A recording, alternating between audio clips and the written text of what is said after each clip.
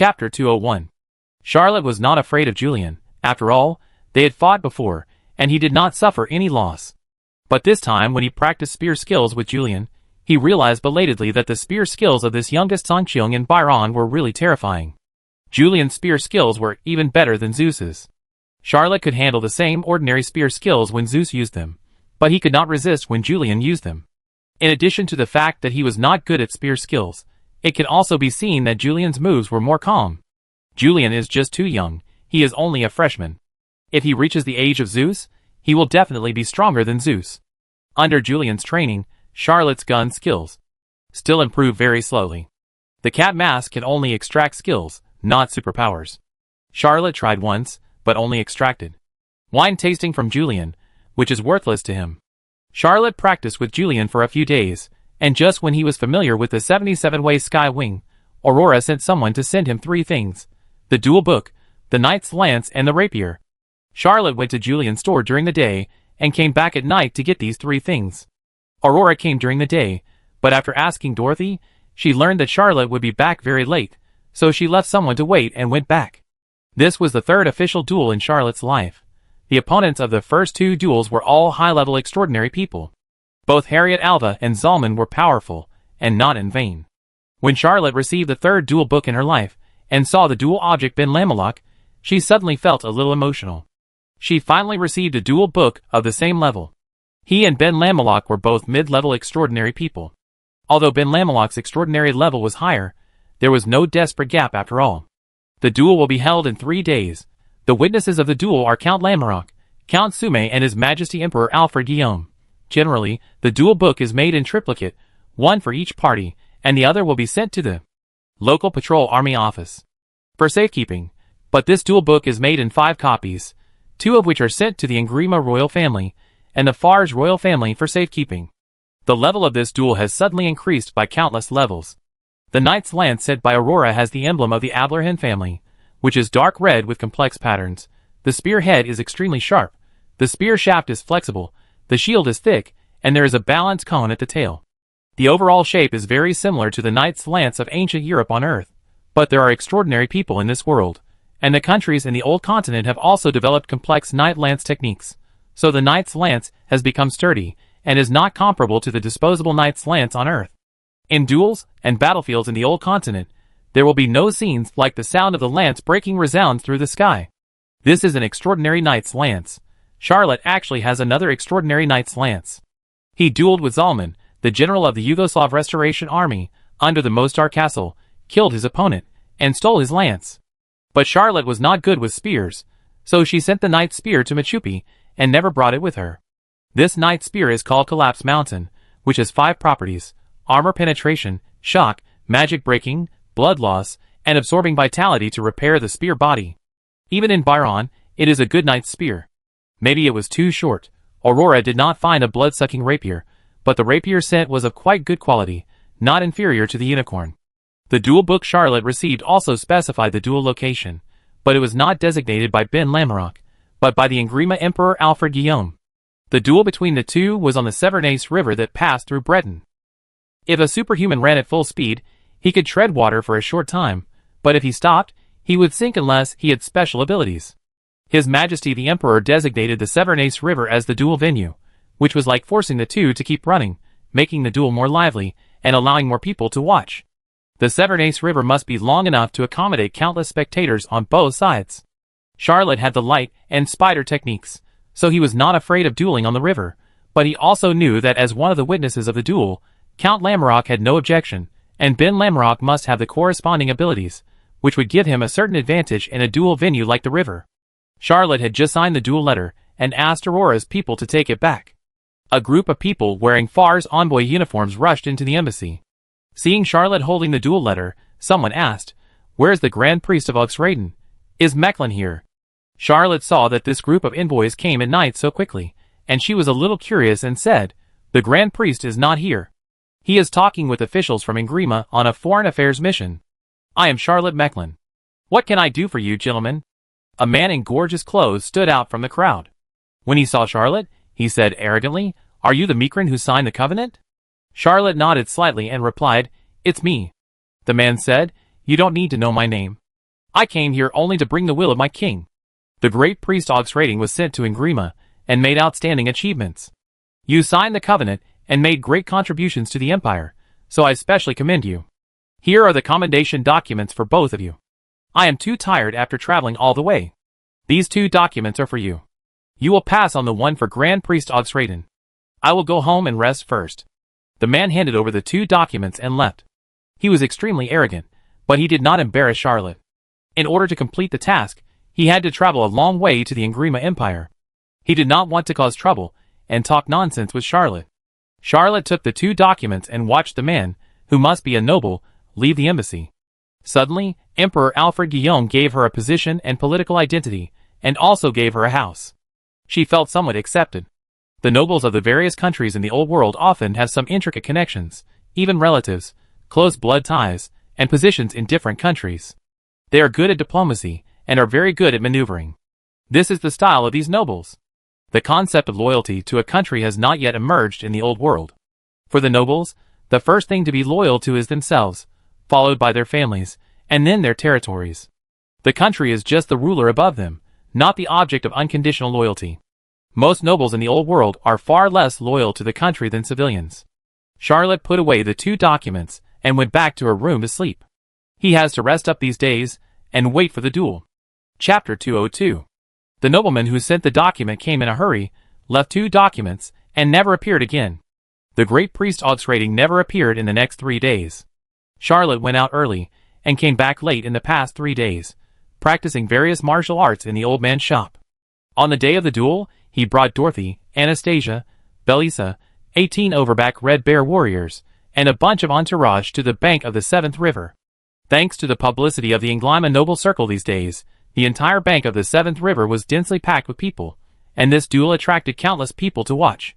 Charlotte learned 2 days ago that most of the nobles in Breton had placed bets on the duel between him and Ben Lamorak, so he simply took out 2,000 gold and entrusted Julian to bet on him. If he won, everyone would be happy. If he lost, the money was robbed anyway, so he would just think it went back to where it should go. The Severnais River is the largest river on the island of Breton. It flows through more than 10 cities, and finally flows into the sea in Breton. There are more than 200 bridges on this river, and there are 60 or 70 in Breton alone. The most famous one is the Breton Bridge. This bridge, named after the city, connects the 2 sides of the Severnais River. One end is in the Dragon District, leading directly to the Red Dragon Palace, and the other end is on Mount Galvin. On the mountain is the Palace of the Deep Spring, where the Guillaume family spends the summer. The Breton Bridge is divided into 2 floors. The lower floor is open to ordinary Breton residents, and the upper floor is a peculiar bridge-style palace. Most of the time, ordinary residents are allowed to pass through it, but on important holidays or special days, it will become an important occasion, and at this time it will be closed and not allowed to be visited by ordinary people. Just like now, members of the Guillaume royal family, including the emperor himself, and a group of senior officials are in the palace on the upper floor of the Breton Bridge, ready to watch this excitement. When Charlotte arrived at the shore, she was ready to leave immediately, but she was stopped by someone and introduced the process of this duel. There will be 3 performance duels in the front, and then the main show between him and Ben Lamorak, and finally a grand performance. The veins on Charlotte's forehead were taut, but in the end, he said nothing and waited patiently for his moment. He didn't find Ben Lamorak, but guessed that he was with his father on the Breton Bridge. The duel witnessed by the royal family was very considerate. A platform on the shore was arranged for Charlotte and others, and there were pre-arranged chairs on the platform. They even provided food, champagne, and beer, so that he could wait for the duel with peace of mind. Charlotte picked up a glass of beer and took a sip. Then he heard a long whistle, and a saint-level soared into the air. He couldn't help but exclaimed. This duel was really grand, and there was even a saint-level. The saint announced the names of the first pair of performers in Ingrima in the sky and introduced their origins. Then the 2 young knights jumped onto the small boat prepared for them and started the duel on the river. Charlotte thought that everyone had the ability to walk on water, but she didn't expect there was such a model. The duel between the 2 young knights ended with one of them being knocked into the Severnais River. The winner gracefully stretched out his knight's lance and pulled the loser onto his boat. The saint who presided over the duel announced the second duelist. These 2 duelists were much stronger. They jumped into the Severnais River from both sides of the river, and their fighting spirits were surging. The territory of Ingrima is the 3 islands of Ingrima, which is considered a maritime country, so there are many knights who practice marine fighting spirit. James Cook and Francis Drake, the two captains of the Navy, are also full of marine fighting spirit. Charlotte watched the two people running wildly on the Severness River, and the knight's spears strangled like dragons. She really saw some meaning. It was much more interesting than the first game, and the level was far higher than the previous game. The duel lasted for more than an hour before one side was defeated. The losing knight swam back to the shore, like a drowned chicken, and walked away dejectedly without speaking to anyone. The winner ran wildly on the river, and was invited by the emperor to go to the Breton Bridge to watch the duel below. When it came to the third duel, Charlotte couldn't help but cheer up, because the saint who presided over the duel in the sky announced that this duel was a life-and-death battle. The challenger, because his fiancée was defiled by the other party. The challenged party did not dare to accept the challenge and asked his younger brother to come out. Seeing the two young men boarding the boat at the same time, Charlotte knew that the duelists in this duel might be average in martial arts, but the degree of cruelty would definitely exceed the previous two. 10 minutes later, Charlotte was quite depressed when he saw the two young men who died together and were pierced in the abdomen by the knight's spear. He did not quite understand what the meaning of such a duel was. The real culprit was not hurt at all, and the two people who died in the duel were innocent. When the saint in the sky announced his name, Charlotte casually grabbed the knight's spear. When he hesitated and was about to change a weapon, he heard a long whistle like a torn silk from the opposite side. A figure came from far away and jumped into the air. A clear voice resounded over the Severness River. Charlotte Mecklin. If you are willing to stay away from Miss Su Mei and admit defeat, I am willing to postpone this duel. Charlotte said nothing, but activated the lightness and spider arts and jumped up. He wondered if he had the ability to make his voice so loud that it could be heard on both sides of the Severness River. He had special abilities, and skills alone could not do it. He simply did not speak, and opposed with actions. Both of them were fast. The knight's spears of both sides clashed for the first time on the Severness River, making a strange whistle. Charlotte's sky-wing spear art, which had been improving these days, was fully utilized at this moment. He fought against speed, and did not lose the upper hand in the first encounter. After a stab, the two passed each other and changed positions. Charlotte used the light and spider techniques to stand on the water in a miraculous way. The knight's lance pointed straight, and the momentum continued to rise. Ben Lamrock also stood on the surface of the Seventh River. Unlike Charlotte, there was a round table-sized floating ice under his feet. The youngest lion in Breton stood on the floating ice, as steady as a mountain. His knight's lance also pointed at Charlotte. He was a little surprised and shouted, "Despicable farce people, you actually stole Aurora's heart while I was not in Breton. I will never allow you to leave the Seventh River cleanly." Charlotte was about to ask, which clean? Ben Lamrock had already stepped on the river and launched a second assault. Every time he stepped on the river, a piece of floating ice would grow. This was the secret frost dragon fighting spirit of the Lamrock family, which was cold and heroic. Chapter 203. Charlotte was not to be outdone. With a light shake of the knight's lance in his hand, he subtly changed his position, making it impossible for Ben Lamrock's attack to lock on him. The second time the two fought, it was another fierce collision. Charlotte's performance was still good, but not as good as the first attack. His hands were not strong enough to relieve the force, causing one foot to step into the river. However, he immediately slapped the surface of the Severness River with his knight's lance, and with the help of the recoil force of the river, he flew into the air and forced back Ben Lamrock, who was about to chase him. The two sides ran 3 circles on the river and launched an attack again. The two knights' lances were like dragons out of the sea, and like dragons stirring the tide. 6 or 7 rounds passed in a blink of an eye. Charlotte's hands were already slightly unstable. He knew that he could only do this much with his spear skills. If he went any further, he would probably not be able to do it. He took a breath and shouted loudly, "The spear skills of Count Lamalock are the best in the old continent, so I also changed to a knight's lance to show respect. I have seen the spear skills of the Lamalock family. Please allow me to change to a more handy weapon." The crowds on both sides cheered loudly. Charlotte's words greatly satisfied the vanity of the Ingramar people, and even won the favor of some Breton residents. Even Emperor Alfred Guillaume, who was watching the battle on the Breton Bridge, grinned and said, "Allow Charlotte Mecklin to change to a more suitable weapon."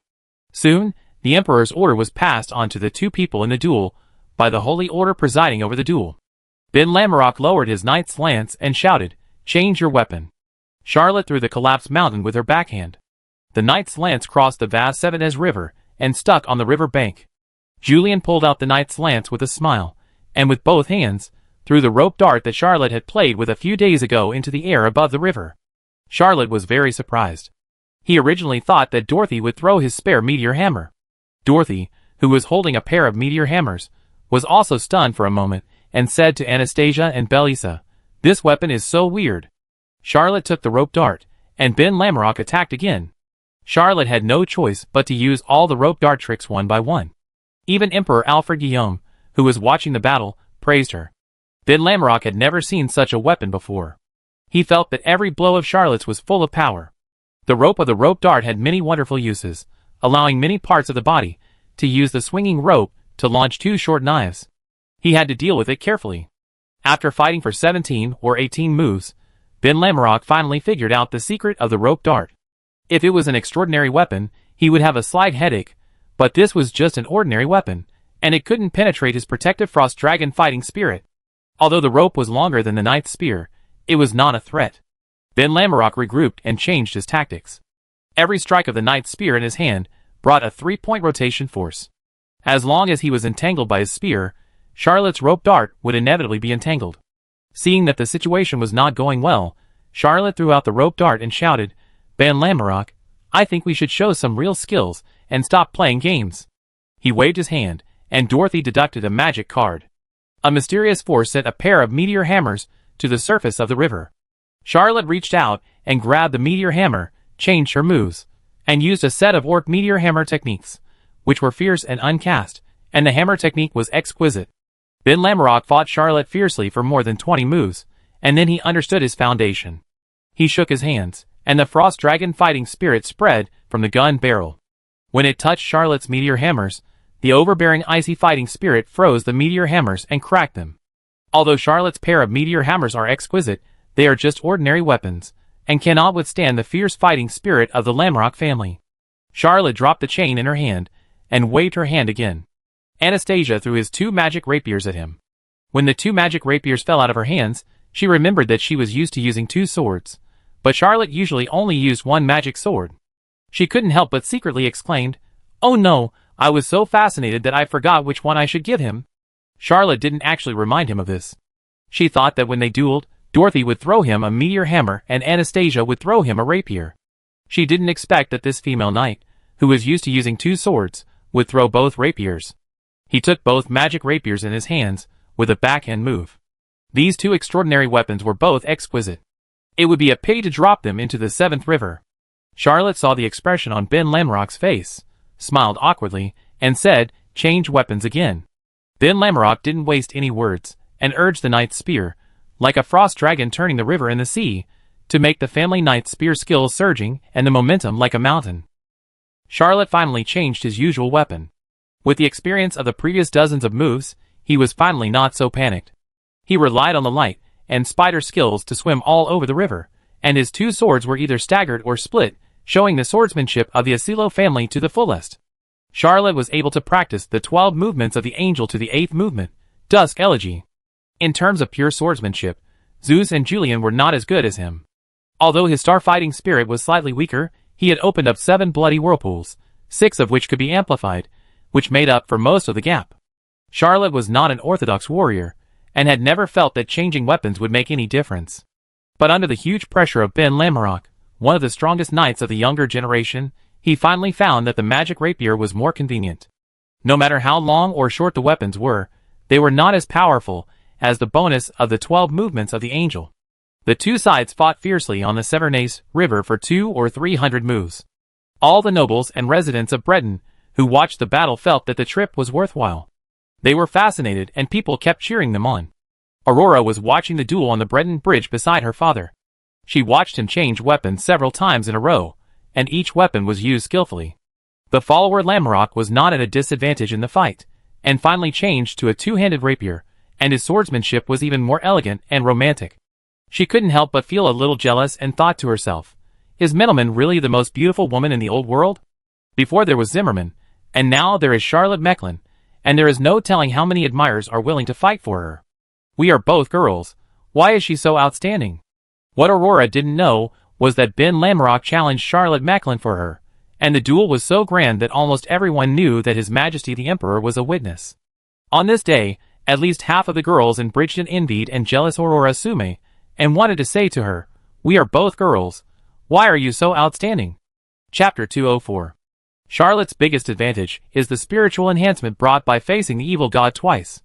Therefore, during the period when he traveled through, his progress in cultivating bloody glory was very fast, and he only fell back to the level of ordinary genius not long ago. Despite this, the enhanced spirituality still gives Charlotte special advantages in some aspects. For example, he can distract himself and manipulate multiple targets. When he used the Hand of Flame, he didn't feel it, and just thought it was a normal phenomenon. But now he held two swords, attacked separately and combined, and changed each one, as if he was using his arms and fingers, and everything went as he wished. He finally understood. After hundreds of moves, Ben Lamorak gradually gained the upper hand. After all, his cultivation was more solid than Charlotte's, and he had been infected with spear skills for much longer than Charlotte. In terms of combat experience, the two were equally matched. Charlotte and Chios had fought hundreds of duels in the Dreamland, as well as several battles on the battlefield, which made up for the shortcomings in training time. Overall, Ben Lamorak's real strength was stronger. Charlotte's two swords were flying, and he gradually felt that he was struggling. Just when everyone thought that the situation would not change, he suddenly changed his left and right swords, and each used a different style of swordsmanship. Although both are the 12 movements of angels, the left-hand sword is like the morning sun, the dawn, and the sea, while the right-hand sword is like dusk, the dark night, and the haziness. It is like two swordsmen of similar skills fighting together, which immediately equalizes the disadvantage and pulls the battle back to mutual attack and defense. Outsiders do not know the mystery, but Julian, who has also practiced the 12 movements of angels, has a bright eye and secretly said, "It turns out that the swordsmanship of the Asilo family can be used in this way." Julian knows that Charlotte's swordsmanship is better than his own, and he also knows the 12 movements of angels. The first 6 movements are completely different from the last 6 movements. The first 6 movements are from dawn to sunset, and the last 6 movements start from dusk. In other words, the last 6 movements are the essence of the Asilo family swordsmanship. Of course, Charlotte couldn't use the angel's 12 movements to double its power, so he used one-hand swordplay as the main skill, and the other hand swordplay as an auxiliary skill, using only the first 6 movements. It seemed that the two swords had similar power, but in fact they were very different. It was just that people who were not proficient in Asilo swordplay could not see the clues at all. Especially the first 6 movements of the angel's 12 movements, which were upright and magnificent, and really didn't show any weakness at all. In the fierce fight, Charlotte's swordplay with both hands changed. The left-hand sword was like dusk, dark night, and haziness, while the right-hand sword was like the morning sun, the dawn, and the sea, and he immediately gained the upper hand. Ben Lamorak was known as the youngest lion in Breton. Although he was several years younger than Charlotte, he had practiced various extraordinary methods since he was a child, and his foundation was much stronger than Charlotte's. Although he could not withstand Charlotte's dazzling swordsmanship, he was able to hold on steadily, blocking Charlotte 5 steps away with a knight's lance. Charlotte made 3 consecutive sword strikes, and her heart moved slightly.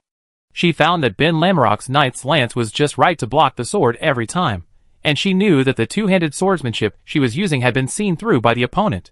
He did not continue to change his moves, and then threw a rapier, which shot onto the shore and nailed in front of Anastasia.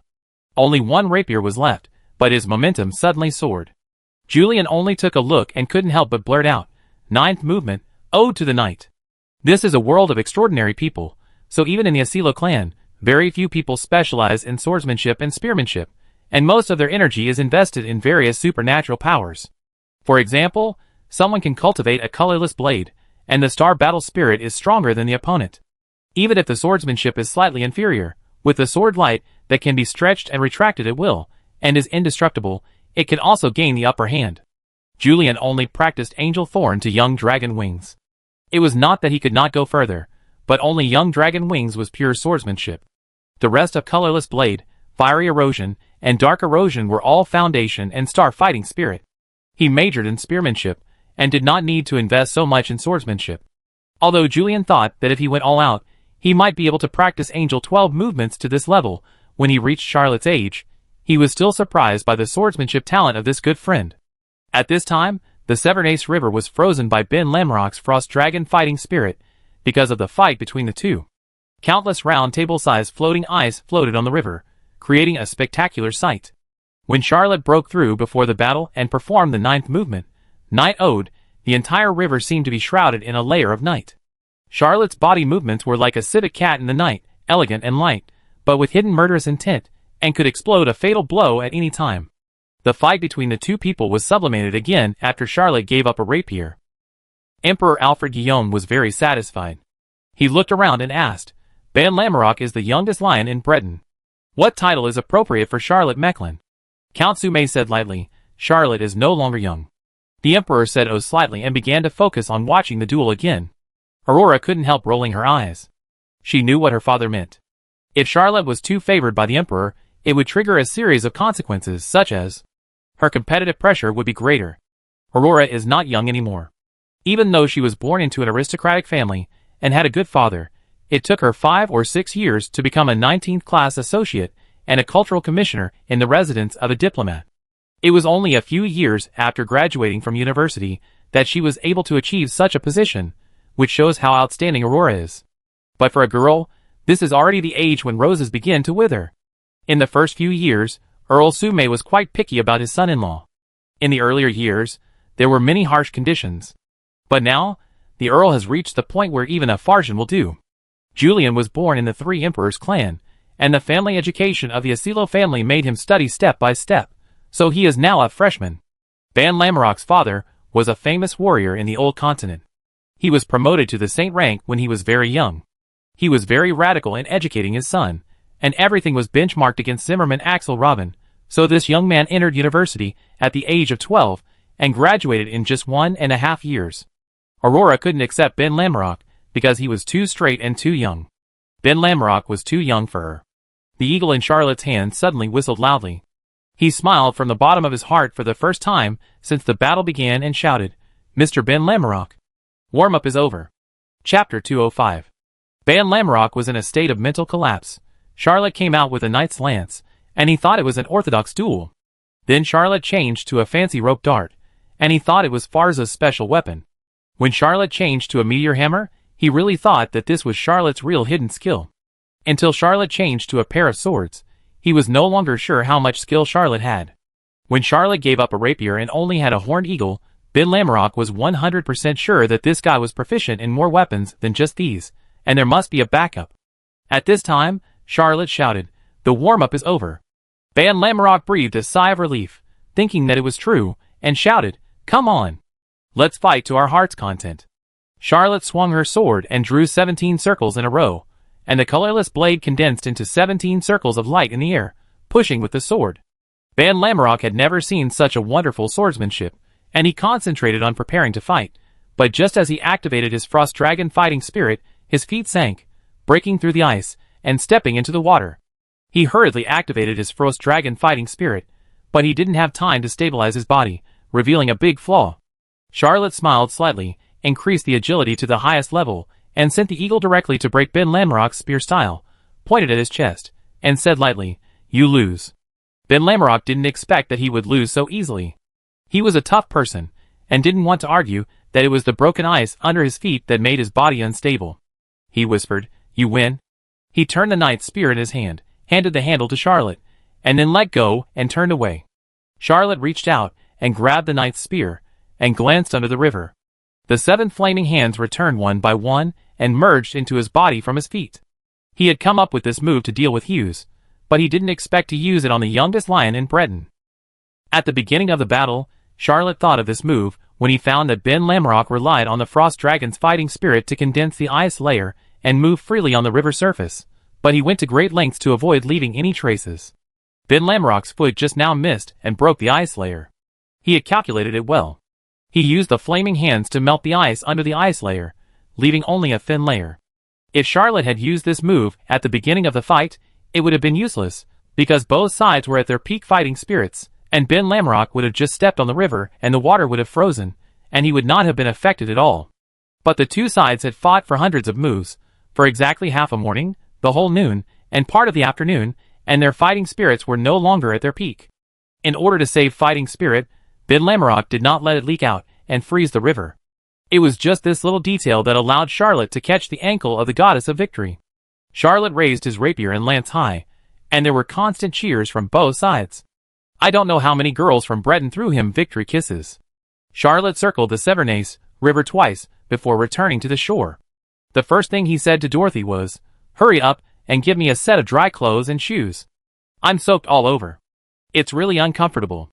Although Charlotte could run on the waves with the help of the light and spider skills, he did not avoid water. By now, he and Ben Lamrock were soaked all over. Charlotte didn't know how Ben Lamrock felt, but he definitely wanted to change his clothes. Dorothy looked at Charlotte, who was soaked, and said with a playful look, "You have a nice figure." Charlotte replied, "Don't talk nonsense." Dorothy hummed and said, "Then don't talk nonsense.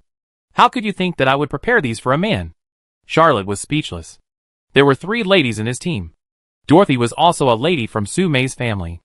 Although her father was not a count, and was not as noble as Menelman, she was also a top-notch aristocratic lady, and would not do this. Although Anastasia was an illegitimate daughter, she was the daughter of Baron Fila, and she was also pampered and had never done any hard labor. She was also a daughter of Heaven, who had attended university. Although Belisa was of a lower status, she had followed the Duchess since she was very young. She was called a maid, but she had never done any heavy work. She just directed other servants to do the work. At this moment, Julian came over and handed over a set of clothes. Charlotte breathed a sigh of relief, got into the dark and luxurious carriage, closed the door, drew the curtain, took off her wet clothes, wiped her body with a towel, and changed into comfortable and dry new clothes. She immediately breathed a sigh of relief. As soon as he got off the carriage, he heard a team of soldiers wearing royal knight armor coming over and shouting, "Mr. Charlotte Mecklin, His Majesty invites you." Charlotte hurriedly put away the dark luxury, and followed the royal knights to the Breton Bridge. In a few days, he met the Emperor of Ingrima, one of the 5 great empires of the Old World, twice. This honor is also extremely rare. Even many nobles of Ingrima may not have such frequent meetings with the Emperor. In Fars, Charlotte did not even meet Emperor Julius Axel. Not to mention the Emperor, he had not even seen the gate of the palace. At most, he met the Emperor's brother-in-law, who loved to spend all the family wealth. Baron Fabry of the New World. Emperor Alfred Guillaume seemed very happy to see Charlotte, and even had someone set up a seat for him next to him, saying, "In fact, the performance after each duel is the best part. This time the performance is by the Royal Dance Troupe, and it is said that the lead dancer is a princess from the New World with a great figure, and it is said that she has a husband." Charlotte couldn't understand why His Majesty seemed to be more excited when he mentioned the husband of the lead dancer, but she still complimented him. "Your Majesty's dance troupe must be the best in the entire continent." Emperor Alfred Guillaume sighed and said, "It's a pity that they all said that as an emperor, I shouldn't indulge in fun and didn't allow me to go. Only in this occasion can you witness the elegance of the song and dance troupe." Charlotte looked at the Inglima officials and nobles around her, and decided not to participate in this topic. Soon, more than 10 flower boats sailed over the Severnais River. The largest one came sideways, and rushed towards the Breton Bridge. The rest of the flower boats released hooks, and pulled the flower boat to prevent it from drifting downstream. Dozens of beautiful dancers appeared one after another, singing and dancing, but this kind of classical dance was really not as sexy as the girls on the short video website. Charlotte watched for a while, and lost interest. "I just hate being by the Emperor's side. It's impossible to slip away halfway." Chapter 206. Charlotte was drowsy watching the performance. This period of time was more tiring than the duel with his follower Lamorak. Emperor Alfred Guillaume was very excited to watch the performance, and rewarded the dancers with some gold pounds on the spot. Unfortunately, a bunch of ministers tried to dissuade him, otherwise he would have wanted the dancers to perform 2 more performances. After finally getting through it, Charlotte was about to say goodbye when she heard Emperor Alfred Guillaume say, "Sir Mecklin, do you have a similar group of dancers in Fars?" Charlotte thought, "Even if there is, I can't know it.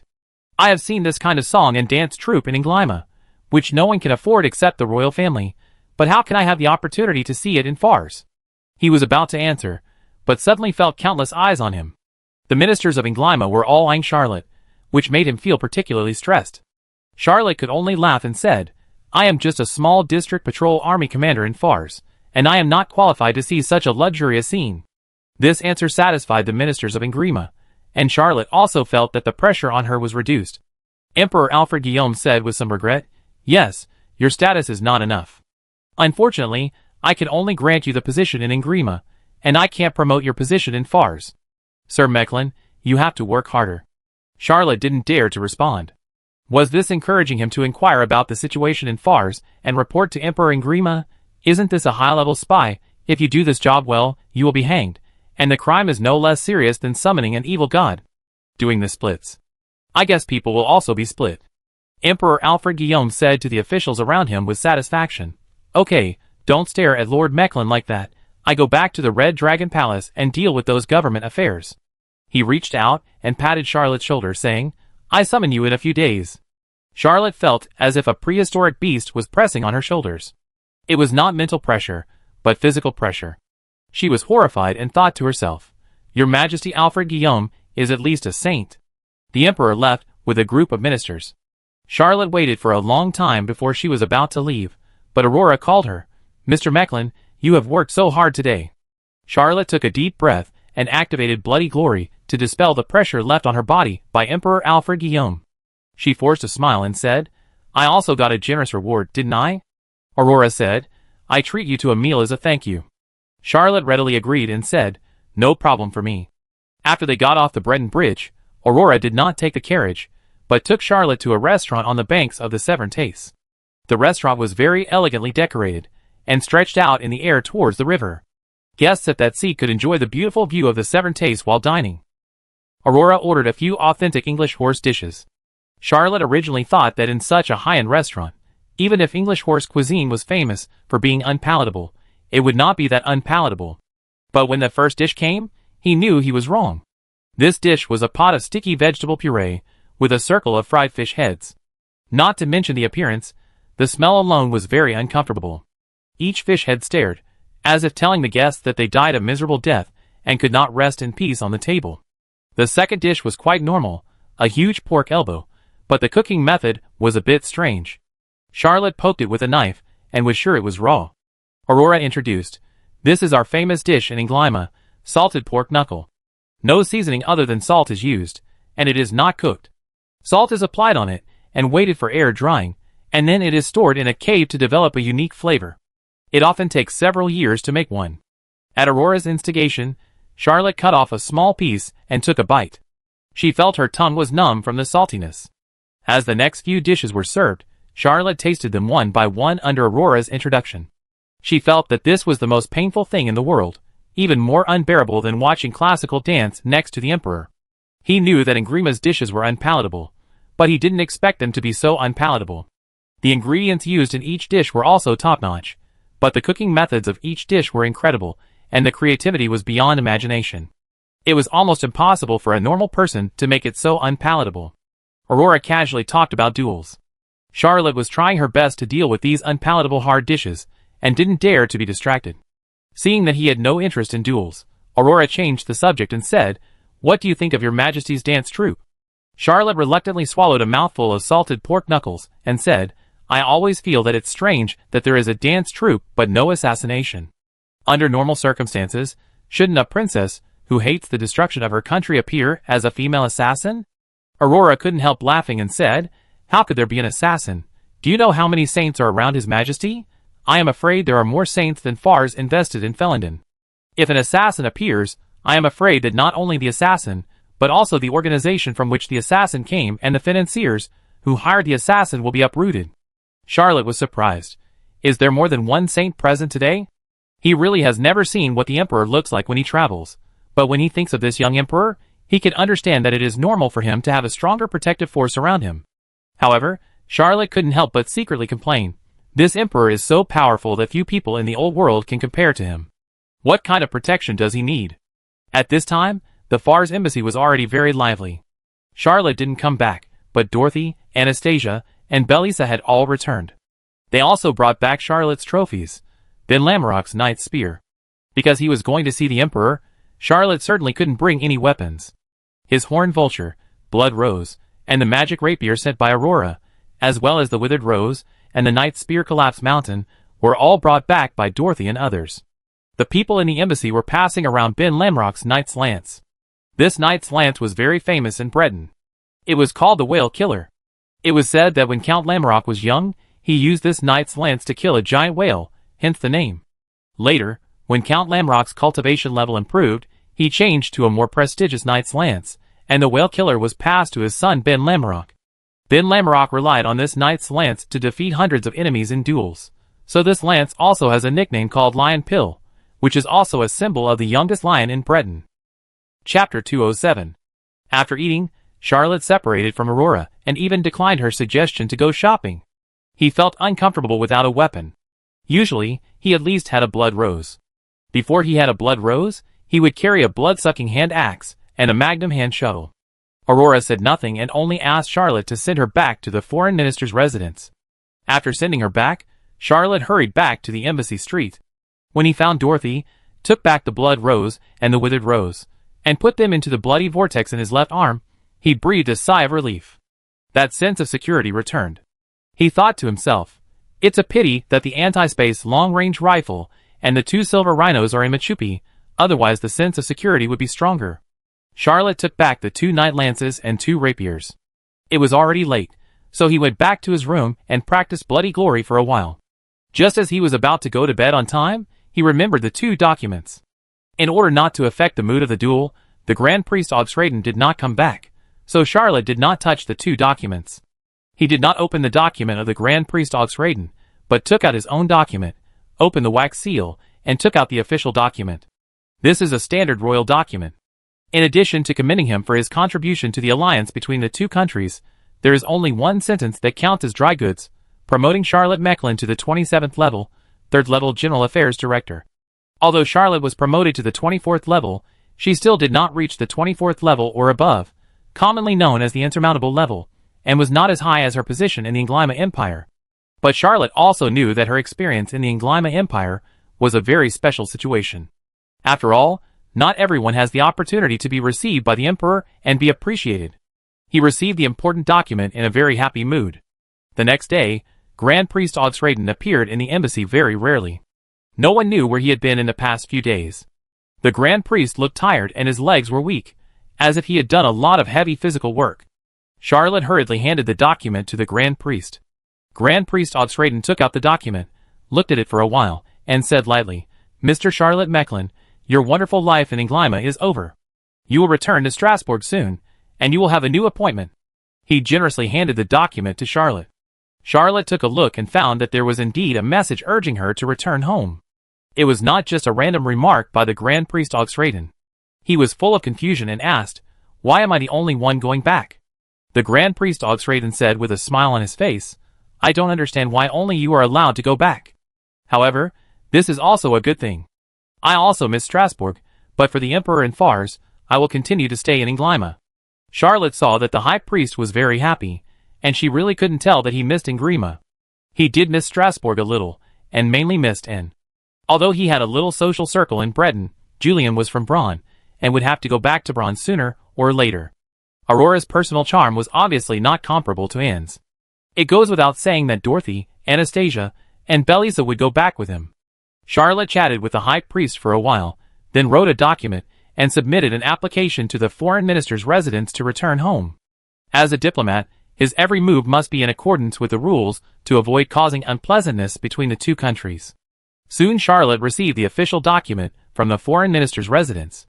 In addition to wishing him a safe journey, he also designated a warship for him, so that he could return to Fars on the warship called Angleima, which was a very rare honor. In the afternoon, the palace sent someone to invite him to the palace. Charlotte boarded the royal carriage amid the envy of the diplomats. This time, he did not carry any weapons, so after passing through many checkpoints and being touched by the eunuchs, he met Emperor Alfred Guillaume again.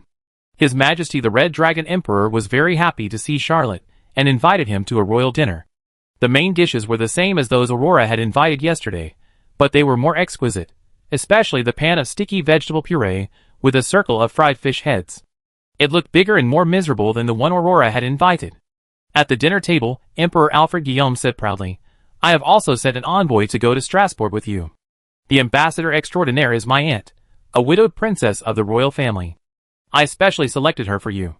You must seize the opportunity." Charlotte couldn't help swallowing a mouthful of fish head. He really didn't understand the emperor's thinking. What aunt, widow, princess? Every word was a serious word, but every time it came out of the emperor's mouth, it was deeply blasphemous. Emperor Alfred Guillaume saw Charlotte's dull face and thought he was very happy, so he said excitedly, "In addition to the big meal, I also prepared appetizers for you. The commissioner who followed my aunt is Miss Aurora Sumer. How is it? I treat you well, right? You have to work hard, Lord Charlotte Mechlin. Charlotte nodded frequently, but she really didn't know whether she should add this oil. What serious consequences would there be after adding oil? Emperor Alfred Guillaume talked to Charlotte about his aunt's preferences. Charlotte knew that the eldest princess, whom she had never met, liked to wear silk underwear from the New World during a dinner. She even knew the eldest princess's taste in food, the novel she liked to read, the poem she loved, etc. Generally speaking, only a close maid or a housekeeper could know such details. Charlotte was on pins and needles during this meal. He had never thought that he could receive such a unique task from Emperor Alfred Guillaume. Although the emperor did not say anything, the hint was very obvious, and he almost wrote, "I want to have fun" on his face. Under such heavy pressure, Charlotte even felt that the special dishes of Ingrima were not so unpalatable. After dinner, Charlotte was sent out of the two palaces with the emperor holding her shoulders. Every corridor she passed would have countless eyes staring at Charlotte's buttocks, as if he was a flatterer who was seducing a foreign emperor. Charlotte was like being held in the arms of a real red dragon. She was trembling all the way, fearing that the red dragon emperor would turn against her and eat him alive. It was not until he left the palace that he let out a long breath, feeling as if he had escaped from some devil's cave. Chapter 208. Charlotte was very sure that Emperor Alfred Guillaume was definitely not a young man with no scheming and no secrets. Her first impression of the Red Dragon Emperor was 100% wrong. This emperor might be young, but he was definitely a man of unfathomable depth and strategy. His every move was meaningful, and he was definitely not a shallow person who liked to have fun. A saint could definitely restrain his power, which ordinary people could not detect. Emperor Alfred Guillaume revealed his strength twice, once on the Breton Bridge, patting him on the shoulder, and once just now, when he sent him out of the palace and hugged his shoulder. This move must have a deep meaning. Charlotte sat in the carriage, looking back at the Red Dragon Palace, and inexplicably felt a sense of fear, just like the second time he faced the two evil gods, the same feeling. Charlotte sighed from the bottom of his heart, and didn't think too much. He waited for the palace carriage to send him back to the embassy street. He did not enter the embassy in Fars, but turned around and left, changing into dark luxury. He wanted to take a look at the mansion given by the emperor before leaving. This mansion is at 698 South Riverside Street, Severtai. There is a street running through Breton on both sides of the Severtai River. The side close to the Red Dragon Palace is South Riverside Street, and the side close to the Nether Spring Palace is North Riverside Street. Severtai South Riverside Street is much more prosperous, with many famous buildings of the Inglima Empire, many scenic spots, many high-end shops, restaurants, pubs, cafes, and even Fars Tea House, which specializes in providing tea from various countries for guests to taste and buy.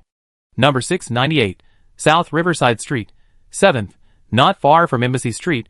Dark Luxury arrived in just over 10 minutes under the pull of 8 magic horses. Charlotte turned Dark Luxury into a ring, and couldn't help but look up. This house was even weirder than he had imagined. It was indeed weird, not luxurious. It was on a lonely hill. Although the hill was not that high, it was about 70 to 80 meters, so the carriage could not go up. There was a vacant area at the foot of the hill that could be used to park the carriage, but now the parking lot for the carriage was empty, and it was obvious that no one lived in this house. Charlotte had already obtained the documents and keys for the property. He looked at the gate of the house. The gate was very grand, but there was no obstruction behind the gate. He could see 2 steps inside. One way down, only a few steps, led to the parking lot for the carriage, and the other way up, climbing the mountain. Charlotte was too lazy to open the door. She activated the lightness skill and jumped over the gate. After walking 70 or 80 steps, she came to a small platform. There were 2 more steps here. One led to a house halfway up the mountain, which was number 699, and the other led to the top of the mountain, which was number 698. Charlotte was slightly interested in this neighbor. He guessed that there was probably no one living here now, so he walked up the steps leading to the hillside, wanting to take a look at what the houses here looked like. He had just walked 20 or 30 meters when he heard a faint voice coming from above his head. "This is a private residence. Trespassers, please stop." Charlotte didn't expect that this neighbor was still there. She felt embarrassed and quickly took out the housing documents and said, "Sorry, I have housing documents." As soon as he said this, his hand slightly shook, and the housing documents disappeared. This was a big shock. Charlotte drew the rapier at her waist and took a defensive posture. Someone could actually take the documents from him without leaving any trace, This person is really scary. After a while, a graceful figure in a black robe appeared in the air and said, "You are going the wrong way, number 698 is at the top of the mountain." This graceful figure in a black robe dropped the housing documents and disappeared from Charlotte's sight in an instant. Charlotte jumped up and grabbed the residential documents that floated down, and broke out in a cold sweat. Holy steps! How could there be holy steps? He regretted that he was too reckless, and was secretly surprised. Why there was such a neighbor? There were no carriages in the parking lot at the foot of the mountain. He always thought that no one lived here, and looking at the steps along the way, there were almost no footprints, which meant that there were people living here. There was only the holy steps of the woman in black robes. She didn't even have a servant. Of course, it's possible that the other party had servants of the Saint Order. This possibility is too low. Why is there a Saint Order living here? What does it mean that Emperor Alfred Guillaume gave me such a house, and lived next to a weird Saint Order? Am I being cheated? Charlotte thought about it, and changed the road. He soon reached the top of the mountain. The top of the hill was flat. It was a small square of more than 10 acres in size according to the area unit on the Earth.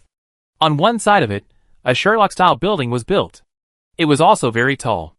Although there were not many floors, only 5, each floor would probably be more than 6 meters high. On the Earth, it would be a high-rise building. Charlotte took out the key and pushed the door open. The first floor was similar to number 58 Élysée Country Street. It was a space with 3 study rooms, 2 reception rooms, a hall, and 2 dining rooms. There was thick dust everywhere. I don't know how long it has been since anyone has lived here. Charlotte glanced at the room, and decided not to continue exploring. Anyway, he had to go back to Fars. He would consider cleaning next time he came. Charlotte closed the door again. When he went down the mountain, he looked at the mountainside and thought of the mysterious female saint again. Although according to the customs of the Earth, one should visit neighbors, but Charlotte felt that this was definitely not a good idea. The mysterious female saint seemed to have a bad temper. If she was killed and thrown into the 7th river, even the Emperor of Fars would not necessarily seek justice. Charlotte took a deep breath, walked to the foot of the mountain, released the dark luxury, and returned to the Fars embassy. He didn't have much time to stay in Breton. In the next few days, he bought a few gifts and prepared to go back to Strasbourg to give them to people. He also went to say goodbye to Julien. Julien didn't say much, but just wished him a safe journey. Charlotte knew that if she had to go to the battlefield again, she would definitely have another chance to meet Julien on the battlefield. At that time, the two would not be friends, but enemies. But this matter had risen to the national level, and there was no more words to say. He could only say goodbye to Julien. This time, he would not bring Julien into the diplomatic mission again.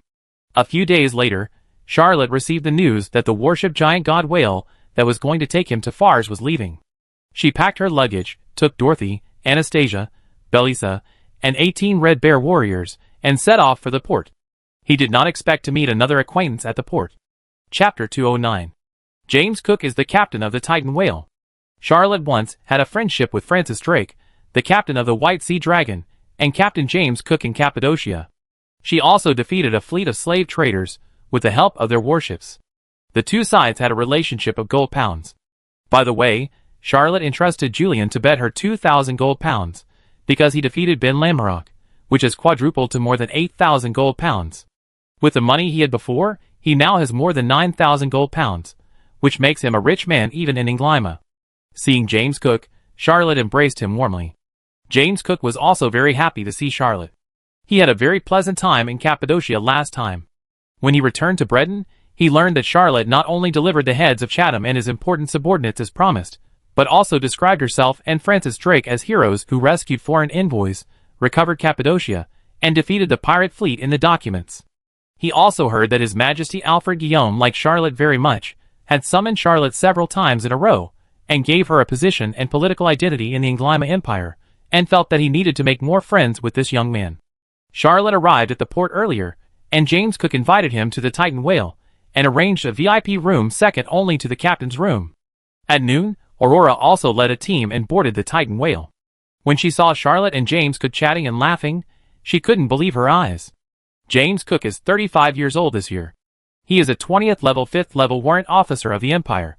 He is a high-level extraordinary person. He has a surging ocean-related fighting spirit. He became a Navy captain by real talent, and is in charge of a magic alchemy warship. He has an extraordinary status. He usually looks down on people who rely on their noble birth to seek high positions. Even if he meets a 19th-level colleague like her, whose political identity is the cultural commissioner of the diplomat's minister's mansion, he is unwilling to say anything, and at most handles the matter in a businesslike manner. But this extremely proud Navy captain was chatting with a foreign diplomatic attaché like a brother.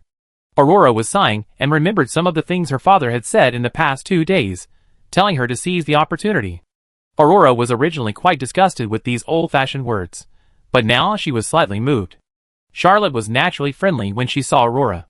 After all, they were friends, and their friendship was more valuable than gold pounds. Charlotte fought for Aurora and got 2 magic rapiers and 2 knight lances. The unicorn was also obtained because of fighting for Aurora, and they were all fine products. This friendship was even more profound than that with James Cook. James Cook felt that Aurora was only relying on her father's protection, but she was actually higher in rank than him, and he was very dissatisfied. But on the one hand, the other party was a lady, and on the other hand, Charlotte was the middleman, so he smiled and greeted her, showing his estrangement. Aurora had no need to please James Cook, and the 3 of them gathered together, chatting while waiting for the arrival of the eldest princess. As a result, the 3 of them waited until the afternoon, but still did not wait for the eldest princess. James Cook did not dare to urge her, and complained a few words. Charlotte did not dare to answer, but smiled and listened quietly. James Cook was talking about the eldest princess's strange temper. After her husband died, she shut herself up, and was not suitable to be a diplomatic ambassador at all. The sky darkened slightly, and a figure in a black robe appeared above the magic alchemy warship. Charlotte almost cried out in surprise, because she had just seen this neighbor not long ago. She was still wearing the same style of black robe, the same graceful figure, the same austere and mysterious temperament. The eldest princess in black robe, except for a book in her hand, looked exactly the same as Charlotte saw that day. But he never thought that this mysterious neighbor of the Holy Order was the eldest princess. James Cook was talking excitedly, and saw Charlotte's dull expression, looking up at the sky, and the whole person was a little dumbfounded. A faint voice came from above. "Arrange a quiet cabin for me." James Cook hurriedly led the way, and arranged a cabin for the eldest princess, which was also next to the captain's room and opposite Charlotte. Charlotte and Aurora watched the eldest princess enter the cabin, and ordered not to disturb her. Both of them held back their smiles, greeted James Cook, and returned to their cabins. James Cook had to command the magic alchemy warship to set sail, and he had no way to accompany the 2.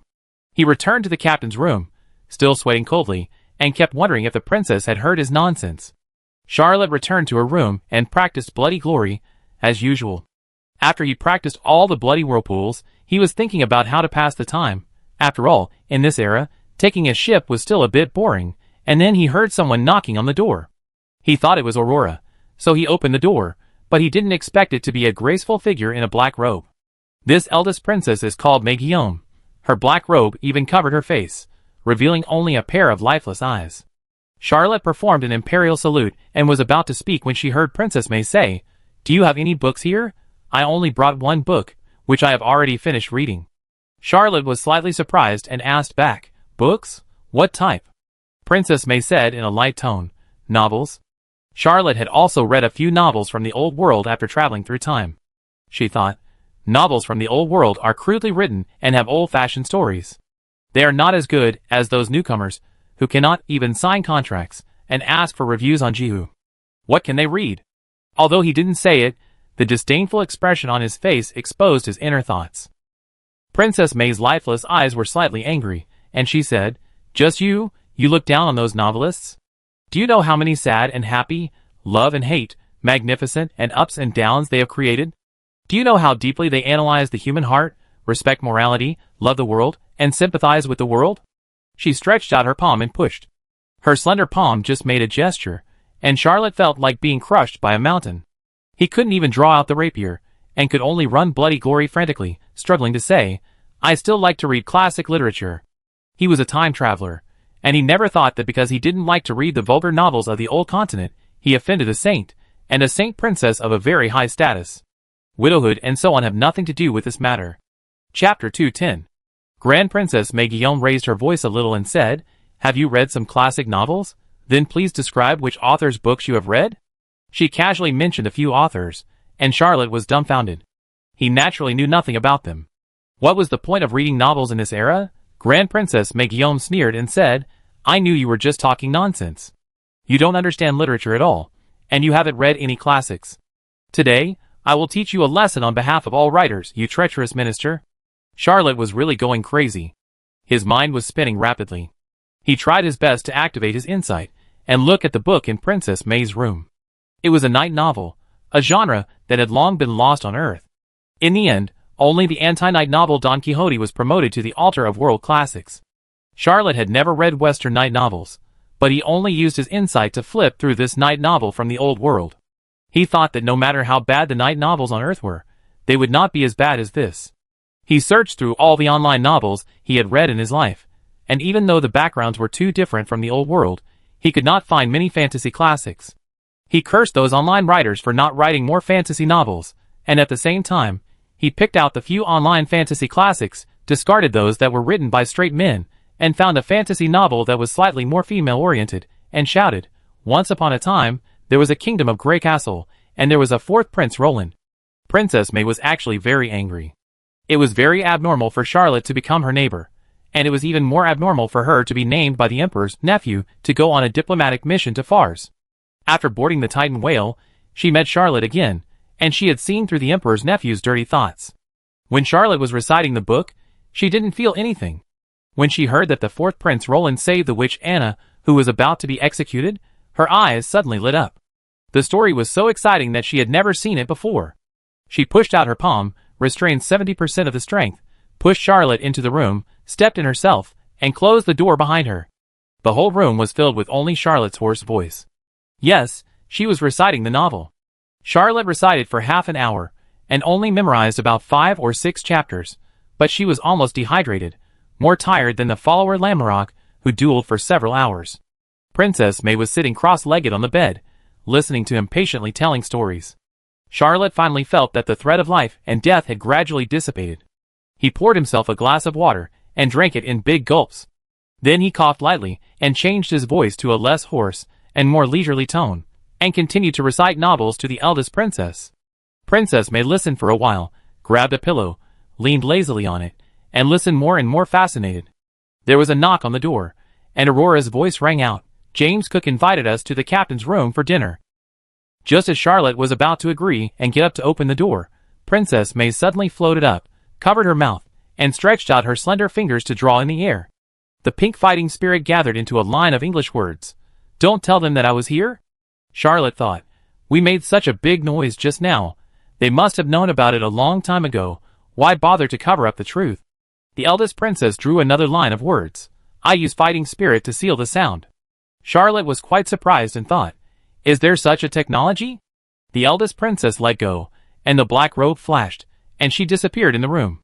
Charlotte didn't even see how she left. He got up to open the door, and saw Aurora changed into a long dress, which was very aristocratic. It was completely different from her usual hunting suit, which was neat and tidy. She laughed and said, I was practicing just now. Aurora was a little surprised and said, Why do you have to explain this to me? I won't check your room. Charlotte looked back guiltily, and Aurora couldn't help but look around. Charlotte saw that the room was empty, and put her mind at ease. But Aurora couldn't help but change color and asked, Why is your room better than mine? Charlotte was confused. She didn't expect Aurora to care about this issue. James Cook reserved the 2 best VIP rooms on the ship for Charlotte and the eldest princess, May Guillaume. Naturally, he could only arrange a slightly inferior room for Aurora. Aurora said angrily, I will go to James Cook to ask clearly. I am a fellow practitioner of the 19th rank. Charlotte spread her hands and thought, it's a good thing that they didn't find a widowed eldest princess in my room. As for the room, it was a small matter after all. He believed that James Cook could handle it. Just in case, he and Aurora would just change rooms, which he could accept. Who made him lower in rank than Aurora? He glanced at the princess room. Aurora said, Her Royal Highness doesn't want us to disturb her, and she won't eat with us. When the two arrived at the captain's room, Aurora, who was originally angry, became gentle and polite. She didn't mention the room either. She was like a qualified noble lady, elegant and generous, full of admirable aura. James Cook was quite talkative. He was not familiar with Charlotte last time, so he was more cautious and prudent than Francis Drake. But now he knew that Charlotte was a good person with unlimited potential, and was favored by His Majesty Alfred Guillaume, so he changed his attitude.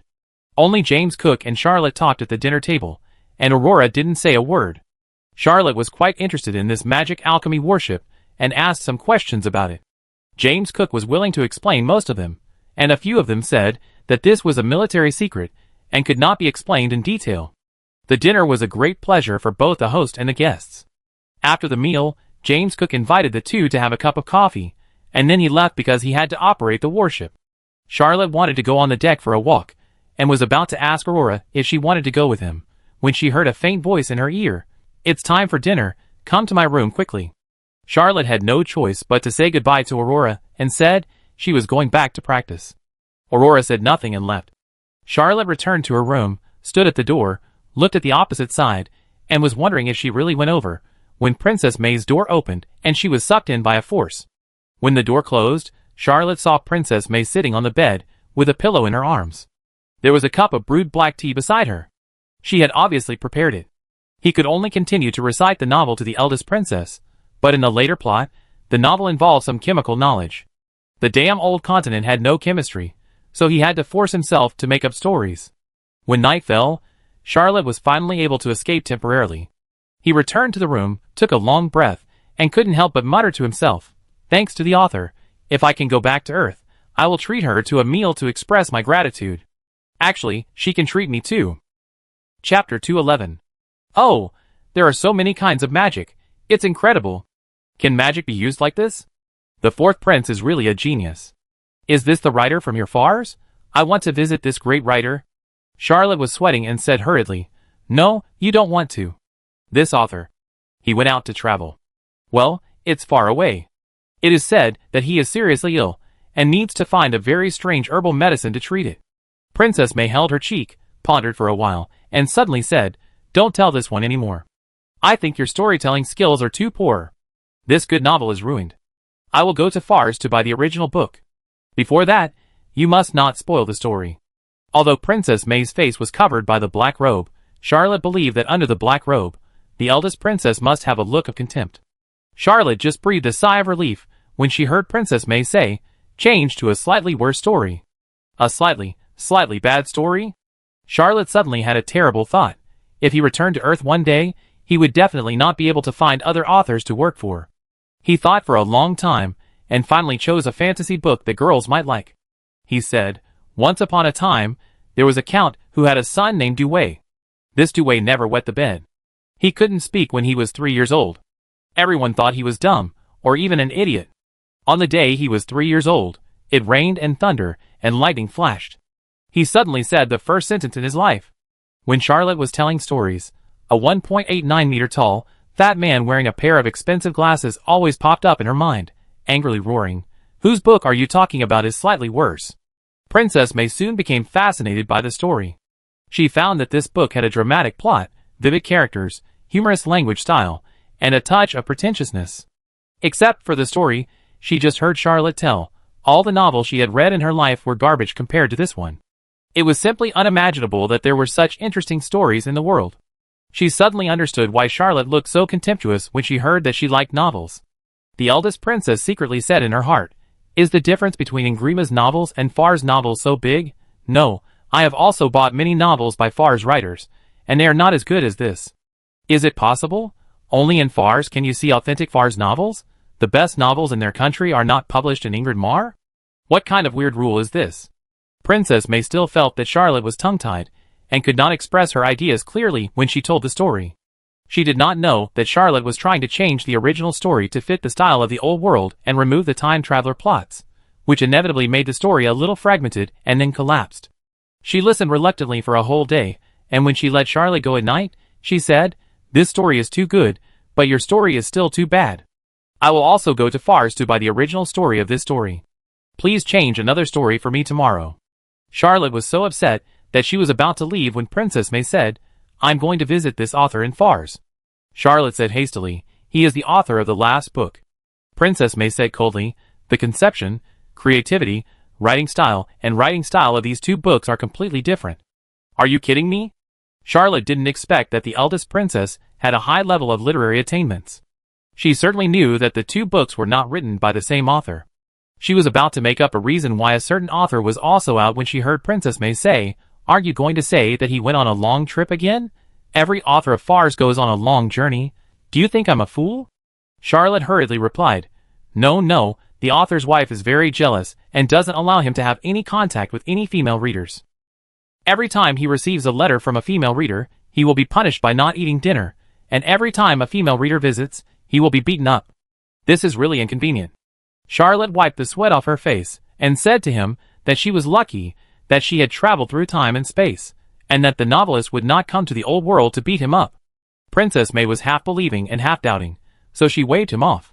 The next morning, Charlotte woke up feeling dizzy, and was thinking hard about which fantasy novel would suit the taste of a widowed princess from the old world. A certain ancient classic was not suitable, because that book had 4 protagonists, and one of the most important ones had sex with her teacher, who was also a princess. And the book also contained many indecent descriptions of that princess.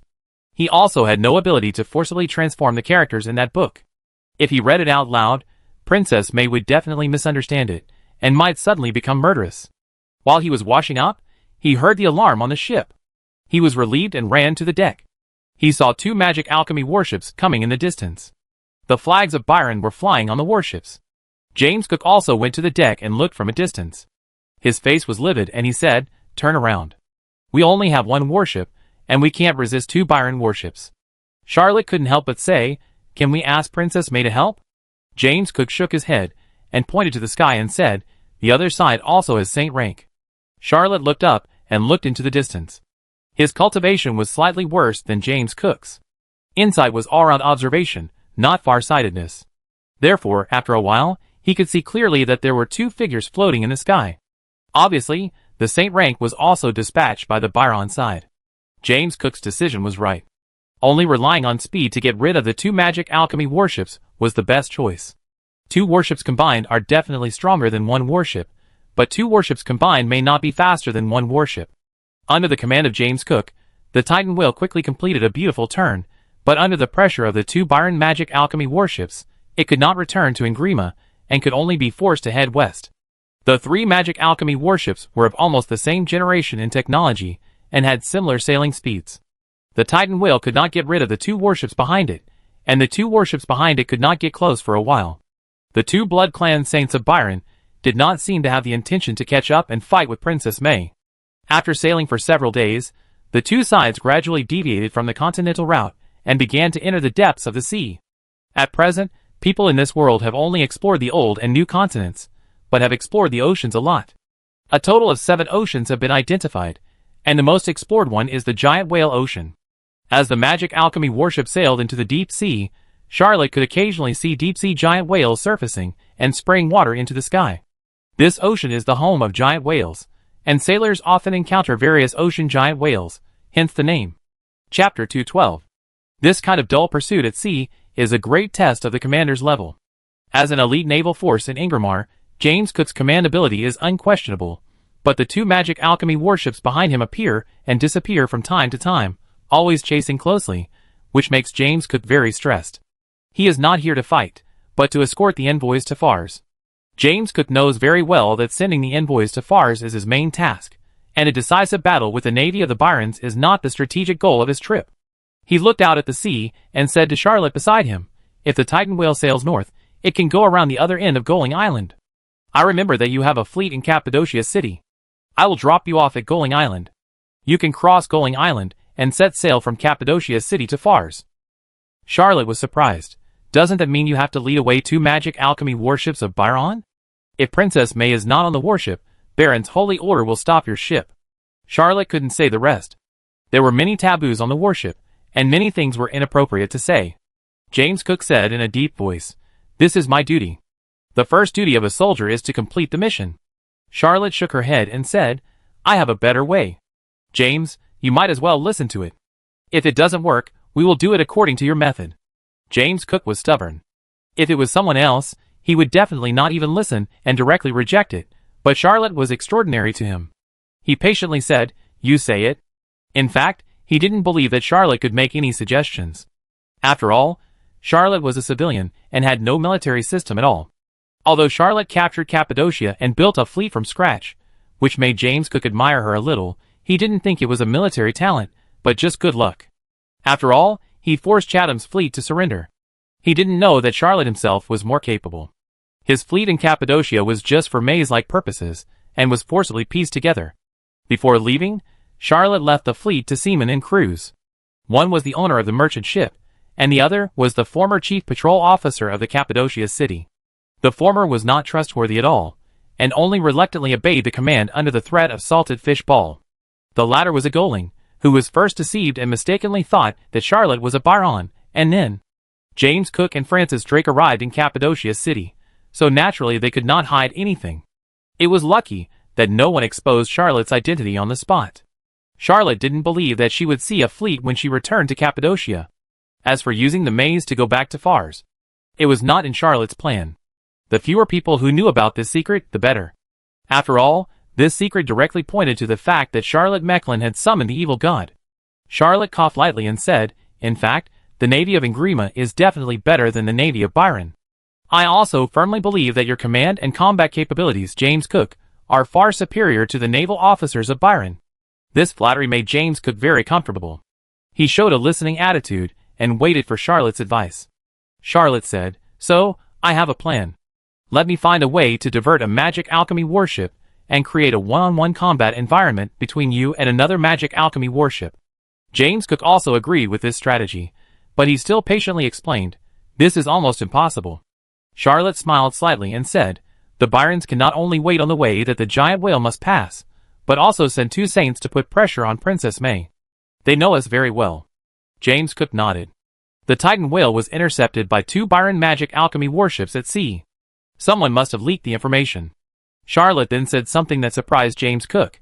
"If Princess May took you away, would they send warships to chase them?" James Cook flatly rejected it.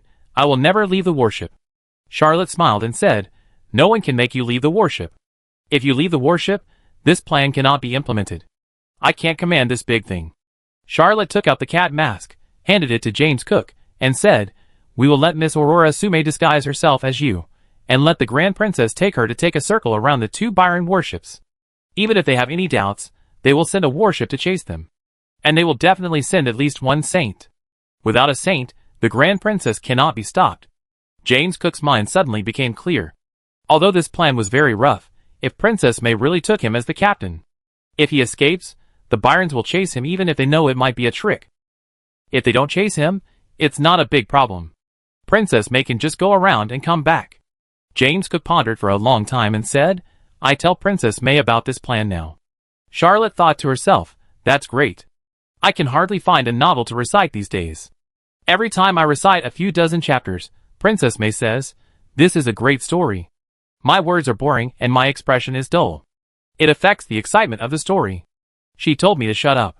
She wants to buy the original book and ask me to change the story. Even if you want to squeeze juice, this is not the way to squeeze it.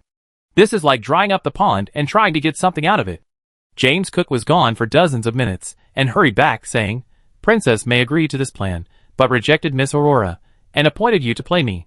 Charlotte's forehead buzzed at the time. This was a bit difficult to handle. However, this plan was proposed by him, and he certainly couldn't refuse such a thing. He personally tried to persuade Princess May, and the answer he got was, no discussion. Charlotte could only look depressed, and entrusted 2 knight lances and a magic rapier to Dorothy. He only brought the horned vulture, 2 ordinary pistols, and a bag of bullets. As for the blood rose and withered rose hidden in the bloody vortex of his left arm, they were his safety guarantee. After finishing the aftermath, he changed into James Cook's uniform, stroked James Cook for a while, and changed into the appearance of this Ingramar naval officer. Princess May passed her arms under Charlotte's armpits and gently lifted him up. She urged her fighting spirit and circled around the 2 Byron magic alchemy warships. Although Charlotte had tried to fly with the floating world flower, the feeling was different when flying in Princess May's arms. He muttered in his heart, "This is the real flying of a queen. Not only a queen, but also a queen."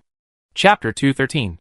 Well, although it is reasonable to say that no matter what you control, the person should be on top. Charlotte felt Princess May's momentum, and suddenly felt that it would be okay for her to be at the bottom. The posture is not important. The commanders of the 2 Byron magic alchemy warships were not quite sure what the Ingramar people were doing. They did recognize James Cook. After all, a young officer of this level, who was a high-level extraordinary, and the captain of a magic alchemy warship, might not be able to gather 20 people from the 5 major empires combined. The 5 empires would not lack this kind of basic intelligence. When Princess May circled near 2 Byron Empire magic alchemy warships, one of the warships fired a cannonball. Princess May circled lightly, and dodged the alchemy cannonball that was not accurate enough because of the distance. The alchemy cannonball fired by the extraordinary magic alchemy cannon exploded in the air. Even though it was still quite far away, Charlotte was still frightened and whispered, "Princess May, we can retreat now." The eldest princess said calmly, "How can we not fight back?" Before Charlotte could say anything, she felt the wind whirring in her ears, and Princess May dived and threw him towards a magic alchemy warship. Without the burden of Charlotte, the eldest princess's fighting spirit surged, turning into a pink meteor and crashing into an extraordinary magic alchemy cannon. 2 Blood Clan Saints of Byron hurriedly flew into the air and stopped the eldest princess. Each extraordinary magic alchemy cannon was extremely expensive, and the extraordinary materials and craftsmanship required for its construction were not comparable to the extraordinary weapons used by individuals. If one of them was destroyed by Princess May, the loss would be heavy. Charlotte didn't expect that she would be thrown onto the enemy's warship. He hurriedly pulled out the Horned Eagle, and with a flash of sword light, he killed 2 Baron Navy soldiers who rushed up. I still offended Her Royal Highness the Grand Princess. In fact, it's not bad to tell Her Royal Highness the Princess a story on the warship. What's wrong with being a little bit more exploitative? There are so many online novels. Even if you memorize the beginning of one every day, you can't finish them in 1 or 2 years. If it doesn't work, there are still world classics. Why should I complain? Why don't I know how to appreciate my blessings? Charlotte was madly complaining about himself while fighting madly. He really fought for his life. After all, the Navy soldiers of a whole magic alchemy warship were rushing to besiege him. Charlotte was worried about being shot by a black gun, and was also afraid of being besieged. She didn't dare to stay at all. She used the light agility and spirit spider skills to run around the warship. Asilo's swordsmanship was used by him to make flowers and waters fly and colorful. Even when Charlotte charged into the battle alone and killed Jonan under the Silver Pigeon Castle, she had never been so excited. After all, under the Silver Pigeon Castle, there was wilderness all around, and he could escape anywhere, but now, he was trapped on a magic alchemy warship, and the space was very limited. There were high-level extraordinary people on this magic alchemy warship, and even 7 or 8 low-level and medium-level extraordinary people. This battle was so dangerous and exciting that Charlotte had never seen it in her life since she crossed over. When Charlotte's unicorn attacked, a Byron officer also raised his sword to fight back. The 2 sides exchanged a move, and Charlotte failed to kill the opponent. She immediately performed the light agility technique and jumped to the next deck. He was alone. Once surrounded by the Byron people, he would be beaten to death in a dozen moves at most. He didn't dare to entangle with any enemy. Almost all the naval officers and soldiers on this Byron magic alchemy warship went crazy. They didn't expect to be attacked by a human jumping ship. At this time, Charlotte used the cat mask and changed into the appearance of James Cook. Although he didn't use the ocean-based fighting spirit shown in the information, and his swordsmanship was not the Engrima style, such a fierce fighting power was really only possible for the captain level. For a moment, even though some people were confused, no one thought about it carefully. They just wanted to surround and kill Charlotte first. James Cook looked from afar, and saw Princess May throwing Charlotte down. He was also shocked. He was worried about Charlotte, but he saw another magic alchemy ship of Byron accelerating and rushing towards the Titan whale. James Cook understood in an instant that it was the captain of this Byron warship who thought he was not on the ship, so he attacked forcefully. The operation of the magic alchemy warship is very complicated. The combat power is completely different with or without the captain. The opponent wants to take advantage of James Cook's absence to defeat this magic alchemy warship of Engrima. James Cook hesitated for a moment, then made up his mind, abandoned his worries about Charlotte and Princess May, and ordered his Titan whale to slow down and choose a battlefield where he could fight the Byron warship. Charlotte fought bloody battles, and didn't know how many people he killed. He was wounded in at least 6 or 7 places, but he couldn't escape at this time, so he could only fight bravely. He didn't even have the spare time to hate the eldest princess. The sword light of the Horned Eagle swept from left to right, and was blocked by a Byron officer. He hurriedly used the light agility technique to avoid this enemy with strong swordsmanship, but the Bloody Glory Valley urged, and he couldn't raise his blood, and was entangled by the officer's dense swordsmanship. Charlotte was horrified and wanted to break through the obstruction of the Byron officer. The unicorn sword slashed continuously, killing 6 or 7 ordinary Navy soldiers who rushed over, but there was also a wound on his body. Just when Charlotte thought he was in trouble, a slender hand fell from the sky, picked him up, and rushed into the sky. Princess May urged Dochi to fly while slashing Dochi light behind her. 2 Byron blood clan saints followed her relentlessly. The magic alchemy warship that Charlotte fought with also followed. Although the saint can fly, it cannot fly all the time. There is always a time to land, rest on the ground, and restore energy, so the warship must follow behind. In the eyes of the Byron people, their holy orders can return to the warship to rest at any time, but the eldest princess cannot. Sooner or later, the Holy Order Princess of Ingrima will be dragged to death. Charlotte was panting heavily. In the previous battle, his bloody glory was consumed extremely, and he was almost exhausted. Suddenly, he heard Princess May said lightly, "Are you an admirer of Middleman?" Charlotte was slightly surprised. She didn't know why the eldest princess mentioned this matter. She agreed casually, "Senior Middleman is my idol." Princess May chuckled and asked, "Do you know how I became a widowed princess?" Charlotte didn't know, but before he could answer, she heard Princess May say, "My husband was killed in a one-on-one duel by Middleman's fiancé, the famous Zimmerman Axel Robin. Now do you know why I threw you down?" Chapter 214. He is the most outstanding young officer in the Ingramar Royal Navy. No one in the Royal Navy can compare to him. It was just an ordinary battle to suppress pirates. No one expected to meet Zimmerman Axel Robin. By the way, his last name was not Axel at that time, but Zimmerman Robin. Originally, my husband's navy had the upper hand, but he was angered by Zimmerman Axel Robin's humiliation. He was arrogant by nature, and never thought that he would lose to anyone in swordsmanship. He agreed to a fair duel between the two. Zimmerman Axel Robin. He was killed in that duel, the Ingramar Royal Navy was defeated, and he became the deputy of the pirate king. No one can describe the despair I felt when I heard the news. If it weren't for the novel, I'm afraid, I wouldn't have been able to endure it for so many years. Charlotte was very angry at first, but after listening to Princess May's detailed account, she felt a little sympathetic, and her anger was reduced from 10 points to 9 points. She said loudly, "What does that have to do with me? I'm not Mormon Axel Robin." Princess May said softly, "It was that bastard Alfred Guillaume who asked you to approach me, right? Even if there is no old grudge, what's wrong with me giving a little punishment to the little bad guy with bad intentions?" Charlotte was speechless. She wanted to say, "This has nothing to do with me." But how can such a thing be explained clearly? Emperor Alfred Guillaume had put him in the trap since he awarded him the house at 698 South River Street in Severtai. He had to take the blame whether he wanted to or not. Princess May smiled and said, "Didn't I save you in the end? You should be thankful that you can recite a few novels. Otherwise..."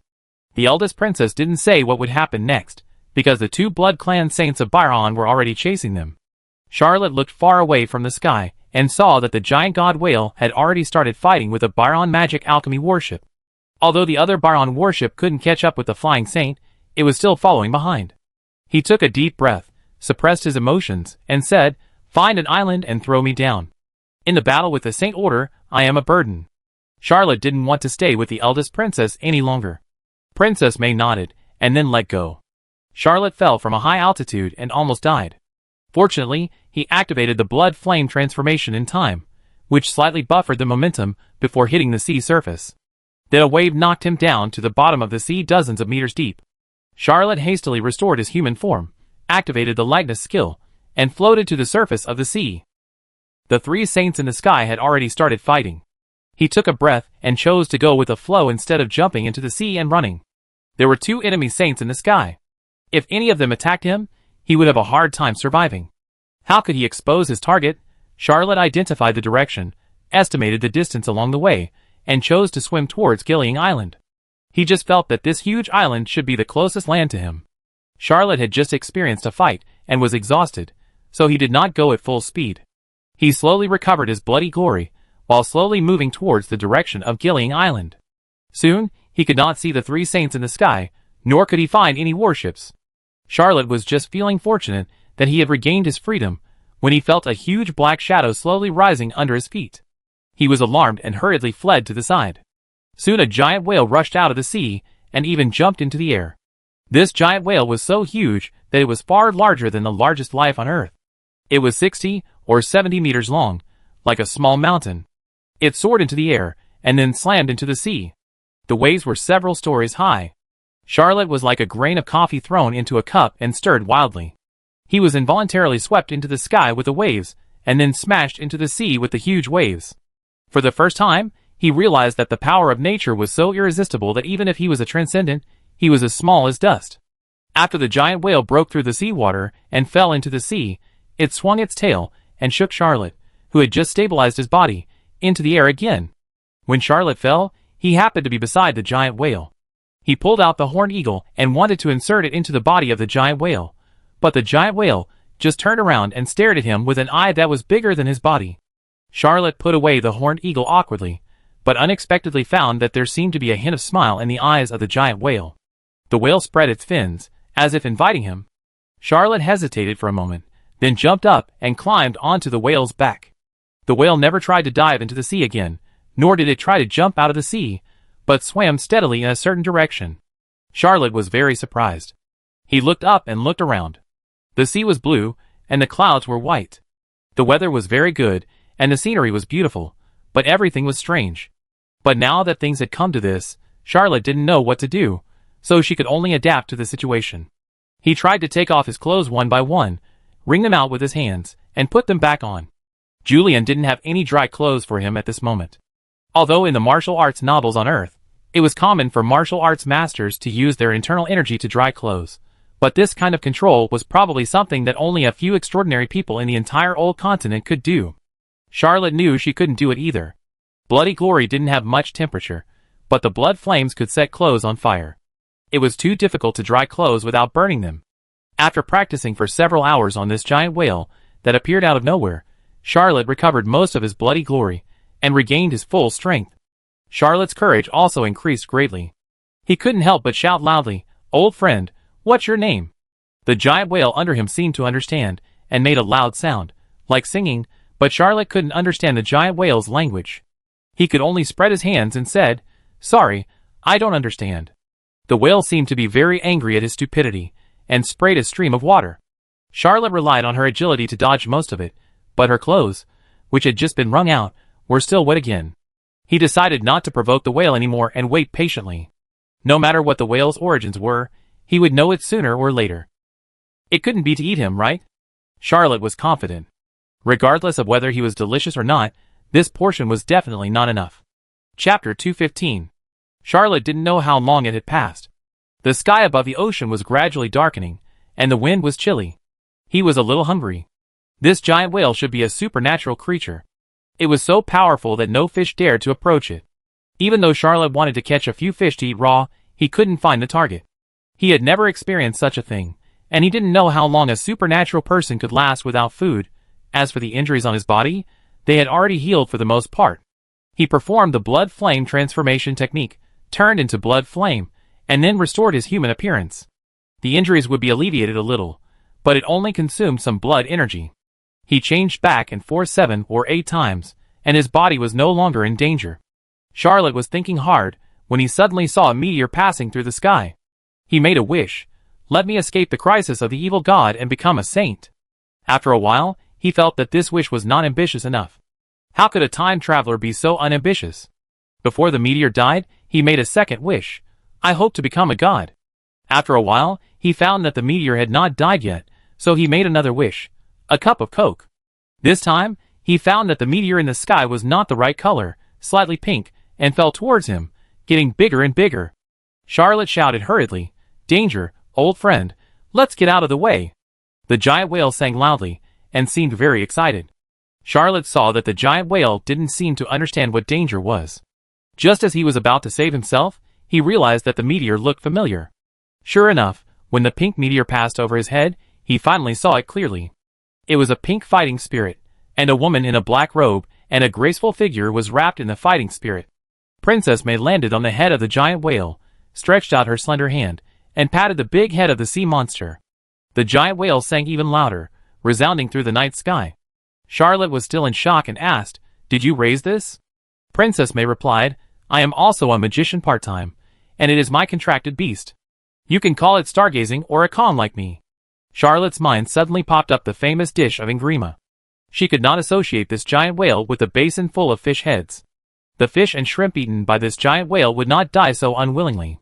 Charlotte then realized that the eldest princess did not abandon him randomly, but was kind enough to arrange a giant whale for her. No wonder this giant whale is so friendly, and so humane. It turns out it has an owner. Princess May let out a loud and long roar that sounded exactly like a whale's song. She looked up at the starry sky, and immediately turned her huge body to change direction. Charlotte then remembered to ask, "How was your fight with the two saints? What about James Cook?" Princess May comforted her contracted beast while answering, "I severely damaged a saint of the blood clan of Byron. James Cook was pretty good. He sank the Byron warship that was fighting with him." Charlotte was overjoyed and shouted, "Then let's go back quickly." Princess May said coldly, "Why should we go back?" Charlotte was surprised. "We have already defeated the Byron people. Why don't we go back?" Princess May stood on the big head of the giant whale looking up at the stars and said, "It's so hard to come out and take a breath. Why should we rush back? We just need to get to Fars at about the same time. There are people everywhere on the giant god whale. I feel very uncomfortable staying here. It's far better to be with a Kong." Charlotte nodded repeatedly, thinking, okay, just send me back." But after a while, he despairingly discovered that the eldest princess obviously didn't consider him a human being, because she didn't feel uncomfortable with him. This was a bit too much. He still wanted to be a human being. Princess May was completely different from when she was on the Titan whale. She seemed relaxed and carefree. She looked at the starry sky for a while, and took out a huge pillow from somewhere, walked to Charlotte's side, put down the pillow, leaned on it, and said, "Continue telling me the story. I want to listen to Du Wei's." Charlotte was crying, and was about to protest. He hadn't eaten or drunk water all day, but suddenly there was an exquisite kettle and a cake in front of him. He was overjoyed and grabbed the kettle and cake, and ate them voraciously. When he almost finished everything, he remembered to ask, "Princess, have you eaten?" Princess May said lightly, "Can we tell the story now?" Charlotte forced herself to cheer up, and continued to tell Du Wei's story. To be honest, sitting on the back of a giant whale, accompanying a beautiful princess. Well, Charlotte had never seen what Princess May looked like, so her beauty could be left out for now. In fact, the description in words was quite romantic. However, Charlotte felt miserable. There was no shelter on the back of the giant whale, and the sun was very hot during the day. The whale was very slippery, so she couldn't sleep well. Although Princess May could provide food, the pastries became less and less fresh as time went by. In short, Charlotte accompanied Princess May, rode on the giant whale, and looked up at the stars. After traveling on the sea for 7 or 8 days, he was fed up with this kind of life. Charlotte missed the VIP room on the Titan more and more, not to mention his several properties. Even the Baron Machupi was more comfortable than living on the back of a giant whale. Princess May enjoyed this kind of life very much. Every day, she listened to Charlotte telling classic novels from Earth, and occasionally left for a while to go for a ride nearby. There was even one time when she somehow got a group of whales to accompany her while looking up at the stars. It was very majestic. The only thing that comforted Charlotte was that he had been practicing bloody glory all the time these days to resist the scorching sun during the day and the cold night wind at night. On the 7th or 8th day, the blood flame energy shook slightly and broke through again. Another group of runes appeared, and he actually refined the blazing blast. The Vampire Secret Scroll 28 that records the secrets of the Adonis blood family has a total of 17 pages, and each page records an Adonis secret. Charlotte has already practiced the first page, Blood Flame Energy, the second page, Blood Flame Transformation, the third page, Hand of Flame, and finally the fourth page, Blazing Blast, successfully delaying the time for the Blood Clan evil god Karnstein to come again by nearly 20 days. The fifth page of Vampire Secret Scroll 28 records the secret of the Adonis blood family, Magic Flame Horse. This is a summoning secret. Chapter 216. The Devil Flame Horse is a type of Devil Spirit Horse. Devil Spirit Horses are not creatures that exist in the old world. They live in another world, and can only be summoned, not raised. They must be locked onto a certain extraordinary object as a support for this world, and cannot exist independently. Devil Spirit Horses are the best mounts on the battlefield. They charge into battle, and hardly get tired. However, once the extraordinary object they rely on is destroyed, they will never appear again. Devil Spirit Horses transform once every 100 years. Sometimes they transform into stronger ones. Sometimes they split into two and transform into two different Demon Spirit Horses. And sometimes they die directly. Generally speaking, if a Magic Spirit Horse can transform 2 or 3 times, it has a chance to transform into a Magic Flame Horse. It has almost no physical form, and can walk on any form of ground, including hills, swamps and water, and can even rush through a sea of fire. The magic flame horse is extremely difficult to summon. The secret method of the Adonis blood clan can not only summon the magic flame horse, but also use the blood flame gas to requench the magic flame horse, allowing it to establish an extremely close relationship with the blood clan, and even borrow the power of the master, or give back power to the master. After reading novels to Princess May for a whole day, Charlotte finally relaxed and began to read the secret scroll of Adonis. He was also very interested in the magic flame horse. In ancient Xia, people rode horses to travel, which was based on the fact that there were post stations and inns everywhere to feed horses, which were convenient places for supply. After a day's journey, as long as you could find a post station or an inn, you could find grass and beans to feed the horses. The transportation in the old continent was too inconvenient. Although there were knights, cavalry was very uncommon, and there were no corresponding convenient supply points. As a result, riding horses was very inconvenient, and you had to solve the problem of horse grass by yourself, which was a troublesome job. Even in ancient Xia, cavalry needed a large number of servants. In the old world, cavalry often needed more than 10 times the infantry to provide logistics. Most importantly, the old world lacked grasslands that were convenient for cavalry to move like the wind. The continent was mostly forests. Charlotte heard that the grasslands in the New World were vast, and the cavalry developed much faster than in the Old World. The magic flame horse, a foreign creature, did not need to be given, and only needed magic to maintain its existence. Charlotte did not think much of it. It was a battlefield mount, but it was much faster than a carriage when used to travel. Even if it was dark and luxurious, it was far less fast than riding a horse. Charlotte was reading the Adonis secret scroll, which is the diary of Charlotte Mecklin. Princess May suddenly reached out and took the diary. She took a look at it, threw it to Charlotte, and said, "What level have you cultivated to in bloody glory?" Charlotte whispered, "8th level. Levels 7 to 12 are all middle level extraordinary." Charlotte is just entering the middle level now, and there is still a long way to go before she can reach the high level extraordinary. Princess May didn't say anything, but just said lightly, "Not far ahead is St. Michael's Island." Charlotte was slightly surprised and asked, "St. Michael Island occupied by the Golden Goat Fleet?"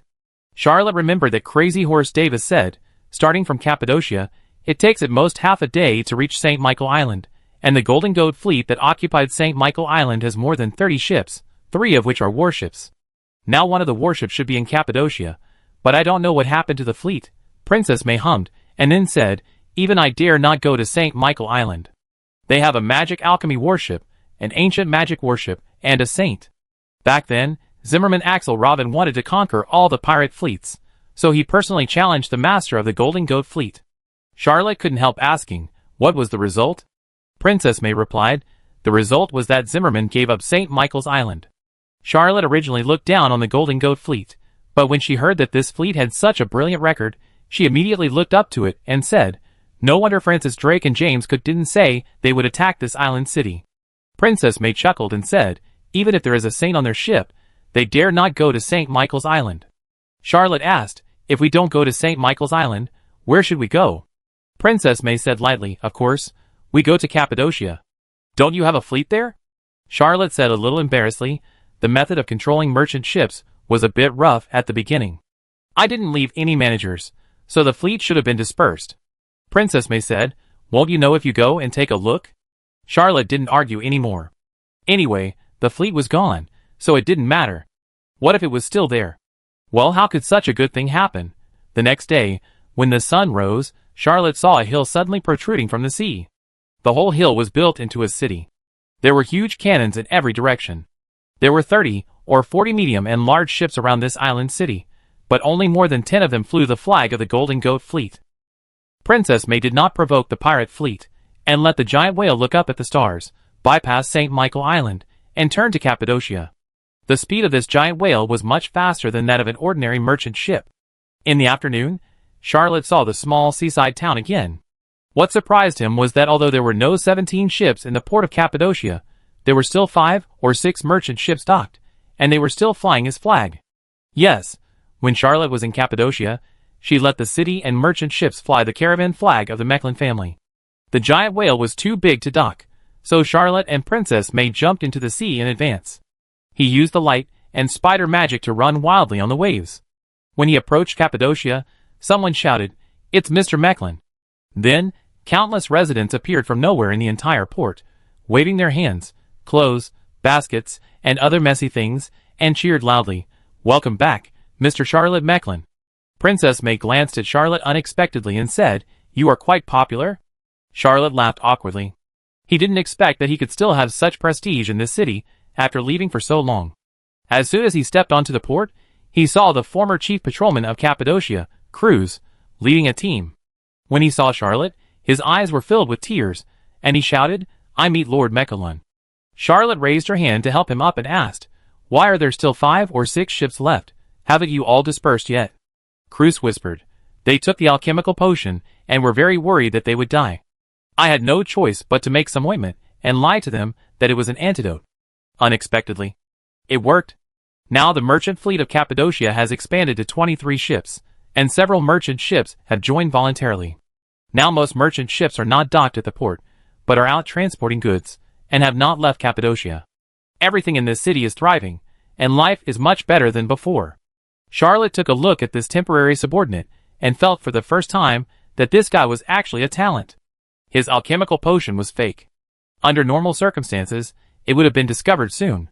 Charlotte did not expect that Cruz would take advantage of the power of others, and make a batch of antidotes to protect the fleet. Well, there are still some details that do not match, but Charlotte does not intend to pursue it for the time being. Living a life of muddle through and being confused is the great wisdom of life. Charlotte took Princess May to the city lord's mansion. Along the way, they found that the population of Cappadocia seemed to be larger than before, and the city's army seemed to have increased as well. He asked Cruz, the former chief patrol officer, and replied, "Because you rescued the people of Going Island and freed them from slavery, many people brought their families to Cappadocia after you left, and also attracted some residents from other cities. Now Cappadocia has nearly 10,000 residents." Charlotte did not expect that this city would give him a bigger surprise. He asked again, but he could not understand why a city with almost no one managing it would become better and better. As long as the officials did not make trouble, the people would live a good life on their own. This idea is too dangerous. It is better not to have any idea that is not conducive to the notification of the empire. Charlotte did not introduce the identity of Princess May to anyone. The people of Going Island have no good impression on the Ingrima Empire. After all, the General Affairs Chief of Ingrima here participated in the slave trade, capturing the natives of Going Island and selling them to slave traders. Princess May was dressed simply, in a black robe, wrapping herself tightly, and she didn't look like a princess. Charlotte had a very high prestige in Cappadocia, and no one dared to ask, how could he always change the ladies around him? Charlotte first arranged a place for Princess May to live, and then pretended to handle the government affairs of Cappadocia.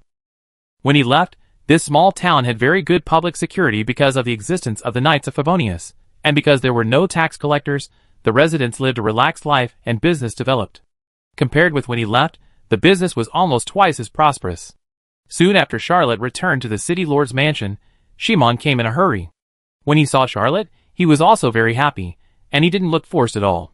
Charlotte asked Cruz to do something, and summoned Shimon alone, asking, "How is your health recently?" Shimon coughed and replied in a low voice, "I know you didn't give us alchemical potions. Because many people left Cappadocia to transport goods, and nothing happened. It's completely different from the potion you described. I have also asked people to stop taking the antidote, and no one died as a result." Charlotte did not expect that Shimon would be so frank, and was very surprised and asked, "Why don't you leave?" Shimon smiled and said, "Because you don't know how much money we make after forming a fleet. It makes much more money than a single merchant ship. And your Cappadocia city does not collect taxes, and everyone likes it here. We do business to make money. What do you think?" Charlotte pondered for a moment. He really did not expect that things would turn out this way. In the next 10 days, Princess May did not say she was leaving, nor did she lock herself up like she did on Breton and the Titanic. Instead, she went out shopping every day, walking through every corner of Cappadocia, and was quite excited. It was not until a dozen days later that Charlotte told Dewey about the death of Prince Chen in the novel, in which the protagonist was Dewey. The eldest princess flew into a rage, and scolded the author of the novel for a long time, and also cursed every friend he knew for not liking to pay for meals. And they made a plan to find a dozen beautiful young women to pretend to be readers, and visit the author every day when they arrived in Strasbourg. Charlotte was now more and more thankful that the author had not traveled through time. If they were in the same world, he would definitely be beaten. Princess May didn't want to continue listening to the story for 2 consecutive days. She just kept saying, "Why did Prince Jin die? Such a good character. Why did the author write him to death? This man must have been brought up by a stepmother when he was young, so he has the temperament of a stepmother." On the 3rd day, Princess May finally gave in and asked Charlotte to prepare a merchant ship so that they could set off for Fars. Although Charlotte was very comfortable in Cappadocia, she had long been eager to go back to Fars, Strasbourg, and N. Simon arranged the cleanest merchant ship for Charlotte, which was his original white tea, and Charlotte and Princess May boarded the ship and set off. This time, the two of them did not encounter any risks. A few days later, when the merchant ship docked at the port of Fars, Princess May took out a small bloody hardcore, threw it to Charlotte, and said, "You have worked so hard to tell stories along the way, this is your reward." Charlotte took the bloody hardcore. This bloody hardcore was crystal clear, with a faint golden light, and there were some fine golden spots inside.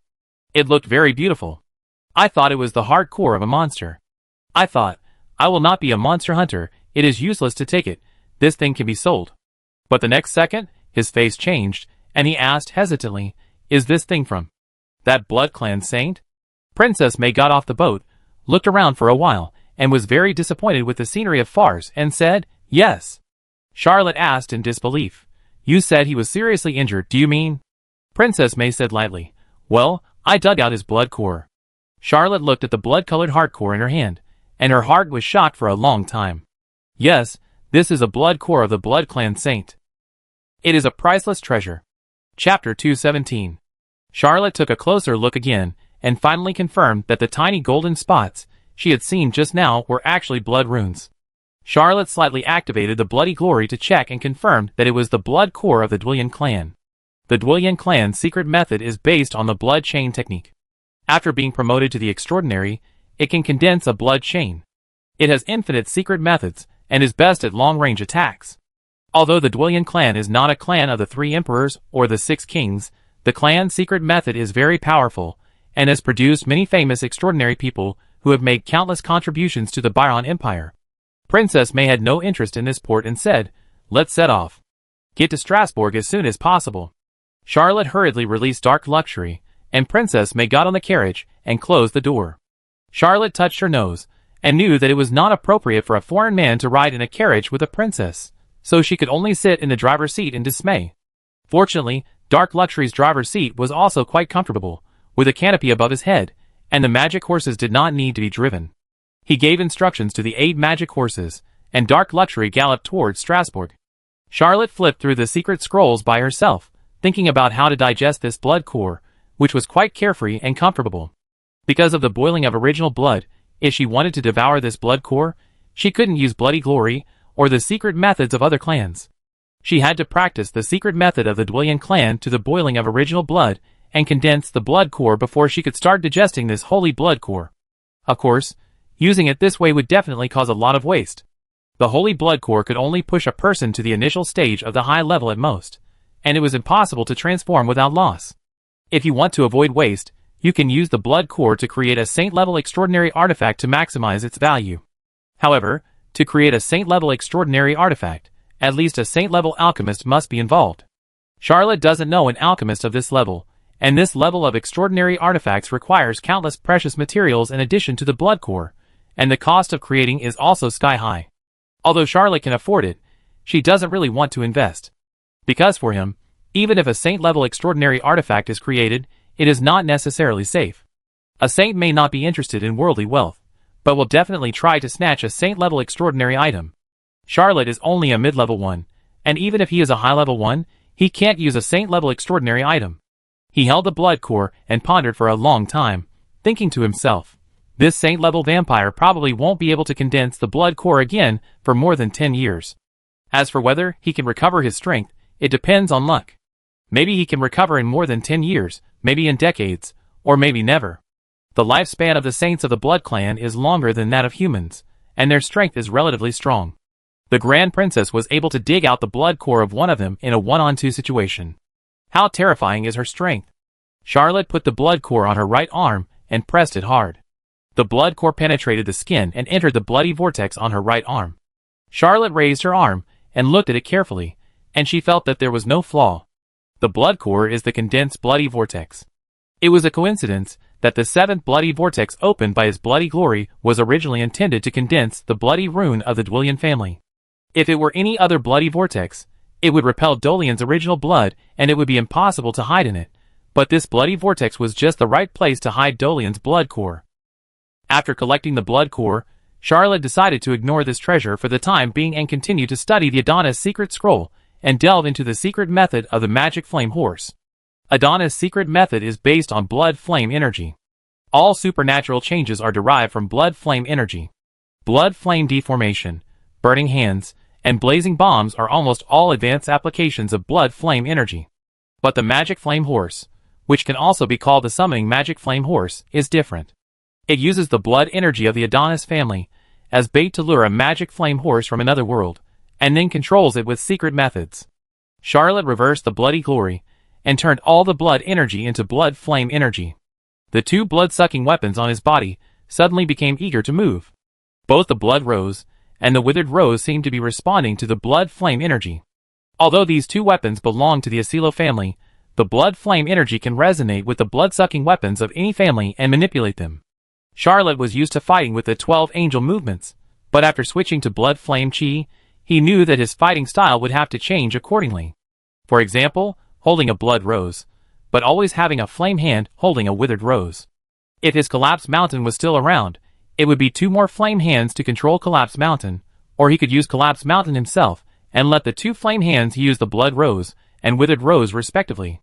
Although the Adonis clan is only one of the 6 kings, its combat power has always been boasted to be strong, because as long as a vampire of the Adonis clan cultivates the blood flame chi, he will have the ability to attack from a distance, and as long as he cultivates the flame hand, it is equivalent to having an additional clone. If it weren't for the fact that it would take too much time to cultivate one more hand of flame, and if several hands of flame were deployed together, it would be like several Adonis vampires besieging and fighting. Therefore, Adonis has always been called the most shameless vampire. Even other vampire clans don't like them very much, and are even more unwilling to duel with Adonis vampires, because they always suffer too much. The speed of dark luxury is very fast, but there have been many wars in Fars, and Charlotte has encountered several battles along the way, but his current strength is also very strong, and it is no problem for a few miscellaneous soldiers. Besides, Charlotte was accompanied by a saint-level princess in Grima.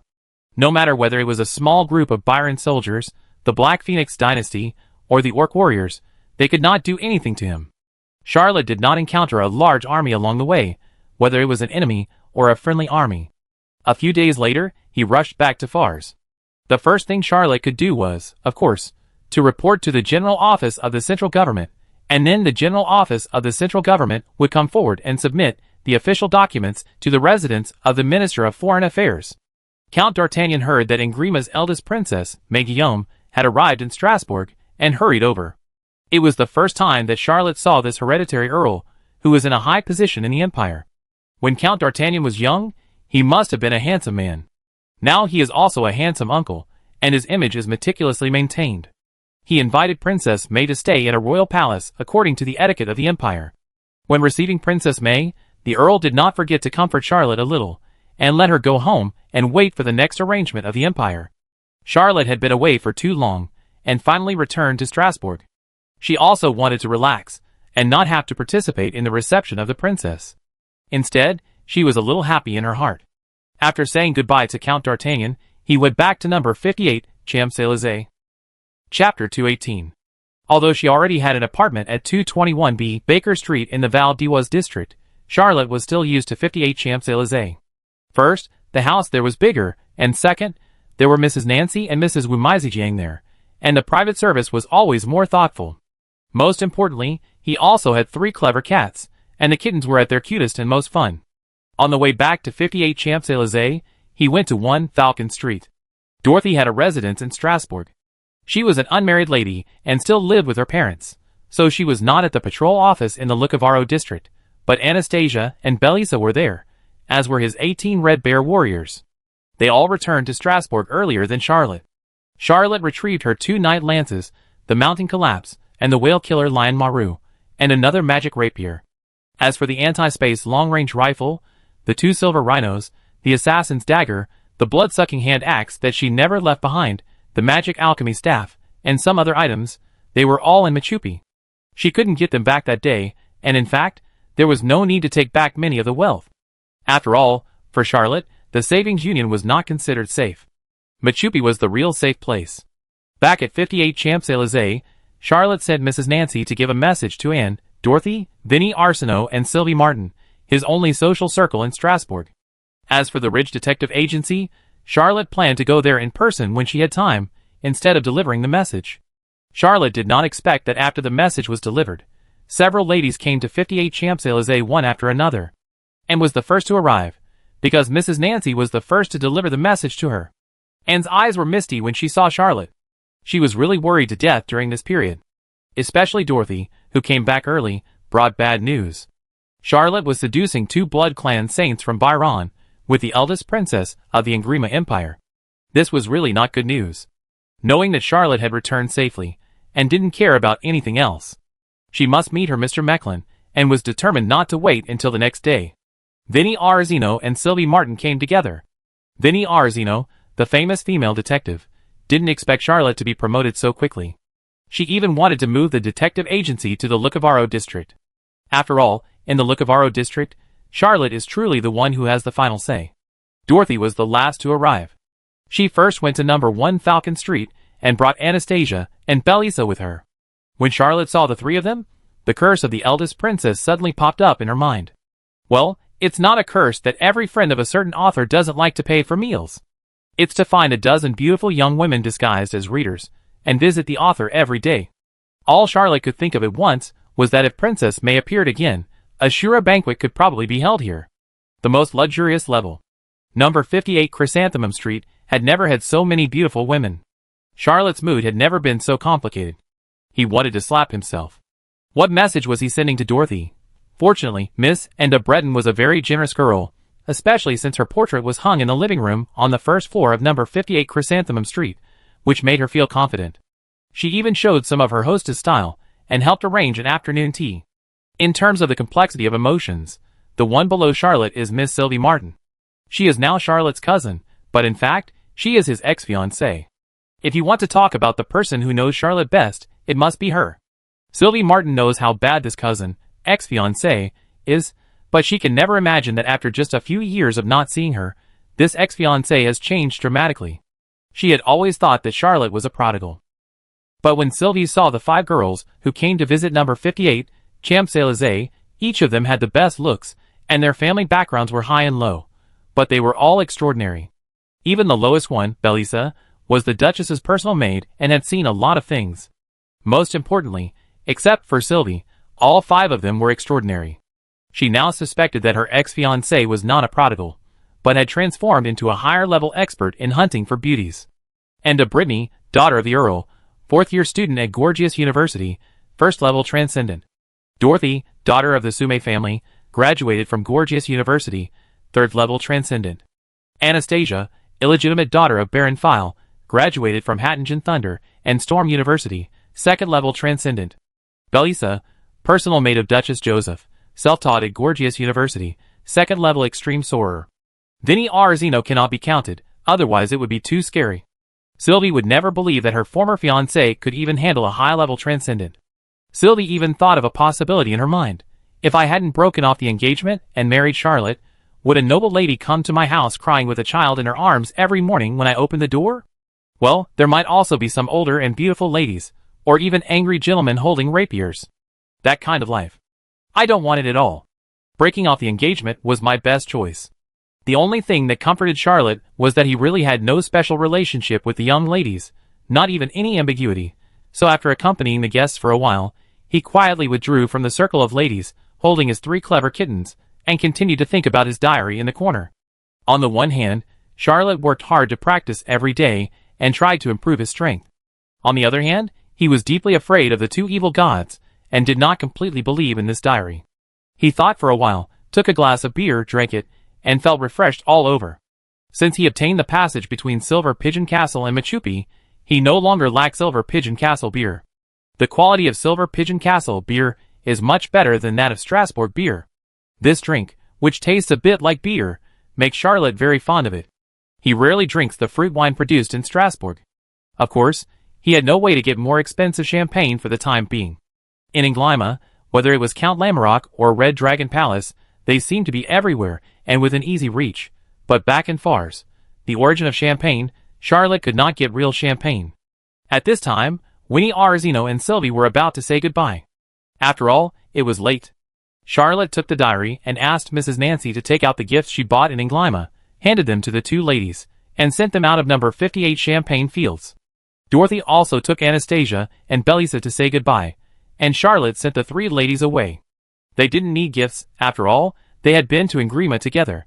The rules of the Brittany family were very strict, and Anne couldn't stay for long. She waited until everyone else left before getting up. Before leaving, she whispered, "I have inquired, and your new appointment is still to the Principality of Behemoth." Charlotte asked in surprise, "Why are you going back to Behemoth again?" And said, "Our battle with Byron in Verdun was not going well, so someone suggested that we attack the South Seraph territory, not for occupation or victory, but to attract some of the Byron troops." Charlotte was speechless. This battle plan was somewhat feasible, but why did he go again? And hugged him and said softly, "But this time, your commander is my cousin, he will take care of you." Charlotte wanted to ask more details, but Anne was anxious to go home, so he didn't ask any more questions. Anyway, he would not leave in the next few days, and there was still enough time. After Charlotte sent Anne away, 58 Champs-Élysées became quiet, with only the magical portrait of Anne of Brittany on the first floor, bowing slightly and performing a court salute. Charlotte smiled slightly, and returned an imperial salute. He said loudly to Mrs. Nancy, "Send me to Baker Street tomorrow, and remember to remind me to bring some things with me." Mrs. Nancy agreed, and went back to the basement with Mrs. Umizu. Although Anne bought some things at 221B Baker Street in the Val d'Oise district, she still lacked the beer that Charlotte was used to drinking, the fruit wine for entertaining guests, coffee, and other sundries. Charlotte expected that she might go to 221B Baker Street in Val d'Oise frequently, so she had to prepare for a rainy day. In the next few days, Charlotte kept going to several departments besides dating Anne. He did not expect that the political identity of the Fars Empire's envoy to the Engrima Empire, as the Special Commissioner of War, was not something that could be resigned after the mission, but a semi-permanent political identity. Every time he came back from the mission, he had to do a lot of paperwork. For example, he obtained the Red Dragon Palace Book Commissioner in Engrima, the 24th level of first-level political participation, all of which had to be reported to the higher authorities. Most of the time, the General Office of the Central Government and the Foreign Minister's Mansion would review and approve it, allowing it to be held concurrently, but there were also a few times that it would be very troublesome. Charlotte did not encounter any trouble, and no one blocked him, but the government paperwork process was so cumbersome that it was overwhelming. After a few days of going around, he also found out about his new appointment. This matter has to do with Claire Breton, a rising star in the Imperial Army who performed very well in Fellenden, so he was named commander to command the military operation into the South Seraph territory. The person who recommended Charlotte to Claire Breton was actually Her Majesty the Queen. Chapter 219. Charlotte is still at sea. When James Cook sent Aurora, Dorothy, and others back to Fars, Emperor Julius Axel approved the documents about this matter. Coincidentally, the Queen came to see her husband and casually said, "Charlotte Mechlin is also very talented. Let him help Claire Breton." Emperor Julius Axel VI agreed to his beloved wife's request without any consideration. Charlotte became Claire Breton's subordinate. This incident seems to be a pure accident. It was not pushed by any big shot. It is said that when the Count of Brittany learned about this, he called his daughter over and told her everything. Otherwise, Anne would not have known so much. On the 6th day after Charlotte returned to Strasbourg, an expected guest came to his mansion at 221B Baker Street in Val d'Oise. No, strictly speaking, there were two. Charlotte had originally agreed with Anne to meet at 221B Baker Street in Val d'Oise, but when he waited for someone to knock on the door, he opened the door and saw two men and one woman. The woman was naturally Anne, and the two men were Claire Breton and Abner Sume. Charlotte was slightly surprised, but she quickly invited the three people into the room and asked, "When did you two return to Strasbourg?" Abner Sume smiled and said, "A few days later than you did. We have been coordinating logistics these days, and are almost going crazy. We were originally worried that the quality of the knights we replenished was not good enough, and would not be useful in battle. Later, we learned that we still had your Knights of Favonius, Charlotte, and finally we felt a little relieved." Charlotte asked, "How many knights are there in total?" Claire Breton replied calmly, 7. However, except for the Purple Finch Knights and Fablee Knights that I took over, all of them are knights transferred from local troops, and the quality of the soldiers is very poor. Well, in fact, the soldiers of Fablee Knights are also very bad. Charlotte couldn't help but smile. Of course, he knew what Baron Fablee's knights were like. To be honest, they were not enough for a single assault of his Knights of Favonius. You have to know that the foundation of the Knights of Favonius is quite poor, and it is already a standard miscellaneous knights. With the promotion of her position, Charlotte has also gained some connections. Recently, she has found out a lot of information and asked, "Isn't the Purple Finch Knights Viscount Bronton's knights?" Claire Brittany said, "Yes, it is Viscount Bronton's knights. In the battlefield of Ferlandon, we Fars and Byron have successively invested a large number of troops, and have increased the number of knights to dozens. The two sides have been fighting so far, and each has lost more than 10 senior generals. A total of 7 or 8 knights have been defeated." Abner Sume said, "Viscount Bronton died on the battlefield and has no direct descendants. After his knights were recollected by the Empire, they were handed over to Claire Breton, who performed well on the battlefield." Claire Breton spread his hands and said, "I was given the command of a cavalry regiment, and was transferred out of Ferlandon to become the temporary military governor of the Principality of Behemoth." Charlotte was really surprised this time. This means that after the death of Archduke Ferdinand and Archduke Joseph, the Principality of Behemoth is no longer controlled by the families of the two archdukes, and has been included in the direct sequence of the Empire. The local forces of the Empire are divided into counties directly under the Empire, autonomous territories of local people, territories of nobles, overseas territories, and overseas vassal states. The military governor is the highest political official in the autonomous territories. In other words, Claire Breton replaced the original Behemoth family and became the temporary owner of this principality. Abner Sume smiled and said, "Claire Breton is responsible for integrating all the military forces of the Behemoth Principality and attacking the South Seraph territory. Even this military operation is named after his surname and is called the Brittany Offensive." Charlotte tilted her head and thought, "If someone says that this matter was not promoted by Count Brittany, I will definitely despise his intelligence." He naturally knew why Claire Brittany and Abner Sume came here. Claire Brittany needed to completely control all the armies of the Principality of Behemoth, and Charlotte Mecklin naturally had the mark of the Brittany family. Although Anne had not said a word since she entered the room, the living room of the mansion at 221B Baker Street was hung with a magical oil painting of Miss Brittany, smiling sweetly. This is no longer a hint. Charlotte shook a small brass bell in the corner of the hall. After a while, the butler of the apartment came to the door and asked politely, "Excuse me, sir, what do you need?" Charlotte said, "Send 4 cups of coffee and 4 meals."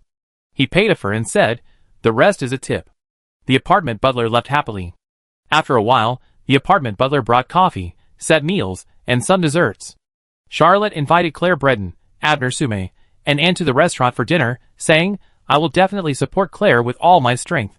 Don't worry about me." Claire smiled slightly. He didn't think Charlotte would refuse. After all, the two sides were just a little bit away from becoming relatives. The Brittany family now has only one earl, but it may not be the only earl in the future. Claire Breton was in a good mood because the trip went smoothly, and he also told Charlotte a little private matter. "Abner Sume and I have experienced one battle after another in Ferlandon, and we have already gathered the evidence of war. Now both of us have collected the 8 knight certificates, and we are just missing a little opportunity. Next, it depends on which of us will take the lead and become the youngest saint in the Fars Empire." "Oh, only those who are still alive." Charlotte couldn't help but smile. He knew who Claire Brittany was talking about, even though he knew that the real youngest saint was not dead yet. Charlotte made a joke. "Unfortunately, I am neither a knight nor young anymore. I can only be a spectator and cannot participate in this kind of competition." Claire Brittany looked at Charlotte and felt quite emotional. When they first met, it was Anne who asked him to help in the duel, but he had to break the appointment because the army was on the move. This was simply a blasphemy for Claire Brittany. He had to promise to pay for friendship forever, and then he felt a little better. But then, Charlotte actually killed the senior manager of the detective agency in the duel. Claire Brittany couldn't tell Harriet's identity, so he looked at Charlotte with a new eye. But he didn't expect that he still underestimated this future cousin-in-law.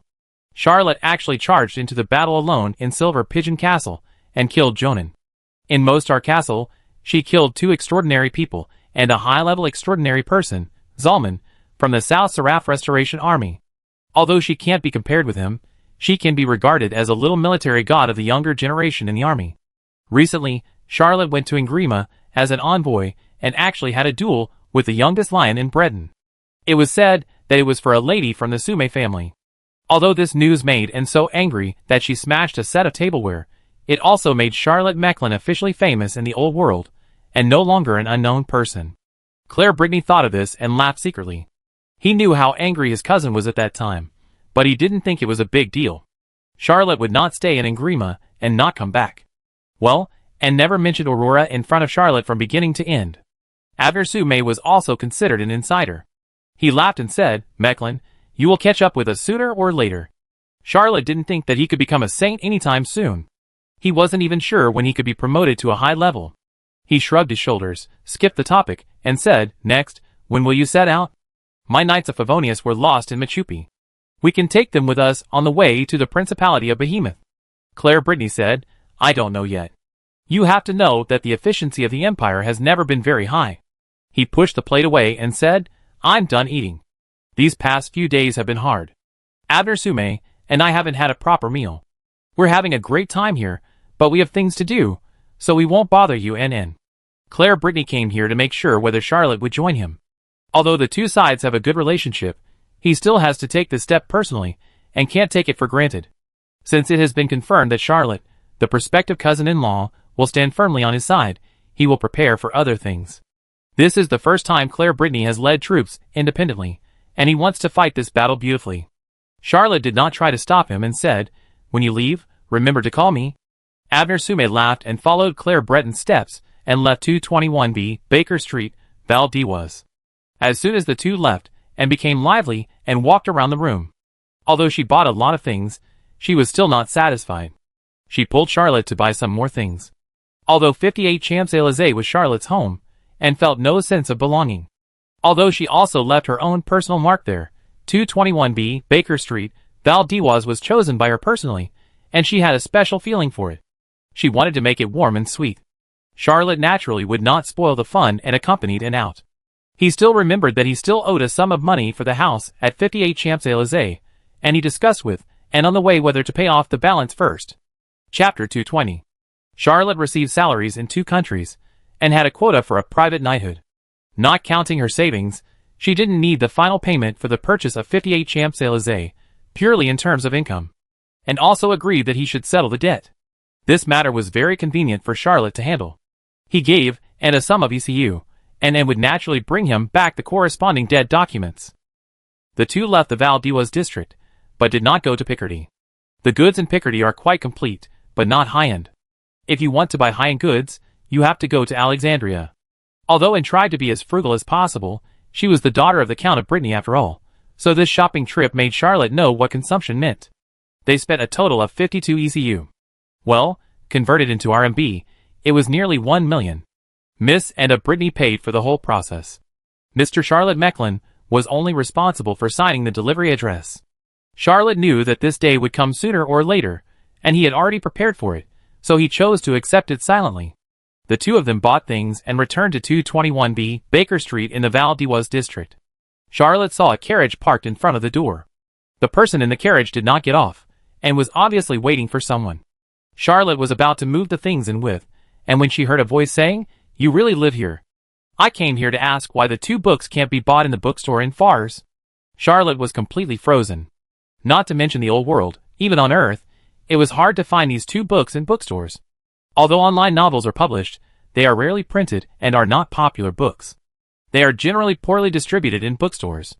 Princess May, dressed in a black robe, got off the carriage and greeted Anne with a slight nod. Charlotte was afraid that Anne would misunderstand, so she hurriedly introduced, "This is Princess May Guillaume, the aunt of His Majesty Alfred Guillaume. She is representing Ingramar, and is on a mission to our Fars Empire. This is Anne de Bretagne, the beloved daughter of Count de Bretagne, and also my good friend. Princess May, please come in, and I will tell you in detail." Charlotte's mind was spinning. Even after everyone entered the room, and he ordered coffee for everyone, he still couldn't think of a suitable reason. In the end, he could only bite the bullet and said, "I also saw these 2 books in a bookstore in the Principality of Behemoth when I was a child." "So there are no books in Strasbourg?"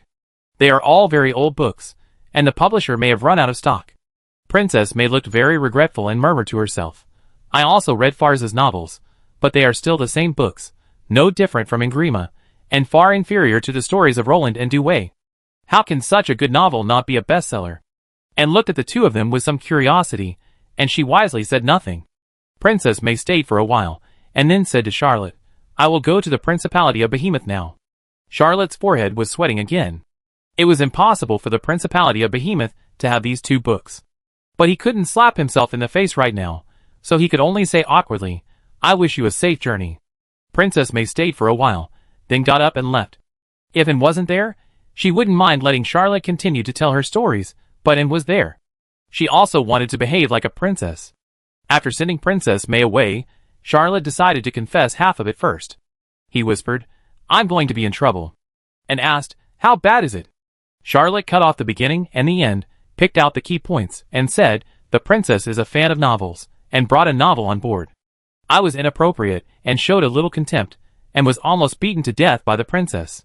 I was in a hurry, and said that I had seen better novels, and made up a novel on the spot. I didn't expect that I escaped the disaster, but caused greater trouble. And was surprised and said, you can also write novels? Charlotte immediately told Anne some of the contents of the two fantasy novels, and Anne's eyes became brighter and brighter, and she whispered, I have a way. Charlotte asked, what can I do? And said, I will find a few quick clerks, and you can recite the novel to them. When it is sorted out, we will find a publisher to publish it. That will handle it. Charlotte was surprised and happy, and asked, is it possible?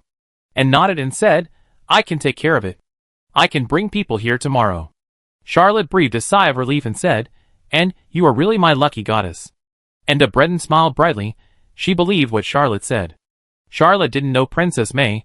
She used to be an earthling. After crossing over, she was the son of a businessman. She didn't know about the upper class. But as a lady of the Brittany family, how could Anne not know about this eldest princess? May Guillaume loved novels, and the fact that her husband was killed by Zimmerman in a duel had long been spread throughout the old world.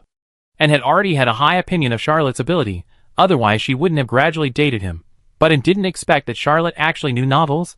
Charlotte traveled here, and was busy surviving. She had no idea that novelists in the old world actually had a very high status. Many famous novelists could even enter the court, and tell the royal family, and nobles about their latest novels. And also liked a few novels, but she occasionally discovered that Charlotte was very disgusted with novels. She thought he didn't like them, so she deliberately hid this hobby. And also secretly regretted that Mr. Mecklin didn't like novels. She might have to hide this hobby in the future, and could only read novels away from him. But she didn't expect that Charlotte didn't dislike reading novels, but felt that these novels were too bad, and he could write the best novels himself. And only listened to Charlotte's synopsis and felt that these two novels were indeed better than any novel in the old world. Especially, of course, Charlotte mentioned the death of Prince Chen, and felt heartbroken. How could Douay not live happily with Prince Chen?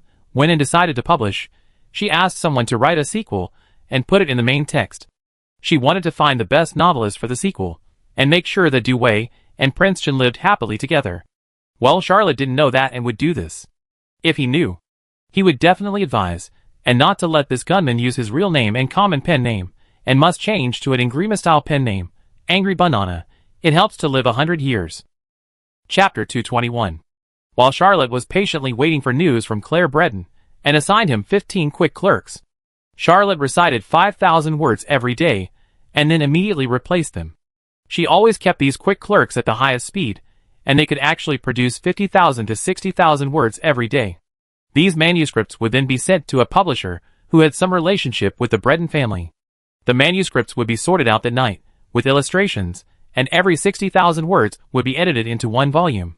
In just 7 days, the first of the two books would be on the shelves of major bookstores in Strasbourg. Charlotte was a very proud person. She insisted not to sign her name on the two books, and gave the right to sign to Anne. After Anne confirmed that he really didn't want to sign, she used the pen name of Anne Mecklin and published the two novels. Yes, the extra story of Douay and Prince Chen's love for each other was also published under this pen name. Charlotte was afraid that Princess May would find out that the Principality of Behemoth did not have these two books, and she would dig something out of her.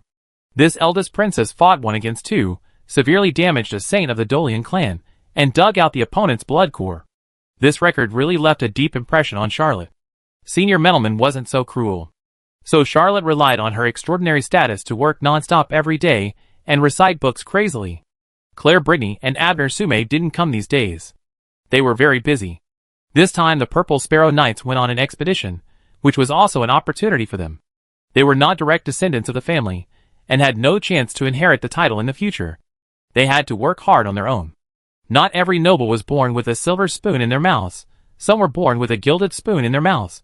Charlotte tried hard to memorize the manuscript. Days passed by. He missed Strasbourg very much when he was away from home, but during this period, he suddenly missed the days in Silver Pigeon Castle, Mostar Castle, Cappadocia City, and Breton. In fact, his life in those cities was really good. It's not like now. I have to memorize the novels of the earth every day. You know, these 2 novels are more than 3 million words. Such a long masterpiece has never appeared in the old world. Moreover, the story can be exciting all the way, with ups and downs. It looks very enjoyable, but it is a pain to memorize. Charlotte didn't know how many times she thought about deleting the plot and ending the 2 novels, but when she thought of Princess May's fierceness, she knew that if she ended the novel, the eldest princess of Angrima would make her childless. A week after the novel was published, Claire Breton finally settled the military affairs, and came to inform Charlotte that she could set off. Charlotte breathed a sigh of relief and packed her luggage to set off, and thoughtfully prepared a team of assistants for him. This team has 10 horses and 15 fast clerks, which can ensure that Charlotte can recite anytime and anywhere when she is busy with military affairs, and can also send a batch of manuscripts back to Strasbourg by fast horses every few days. Neither Claire Breton nor Abner Sume said anything about this. When Charlotte set out, she brought Dorothy, Anastasia, Belisa, 18 Red Bear warriors, and all the patrol soldiers of number 1 Falcon Street, which actually had nearly 200 people. Of course, this small team is nothing compared to the other knights. Claire Breton currently controls only 2 knights. The other 5 are Charlotte's Knights of Favonius, who are currently in Machupi. One is Baron Fabral's Knights, who have returned to the Silver Pigeon Castle. Another is the defeated army under Archduke Joseph, who are guarding the Mostar Castle. The remaining 2 are the local army of the Principality of Behemoth, who have transferred to the Knights, and their composition is complicated. Claire Breton has to subdue these forces one by one. Although it was a bit difficult, he was still full of confidence. After all, he had the best start. The most capable Knights of Favonius had sworn allegiance, and the commander of the Knights was absolutely trustworthy. Charlotte followed the army and moved for a day, then asked Claire Breton to go to Machupi and bring the army back. Claire Breton immediately agreed. He led 2 main legions to continue the operation, but Charlotte followed the majority and headed straight to Machupi. Machupi was the first labyrinth he got, and the only one that had been maze-like 3 times. It could almost be considered Charlotte's greatest legacy. Charlotte didn't care about the fleet in Cappadocia, because he knew he couldn't control it, but he left behind his most loyal subordinates in the Knights of Favonius and Machupi. Charlotte took Dorothy and others back to Machupi. Charlotte found from a distance that Machupi was somewhat different from when he left, and it was much more lively than when he left. Charlotte was slightly puzzled. As soon as he approached Machupi, he heard someone shouting excitedly, "Captain Mechlin is back! Mr. Charlotte is back! Our leader is back!" Countless cheers, like waves, quickly spread throughout Machupi.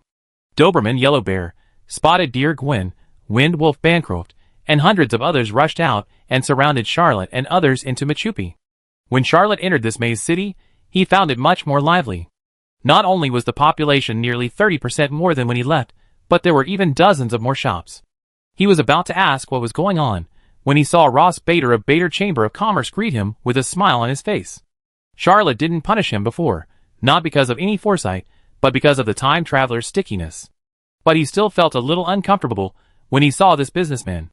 Just when he was about to scold him, he heard Ross Bader say, "After you left, I moved my whole family here, and asked all the merchants in Bader Chamber of Commerce to send people to open branches in Machupi. I also provided moving expenses for the brothers and the knights, who needed to settle down, and brought their families to Machupi. The population of Machupi is now close to 20,000. Ross Bud had a flattering face. Charlotte didn't say anything last time, but his heart was as cold as ice and snow. After Charlotte left Machupi, he learned from his mistakes, and sent people to chase his family back. He gritted his teeth and invested all his wealth in Machupi.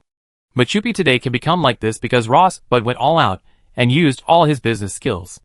Charlotte asked a few questions casually and found out the truth. Suddenly, she had a feeling. Sometimes, Pretending to be cool without saying a word can really work well. Chapter 222. Although Charlotte was a civilian, he had fought in many battles on the battlefield. He had played in the army and navy, and he knew that he could not bring all kinds of soldiers. Therefore, although the population of Machupi was expanding, he only picked more than 2,000 people, and the rest of them continued to develop in Machupi. Another reason why he only brought 2,000 people was that the Purple Sparrow Knights had less than 3,000 people. If he brought too many people, Claire Brittany would lose face. Moreover, the original Knights of Favonius did not have so many people. This time, Charlotte left Dorothy and Belisa in Machupi. He wanted to leave Anastasia with her, but Anastasia preferred the battlefield, so he took Anastasia, Doberman, Yellow Bear, Gwen the Spotted Deer, and Bancroft the Wind Wolf. This time, Charlotte selected the strongest warriors, who acted very quickly, and caught up with Claire Breton's main force a day later. Claire Breton's troops brought too much baggage, far more than what was needed to attack South Seraph, and their movements were extremely slow. Claire Breton had heard that Charlotte had won several battles in the Principality of Behemoth, but he had never expected that this guy could actually create such a large knight group of more than 2,000 people. He knew that the Knights of Favonius were originally the patrol troops of the Lucavaro district. The patrol troops in various places were basically empty salaries, and it was considered good to have a few hundred people. Where did these 2,000 people come from? Claire Brittany couldn't figure it out. But Claire Brittany wasn't the kind of person who wanted to know everything. The strength of the Knights of Favonius was a good thing for him. As for the fact that Dorothy didn't show up, he was extremely impressed. After all, he and Abner Sume were good friends, and Abner didn't want his sister to go to the battlefield. Claire Brittany wanted to tell Charlotte to leave Dorothy in the Silver Pigeon Castle, but Charlotte didn't expect that Dorothy would leave him in Machupi. This made Claire very satisfied and also won the favor of Abner. They all thought that Charlotte thought that Machupi was close to Strasbourg, which would be convenient for Dorothy to go home at any time. In short, this was not a particularly big misunderstanding. The army soon arrived at the Silver Pigeon Castle. The person who greeted Claire Breton was not Baron Fay Bowley, but a person Charlotte had never thought of, but always thought about in her heart, Middleman Sume. The first rose of the empire was still graceful and handsome, leading a force of hundreds of people, waiting for their arrival outside the Silver Pigeon Castle. Charlotte didn't have any admiration for her, but this senior was his most reliable support after traveling through time, and without Middleman's promotion, he wouldn't be where he is today. Seeing Middleman, Claire Brittany and Abner Sume were much more excited than Charlotte, and their attitudes were as humble as two puppies wagging their tails. Before Charlotte could go up to say hello, she saw Claire Brittany handing over a large amount of baggage in the army, including the civilians who transported the baggage, to Middleman. He suddenly realized that this senior sister's life in the Navy was not easy. This also explained why Claire Brittany stayed in Strasbourg for so long. She also brought far more supplies than needed for the attack. It turned out that these supplies were for Middleman. Before Middleman left, he noticed Charlotte and waved to him to come over. Charlotte was very nervous and approached the senior sister. She heard Middleman whispered, "Come on." Charlotte nodded vigorously. Middleman didn't say much and turned to leave. Charlotte couldn't help but say, "If you pass by Cappadocia, you can go up to replenish supplies. I have a small influence there." Middleman nodded slightly, left the three men with different moods, took the supplies and his troops, and quickly disappeared outside the Silver Pigeon Castle. There are many rivers in the Silver Pigeon Castle, and it is not far from the sea. If you continue forward, you will see several famous port cities in the Fars Empire. Middleman's fleet should be staying in one of them. Although Charlotte had guessed it, at this moment, she realized how much the Imperial Rose incident had affected Middleman, and even had to raise supplies by himself. Claire Brittany patted Charlotte on the shoulder, hugged him and Abner Sume's shoulders, and whispered, "This matter cannot be known to anyone." Abner Sume did not speak, but just glanced at Charlotte. Charlotte sighed and said, "Middleman is my senior, and also the one who promoted me. Except betraying Anne, I am willing to do anything for my senior." This answer satisfied the two men. Charlotte seemed to indicate that he was not an admirer, but a different position. Especially Claire Brittany, he patted Charlotte on the shoulder again and said, "The past is the past, and as a good girl, I will fully support you." These words are very meaningful. Charlotte was shocked. The three of them had just completed the deepest level of communication and confirmed the tacit understanding of standing on the same line, when they saw a pink light in the distance, passing through the sky, then turning slightly in the air and falling straight to the ground. Claire Brittany and Abner Sume's faces changed drastically, and they shouted, "Holy steps!" Charlotte was more familiar with the pink fighting spirit than them, and shouted, It's Princess May, Princess May Guillaume. This sentence made Claire Brittany and Abner Sume's faces change drastically and turned into faces full of fear. They shouted together, Minnie is in danger. The two of them urged their fighting spirit together, turning into two violent winds and lightning airflows, and rushed out of the team. Charlotte hesitated for a moment and said to several of her men, I go and take a look too. He knew that Princess May had a grudge against his senior schoolmate, although this grudge was somewhat unreasonable. This eldest princess would vent her anger on him, let alone Melman himself. This is the grudge for killing her husband? In the eastern country where Charlotte lived in her previous life, there is a saying, the grudge for killing one's father, the hatred for stealing one's wife. This sentence is used to describe the depth of personal hatred. Presumably, on the other hand, having her husband killed by Zimmerman in a duel must be a grudge that this widowed eldest princess will never let go of in her life.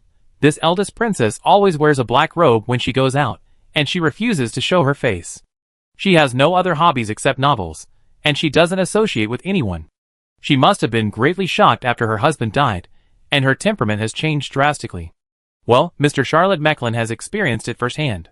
He has been thrown onto an enemy warship and into the sea by this eldest princess, and even threatened with a whale. There was also the miserable life of being forced to recite novels.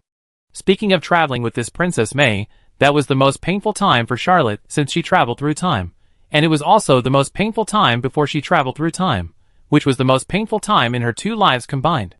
Even now, his team still has a team of fast clerks and fast manuscript delivery men. The sequelae have not been resolved yet. Charlotte is a little worried about Senior Middleman, but she also knows that her worry is useless. After all, he is just an ordinary mid-level extraordinary. If Princess May wants to go crazy, Claire Brittany and Abner Sume, two high-level extraordinaries, can still play a little role. What can he do? Shouting at the side. Stop fighting. She has a strong flavor of a heroine in a romance novel. Charlotte's lightness X2, plus the spirit spider technique, and even the wings of the young dragon, are still far inferior to the two high-level extraordinary people.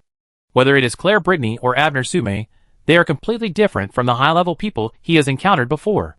There are also differences between high-level people. The 13th level and the 18th level are definitely not the same. Practicing ordinary secrets and the top knight inheritance in the old continent are even less likely to be at the same level. Claire Brittany and Abner Sume practice the top knight inheritance in the old continent. They have just broken through the 18th level and are only one step away from being promoted to the saint level. No matter how hard Charlotte tried to use her secret method, she was still getting further and further behind the two people who were causing thunder and storms in front of her. When he arrived at the scene, Claire Brittany and Abner Sume were already standing behind Menelman, with their rapiers drawn, ready to fight for the first rose of the empire. Princess May, dressed in a black robe, was still cold and aloof, standing on the opposite side of everyone, like a plum blossom that still blooms proudly on a snowy day. But almost everyone knew that Princess May, who was alone, was the strong side. An army of hundreds of people is the weak one. Charlotte panted and supported his knees. The two sides had not yet started fighting, so there should still be some opportunities. He was ready to try his strategy of diplomacy. Although he was not Su Qin or Zhang Yi, he was very confident in the world of his previous life and the knowledge accumulated by his time traveler. Just as Charlotte was about to speak, she heard Princess May say, all the bookstores in the Principality of Behemoth do not have the two books you mentioned. Have you been lying to me all along? Charlotte didn't expect that while she was preparing her lines, she would become the focus of the whole audience. With Princess May's words, everyone's eyes, including Menelman, were focused on him. Claire Brittany even asked with lipped language, what book? Abner Sume made a gesture to express her doubts. For a moment, Charlotte wanted to say to everyone, I came to the wrong place. I'm leaving now. Just pretend I have never been here. Okay, these are 3 sentences. Princess May did not wait for Charlotte to answer, and said lightly, I have important things to do now. The book, we will explain it when we return to Strasbourg. Charlotte screamed in her heart, what do you mean by we? Who said we? We are not we. But he really did not dare to say it out loud, for fear that Princess May would suddenly vent her anger and kill him first. This eldest princess is crazy. Even the holy rank of the Blood Clan said to dig out the blood core, then dug out the blood core. Princess May turned to Menelman and said, it was thanks to this guy that he lied to me that 2 novels were only published in the Principality of Behemoth, so I came here to look for the original version of the novel. I didn't expect that we would meet on such a narrow road. This is our first meeting. Miss Middleman Sume? Or do you like another name, Miss First Rose of Fars? Don't talk nonsense. Princess May Guillaume, draw your sword. Princess May smiled slightly, and was about to make a few more sarcastic remarks when she saw Middleman's whole body filled with a strong fighting spirit like the night. His feet slowly left the ground, and the light on his long sword also turned dark. Under the cover of the dark night, a strange full moon emerged. Dark breathing technique, meditation technique of the Black Moon Goddess. Middleman has actually been promoted to the saint level. Everyone present couldn't help but get excited. Charlotte was not excited, he was just stunned. Middleman is the most talented knight. Everyone knows it. Although the charm of the First Rose of the Empire has always been suppressed by her lawless fiancé, Zimmerman Axel Robin, who dominates the entire old continent, her charm, her talent are still unconcealed. Middleman has always been the first rose in the eyes of young men in Fars, and even all the countries in the old continent. But at this moment, Middleman also proved that she not only has beauty, but also has the strength to match her unparalleled beauty. Princess May smiled softly, and suddenly turned into a pink light, rushing towards Middleman. The night and pink collided in the air. In an instant, there was a crisp sound of air bursting, lingering endlessly, like a light thunder in summer. The three men on the ground, even if they wanted to, were powerless to interfere with this duel. Because they were not saints, they could not fly into the air. Charlotte never kept the floating world flower by her side, because although it could fly, it would mobilize countless petals every time it flew into the air. It was too fragile, and each petal was an haiku, so he was not willing to use it. At this moment, even if Charlotte wanted to help, it was impossible. Even if he had the floating world flower in his hand, he could not interfere with this level of battle. That was a duel between the two most famous ladies in the old continent. This duel was about both victory and defeat, and also about Sundara. Princess May turned into a colorful rain of flowers, and countless tiny petals appeared in her pink fighting spirit. It was the first time that Charlotte saw this eldest princess really take action. When she dealt with the two blood clan saints, there was no such cool change in her fighting spirit. Princess May's fighting spirit really echoes an ancient poem from Earth. The east wind blows thousands of flowers at night, and blows down plum blossoms like rain. Middleman's fighting spirit is like a dark night, with a demonic moon in the sky, and his body seems to be one with the night, dancing in the moon. Charlotte has never seen such a battle, such a beautiful scene. It also reminds him of another ancient poem from Earth. The moon in front of the window is ordinary, but it is different with the plum blossoms. Chapter 223. The more beautiful the plum blossoms, the colder the black moon. The more lonely the plum blossoms, the mistier the moon in the dark night. Charlotte was originally worried that senior sister Middleman, who had just been promoted to the saint rank, might not be a match for Princess May. But soon, he found that he probably didn't know the senior sister Middleman well enough. Middleman Sume was definitely not a saint rank for the first time. She just kept hiding her strength. In the entire old road, Middleman Sume and Princess May Guillaume can be regarded as the first echelon of the saint rank. If we only talk about female saints, okay, Charlotte Mecklin was not well informed, and he didn't know many female saints. Anyway, he felt that Aunt Karen was far inferior to senior sister Middleman and Princess May. If there was a bucket of popcorn at this time, that would be too crazy. Claire Brittany and Abner Sume would definitely beat up anyone who ate popcorn at this time. No matter if they were men or women, no matter if they were old or young. Claire Brittany suddenly said, Princess May didn't use the Red Dragon's fighting spirit. Hattingen Thunder and Storm University are the schools that have produced the most great knights.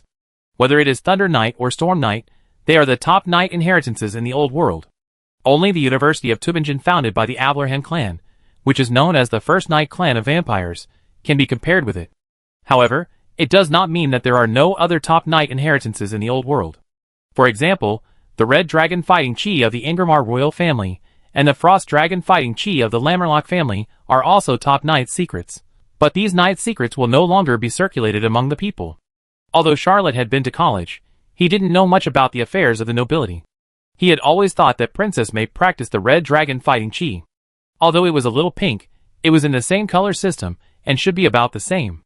At this time, after hearing what Claire Brittany said, he couldn't help but ask, is it really not Red Dragon fighting chi? Abner Sume interrupted, definitely not.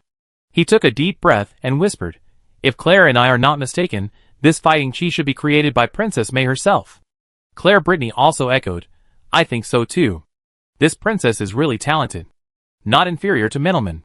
Charlotte could hear that Claire Brittany was trembling slightly when he said this. He obviously didn't want any woman to be better than Middleman. Charlotte didn't want to dwell on this and asked, "Who will win?" Abner Sume answered decisively, "I don't know." He looked at the sky and added, "Minnow must have hidden his strength for a long time. No one knows when she was promoted to the saint level, but she was definitely not promoted recently. This dark fighting spirit is strong and solid, at least above the 21st level. Princess May's strength is definitely above many, but she created her own fighting spirit secret method. This secret method is still a little bit imperfect, so there are often small flaws in battle. For now, it is not as good as the dark fighting spirit that has been tempered by thousands of times, but in the future," Claire Brittany added, "the future is limitless. This Princess May will definitely be able to stand at the top in the future. As a knight, I am a little ashamed." Charlotte was slightly relieved. He didn't want anything to happen to senior sister Middleman. For some reason, he didn't want anything to happen to Princess May. The three men were powerless to intervene in this duel. They looked at the sky with fear in their eyes. Two beams of fighting spirit were flying in the air, chasing each other. The clouds in the sky were torn into pieces by the two beams of fighting spirit. Occasionally, when they collided, they would produce bursts of thunder like roars. Charlotte's neck was sore from watching, so she just lay on the ground. At this moment, a very pretty face covered the sky. Charlotte was startled and shouted, "Anastasia! Why are you here too?" Anastasia smiled and asked, "Can't I watch the fun?" Charlotte was speechless. It seems that she can? The illegitimate daughter of Baron Fiel, with her hands on the two swords at her waist, looked up at the sky, her face full of envy, and her heart was extremely excited. She kept imagining how great it would be if she could be so strong. Anastasia thought she was already very strong. Among her peers, there were not many who were stronger than her, but compared to Middleman and Princess May, she was still not strong enough. Anastasia was extremely eager for power. She didn't care about love at all, she just wanted to have the power to decide her own destiny. Charlotte looked around and found that almost all of her men had come. After all, Charlotte's men were all extraordinary at this time, and even Dubin was promoted to the second level extraordinary during this period, and his swordsmanship also improved by leaps and bounds. With Charlotte setting an example, his men lay on the ground one after another, watching this rare battle between extraordinary people. Claire Brittany and Abner Sume couldn't let go of their pride. This was too indecent. What's more, both of them were high-level extraordinary people, so they wouldn't have a sore neck after looking up for a while, and they still maintained a standing posture. This battle lasted for several hours. Until the night was slightly rising, the two fighting spirit lights collided fiercely after crossing each other, and after separating, they didn't continue to circle. Looking from the ground, two groups of fighting spirit light in the sky were as small as beans. They held each other quietly for a moment, and the pink fighting spirit light shot towards Strasbourg.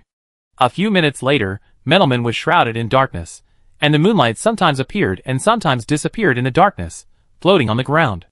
She was down to earth, and all the strange signs transformed by the fighting spirit disappeared. The first rows of the Empire said nothing, just greeted Claire Brittany, Abner Sume, and Charlotte Mecklin, and then silently led the team to continue on the road. Claire Breton watched Middleman's team leave, then brought Abner Sume and Charlotte, and others back to reunite with his team and entered the Silver Pigeon Castle. Everyone didn't want to talk along the way, and everyone had something on their mind. After entering the Silver Pigeon Castle, Charlotte realized that Baron Fabely was gone, and he couldn't continue to be there, because his property was always lost. Now the Baron only had real estate in Strasbourg. He left the Silver Pigeon Castle in tears, and went back to cry to his sister, the Queen, and wanted to change his territory. However, the Baron didn't know whether he thought it was too troublesome or had the advice of a master, but he actually left his knights in the Silver Pigeon Castle. The Silver Pigeon Castle had no owner, and Claire Brittany unceremoniously requisitioned Baron Feverly's knights and handed them over to Anastasia. Charlotte was a little strange at first, but he soon figured it out. Anastasia graduated from Hattingen Thunder and Storm University, and was a genuine junior of Claire Brittany and Abner Sume. Graduated from the same university, this social relationship can often help people get extra help. Just like Charlotte was favored by Middleman and promoted him. Dubin, who is also a second-level extraordinary and has never been to university, can only be a 47th level third-level sergeant. So far, he has not received any promotion documents. Chapter 224. Dubin failed to get promoted. Not long ago, it was not Charlotte's fault. It's not that he didn't report it, but the superior agency never approved it. But now it's Charlotte's fault. As he continued to get promoted, He had already obtained the approval authority for many people's positions, including Dubin, although he had to go through some detours and could not be promoted directly. So Charlotte was able to happily give Anastasia a 41st level first level clerk and Belisa a 45th level first level assistant. Poor Dubin. Charlotte could swear to heaven that he definitely did not deliberately suppress this loyal subordinate. He simply forgot about it. Now Claire Brittany has 4 knights in his hands. One is the Purple Finch Knights, which he leads personally, and the other is the Maple Leaf Knights, which was personally recruited by Claire Brittany and Abner Sume and founded from scratch. Claire did not trust others, so he gave it to his best friend Abner Sume to lead. The other 2 were Charlotte's Knights of Favonius and Anastasia's Knights of the Silver Pigeon Castle. This name was changed by Baron Faber not long ago.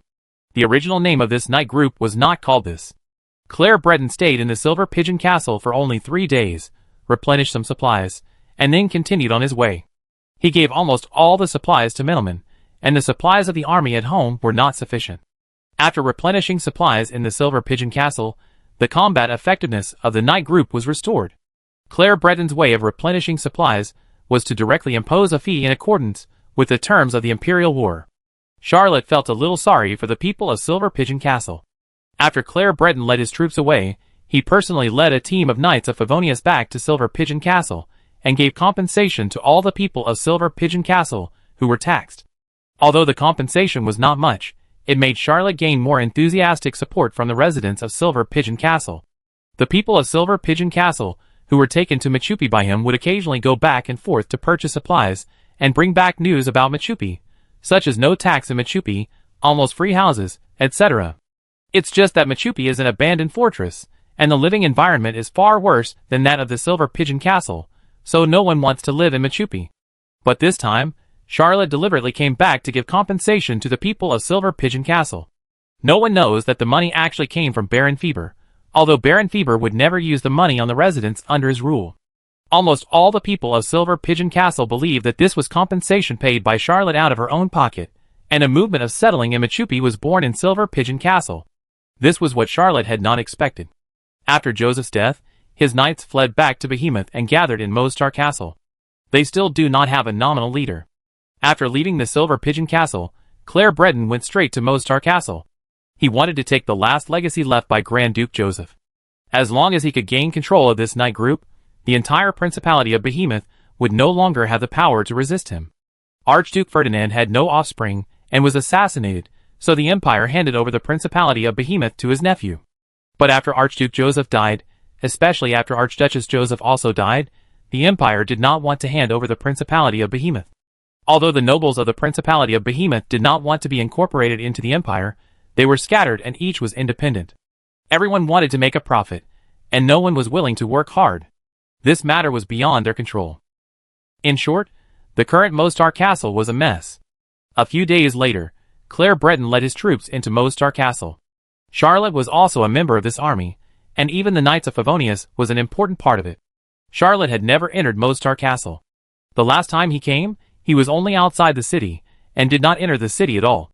This time he entered the capital of the Principality of Behemoth, and he felt quite emotional. After all, he was a behemoth. However, not long after he entered the city, he saw the nobles swarming in. These nobles had fought several rounds of civil wars in order to fight for power, and at least dozens of people died. Charlotte listened to these nobles scrambling to win Claire Breton's support and attacking each other. After a while, she couldn't help but feel lucky for Belisa. If Belisa hadn't made a quick decision and escaped from Mostar Castle, she would have been tortured to death by these nobles because of her status. Although Belisa was a little naive, she was not stupid. Sometimes she could make quick decisions. She just lacked some knowledge, because she was always around the Duchess. Of course, because she was often around Grand Duchess Joseph, she was too knowledgeable in some aspects. Claire Breton had no interest in this group of behemoth local nobles. He ordered the soldiers to expel these rubbish, but asked Charlotte to call several leaders of Archduke Joseph's old subordinates to the Duke's palace for a discussion. Charlotte received the order, and only took Anastasia to the military camp in Mostar Castle. Now Anastasia has abandoned her identity as the illegitimate daughter of Baron Fiel, and no longer mentions the behemoths or Lady Nancila. She has settled in Strasbourg, and is now an authentic imperial clerk. Just like when Charlotte crossed over, a first-class clerk of the 41st rank, a resident of the imperial capital. The gate of the military camp in Mostar Castle was closed. During this period, this knight group was also wooed by countless nobles, but most of the nobles could not promise them a future. These local nobles of Behemoth might not even have a future. This also led to the knight group being very cautious. When Charlotte arrived at the military camp, he immediately reported his name. He shouted, "Leader of the Patrol Army of Lucavelo District, Head of the Knights of Favonius, Director of the Political Affairs Bureau of Lucavelo District, Special and Full-Powered War Commissioner of the Fars Empire to the Ingrima Empire, and 27th Rank 3rd Level General Affairs Officer Charlotte Mecklin. Please ask the 3 captains of the Mostar Castle Knights to open the camp gate, and follow me to meet the Behemoth Military Archon Claire Breton." Charlotte shouted 3 times in a row, but no one in the barracks responded. Charlotte did not hesitate to pull out the anti-space long-range rifle from his collar. He had returned to Machupi, and had already taken back his most handy weapon. He mentioned Bloody Glory and shouted, "If you refuse to open the door again, I will blow it up and enter on my own." This threat was not responded to either. Charlotte did not hesitate to pull the trigger, and a magic-breaking armor-blasting bomb blew up the gate of the barracks. This thing is a bit violent. Chapter 225. The Mostar Castle Knights, in fact, have not figured out what to do. The leader of this knights is naturally Archduke Ferdinand. After Archduke Ferdinand and his wife were assassinated, Archduke Joseph became the master of this knights. But Joseph's control over this knights was much weaker. If it weren't for the banner of revenge for Archduke Ferdinand, he might not be able to command this knights at all. Joseph died in the Battle of South Seraph, and this knights no longer had a master. In addition to the leader, there were originally 5 captains in Mostar Castle. 2 of them were high-level extraordinary people, and both returned to Mostar Castle alive. The other 3 were mid-level extraordinary people, 2 of whom died in the battle in South Seraph. Now there are 3 captains in charge of the knights. With 2 high-level extraordinary people and 1 mid-level extraordinary person, the Mostar Castle Knights actually don't care much about the political changes in the Principality of Behemoth. When Charlotte shouted outside the barracks, none of the 3 captains cared at all. Although Charlotte killed Jonan and Zalman in a duel, he only had a certain prestige in the minds of the lower-level residents and soldiers. These high-level people did not think he was anything special, but just thought that this guy was just lucky. It was not until Charlotte blew up the gate of the military camp with a shot that the 3 captains could no longer sit still. Enzo, the Blue Knight, could not help but say, "A young man from Strasbourg dares to be so arrogant. I will go and teach him a lesson." His other colleague did not say anything, and the Blood Knight Diak nodded slightly, and the Blue Knight turned around and left. Blood Knight Diak is known as the first knight of Behemoth, and his strength ranks first in the knights. The Blue Knight is also a high-level one, but he needs the recognition of the Blood Knight. As for the other mid-level extraordinary, his opinion is not important at all. Charlotte blasted the gate of the Mostar fort with a shot, and then put away the anti-space long-range rifle, because he knew that this old friend would not be used for the time being. Anastasia had never seen Charlotte so violent, and whispered, "Do you have a grudge against them?" Charlotte touched her nose and said, "Yes." He was too embarrassed to say that the person who chased Mr. Charlotte Mecklin and made him run naked on the street was a middle-level officer of the Mostar Castle Knights. Although it was not Huang Haisheng. Running naked, Mr. Charlotte Mecklin still felt a little upset every time this embarrassing incident came to his memory. This time, he came to pass on Claire Breton's message and reported it clearly, but the Mostar Castle Knights did not respond, and did not even send someone to respond. With old hatreds and new grudges added together, he was a little rude. Blue Knight Enzo mounted his warhorse, and a subordinate brought up the knight's lance. He clamped the knight's lance and galloped away. The whole person was like a gust of wind. Blue Knight Enzo didn't want to listen to Charlotte's explanation at all. Since he wanted to be rough, then he would be rough. As a high-level knight, Blue Knight Enzo believed that even in front of Claire Brittany, he would have more face than Charlotte, and even if he hurt the other party, no one would hold him accountable for it. This is the self-confidence of a high-level extraordinary person. Charlotte's insight was one step ahead, and he sensed the Blue Knight Enzo galloping towards him. He said to Anastasia, "Move aside, so that the battle will not affect you." Anastasia really jumped back. Although she graduated from Hattingen Thunder and Storm University and practiced the top knight heritage, she was too young after all. She was only a second-level extraordinary. She really couldn't intervene in this kind of mid to high-level duel. Since Charlotte left the Principality of Behemoth, he had trained with Ingrima on the sea. His cultivation level has increased moderately. He is still an 8th-level extraordinary, but his confidence has expanded a lot. This time he followed Claire Brittany to the Principality of Behemoth, and also brought a knight's lance, which was a mountain collapse gift from Aurora.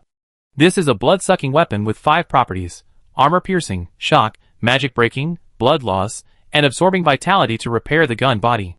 Charlotte held the gun with both hands, silently recalling the key points of the secret gun technique of the Asilo family, Wings of the Sky, and when the Blue Knight Enzo was no more than 20 meters away from him, Charlotte suddenly moved, and the whole person jumped up, and with the blessing of the Light Agility Technique X2, the Spirit Spider Technique, and the wings of the Young Dragon, it was like flying in the wind. When he was at the highest point in the air, Blue Knight Enzo had just rushed forward another 7 or 8 meters, which was exactly the best attack distance of Sky Wing. Blue Knight Enzo did not expect that when he was about to gallop on his horse and rush to Charlotte, the knight's power would reach its peak, and he would be able to exert a power several times higher than usual with one strike, which would definitely hit Charlotte hard with one shot. He could never have imagined that Charlotte would suddenly jump high, causing a shot, which had accumulated to its peak, to miss its target. When Charlotte jumped to the highest point, the spear came straight down from the sky like a collapse of the sky. Blue Knight Enzo could only use his fighting spirit to turn the spear towards the sky. However, he did not expect that Charlotte's spear was just a show. When Blue Knight Enzo turned the spear style to a high position, he stretched out his foot and stepped on it, and the whole person changed the direction easily. This is just one of the reasons why the secret method of Asilo's spearmanship is called the Wing of Heaven. This secret method is called Shikong, which is not a supernatural power, but a pure spearmanship. However, without the lightness technique, the Spirit Spider technique, and the wings of the Young Dragon, there would be no such a deft sense of balance and the power to control the body. The Blue Knight changed his tactics when facing the enemy, and he could not control the spear style. When Charlotte turned in midair, he could no longer retract the spear. He watched helplessly as Charlotte lifted up the collapsed mountain and shot him down with one shot, knocking him and his horse down. The Blue Knight's warhorse screamed continuously, but could no longer stand up. Charlotte's spear broke its neck. The Blue Knight relied on his high-level fighting spirit to avoid the vital points in time, and then used the knight's lance to resist. Although his chest and back were hurt, he was not really injured.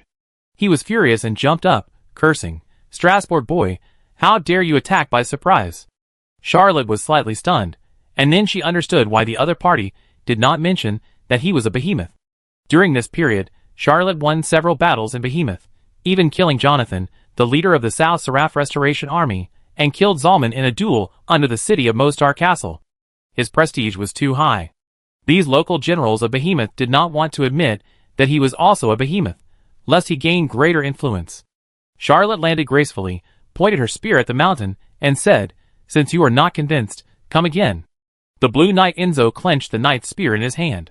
Every change of Charlotte's attack just now was incredible and beyond his common sense. This high-level knight really didn't dare to come again. Chapter 226. Charlotte's Sky Wing Spear technique was trained by Julian himself. Although there are not many secrets to this spear, the force technique and body movement changes, as long as it is given to a supernatural who is proficient in spear techniques. It does not need to be high level, only the middle level, and after a few days of thinking, the mystery can be figured out.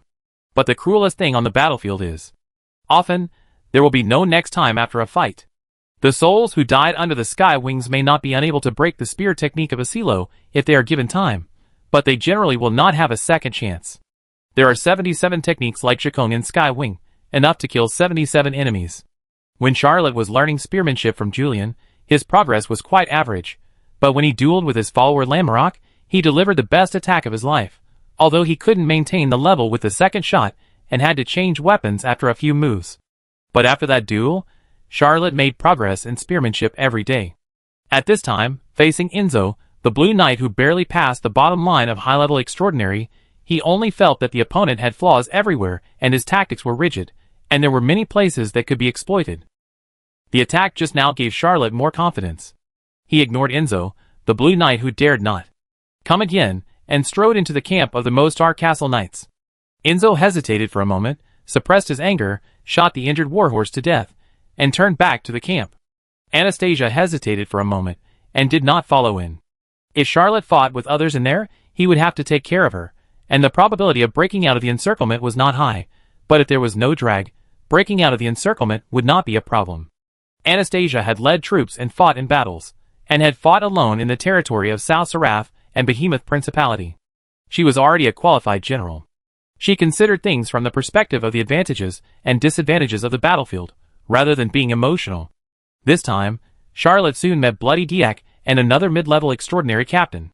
The Blood Knight saw that Charlotte was not even covered with dust, but the Blue Knight was quite embarrassed and his attitude was relatively honest.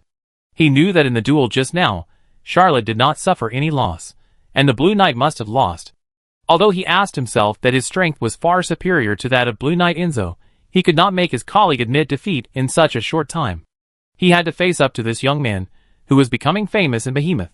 Blood Knight Diak asked, "What are you doing here?" Charlotte smiled and said, "Behemoth Military Archon Claire Breton asked me to invite the 3 captains to discuss the dispatch of troops."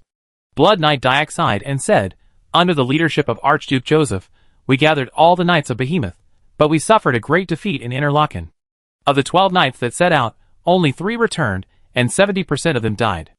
Even Archduke Joseph died in the small town of Interlaken, and was even beaten to Mostar Castle by Lady Southera, who killed the Archduchess. The current Behemoth can no longer withstand the ravages of war. We need to recuperate." Charlotte smiled and said, "You need to talk to Krell in person about these things." Blood Knight Diak had no choice but to say, "We will go to see Mr. Krell now." The 3 captains of the Mostar Castle Knights, with more than a dozen accompanying knights, followed Charlotte to the Duke's palace.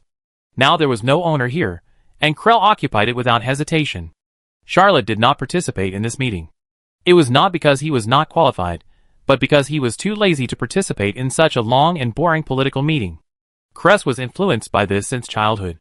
Abner Sume was also from an aristocratic family, and was proficient in politics.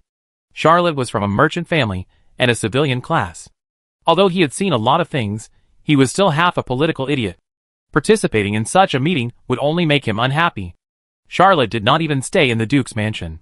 He left the Duke's mansion and climbed to the top of the Mostar Castle. He looked at the flat land below the city and suddenly felt a little emotional. The last time he came to Mostar Castle, he was still outside the city, fighting hard for the city. But the nobles in the city did nothing, and even let Hughes rush to the top of the city and chop off the head of the Grand Duchess. Although that duel made Charlotte famous, in fact, the person who gained the most fame was Hughes. With Zalman's death, he completely controlled the South Seraph Restoration Army, and there was no opposition.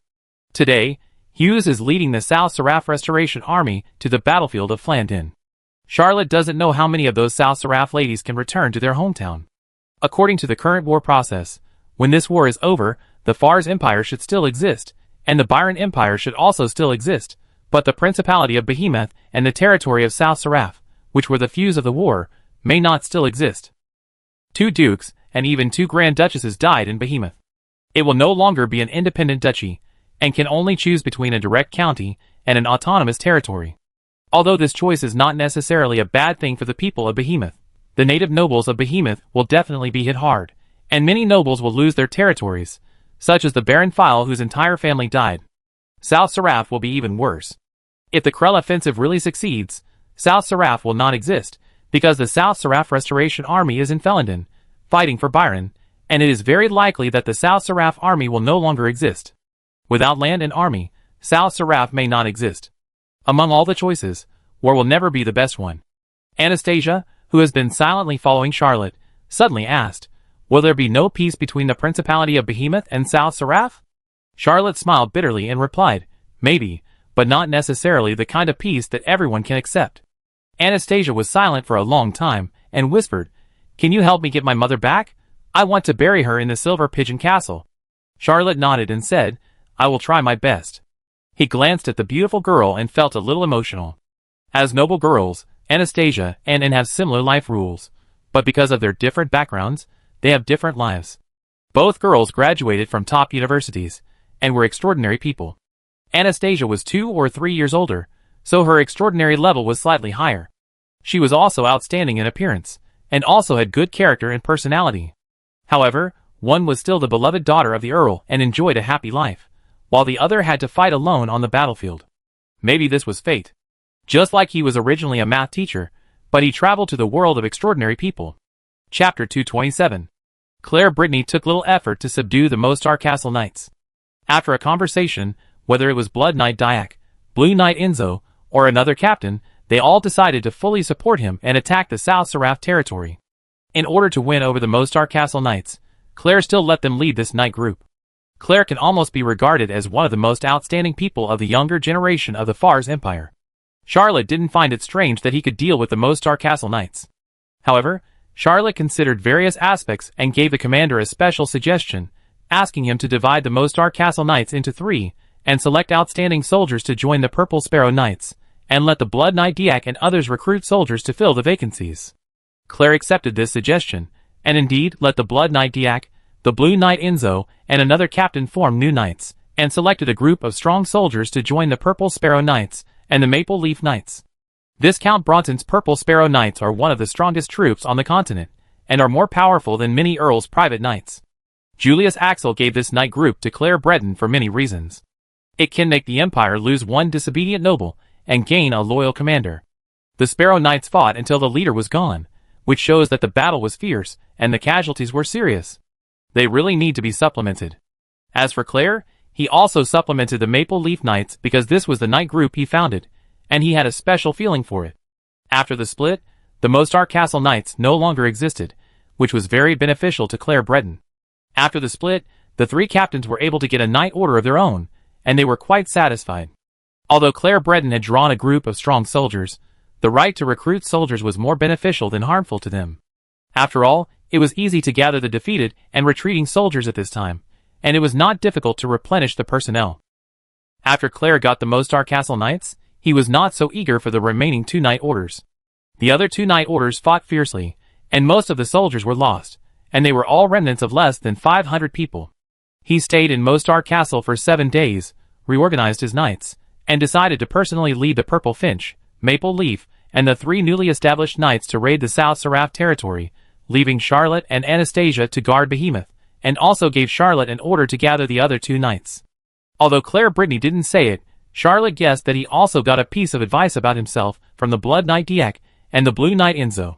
Obviously, Krell also accepted it. To be honest, Charlotte had no interest in going to the South Seraph to fight. He was so happy to be able to stay. Krell's departure was quite orderly. After leaving Mostar Castle, he said to Charlotte, who came to see him off, "Only Abner, and you are the people I trust in this team. Abner wants to go to the war with me, so I can only leave the rear to you. Our strategic goal is not to capture the South Seraph, but to make the war tense and attract Felindon's army, so a stable rear is very necessary. Don't let me down, we are one." Charlotte smiled and said, "I will protect the rear for you. You can trust me at any time. You also know that I really hope to become a family with Brittany." Claire Brittany smiled. His trust in Charlotte was based on this point. There is no more stable political alliance than marriage, not to mention that the Brittany family can give Charlotte too much. Whether in public or private, Charlotte will not betray. Beyond interests, that is his appreciation for Charlotte. In Claire Breton's eyes, Charlotte is an excellent commander and a very good friend, capable, morally excellent, and of good character. Well, let's talk about morality later. Charlotte sent Claire away, and just returned to Mostarburg. His diary conveyed a thought. Charlotte Mecklin has obtained temporary rule of Mostarburg and met the requirements for arranging the 6th maze. Mostarburg is about to be maze-like. Please complete 18 taxes, and do not leave this place during this period. Charlotte was slightly surprised. He said he never expected that the Labyrinth of Agmaraz would give such a condition this time. Perhaps for people in the old world, this condition is very difficult. After all, collecting taxes has always been a big problem in feudal rule. But for the post-feudal era where taxes are as high as cattle hair, Charlotte has a completely different understanding of heavy taxes. When he returned to Mostar Castle, he summoned all the nobles in the city, and said he wanted to discuss the ownership of the Duke's mansion. After the death of 2 generations of dukes, the nobles of the Principality of Behemoth, although unwilling, also knew that there would probably be no more dukes in the country, so everyone coveted the legacy left after the demise of the Principality. The Duke's mansion is the most luxurious residence in Mostar Castle. For the nobles who pay attention to luxury and indulge in pleasure, there is nothing better than this residence to highlight their status. However, no one had enough authority to suppress other opponents before. Although Claire Brittany's status was enough, he was a member of the Brittany family, and had to pay attention to his face, so he did not take any action. After Claire Brittany left, Charlotte immediately summoned the nobles to discuss the disposal of the Duke's mansion, and gave all the nobles of Mostarburg a hint that he was ordered to dispose of the Duke's inheritance. Charlotte grew up in the Principality of Behemoth, but his family was not in Mostarburg, but in Seagull City, the 3rd largest city in the Principality of Behemoth. It was a city by the sea. He did go to school in Mostarburg for a few years. After all, before he entered university, he was in Lehman Public School and Behemoth National College, both of which were in Mostarburg. He thought he was familiar with Mostar, but he had never thought that there were so many nobles in this city. Above the 37th level, they were considered the lower-class nobles, and above the 24th level, they were the insurmountable class. There were more than 500 lower-class nobles in Mostar, and dozens of insurmountable classes. Of course, this was not all, and some nobles in Mostar were afraid of war and fled to Strasbourg or other places. This was not all of the Principality of Behemoth, but only the local nobles in Mostar. Chapter 228. Although Charlotte's position is not the highest, he controls the Knights of Favonius, and the Knights of Silver Pigeon Castle also obey him. He also represents Krell. These local nobles in Mostar Castle are quite obedient. His reputation won in successive battles also played a key role. Facing this group of local nobles, Charlotte smiled and said, "Unfortunately, Duke Joseph died in the South Seraph territory. Losing such an excellent leader is a loss for each of us. It's just, Mostar is the city of all Mostar people, and the wealth of this city should belong to every Mostar person." The tone of this sentence was very clever, and almost all Mostar people's eyes lit up. "Sure enough," Charlotte said next, "I decided to divide the wealth left by the Duke equally among everyone." This sentence triggered the resonance of the nobles, and some even cheered quietly. Charlotte smiled and said, "But Mostar is a big city with a population of more than 100,000, or even more. It is really impossible to distribute it directly to everyone, so the nobles need to take responsibility." This sentence made every noble's heart tremble. They were extremely grateful for Charlotte's wisdom. This sentence was like the wisest king, and it touched every noble's heart. Charlotte then turned slightly and said, "This matter only needs 3 standards: fairness, fairness, and fairness. However, many things cannot be divided equally or cut, such as this Duke's mansion, so I have a small request, which is to start from the Duke's mansion and hold an auction. The cash from each auction will be evenly distributed to each noble present. What do you think?" The people of Mostar cheered in unison, and they were very supportive of this decision. They had been blinded by the huge benefits, and simply forgot to question it. Charlotte immediately started the first auction, and specially named this auction, Mostar War Tax Collection. And before the auction started, he announced publicly that he would never touch the cash from any auction, and asked the nobles of Mostar to publicly elect 18 of the most respected people to jointly supervise this huge amount of money. This announcement gave the nobles a reassurance, and they quickly nominated 18 nobles, with their own private knights to take care of such a large amount of cash. The first item was auctioned very smoothly. The Duke's mansion was deeply loved by the nobles of Mostar Castle, especially because someone thought that the money from the auction would be shared among everyone, and must not be sold at a low price to benefit some grandson. So almost everyone tried to hold the price regardless of whether they bought it or not. In the end, the Duke's mansion was auctioned at a sky-high price of 63,000 ECU. Charlotte had mortgaged the Columban Castle for tens of thousands of ECU, and dumped the debt on Baron Favret. At that time, he felt that he was very black-hearted, and that the Columban Castle was definitely not worth that price. A house of the same size in Strasbourg only costs tens of thousands of ECU. How could the Baron's mansion in the Columban Castle be sold at the same price as a house in the capital? He didn't expect that the Duke's mansion could be auctioned at such an exaggerated price. When the first item of the auction of the Duke's mansion was Mostar Castle War Tax. After entering the account, the diary really conveyed a thought. The maze-making progress of Mostar Castle is 1/18. As the top nobles of the empire, the 2 dukes certainly have more than one house. Charlotte took out all these houses, and sold them one by one. It was the first time for him to experience that the maze-making progress was advancing rapidly. When he sold a house in the east of the city, the maze-making progress of Mostar Castle was 18/18, and it was completed once. The diary then sent out a thought. Charlotte Mecklin has obtained the temporary rulership of Mostar Castle, and has performed tax collection duties, meeting the requirements for setting up the 7th maze. Mostar Castle is about to start the 2nd maze. Please complete 18 taxes. During this period, you are not allowed to leave this place. Charlotte then began to auction the manors, shops, and collections of the 2 dukes. He quickly completed the 2nd maze of Mostar Castle, and obtained 3 passages, leading to Machupi, Silver Pigeon Castle, and Cappadocia City. What surprised Charlotte was that the diary did not mention the 3rd maze. Although he knew that this thing was very random, he still felt a little regretful. After completing this big auction, Charlotte announced that he would leave the rest of the matter to the local nobles of Mostar Castle, and would never interfere. In order to show enough honesty, he did not stay in Mostar Castle, but took the Knights of Favonius and the Knights of Silver Pigeon Castle away to gather the other 2 knights. As soon as Charlotte left, the whole Mostar Castle became lively. For Charlotte, this was just a little bit of an accident. Being able to complete the maze twice was already a gain. As for the rest of the gains, well, don't worry for now. The 3 knight groups that escaped from South Seraph, except for the Mostar Castle Knights, belonged to 2 barons. These 2 barons were lucky enough to survive. Although they suffered heavy losses, they saved their lives. They also received documents from Strasbourg, asking them to assist Krell and attack South Seraph again, but how could these 2 barons be willing to put their last family assets on the line? They all retreated to their own territories, and even formed an alliance to fight against Krell. But they did not expect that Krell looked down on their pitiful hundreds of soldiers, and did not come at all. Instead, Charlotte led the Knights of Favonius and the Knights of Silver Pigeon Castle to kill them. In order to avoid suspicion, Charlotte did not leave anyone in Mostar Castle, and left cleanly.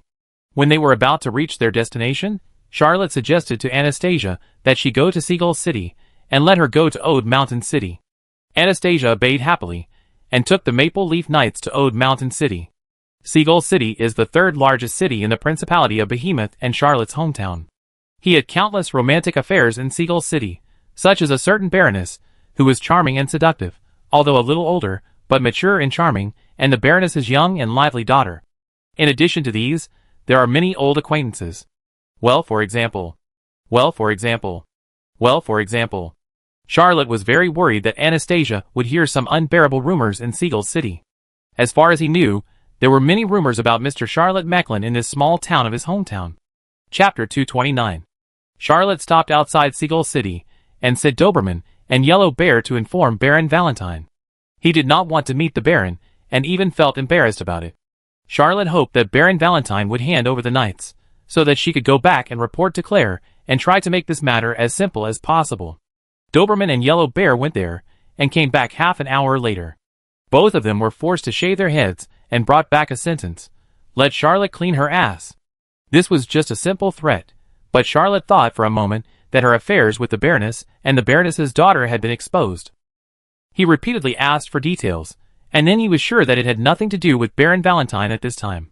The Baron was still knowing nothing, and someone else was the one who had a tantrum. The person who ordered Doberman and Yellow Bear to be held down and shaved bald was Freeman Martin, a knight captain of Baron Valentine. This Freeman Martin knight captain was very unethical. After Doberman and Yellow Bear entered Seagull City, he ordered them to be surrounded. Under the threat of hundreds of rifles, Doberman and Yellow Bear could not resist, and could only be humiliated and pressed to the ground and shaved bald. This incident made Charlotte feel helpless. Freeman Martin was the man who chased Mr. Charlotte Mecklin all over the street. At that time, Freeman Martin was still a member of the Mostarburg Knights, and was a middle-level officer. Unexpectedly, Mr. Freeman Martin returned to his hometown, and became a subordinate of Baron Valentine. Well, if Freeman Martin's home was not in Seagull City, and he was in Mostarburg, that incident would not have happened. In fact, Mr. Charlotte Mecklin is usually very cautious in doing things. For example, Baron Valentine still knows nothing. Doberman and Yellow Bear were extremely angry, and regarded this as a great humiliation. They strongly demanded that Charlotte immediately lead troops to attack the city. Even if Charlotte was crazy, he would not start a war against his hometown. Moreover, he was a peace-loving person.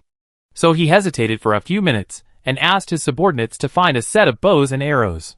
Although bows and arrows have been almost eliminated due to the rise of muskets, many people still prefer this ancient long-range weapon, and shot a duel book into the city.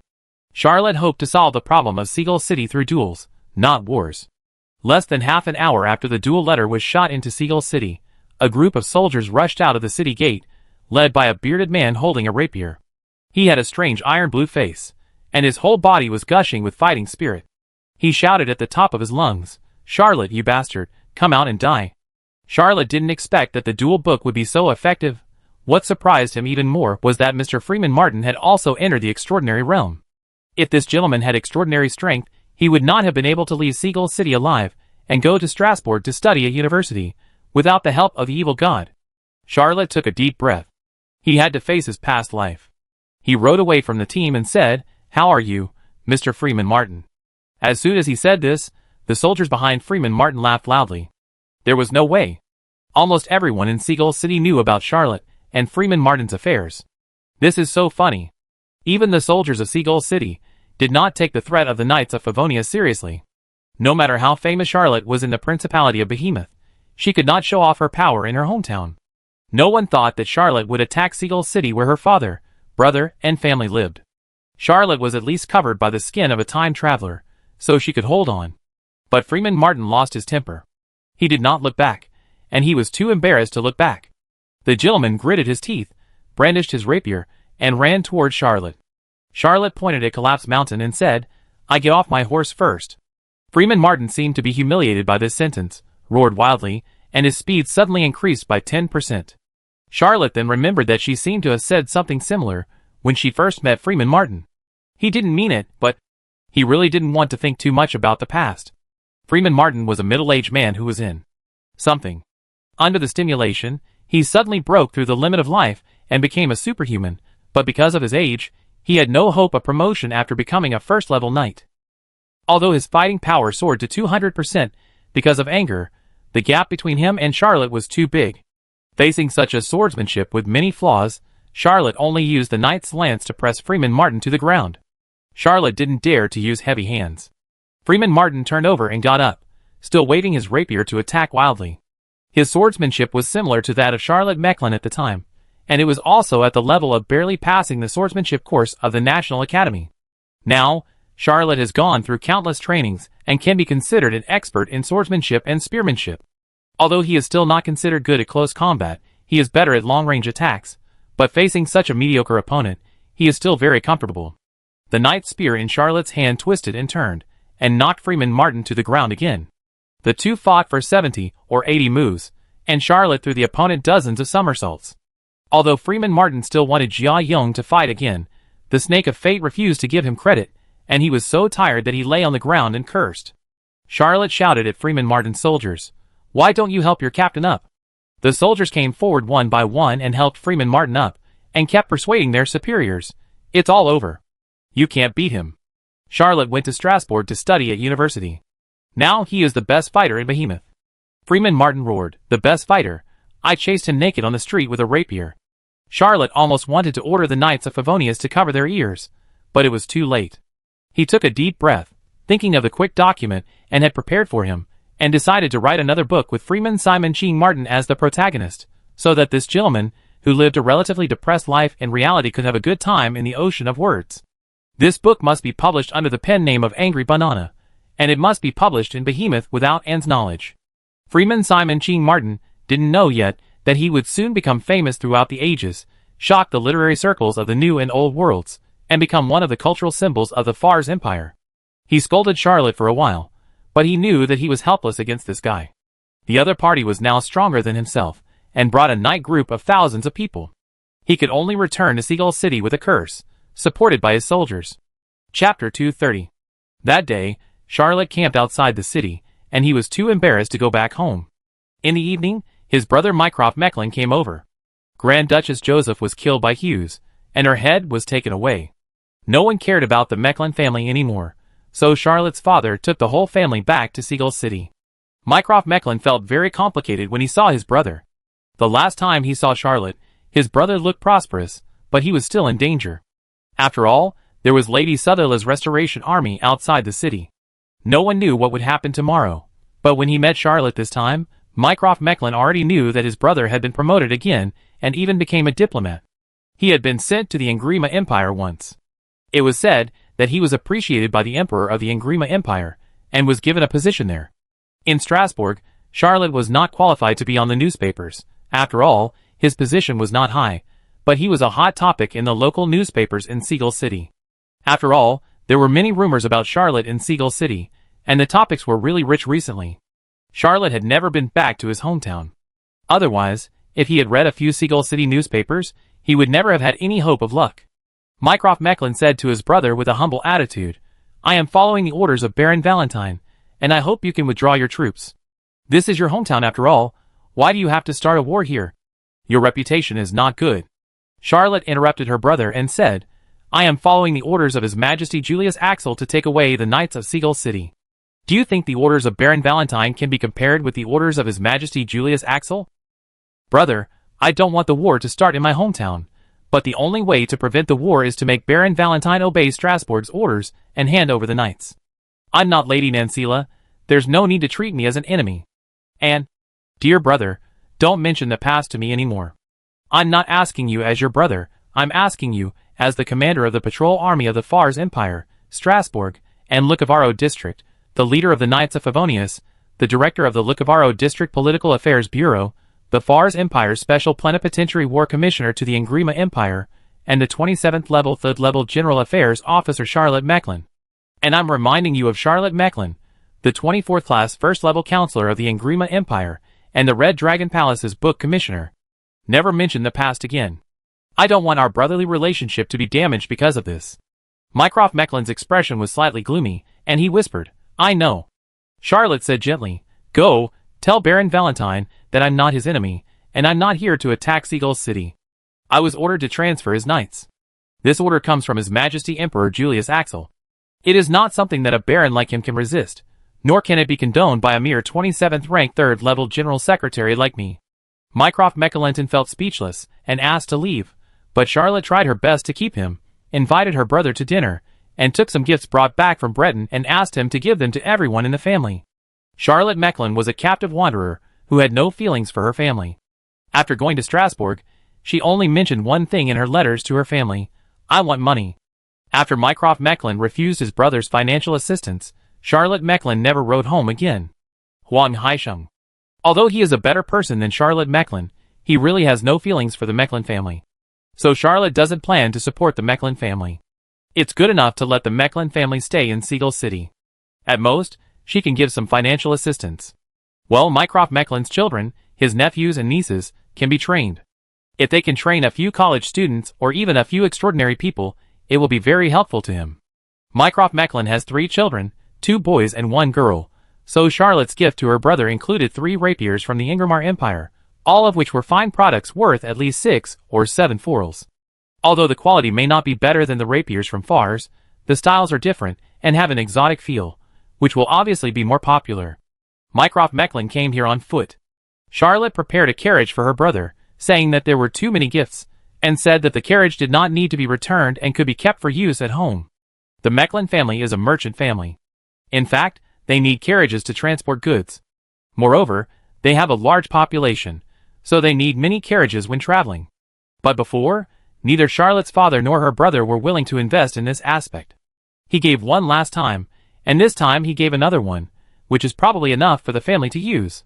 Mycroft Mechlin felt mixed emotions, and took the carriage and gifts back to Seagull City. After Charlotte sent her brother away, she asked Doberman to take people out and cruise around as usual.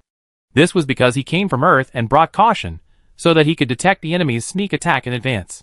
He originally thought that there would be no enemies in Seagull City, but this habit was still retained. For Charlotte, breaking the habit was a bad thing. However, he did not expect that less than an hour after Mycroft Mechlin left, Dubin hurried back and said, An army left Seagull City and is marching towards us. It will probably launch an attack in a few dozen minutes. Charlotte was slightly surprised and asked, There are only a few hundred people in Seagull City. Do they dare to attack our Knights of Favonius? Dubin shrugged his shoulders and said, Maybe Baron Valentine thinks he is a military genius? Charlotte was speechless, and issued several orders in succession, withdrawing half of the knights, and ambushing near the military camp. Sure enough, not long after, a night group of hundreds of people appeared outside the military camp. Baron Valentine walked in front, with an excited look on his face, and said in a low voice, Charlotte is a coward. What kind of person he is, everyone in Seagull City knows. I will destroy his myth and his reputation as the strongest knight of Behemoth. If we win this battle, each soldier can get a centime. Charlotte heard this from afar, and could not help but give an order. Countless torches were burning. He raised the bloody glory and shouted, Those who surrender on the spot will be rewarded with 20 centimes, and those who capture Baron Valentine alive will be rewarded with 100 ekus. Comparing money? Why should he, Charlotte, be afraid of a mere baron? Chapter 231. Although Charlotte was a layman in military affairs, he also knew the importance of equipment. The Knights of Favonius he led had all been equipped with a rifle, a rapier, and a dagger. Some soldiers might have a combination of a lance and a pistol. After all, Some were good at using lances, and it would be too cumbersome for such soldiers to carry a rifle. They should be replaced with a magnum handgun or something like that. Therefore, when he gave the order, Baron Valentine and his men saw countless black muzzles. As soon as someone tried to resist, he was shot with several guns, leaving holes all over his body. Valentine's Knights were originally the local garrison of Seagull City, so their quality was not high. Although he was qualified to raise a knights, he thought it was too expensive to raise a knight, so he simply did not raise soldiers. He also experienced a great defeat in South Seraph, and his morale had already fallen to the bottom. At this time, they were surrounded by the enemy who wanted to attack by surprise, and many people immediately collapsed, threw down their weapons, and wanted to escape. These people were captured alive by the soldiers of the Knights of Favonius and pressed to the ground. Charlotte did not break her promise, and publicly gave each surrendered soldier 20 centimes. The Valentinian Knights, who received the money, were taken to the back and searched, and all their belongings except the 20 centimes were taken away. Charlotte never treated her own people badly, so the soldiers of the Knights of Favonius, from top to bottom, developed the habit of keeping the small amounts of money they got on the battlefield. The Valentinian Knights did not know what happened to their companions later. With a previous example, more and more people surrendered. Baron Valentine was not a famous general. He dared to launch a surprise attack because he knew that Charlotte was a local and had many bad rumors about her, which made him look down on her. He was already panicking and didn't know whether he should surrender. When Baron Valentine hesitated, a thin and tall boy quietly waved his hand, and 7 or 8 companions rushed up with him and pressed Baron Valentine to the ground. Baron Valentine screamed in fear, "Don't kill me! Don't kill me! I am a baron of the empire, a high noble." Some people also targeted Baron Valentine, but after the lanky boy held down the baron, he drew out the pistol from his waist, and his companions also drew out the pistols from their waists, which immediately deterred those who wanted to come up and fight for the 100 ECU. The lanky boy held down the baron, but did not give up his weapon and came to Charlotte. Charlotte smiled and was about to give the bounty, but suddenly her face changed slightly. The boy's appearance overlapped with Charlotte Mecklen's memory, and he couldn't help but exclaimed, "Are you Yang?" The boy said coldly, "No."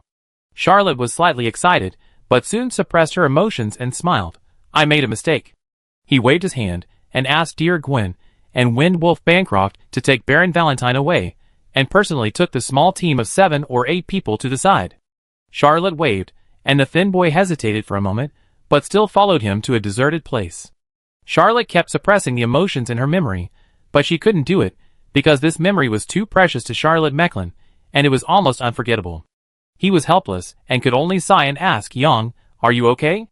The boy was called Yang Milian, and his sister was Charlotte Mecklen's first love.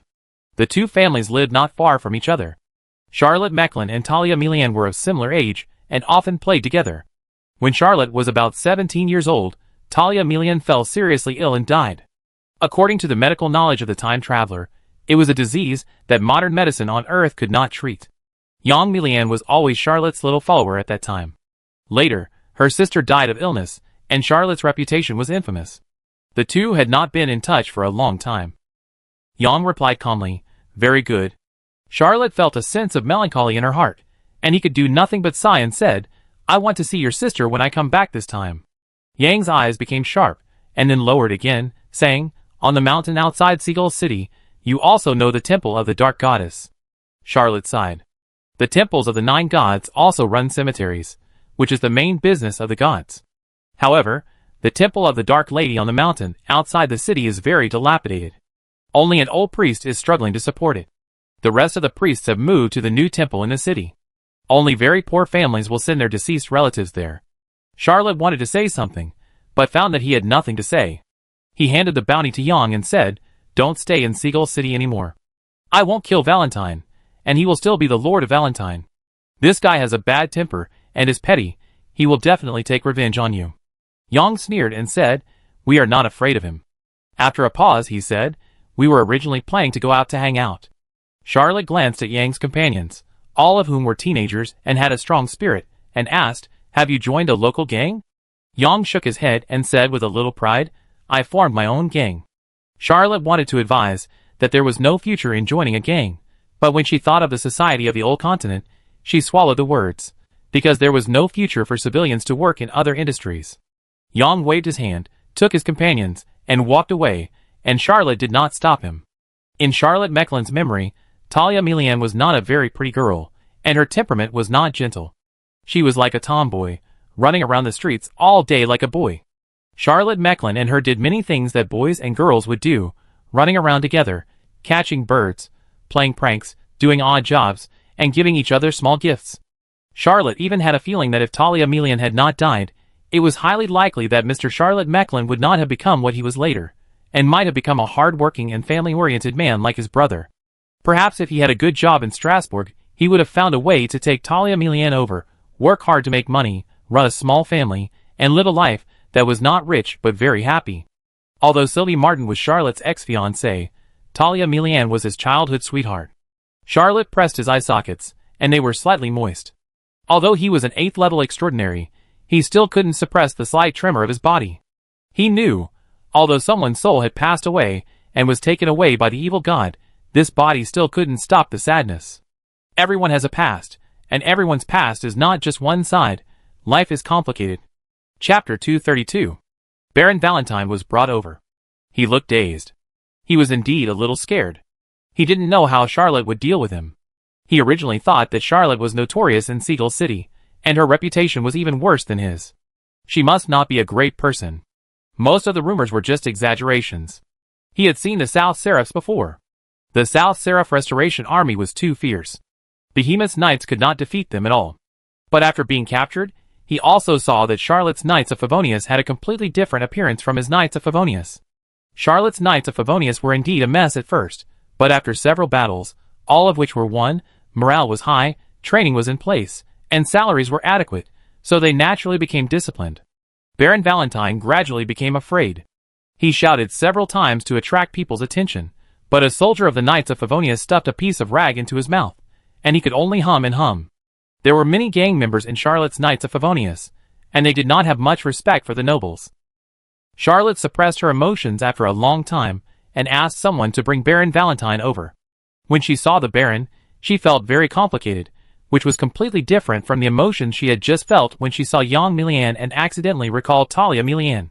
If you say that Talia Milian represents the brightest side of Charlotte Mecklin's life, this Baron Valentine represents the darkest side of his life. Charlotte did not want to kill Baron Valentine. He smiled and said, "According to the rules of the Empire, I can ask for a ransom." Baron Valentine was ecstatic and shouted, "I can pay the ransom. As long as I leave alive, you can pay any amount." Charlotte hesitated for a moment and said, "Then let's say 10,000 ECU. Baron Valentine's heart was trembling with pain, and he said, "Can you reduce it a little, such as 100 ECU? Charlotte smiled slightly and said, 9,900 ECU is also fine. Baron Valentine said embarrassedly, "I mean to pay you 100 ECU. Charlotte smiled, not angry, and reached out to pull out the rapier, slashed him 70 or 80 times, and said, "I will cut you into 99 pieces, and mark the price on each piece. If you don't want a piece, you can bargain." He left Baron Valentine, and let him figure it out. Although Charlotte Mecklin felt a little sorry for the Baron, the guilt of the predecessor was not worth that much money in the mind of Huang Haisheng. It wasn't him who did it. Baron Valentine brought out hundreds of his men, and Charlotte didn't hesitate to reorganize them, and let Dubin lead them temporarily. He didn't plan to be incorporated into the Knights of Favonius. First, the people of Seagull City would not be willing to leave their homes, and second, it would be difficult to explain to Claire Brittany. Among the hundreds of captives, there was an old acquaintance, Freeman Martin. Charlotte didn't want to take him with her, so she specifically ordered Freeman Martin to be released and asked him to represent Baron Valentine to discuss the ransom with the Baroness. Captain Freeman Martin was angry, but he had no choice. After discussing with the Baron for several hours, he returned to Seagull City. The next afternoon, Freeman Martin came back with a message saying that the Baroness decided to come in person to negotiate. Charlotte did not hesitate, and immediately left Baron Valentine behind and took his knights away. If he had a choice, he would not want to go there. Halfway, Charlotte met Anastasia, who also dealt with the Knights of Ode Mountain City. At Charlotte's strong suggestion, they did not go back to Mostar Castle, but returned to Silver Pigeon Castle. Charlotte was welcomed by the crowds in Silver Pigeon Castle, and almost all the people in Silver Pigeon Castle missed him. Although Charlotte managed Silver Pigeon Castle for a short time, it was a practical benefit to everyone in Silver Pigeon Castle. After Claire Brittany levied taxes last time, Charlotte came back specially to compensate everyone. For the people of Silver Pigeon Castle, Charlotte was the best lord they had never seen. Although Charlotte was not qualified to be a lord, Anastasia also missed the city where she was born and lived. What made her particularly happy was that her mother's body was also transported to Silver Pigeon Castle in the past few days. After Charlotte agreed to her, she wrote a letter to Hughes. He didn't have much hope, but he didn't expect that Hughes not only promised this, but also sent someone to send the coffin back to Silver Pigeon Castle. However, Charlotte also saw from this incident that Hughes' control over South Slav was already very strong. He was in Felendon, but he could still command Lady South Slav to do things for him. In fact, Charlotte wrote this letter, which was equivalent to selling Hughes a favor. With Hughes' wisdom, he must know what Charlotte meant in Behemoth. This was originally the plan of the Fars Empire. Charlotte was just going with the flow, allowing Hughes to move ahead. It was good for Charlotte, Hughes, the Empire, and everyone else. The only one who was not so good was Byron. Anastasia found a quiet, historic temple, and stored her mother's body there. After completing this task, she felt relieved, as if she had unloaded a very heavy burden. Anastasia always had a mountain of guilt. She always felt that she was born wrong. When she was very young, she knew that her mother was a spy for Lady South Sarah who endured humiliation. At that time, she was at a loss, and didn't know whether to stand on her father's side or her mother's side. Until her mother told Lady South Sarah the information she had obtained with great difficulty. She was tortured to death by Lady South Sarah. Anastasia knew that she should hate those specific people, but she didn't know whether she should like Behemoth or be loyal to South Sarah. Until she met Charlotte and deeply recognized Charlotte's concept, she was a Fars person, a standard Fars person, with her own country, her own friends, and her own family in the future. Charlotte was in Silver Pigeon Castle, and soon received intelligence from the front line. Claire Breton was indeed the most talented person of the younger generation of Fars. He had already flattened 70% of the territory of South Seraph, and captured 7 or 8 cities. Currently, only 2 cities were still resisting.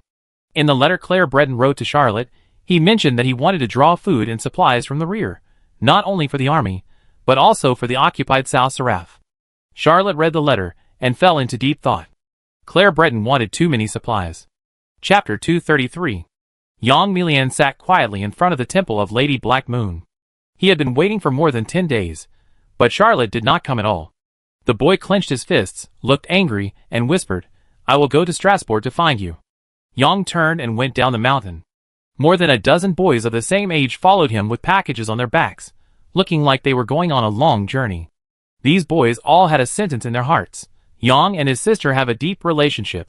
Charlotte did not know that someone had waited for him for a long time in front of the temple of Lady Black Moon on the hill outside Seagull City. He also wanted to go and see Talia Milian, but in the end, he deliberately forgot. That was Charlotte Mecklen's past, not his past. Charlotte was busy raising supplies. He certainly didn't want to plunder ordinary people, but he also knew that he couldn't openly target the nobles, as doing so would arouse the anger of the imperial nobles, so he changed his tactics and sold the spoils. He marked a map of South Seraph with prices, and sold it to the nobles of the Principality of Behemoth, in the name of Claire Brittany. Charlotte didn't expect that the effect was surprisingly good. The nobles of the Principality of Behemoth bought very enthusiastically, allowing him to quickly raise the first batch of supplies, which alone far exceeded what Claire Brittany needed. Charlotte transported the supplies to the front line according to Claire Brittany's needs, and the remaining surplus was sent to Machupi. When this batch of supplies was delivered to the front line, even Claire Brittany and Abner Sume were greatly surprised. They knew that they wanted too much supplies. They even thought that Charlotte's ability to get 30% of the supplies was extraordinary. When they saw the sufficient supplies, they were still worried that Charlotte was too ruthless and would arouse public resentment. Claire Brittany even called the Spotted Deer Gwyn and the Wind Wolf Bancroft, who were escorting the supplies, to ask them carefully. The two told him the whole story of selling South Seraph territory. Claire and Abner both thought that Charlotte was a genius. How could he come up with such a trick? Claire Brittany originally wanted to transfer Charlotte to the front line, but the battle on the front line was so smooth that South Seraph territory had almost no resistance, and the rear urgently needed Charlotte to ensure the transportation of supplies. So he changed his mind and wrote a letter to Strasbourg. When Charlotte was happily selling the land of South Seraph, a team came from Strasbourg. This team did one thing, announcing Charlotte's new political identity: temporary general affairs officer of Mostar Castle, Bibri City, Seagull City, Silver Pigeon Castle, and Ode Mountain City. After announcing this appointment, the team hurried back. The highest political affairs of the general affairs can be the deputy of the mayor of a city. If it is a city with a lord, he can serve as the city manager. The general affairs chief has crossed a level and can directly serve as the chief officer of the town. Charlotte is a third-level general affairs officer of the 27th grade. It is no problem for her to be the chief officer of a city, but she is also the general affairs officer of 5 cities at the same time. Even with a temporary prefix, her authority is still too great. Mostar Castle, Bibury City, Seagull City, Silver Pigeon Castle, and Ode Mountain City are the 5 largest cities in Behemoth. These 5 cities account for more than 70% of Behemoth's wealth. Charlotte got the identity document, thought for a long time, and wrote a letter to Claire Brittany. Why was there this sudden appointment? There was only one explanation. Claire Brittany helped a little. He did not express his gratitude, but only mentioned the matter in the letter, and at the end, he mentioned tactfully that he could only supply such a large amount of supplies as last time once in 3 months. After writing this letter, Charlotte did not have the idea of inspecting the territory. After all, he was just a temporary general affairs officer of these 5 cities, and there was no need to show off, but he couldn't rest, because the thunderbolt in Mostar Castle had exploded. Everyone suspected that someone had embezzled the money that should belong to everyone. Every time they checked the huge amount of cash, there would be a little less. For this reason, the nobles had already fought duels, and had seen blood several times. The nobles in Mostar Castle kept writing letters, and sending people, hoping that Charlotte would return. Of course, Charlotte would not get involved. What did the troubles in Mostar Castle have to do with him? He stayed in Silver Pigeon Castle, and lived a comfortable life. As long as he stood on the top of the city wall, the residents of Silver Pigeon Castle, who passed by, would constantly praise him, which made people feel ecstatic. What the hell was Mostar Castle? Charlotte refused countless times, and was fed up with it, so she simply took dozens of people out of the city to hunt. A hunting trip was very expensive. He was born in a civilian family, and was from a merchant family, so he was not qualified to have such a luxurious activity. Charlotte had to stop the general affairs officials of 5 cities before she could afford to have such a side activity as hunting. When the Spotted Deer and Bancroft the Wind Wolf escorted the supplies to South Seraph, Dorothy and Belisa stayed in Machupi, and now he was only with Doberman, Yellow Bear, and Anastasia. Dozens of people rode on war horses, galloping on a plain outside the Silver Pigeon Castle. The breeze blew on Charlotte's face. He finally felt a little free. He suddenly saw a group of wild boars running by. He took out a Magnum handgun and fired 3 shots in a row, knocking down a small wild boar. Such hunting activities certainly did not use extraordinary guns. Riding fast horses and shooting at high-speed targets, Charlotte was already very satisfied with such results. Anastasia also drew her gun and shot. Her swordsmanship was excellent, but her shooting skills were not very good. Even after emptying the magazine, she still couldn't hit a wild boar. The angry girl drew the rapier at her waist and threw it hard, nailing a wild boar that was fleeing randomly to the ground. Charlotte smiled and said, "Anastasia, your shooting skills are not good. Do you want me to lend you the cat mask so you can practice your shooting skills?" Charlotte had lent the cat mask to Belisa before. Of course, Anastasia knew the mystery of this extraordinary object. She hesitated for a moment and said, "Lend it to me for a few days." Charlotte handed over the cat mask. Suddenly, a warning sign came to her mind. She hurriedly turned on the inside, and immediately saw a man wearing animal skins, with a pair of ears on his head, holding an ordinary rifle, and shooting at him from a few hundred meters away.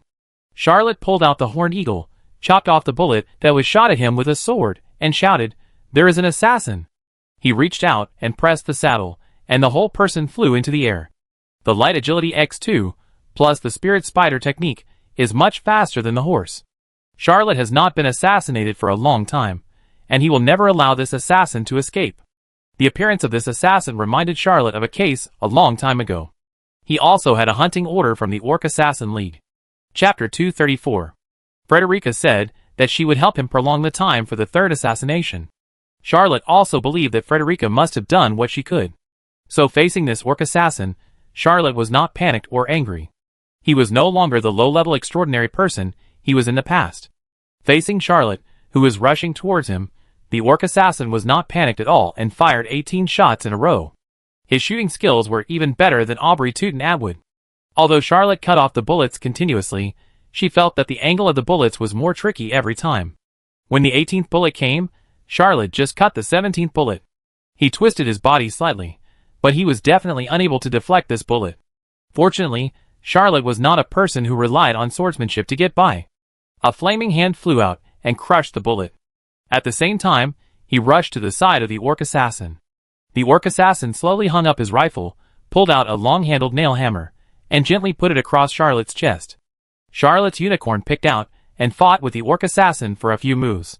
She was immediately surprised by the exquisiteness of his nail hammer method.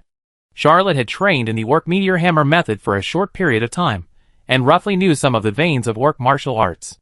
Orcs relied on their strong bodies, and most of the weapons they used were heavy, but they used them with great skill, and they could use heavy weapons with a sense of dexterity. This orc assassin was only a mid-level one, but he was much more skilled in martial arts than the orc assassins he had met before, and the 3 overbacked red bear warriors under his command. The orc assassin's hammer method was slow and tranquil, and it seemed that he would hand out the hammer every time, put it in the most appropriate position, and let Charlotte's rapier slash it. Because his hammer was heavier and more powerful, Charlotte's rapier could not cut the opponent's weapon at all. This orc assassin was not young, his face was full of vicissitudes, and the ears on his head were too long. He didn't look cute or fierce at all, but only gave people a disgusting dirty feeling. Charlotte took a deep breath and used a quick sword. The weapons of both sides kept colliding, making a crisp sound of ding-dong. The orc assassin used it with ease, but gradually his face showed some appreciation. He suddenly shouted, and the hammer in his hand burst into a ball of hammer painting, forcing Charlotte to retreat a few steps. Before Charlotte could gather herself together, she heard the orc assassin speak for the first time. His voice was hoarse and dark. He shouted, "Charlotte, our orc army is about to pass through here and attack Strasbourg. Your head will be left here for now. Wait for me to follow the army to flatten all the cities along the way, and then kill you by the way." Charlotte was very surprised and shouted, "The orc tribe army in the south?" The orc assassin put his hand on his chest and turned to leave. He was very fast. Charlotte made a quick assessment and knew that she could not catch up. She took out a silver rhino and fired 3 shots, but the orc assassin easily avoided them all. Anastasia and Doberman were just catching up with Huang Xiong, but the orc assassin had already left. Anastasia was surprised and said, "It's the Orc Horse King clan." The body movement he used is Wanli Roughing. Charlotte had also heard of the Horse King clan. This orc clan is very strange.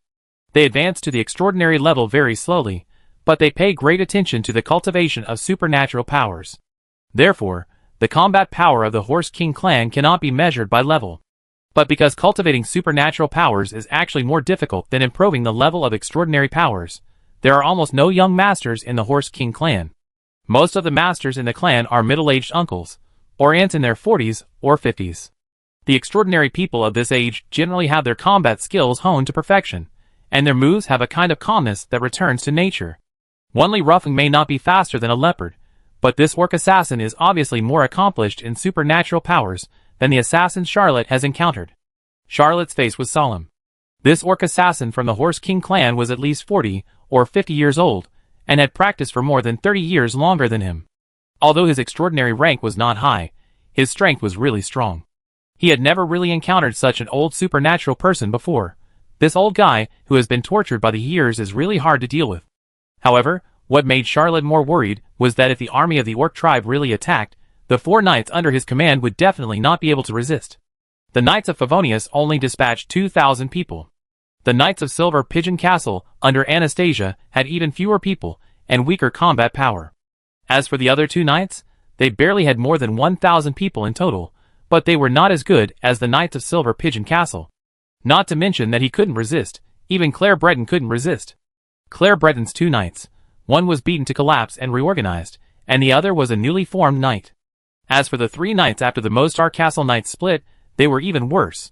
There was only one thought in Charlotte's mind. What should I do? Die for my country, or run away? Where can I run to? The orc army will definitely head straight for Strasbourg. It will be useless even if he escapes back to Strasbourg. There is only the Royal Knights in Strasbourg now. Or maybe I am worrying too much. Although Strasbourg's army is not enough, it certainly has high-level extraordinary people, even holy-level extraordinary people. Charlotte analyzed it repeatedly and finally decided to send intelligence to Strasbourg and Claire Brittany first.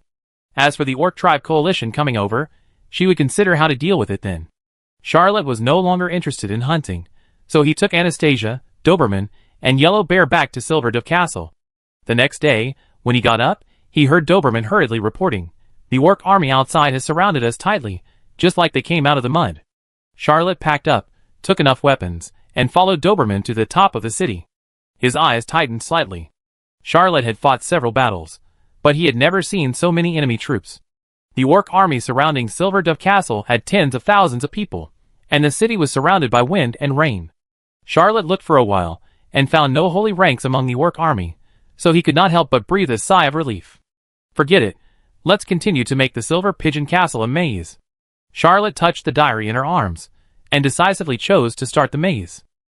After besieging the Silver Pigeon Castle, the orc army immediately launched an attack on the city. Charlotte had rich experience in defending the city. After all, he had fought against the Restoration Army of Lady Nancila last time. He commanded the Knights of Favonius and easily repelled this tentative attack. The orc army left more than 10 corpses and retreated. But in less than half an hour, they launched a second attack.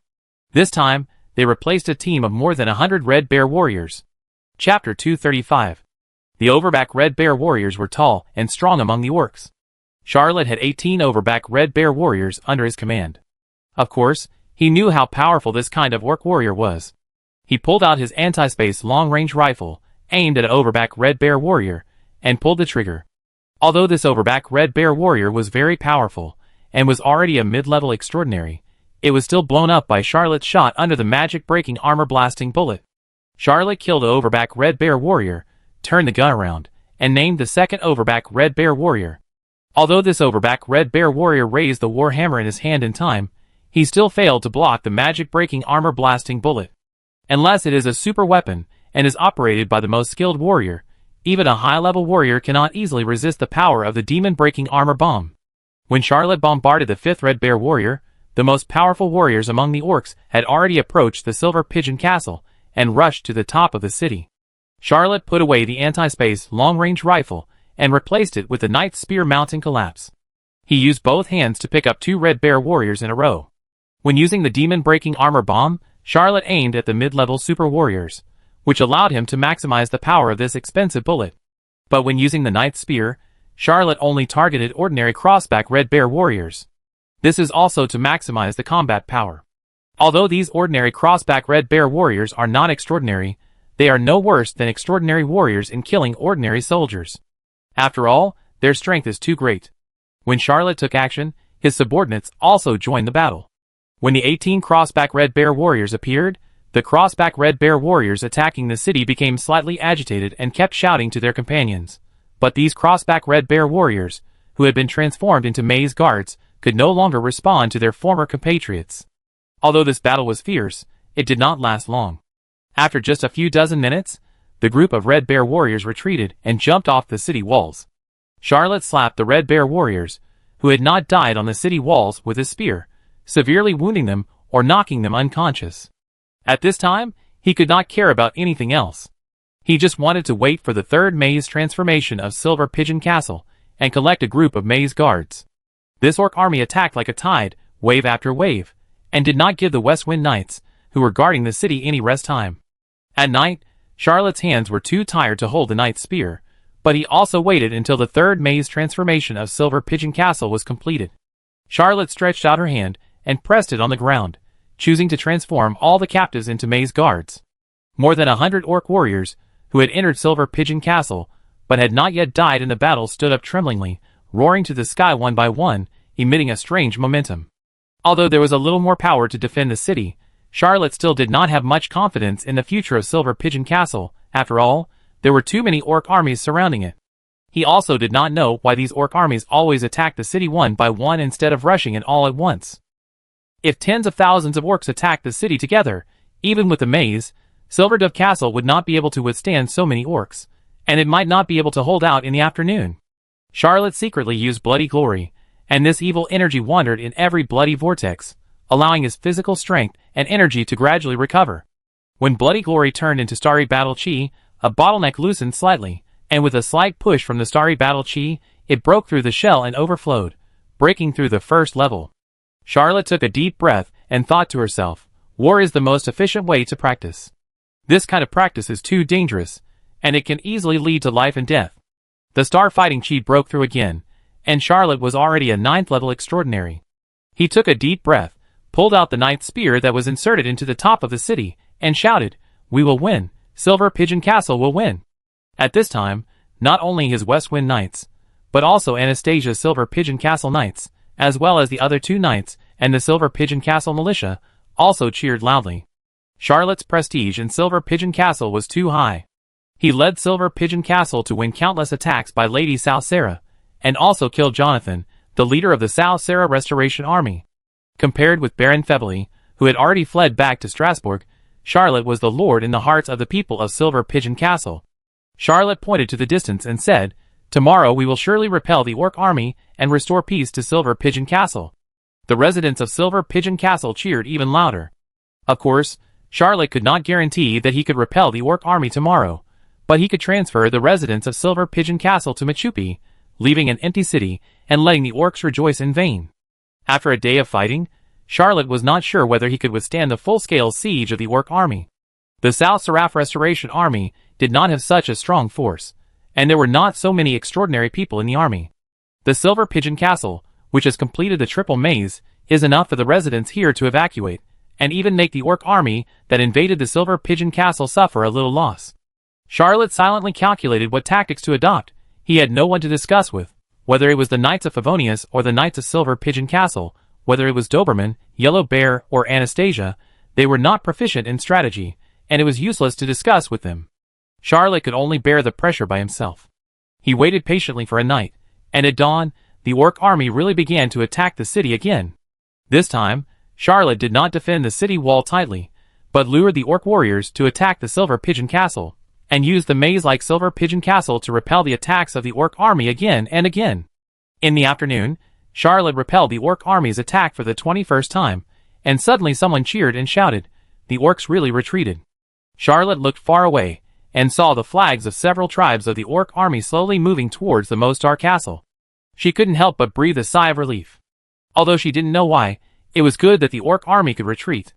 At the moment when Charlotte relaxed, a hammer flew up from the top of the city wall, and headed straight for his forehead. Charlotte raised the spear in his hand. The knight's spear faced the orc's hammer, and the weapon was not at a disadvantage. The two sides exchanged a move.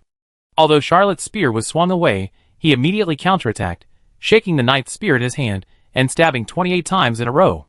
The orc assassin, who attacked secretly, felt that he had grasped the timing very cleverly. He didn't expect Charlotte to react so quickly and counterattack so quickly. Although he practiced for 20 to 30 years more than geniuses like Charlotte, Hughes, and Ben Lamorak, and his mastery of weapons has also returned to the original simplicity, which is purely satisfactory. He is not a genius after all. His strength is polished by time and tempered by thousands of hammers. There is no way to make progress in a short time. Chapter 236. Charlotte broke through another level in a short time, and the improvement in strength brought about by it was really a complete transformation. The two sides exchanged more than 10 moves, and Charlotte used the Skywing Spear technique to the fullest, showing the fast spear skills of the Asilo family. After the orc assassin failed in the first move, he knew that there was no way to complete the assassination. He turned over and knocked down the wall, shouting, "Although I can't kill you personally, you should be proud enough to die under the joint efforts of 3 saints." Charlotte was shocked and shouted, "3 saints?" The orc assassin did not explain, and cast the wind 1,000 miles to catch up with the orc army in an instant. Just as the residents of Silver Pigeon Castle cheered vigorously, 3 figures floated into the air, and then a huge wind blew between heaven and earth, and rolling dust covered the sky and the sun. Charlotte finally understood why the orc army retreated. The spells cast by these 3 saint-level orc shamans did not distinguish between enemies and friends, so the orc army retreated to avoid being affected by the spells that destroyed the world. The 3 orc holy shamans summoned a strong wind that shook the sky. In a place like Behemoth, it is impossible to generate such wind naturally. Only in the vast ocean or the endless desert can there be such cruel weather. The dust and sand carried by the endless wind filled the sky and earth and slowly advanced. In less than half an hour, it had already submerged the Silver Pigeon Castle. The continuous wind did not stop for a long time until half a day later, when the strong wind summoned by the 3 orc holy shamans disappeared. The orc army did not stop at all, and had already set off. The 3 orc holy shamans cast the spell of strong wind, and did not even look at the city. They each controlled the strong wind and caught up with the orc army. They were extremely noble among the orcs. If they had not failed to capture Silver Pigeon Castle for 2 consecutive days, they would not have taken action at all. After the strong wind, the entire Silver Pigeon Castle was buried in dust and sand, and no one could see it anymore. It was a city famous for its rivers and numerous waterways, but it turned into a huge sand dune. Generally speaking, in such a city, the people inside will die completely, and there will be no life left. About a day later, under the Silver Dove Castle, it was as if a funnel appeared, and the dust and sand that buried the entire city continued to flow away, as if there was a huge invisible hole underground, swallowing up the dust and sand endlessly. In the evening, the Silver Dove Castle reappeared on the ground plane, and the 3 orc holy shamans summoned a strong wind, and the dust and sand that blew over disappeared without a trace. Charlotte reappeared on the top of the city, and there was still fear on his face. He never expected that the orc holy shamans would have such earth-shaking power. He also roughly understood that the ultimate weapon of the orcs against Strasbourg was these orc holy shamans. They planned to summon strong winds, and completely destroy Strasbourg with dust and sand. At this time, there was no one on the top of Silver Pigeon Castle except Charlotte. However, when Charlotte stepped on the ground, the whole city seemed to come alive again. Countless soldiers of the Knights of Favonius and residents of Silver Pigeon Castle gradually appeared, and the whole city regained its vitality. When noisy sounds rang out in this city again, this city known as Northern Sanis, the city has become as magnificent as before. Almost everyone doesn't know what happened, but they found that the orc army had retreated, and they were left with only happiness. No one paid attention to why the strong wind that had just been wiped suddenly disappeared. If it were an ordinary city, facing such a devastating force, there would be no luck. The city would be buried in dust and sand, and the population and civilization would be completely destroyed. However, Silver Pigeon Castle is a city that has completed 3 mazes. At the most critical moment, Charlotte hid all the residents in the 3rd maze. Now he turned the 3-layer maze upside down and hid the buried Silver Pigeon Castle on the 2nd layer, so the entire Silver Pigeon Castle looked unscathed. The Silver Pigeon Castle had been destroyed, but the destroyed Silver Pigeon Castle was hidden by Charlotte. If the orc holy shaman was not too confident and stayed to observe for a while, the residents of the entire Silver Pigeon Castle would have no chance of luck, and would be covered by the wind and sand. Although Charlotte would rely on the 9th level extraordinary to escape a life, he could no longer save anyone. Only these 3 orc holy shamans were too confident in their magic, so they gave Charlotte a chance. But he knew that Silver Pigeon Castle would not have a second chance. If the orc holy shamans knew the truth, they would definitely destroy the city. Charlotte closed his eyes. He didn't know what to do. In the end, he still made a somewhat impulsive decision. Charlotte said to Anastasia, "Protect Silver Pigeon Castle for me, I'm going out for a while." Facing tens of thousands of orcs, the Knights of Favonius were no longer useful, but Charlotte had to go back to Strasbourg to protect and, even though he knew that, and had Aunt Karen by her side, and was not short of powerful guardians. Charlotte selected 5 Red Bear warriors, all of whom were extraordinary. In addition to the original Big Bear Tyrant, 100 Bear Chief, and Bear Honey, the remaining 2 extraordinary Red Bear warriors were captives left behind when he attacked Silver Pigeon Castle, and were also transformed into maze guards. Charlotte did not bring anyone with him, only 5 Red Bear warriors. He was not greedy for the combat power of these 5 orc warriors, but with them, he could hide his identity. If he encountered a human army, he could show his identity. If he encountered an orc army, he could blend in with the 5 Red Bear warriors, and would not be discovered as a human. Charlotte set out with 5 extraordinary Red Bear warriors. He had no burden, and caught up with the orc army after about 2 days. What shocked Charlotte was that the army attacking Strasbourg was obviously not this one. He encountered at least 5 orc armies along the way, with flags flying all over the sky.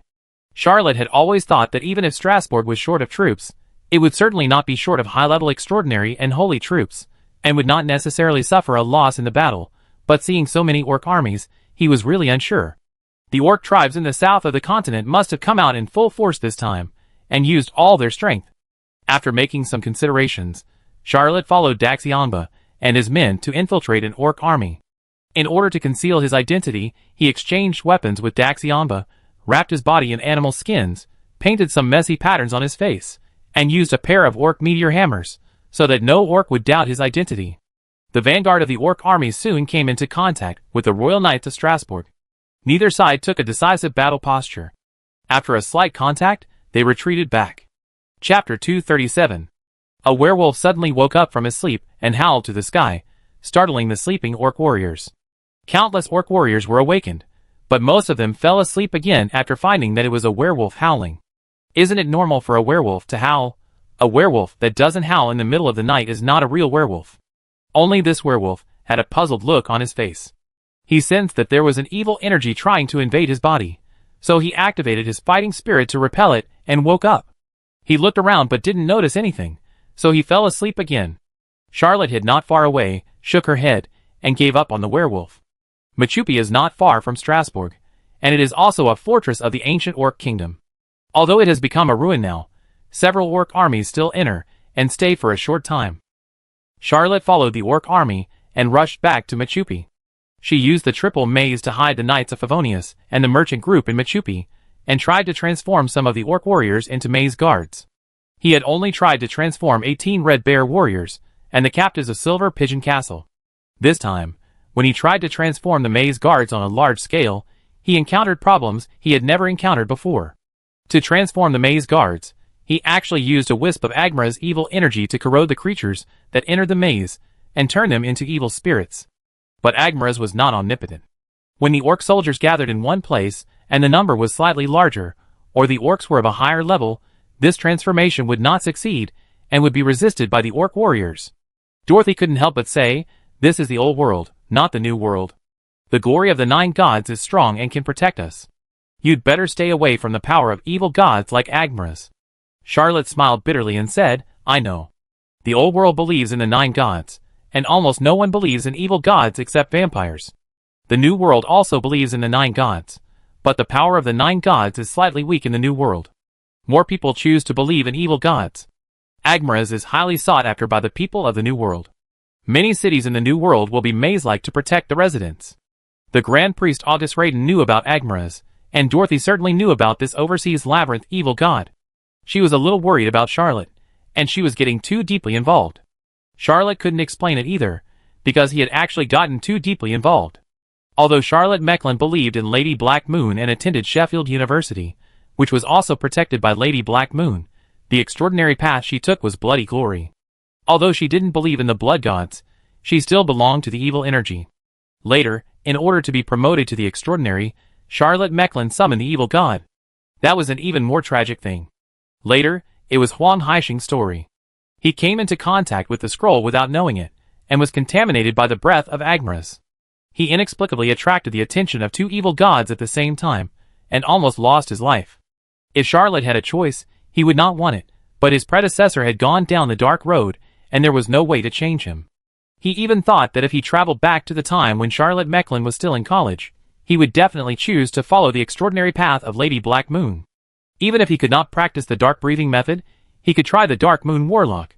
Soon it was dawn, and the Orc army resting in Machupi set out one after another, leaving Machupi in a mess. Charlotte silently sensed the NPC tag he had put down, and as the Orc army moved towards Strasbourg, it was gradually worn out. NPCs are different from maze guards. Although the owner of the maze can assign tasks to NPCs, and NPCs can also take on a few tasks, they cannot be controlled. After leaving the maze, Charlotte can only sense the position of the NPC at most.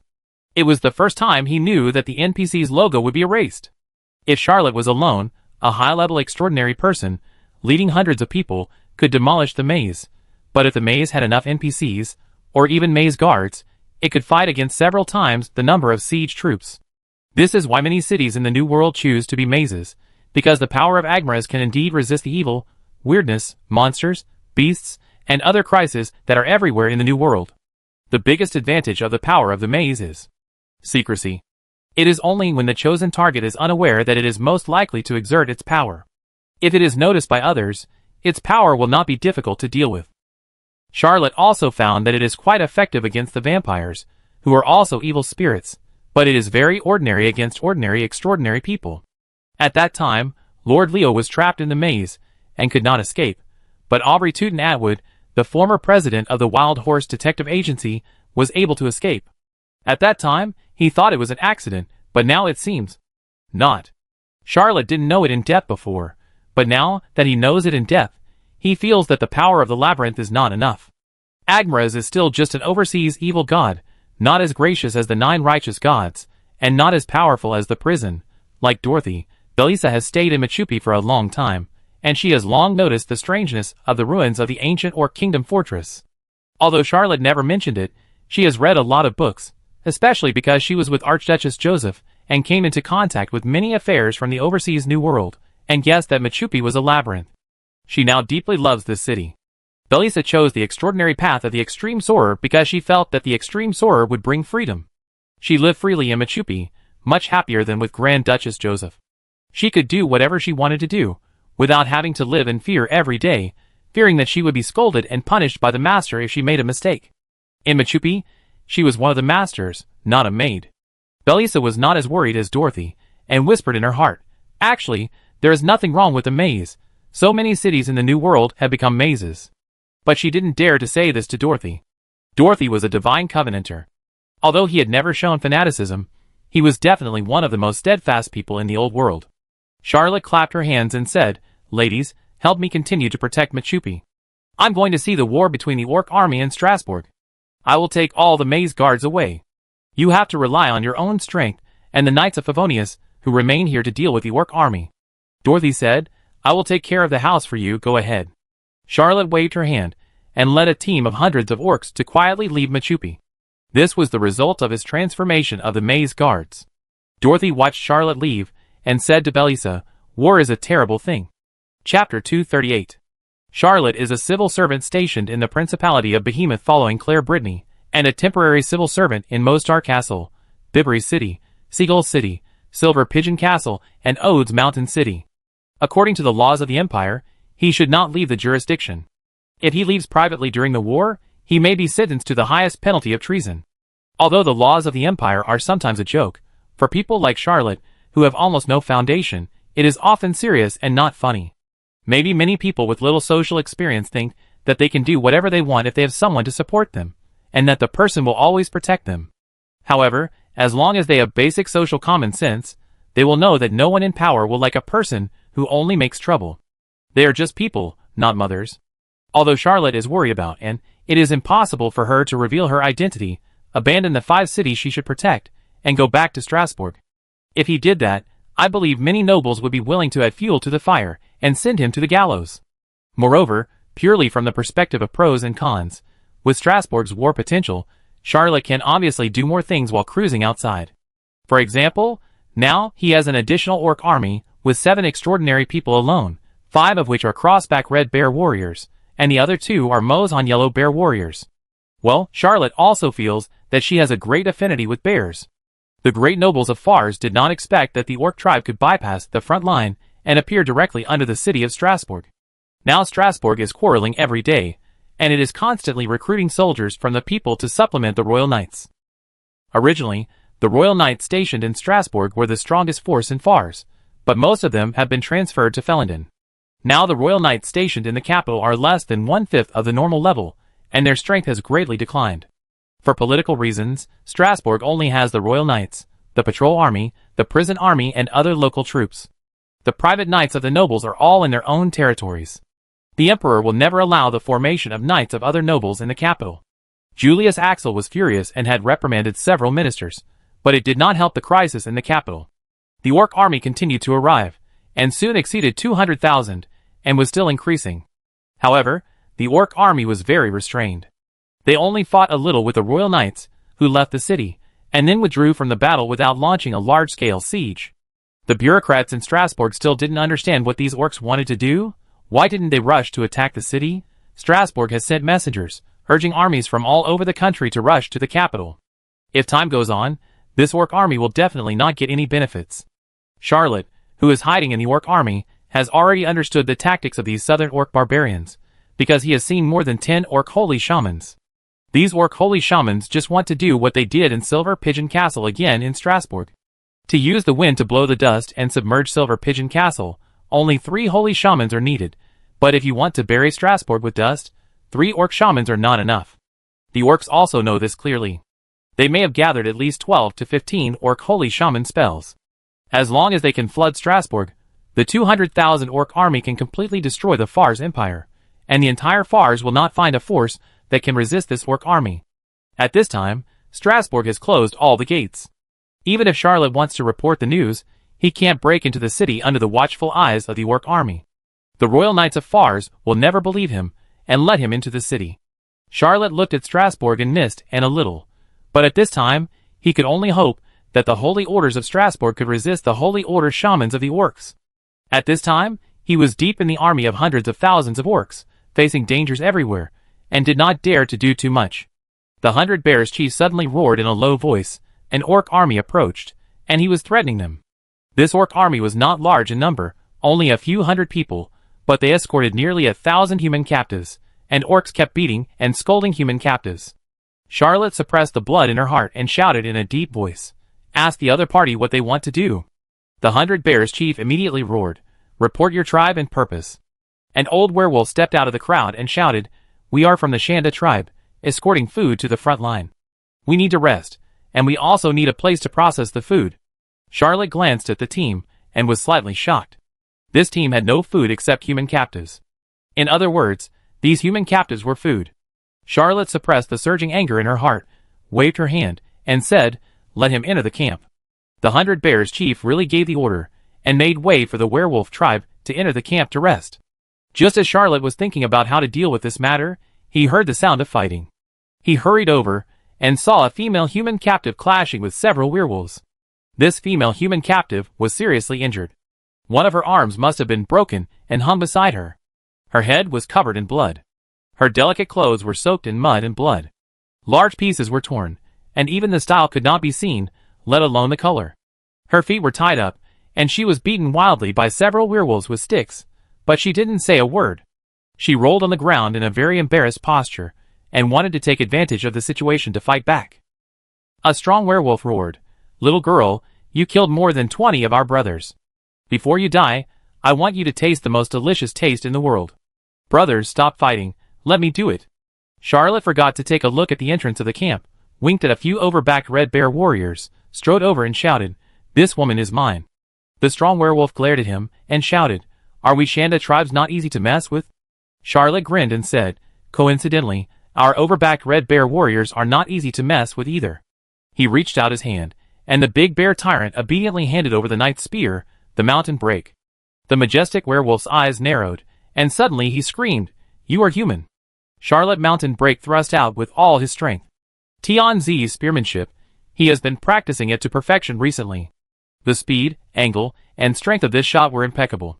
Just one shot pierced the werewolf's throat. Charlotte picked up the werewolf and shouted, "Kill!" Hundreds of orc warriors under his command immediately jumped up and attacked. There were only 2 extraordinary werewolf warriors in this Shanda tribe.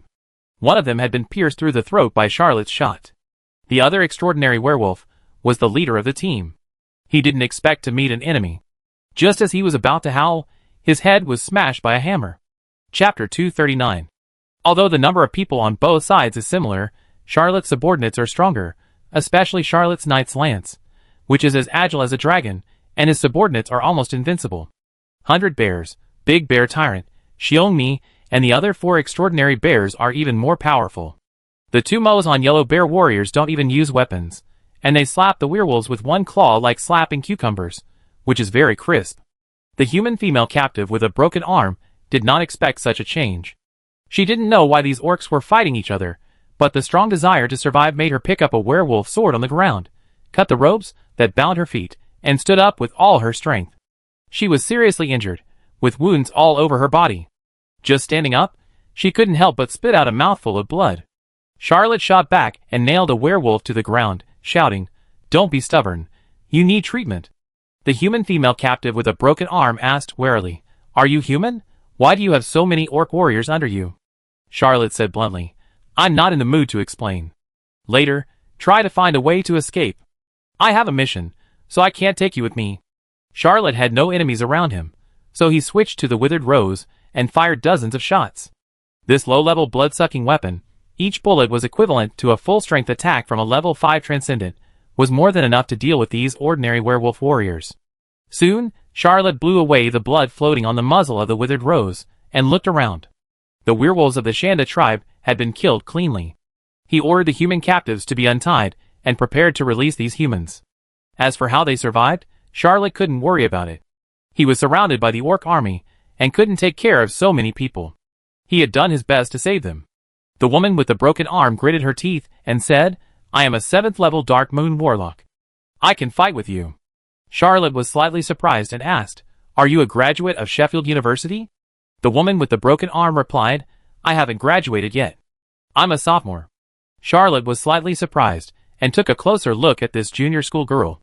When he was a sophomore, he was still nothing, but she was actually a 7th level extraordinary.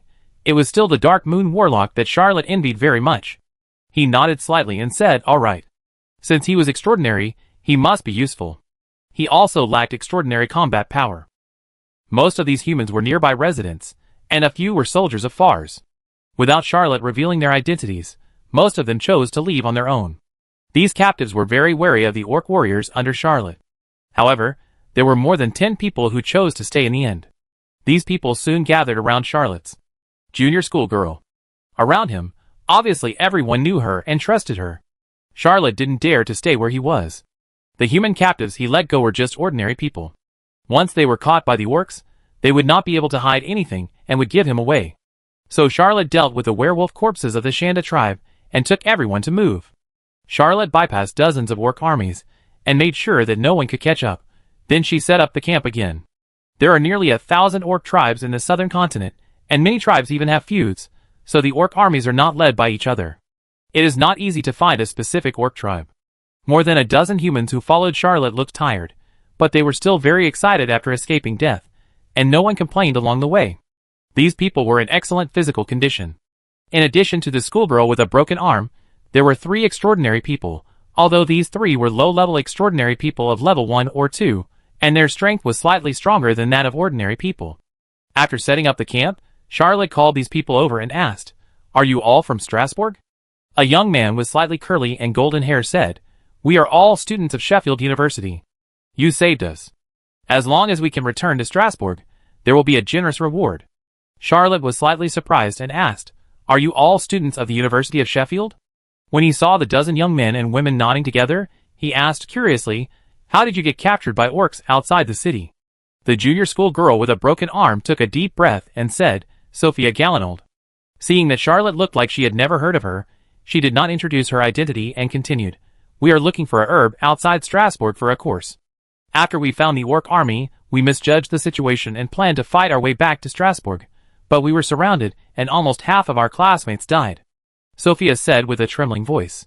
Many of them were eaten by those ferocious orcs, and we were used as food to be sent to the troops on the front line. Charlotte sighed and said, It's all over. He is a time traveler. Although he knows that orcs and humans have different concepts in many aspects, and this is the custom of the orcs, he cannot accept this custom. Sophia bowed her head slightly and said, I still want to know your identity. We are not trying to find out your secrets, but this represents our cooperation in the future. My last name is Gallinod. Even if I die, I will not help the orcs attack my compatriots. Charlotte looked at this junior school girl with a different eye and said, I also graduated from the University of Sheffield. These are my subordinates. Sophia said with some doubt, You just attacked, but it was not dark fighting spirit. Charlotte blushed and said, I didn't choose the dark breathing technique, I chose bloody glory. Sophia showed a look of sudden enlightenment and said, The spirit spider technique of the 13 magic skills of bloody glory. These orcs are blood puppets created by the spirit spider technique, I understand. Charlotte really wanted to explain, but then shrugged her shoulders and said, I am a civil servant of the Principality of Behemoth. According to the law, I cannot leave the jurisdiction, but I found the orc army and was worried about my family in Strasbourg, so I chased them privately and mixed in with these men. Sophia Gallinold completely believed Charlotte. The girl wiped her face, revealing a pair of green eyes, very beautiful. There was still a little doubt in her eyes, and Charlotte said helplessly, My name is Charlotte Mecklin, graduated in the 33rd year of Black Moon. Sophia Gallinold thought about it, and there seemed to be no one with the last name Mecklin among the seniors who graduated in the past few years. Of course, the seniors she remembered were all successful. The young man with slightly curled hair and golden hair, who had just spoken, suddenly exclaimed and said, Are you the guy who chased the Zephyr goddess of Gorgia University? Chapter 240. More than a dozen Sheffield University students seemed to have opened the floodgates of gossip, and recalled Charlotte Mecklin. Sophia Gallinold actually remembered this. Senior. Indeed, Charlotte was not famous in school, so when Sophia recalled those outstanding seniors, she could not remember any of them with the last name Mecklin, but when it came to the man who chased the Zephyr goddess of Gorgias University, not to mention Gorgias University, even the students of Sheffield University, had heard of your name for a long time. After all, Charlotte was also their senior, and many of the younger students had a feeling of being proud of her. That feeling was very subtle, and even made these students quickly have a firm trust in Charlotte. Sophia Galinold finally noticed that Charlotte's face was a little ugly, and hurriedly said, "So it's Senior Charlotte, we are willing to follow your command in everything." Charlotte's heart moved, and she asked, "I know a piece of information, but it can't be sent to Strasbourg. If any of you can sneak back to Strasbourg and take this information back, I am willing to help you with all my strength." This time, the orcs have gathered more than a dozen holy shamans, and they may use the wind to blow the dust and try to bury Strasbourg. Sophia Galinold was not surprised at all when she heard the news, and said, "Senior, if this is the news, there is no need to send it back to Strasbourg. There are at least 40 or 50 holy shamans in Strasbourg, and a mere dozen or so orc holy shamans can't make any waves at all. There are also many saints, who can resist the orcs' calling wind spell." Charlotte blushed. He was born in a low family, and didn't know that there were so many saints hidden in Strasbourg, let alone what rank was above the saint rank. Sophia Galinold's words made him feel a little relieved, and he said, "Since there is no need to send a letter, let's cruise around the periphery of the orc army for the time being. I suggest you treat your injuries first, as there may be many battles ahead."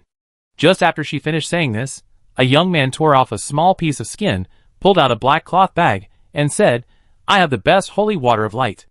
Sophia, you are the strongest among us. You should recover your strength as soon as possible to protect us, who are most seriously injured. Take all the holy water of light." Sophia Galinold declined several times, but finally accepted it. She took out a ceramic bottle with a narrow mouth from the black cloth bag, and gently poured the liquid on her arm. White mist lingered on her arm, and the broken bones made a crackling sound, and actually grew back again. She treated her wound, hesitated for a moment, raised her slender neck, drank a few drops of liquid in small sips, and her face immediately became ruddy, and it was obvious that her injuries had improved greatly. Sophia Galinold handed the bottle to another injured person and said, "Ninod, you should also treat your injuries. You are the Dark Knight, and you are the best at frontal combat among us." The injured man did not hesitate, took the bottle, and also raised his head to drink a small sip. The bottle was passed around. Almost all of these young people had injuries on their bodies, and they were all very serious. Those companions with more serious injuries were beaten to death by the orcs, and had long been used as food. The young man who took out the black cloth bag looked painful. He actually wanted to please the goddess in his heart, but he didn't expect Sophia Galinold to give it to everyone. Sophia Galinold finally handed the black cloth bag to him and said, "I will return you double when I go back to Strasbourg." The young man wanted to say something, but in the end, he didn't say he didn't need to return it. Charlotte just thought it was interesting, and didn't disturb the group of young people. When they all recovered a little energy, she asked her subordinates to send a batch of weapons for them to choose. Ninod picked a knight's lance, and the others also picked suitable weapons. Sophia Galinold hesitated a little and asked, "Is there a knight's lance of slightly better quality?" Charlotte was slightly surprised and asked, "Isn't my junior sister a Dark Moon warlock?" The young man who just offered the holy water of light interrupted with some boasting. "Sophia is not only a 7th level Dark Moon warlock, but also a 6th level Dark Knight. Although the 12 goddesses of Gorgia are beautiful, our Sheffield rose is the most beautiful flower among the 4 universities." Charlotte nodded slightly, and suddenly remembered someone Julian had mentioned, and asked casually, "Junior sister, have you heard of the name of Strasbourg Rose?" Sophia Galinold's face covered with dust and mud blushed slightly, and said, "It's me. Have you also heard of my nickname?" Charlotte nodded and said, "I graduated many years ago, and am not familiar with the school anymore, but a guy named Julian mentioned it to me. At that time I was..." Charlotte's brain suddenly stepped on the brakes of her tongue. She didn't say "I only know the first rose of the empire," which would be too low in emotional intelligence. Sophia Galinold asked curiously, "Julian?"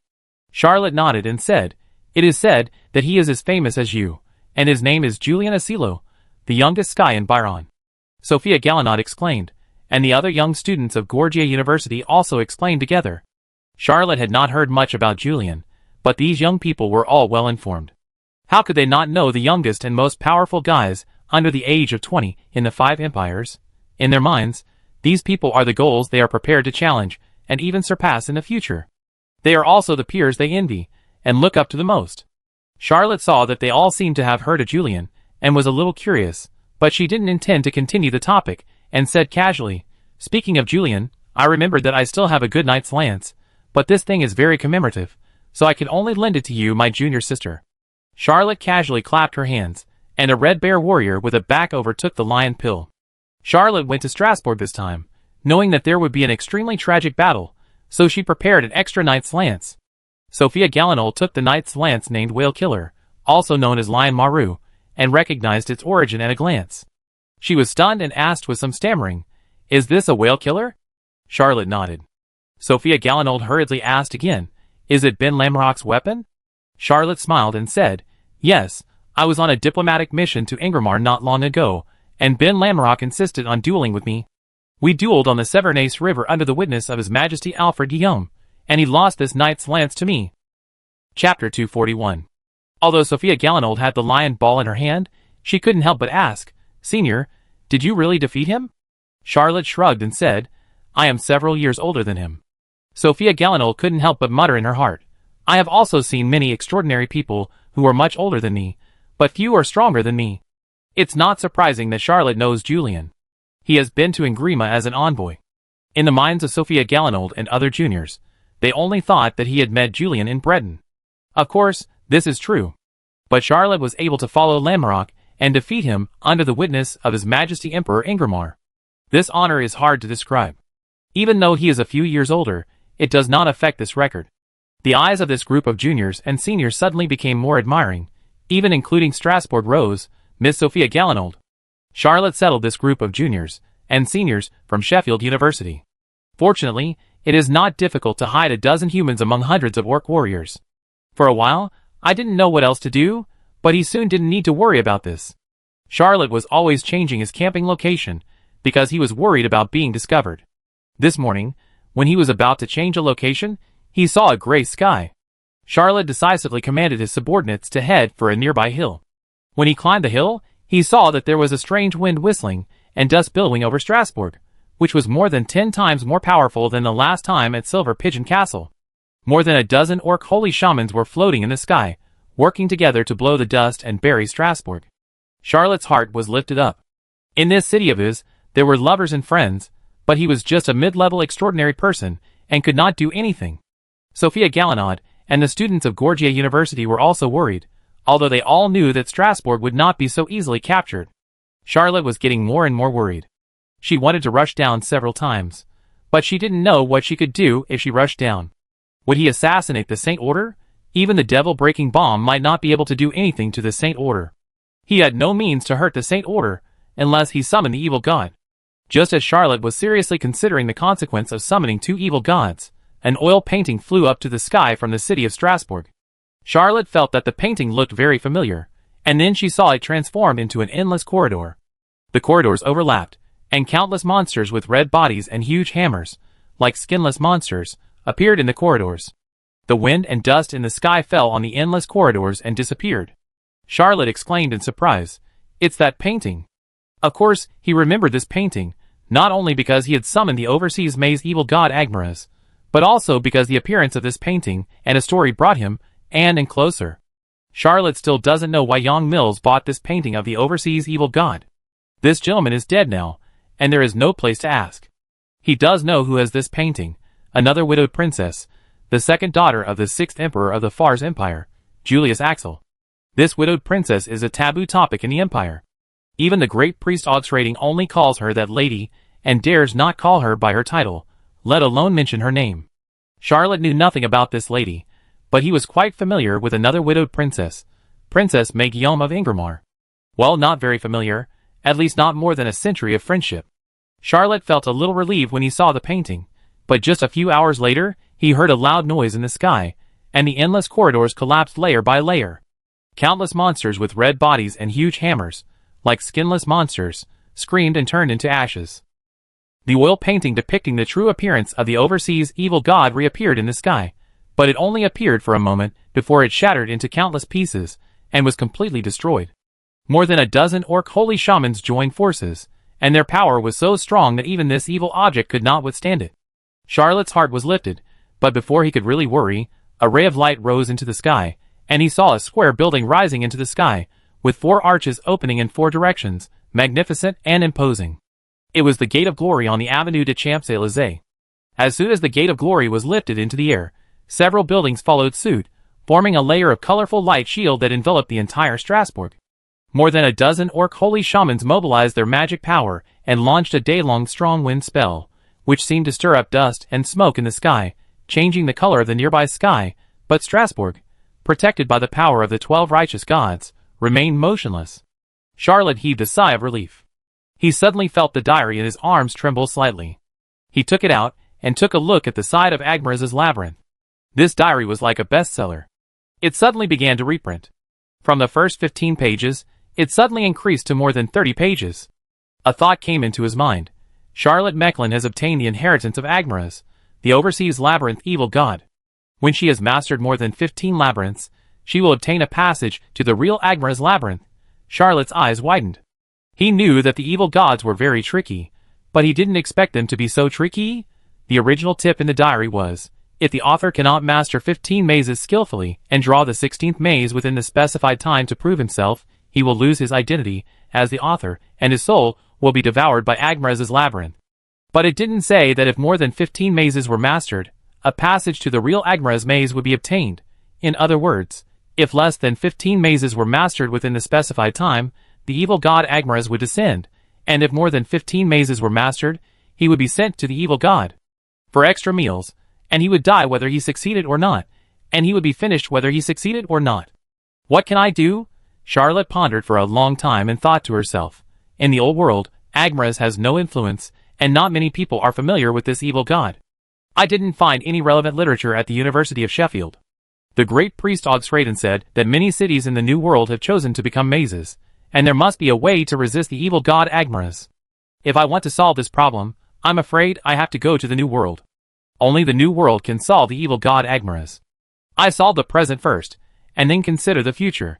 Charlotte put away the diary, and looked at the sky. Chapter 242. Charlotte only then realized that the city where he had lived for 2 or 3 years actually hid such a great power. Except for the widowed princess, who deliberately released the oil painting with the true appearance of the overseas evil god, no other saint-level extraordinary person had taken action. Even the princess seemed to have taken action specifically to destroy the oil painting. Of course, it is more likely to buy time for the activation of many miracles. The miracles left by these 9 gods alone were enough to steadily resist the wind magic performed by more than a dozen orc saint-level shamans. He originally thought that places like the Gate of Glory and the Lantern Tower were only slightly magical, just a tourist attraction, and were only open to the public for daily visits. Who would have thought that these miracles left by the gods could also protect the city? The figures of the holy-level shamans of the orcs appeared and disappeared in the sky. They had no intention of giving up, and continued to use their magic desperately. However, no matter how strong the wind between heaven and earth was, and how thick the dust was, it could not invade Strasbourg. The world was like chaos, with only a small ball of light in the center. Charlotte looked for a long time, not knowing what the final result would be. Although the hill they occupied could see farther, it also bore greater wind force. As time passed, the wind near Strasbourg became more and more fierce, and many ordinary orcs and college students, who had not yet been promoted to extraordinary, could no longer bear it. Sophia Gallinol couldn't help but suggest, "We should hide for a while, otherwise the situation will become very bad." Charlotte hummed and immediately gave orders, asking everyone to go down the mountain and use the mountain to resist the strong wind. The situation of this team of hundreds of people hiding behind the hill was indeed much better. Although it was still difficult, it was much better than on the top of the mountain or even on the flat ground. Charlotte was not proficient in defensive spells and just wanted to get through it, but he didn't expect that when he got behind the hill, Sophia Gallinol inserted the lion pill in her hand into the ground, clasped her hands on her chest, and muttered silently. A black moon rose slowly, covering the gathered team. Charlotte then remembered that Sophia Gallinol's main transcendental path was the Dark Moon Warlock. The famous defensive spell of the Dark Moon Warlock, goddess of the Black Moon. It is a very famous defensive spell in the old world.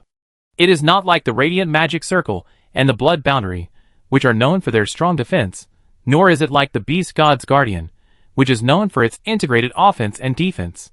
Instead, it is known for its rapid activation, wide application scenarios, low mana consumption, and long-lasting activation. Even so, it is not a defensive spell that ordinary low-level transcendents can cast alone. Sophia Gallinol was able to perform Black Moon Goddess alone with her extraordinary level of only level 7, barely crossing the middle level. She was indeed one of the strongest young people, under the age of 20, in the 5 empires. She deserved the name of Strasbourg Rose. If it was purely based on her talent in the extraordinary path, Sophia Galinold was not inferior to her and Charlotte's senior sister Ms. Menelman Sume, and was indeed able to keep pace with Julien, Ben Lamorak and others. Charlotte felt a little envious, thinking, I wonder when I can cultivate to the original blood boundary and activate this defensive magic circle alone. The glorious magic circle is called the Ode of the Gods. The original blood boundary is known as the Ultimate Wall, which comes from Arthur's blood-sucking secret scroll. They are the most famous defensive magic circles in the old continent. Charlotte also inherited Arthur's legacy, opened the blood vortex, and even condensed the blood clan's mantra, but he has not yet cultivated any mantra spells. Charlotte faced the 2 evil gods and gained spirituality, which was exhausted not long ago. His rapid progress and rapid improvement slowed down, and he was only at the level of an ordinary genius. He has only cultivated Light Agility X2 and Blazing Bomb recently. It is not so fast to cultivate superpowers. He can only work hard on swordsmanship, spearmanship and supernatural levels. Levels are easy to upgrade, but superpowers are difficult to gather. This is the common sense of supernatural cultivation recognized in the old continent. Charlotte was able to fight against enemies of higher supernatural levels in the low-level and mid-level supernatural identities. In addition to various strategies and weapons, it was mainly because he looked directly at the evil gods, improved his spirituality, and got a breakthrough period of crazy cultivation of several superpowers. Although Hughes, Julien, Ben Lamorak, and even Sophia Galinold had never looked directly at the evil god, they were all born with abundant spirituality, and could easily condense supernatural powers. They were the top geniuses who stood out among their peers. People like Anastasia and Dorothy were slightly inferior, but they were still excellent students among college students, 1 in hundreds, and their future prospects were limitless. Charlotte also inserted the landslide into the ground, sat cross-legged, and activated Bloody Glory, trying to keep herself in peak condition and patiently wait for the storm to pass. At this time, the sky could no longer distinguish between morning and evening, day and night. I don't know how long it has passed. Suddenly, there was a muffled thunder in the sky. The strong winds accumulated to the highest point and turned into a torrential rain. Strong winds, heavy rain, thunder. Charlotte couldn't help but start to worry about her friends in Strasbourg again, especially Anne. She couldn't help but think secretly, if I were with Anne at this moment, she would not know how relieved she would be. And at this time, of course, couldn't be with Charlotte. The Count of Brittany had gathered his family together long ago. He looked up at the sky and sneered. There were countless thoughts in his mind, which took shape at this moment. He thought to himself, these pathetic orc barbarians were seduced into thinking that by destroying Strasbourg, they could regain this land and take back their former territory. Just as orcs don't need humans, humans don't need orcs. Without the orc coalition attacking Strasbourg, that bunch of rubbish would never have launched a war to destroy the orcs. After this war, the orc tribe will be wiped out from the old continent. No matter how violent the storm, rain, and thunder are outside the shield, Strasbourg is like an ancient beast that is floating and sinking, accumulating the power to counterattack. Annie is safe by her father's side, and she doesn't feel scared, but she also misses Charlotte. After the two met, they soon entered the passionate love period and dated frequently. In Anne's eyes, Charlotte seemed to have suddenly touched a threshold. From a lazy person, she became extremely hardworking, constantly making achievements, constantly getting promoted, and constantly improving her extraordinary level. Annie couldn't help thinking, he must be trying to get married, so he can squeeze his potential and move forward desperately. I have to work hard too, and I can't let Mr. Mecklin hold me back. Chapter 243. Charlotte held out until the third day, and then had to command the small team to retreat because he had little supplies to carry. Before leaving, Charlotte looked back at Strasbourg, where the wind was still howling, lightning and thunder were flashing, and heavy rain was pouring, and couldn't help but complain, these orc holy orders are really persistent. Sophia Galinold didn't understand this old joke from another world, and replied seriously, the holy orders can continue to fight for several days. Charlotte smiled back, and commanded the small team to set off for Machupi. This small army of several hundred people walked for most of the day in the storm, thunder and lightning, and was only more than 20 kilometers away from Strasbourg. Fortunately, the farther away from Strasbourg, the less the influence of the orc holy shaman's wind magic. 20 kilometers away, although the wind was still howling, the gray sky could be seen faintly, the rainstorm weakened to heavy rain, and the thunder was almost invisible, only occasionally shining in the sky. Charlotte breathed a sigh of relief and said to Sophia Galinold, we have a base. We can temporarily repair it when we get there. We can't intervene in the battle of the Holy Order. Let's consider how to fight after Strasbourg decides the winner later. Sophia Galinaud had completely trusted Charlotte at this time, not only because Charlotte saved her, but also because Charlotte had always shown qualities that were not seen in her peers, such as bravery, determination, and reliability. Sometimes, she was slightly jealous of the West Wind goddess of Gorgia University. Charlotte did not stop, and led the orc army to continue marching towards Machupi. Not far away, they saw the camp of an orc tribe. Outside this camp, thousands of human heads were densely hung, some were shriveled, some were fresh. There were old people, men and women, and children. Charlotte had already guessed some things, but he didn't dare to imagine them. He only had a few hundred people, and it was difficult to get supplies because there were orcs all around Strasbourg. How could an orc army of hundreds of thousands get supplies? Charlotte knew what the orc staple food was since she rescued Sophia Galinaud and the others. Humans. When Charlotte saw the orc camp, she didn't say a word, but just pointed and said, "Attack!" Sophia Galinaud was still hinting to her classmates not to be too passionate because they were surrounded by the orc army and were in danger everywhere, and there was no way to save these innocent compatriots. She couldn't hold back and wanted to rush up to fight. Hearing Charlotte's words, Sophia Galinaud could no longer hold back. She shouted loudly, holding a lion pill, and rushed into the orc camp first. The knight's spear swept across, and 7 or 8 orcs were stabbed to the ground. Followed by more than a dozen students from Sheffield University, they almost became the orc staple food. Every time someone in the Empire proposed to sweep the orc tribe, someone would stop it with a compassionate attitude, thinking that orcs should not be killed. Although, almost everyone in the entire Empire knows that only a small number of orcs have accepted human civilization and habits, and the vast majority still retain the habit of eating their own kind and other races. The climate in the south of the Old World is complex, and the orcs' agriculture has never been developed enough, and there has never been enough food. Charlotte once felt that the killers of the Orc Assassin League spoke and behaved just like humans. Except for some orc characteristics, they were not rude at all. Frederica could even study at Gorgias University. Until he met the Red Bear Warrior, this group of bears gave him a feeling that the orcs in the novels were just like this: rude, greedy, drinking, unguarded, and snoring loudly. But this group of bears was already a relatively civilized race among the orcs. In fact, most orc tribes were far worse than Charlotte imagined. The assault ended quickly. Charlotte didn't even get out of the battle. After all, there were more than 10 extraordinary people in his team. Charlotte, Sophia Galinaud, 100 Bears, Big Bear Tyrant, and Xiongmi are all mid-level extraordinary. The remaining 4 bears and 3 students from Sheffield University are also very powerful. It is not something that can be resisted by just an ordinary orc barracks. Charlotte glanced at the wounded and surrendered orc soldiers on the ground and whispered, "Take them and continue to retreat." Sophia Galinaud couldn't help asking, "Where are these people?" Charlotte shouted, "We are the Knights of the Fars Empire. Those who are willing to follow us immediately. Those who are not willing, please leave freely. The orc army will appear soon. You must escape as soon as possible, otherwise their revenge will be very cruel." If it were customary, Charlotte would recruit all humans, but he didn't have time at this moment. Charlotte gave the order and set out immediately, almost without any delay, even abandoning most of the spoils and only taking some weapons. About 200 human captives followed the team. Some were unwilling to follow and wanted to leave on their own. Some even hesitated and wanted to negotiate some conditions with Charlotte, such as giving some travel expenses. Some were angry and wanted revenge after being liberated. Some looted property in the orc camp. Some even just wanted to rest for a while, completely unaware of how dangerous it was here. Sophia Galinaud was a little reluctant and said, "You can bring more people." Charlotte sighed and said to Sophia Galinaud, "We can't make a choice for them.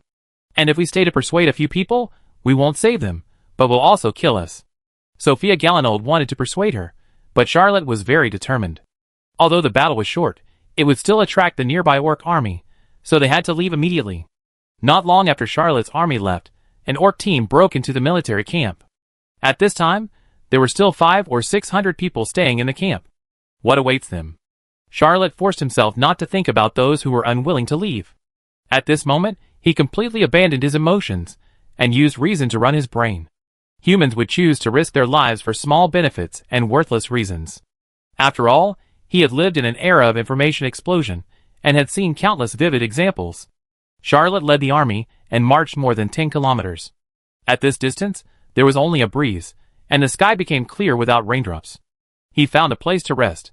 After about an hour, dust and smoke rose from the back, and the roar of orcs came.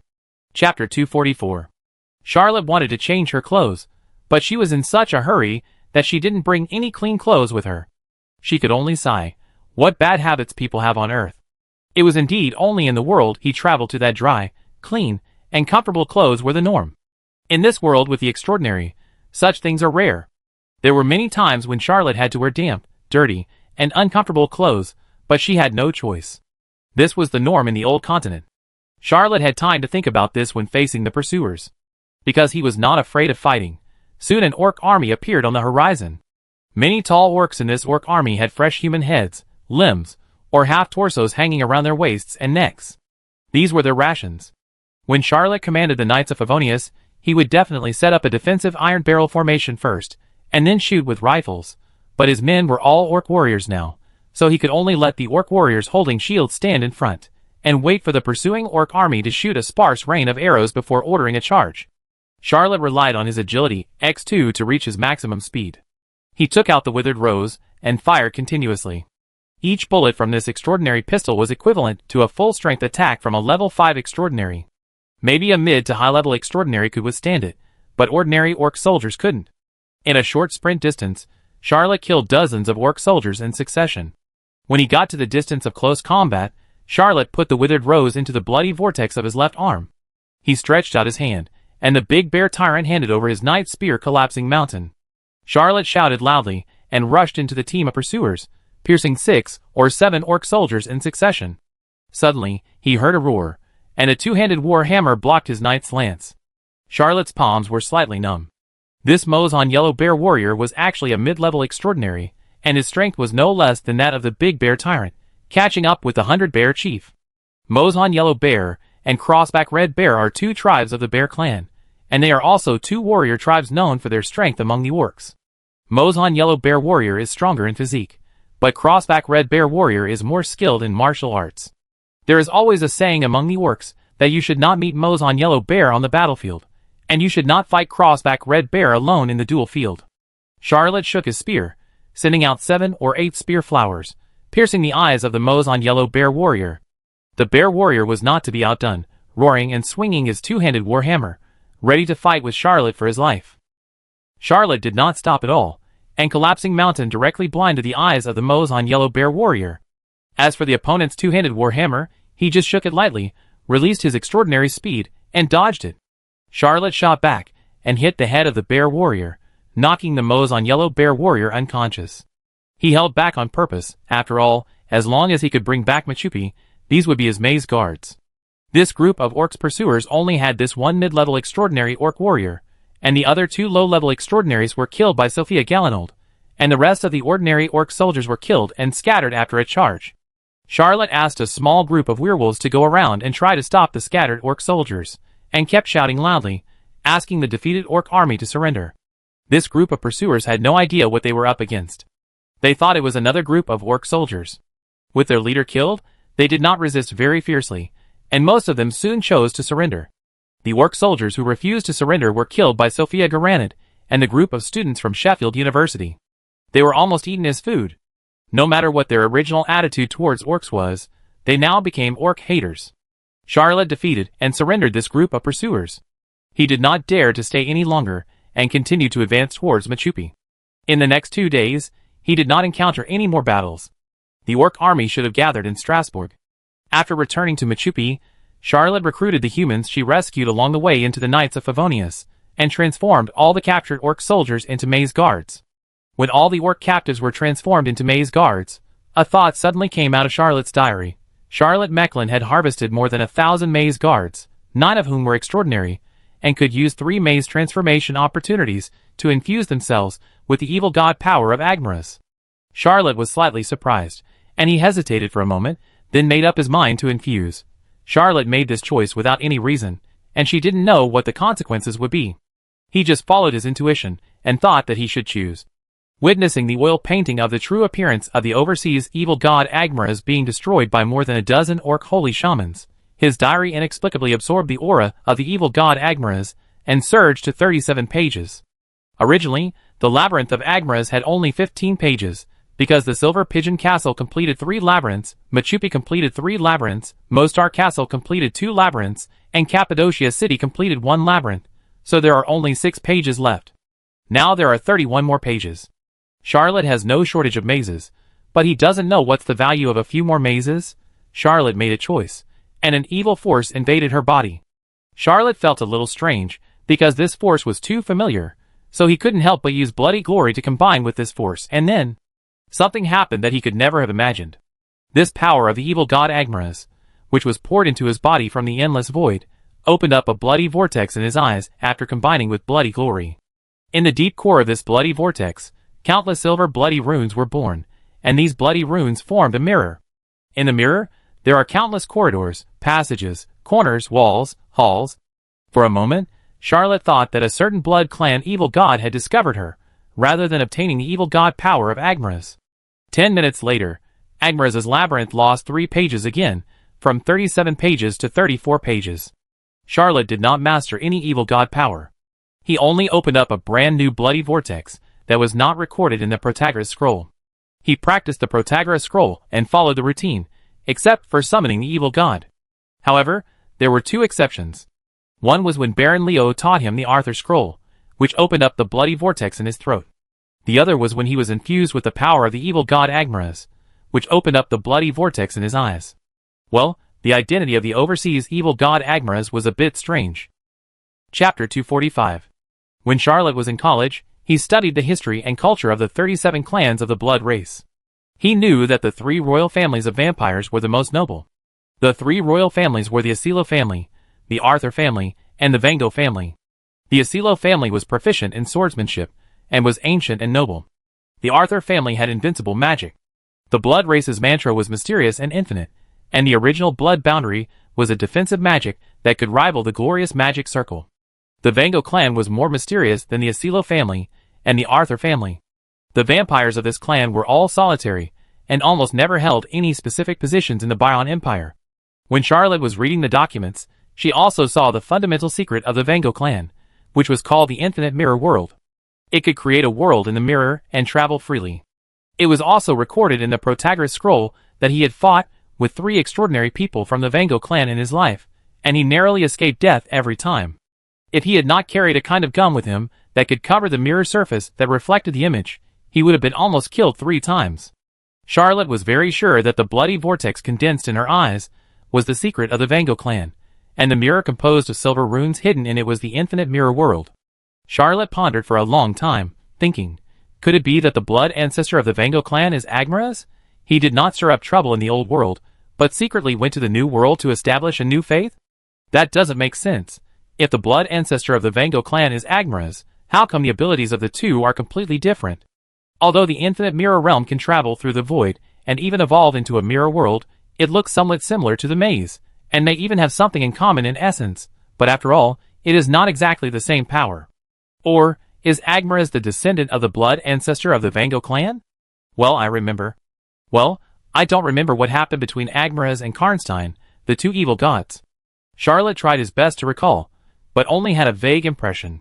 At that time, his soul had been shattered, and he could not perceive the outside world at all, and naturally, he could not know what happened between the 2 evil gods.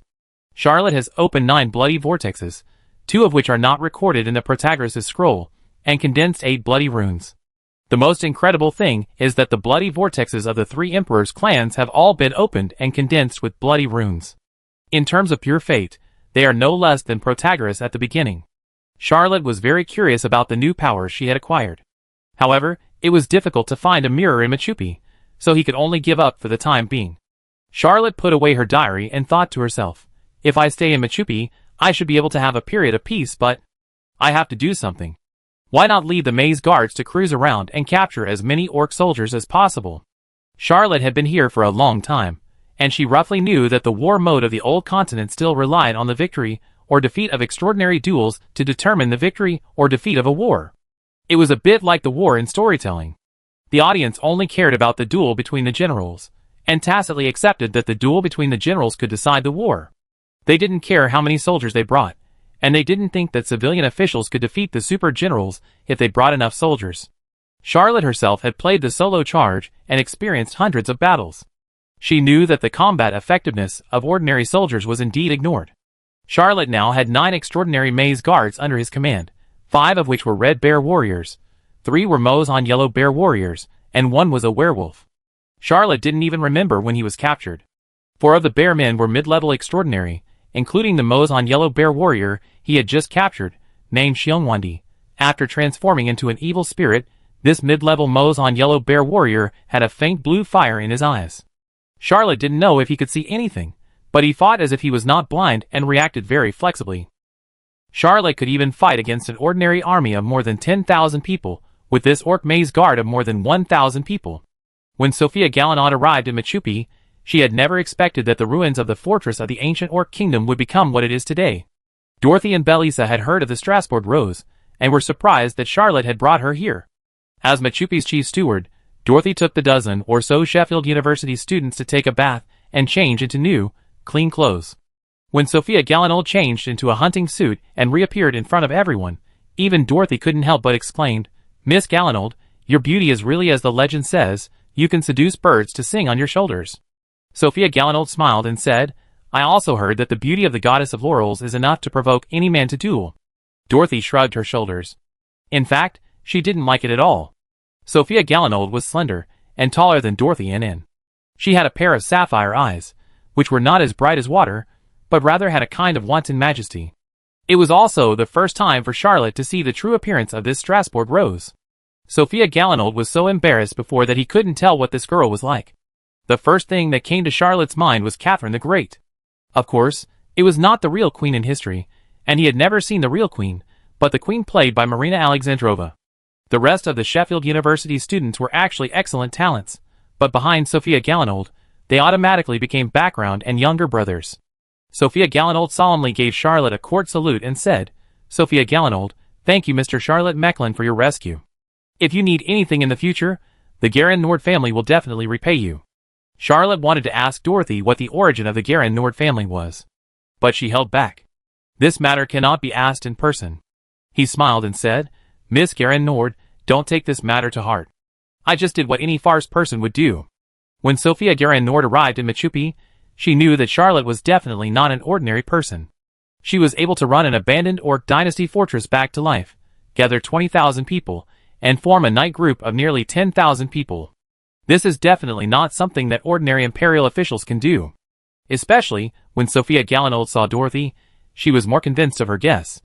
According to her position, Charlotte was just an ordinary 27th rank civil servant in the Empire.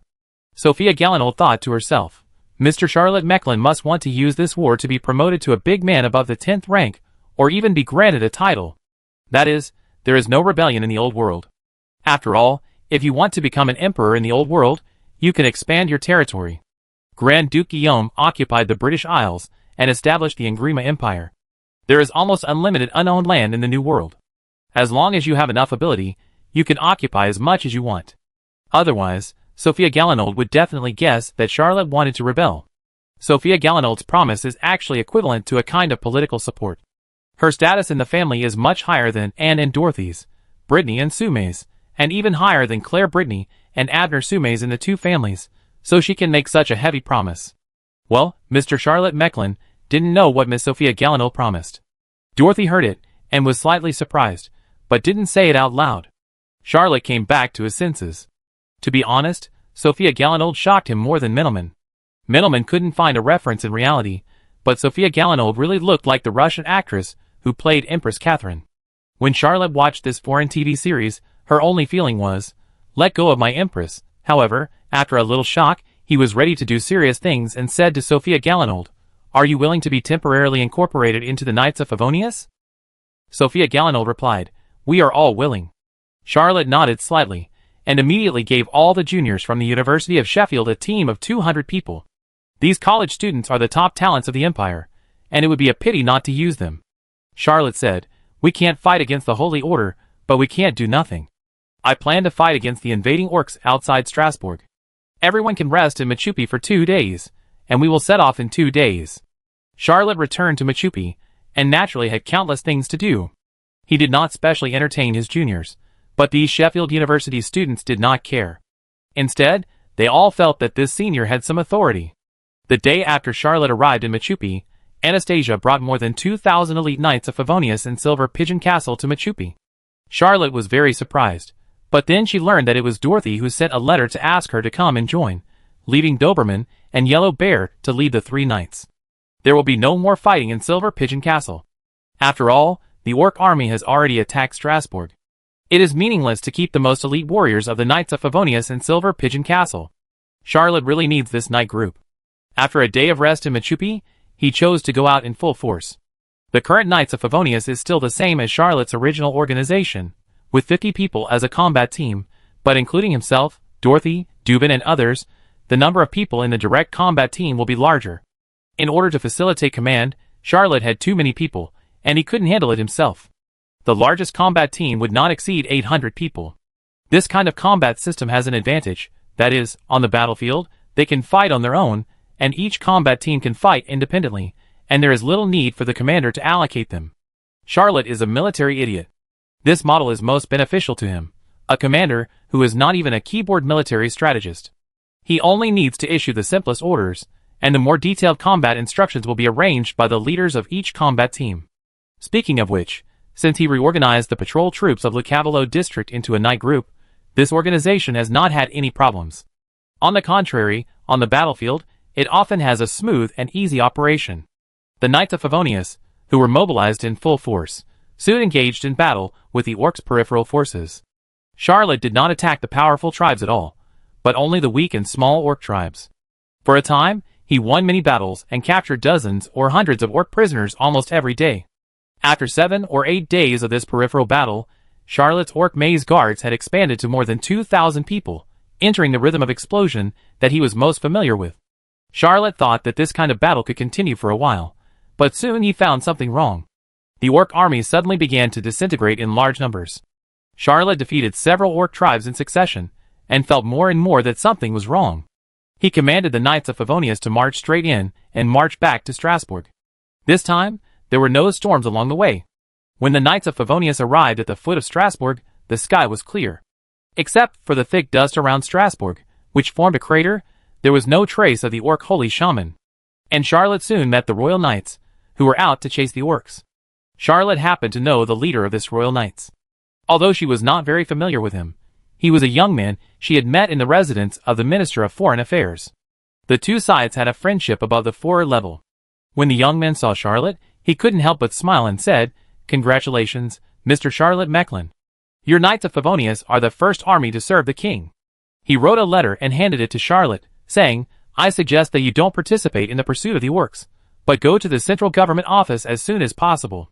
Charlotte understood the meaning of the song and immediately smiled and said, "I know, thank you for your kindness. It's not convenient at this time. Please allow me to express my gratitude later." It was definitely not convenient to show the friendship of the Forer level in such a public place. The young man smiled slightly, led a group of Royal Knights, past Charlotte's Knights of Favonius, and left.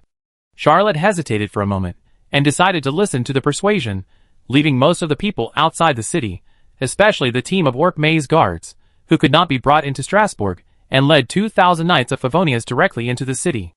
On the way, the Royal Knights kept leaving the city, but he never met any acquaintances, and no one paid attention to him.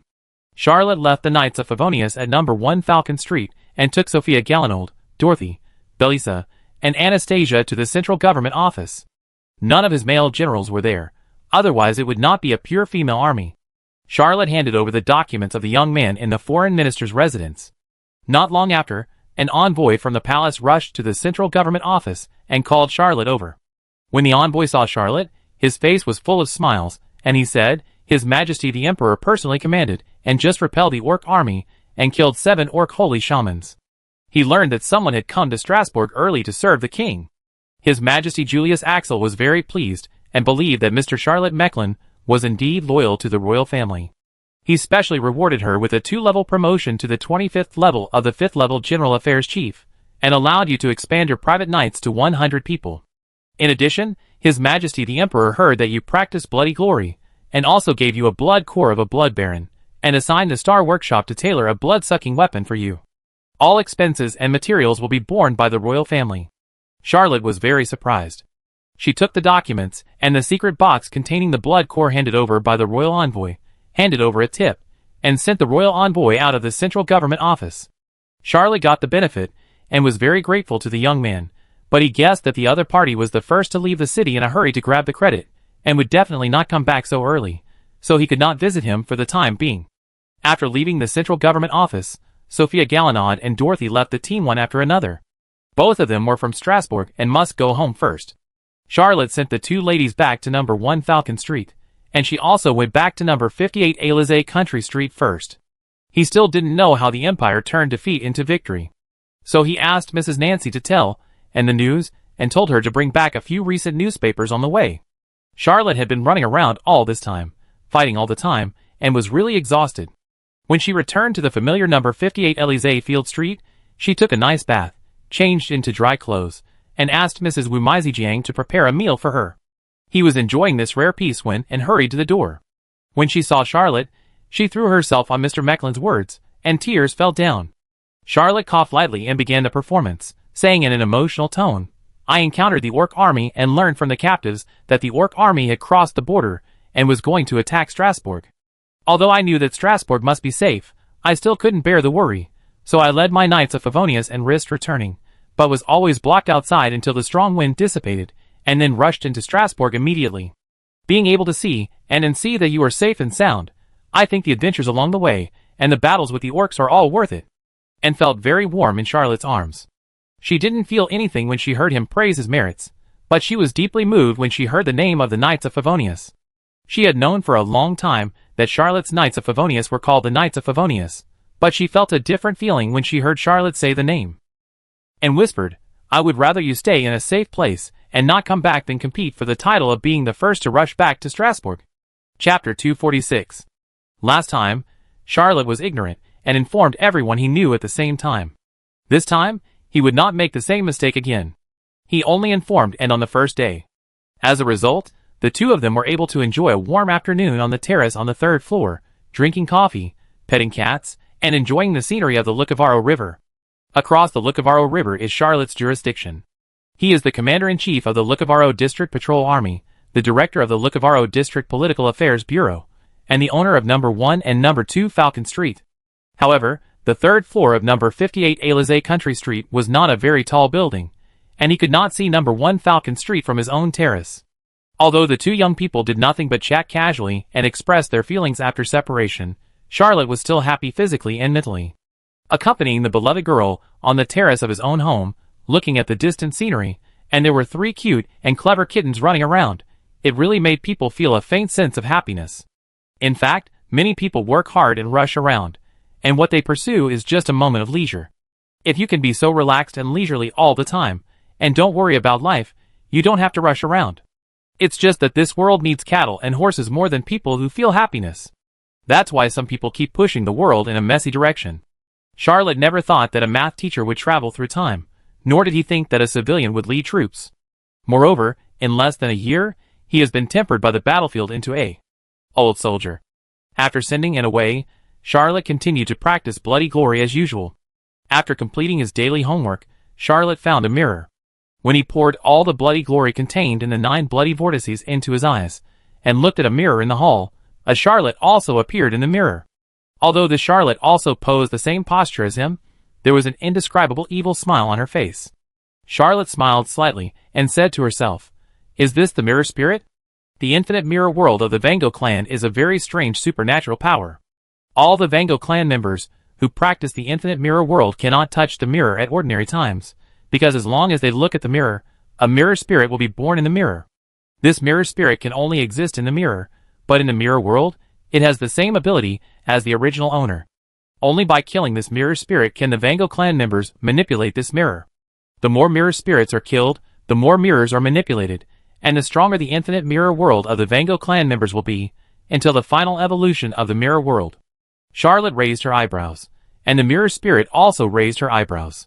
Charlotte picked her nose, and the mirror spirit also picked her nose. Charlotte made a seductive pose, and the mirror spirit also made a seductive pose. Charlotte reached out and grabbed a knight's lance, and the mirror spirit also reached out and grabbed a knight's lance. Charlotte dropped the ordinary knight's lance in her hand and replaced it with the collapsed mountain. The mirror spirit's face suddenly changed. The mirror spirit can copy the original owner's ability, because its ability comes from the original owner, but it cannot copy extraordinary objects, even ordinary mirror images. Charlotte laughed loudly, and walked into the mirror carrying the collapsed mountain. The world in the mirror was extremely small, just a part of number 58 Élysée Country Street, because it could only illuminate this part of the room on a daily basis. Charlotte pointed her spear, and the elf also raised the knight's spear. Both sides took the same posture, also performing the sky-winged spear technique of a silo, and launched a charge at the same time. When the two knights' spears hit each other, the collapsed mountain glowed slightly with blood, and the knight's spear in the elf's hand suddenly collapsed. Collapsed mountain has 5 attributes: armor penetration, shock, magic breaking, blood loss, and absorbing vitality to repair the gun body. This is the magic breaking attribute that plays a role. The elf itself is just a kind of evil spirit. The knight's spear in his hand is just an illusion of evil power, and is restrained by the magic breaking attribute of collapsed mountain. Charlotte picked up the mirror spirit on the spear with the knight's spear in his hand, reached out, and grabbed the mirror spirit's head, and twisted it off. The mirror spirit with its head twisted off turned into curling black smoke and disappeared. Charlotte stood still for a moment, sensing that this small mirror world had been controlled by him. Charlotte stood still in the mirror world for a moment, laughed, and said, "Interesting.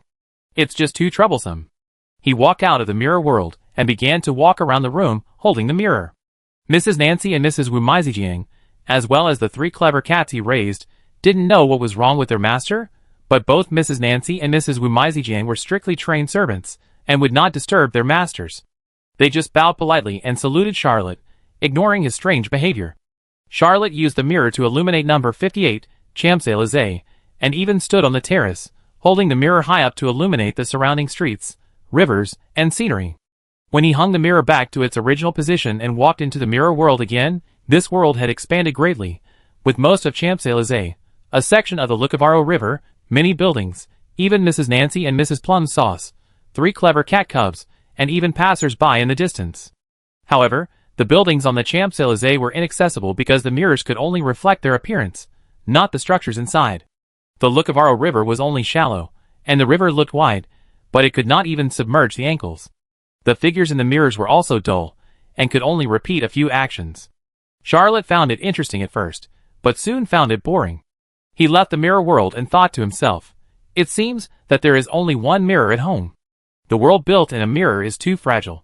I have to get a few more mirrors, but it's too late now. The shops on the Champs-Élysées are closed. I can only go there tomorrow." The next morning, before Charlotte asked Mrs. Nancy to notify Vinnie Arsenault, Sylvie Martin, and other friends, and before she had time to go out to buy a mirror, a visitor came to the door. Charlotte was thinking about Mrs. Plum Sauce's breakfast when she heard a knock on the door. She asked Mrs. Nancy to open the door, and a middle-aged gentleman he didn't know came in. The middle-aged gentleman was dressed simply, had a dignified appearance, and had no decorations on his body. He was accompanied by a lady he knew, Sophia Galinaud. Charlotte then remembered that he had forgotten to ask Dorothy about the situation of the Galinaud family. Chapter 247. Sophia Galinaud changed into a formal dress. When she saw Charlotte, she bowed slightly and said, "I am grateful for Mr. Mecklen's care during this period. I came to thank you." The middle-aged gentleman smiled and said, "I am Alman, the butler of Earl Galinaud's mansion. I came with the young lady, and brought the Earl's gratitude." The Earl said, "Sophia's life is more important to him than all the treasures in the world. He couldn't imagine how he would live without his daughter. I don't know what gift can be of equal value to Sophia, so I can only give her the most sincere friendship in return. If you need anything in the future, you can tell us, and the Galinaud family will definitely do their best." Charlotte smiled, searching her memory in her heart, thinking, "Earl, I don't think I've heard of it." "Forget it, don't bother thinking about it. I go ask Dorothy later." "Well, and is fine. She must know who the Earl of Galinaud is. Why did I forget it yesterday? Oh yes. Asking about the Rose of Strasbourg in front of, and is a way to get yourself killed." Out of respect for life, and yearning for a better life, I instinctively avoided this sad question. Some of the nobles in the empire hold real power, and have extremely high status, while others have relatively ordinary status due to historical reasons. For example, Archduke Ferdinand, although he is an archduke, his power is far less than that of the Count of Brittany. The maids in the Breton family are all saints, and Archduke Ferdinand has gathered a few middle-level and high-level extraordinary people. Charlotte invited the two in, and asked Mrs. Wumizijiang to prepare coffee and tea. Although he was eating, he had to stop eating for the time being and asked Mrs. Wumizijiang to take away the breakfast, and invite the two to sit in the small study. Sophia Galinold acted like a noble girl in every move, but her sapphire-like eyes seemed to be secretly saying that the butler Alman was here, so it was inconvenient for me to show closeness.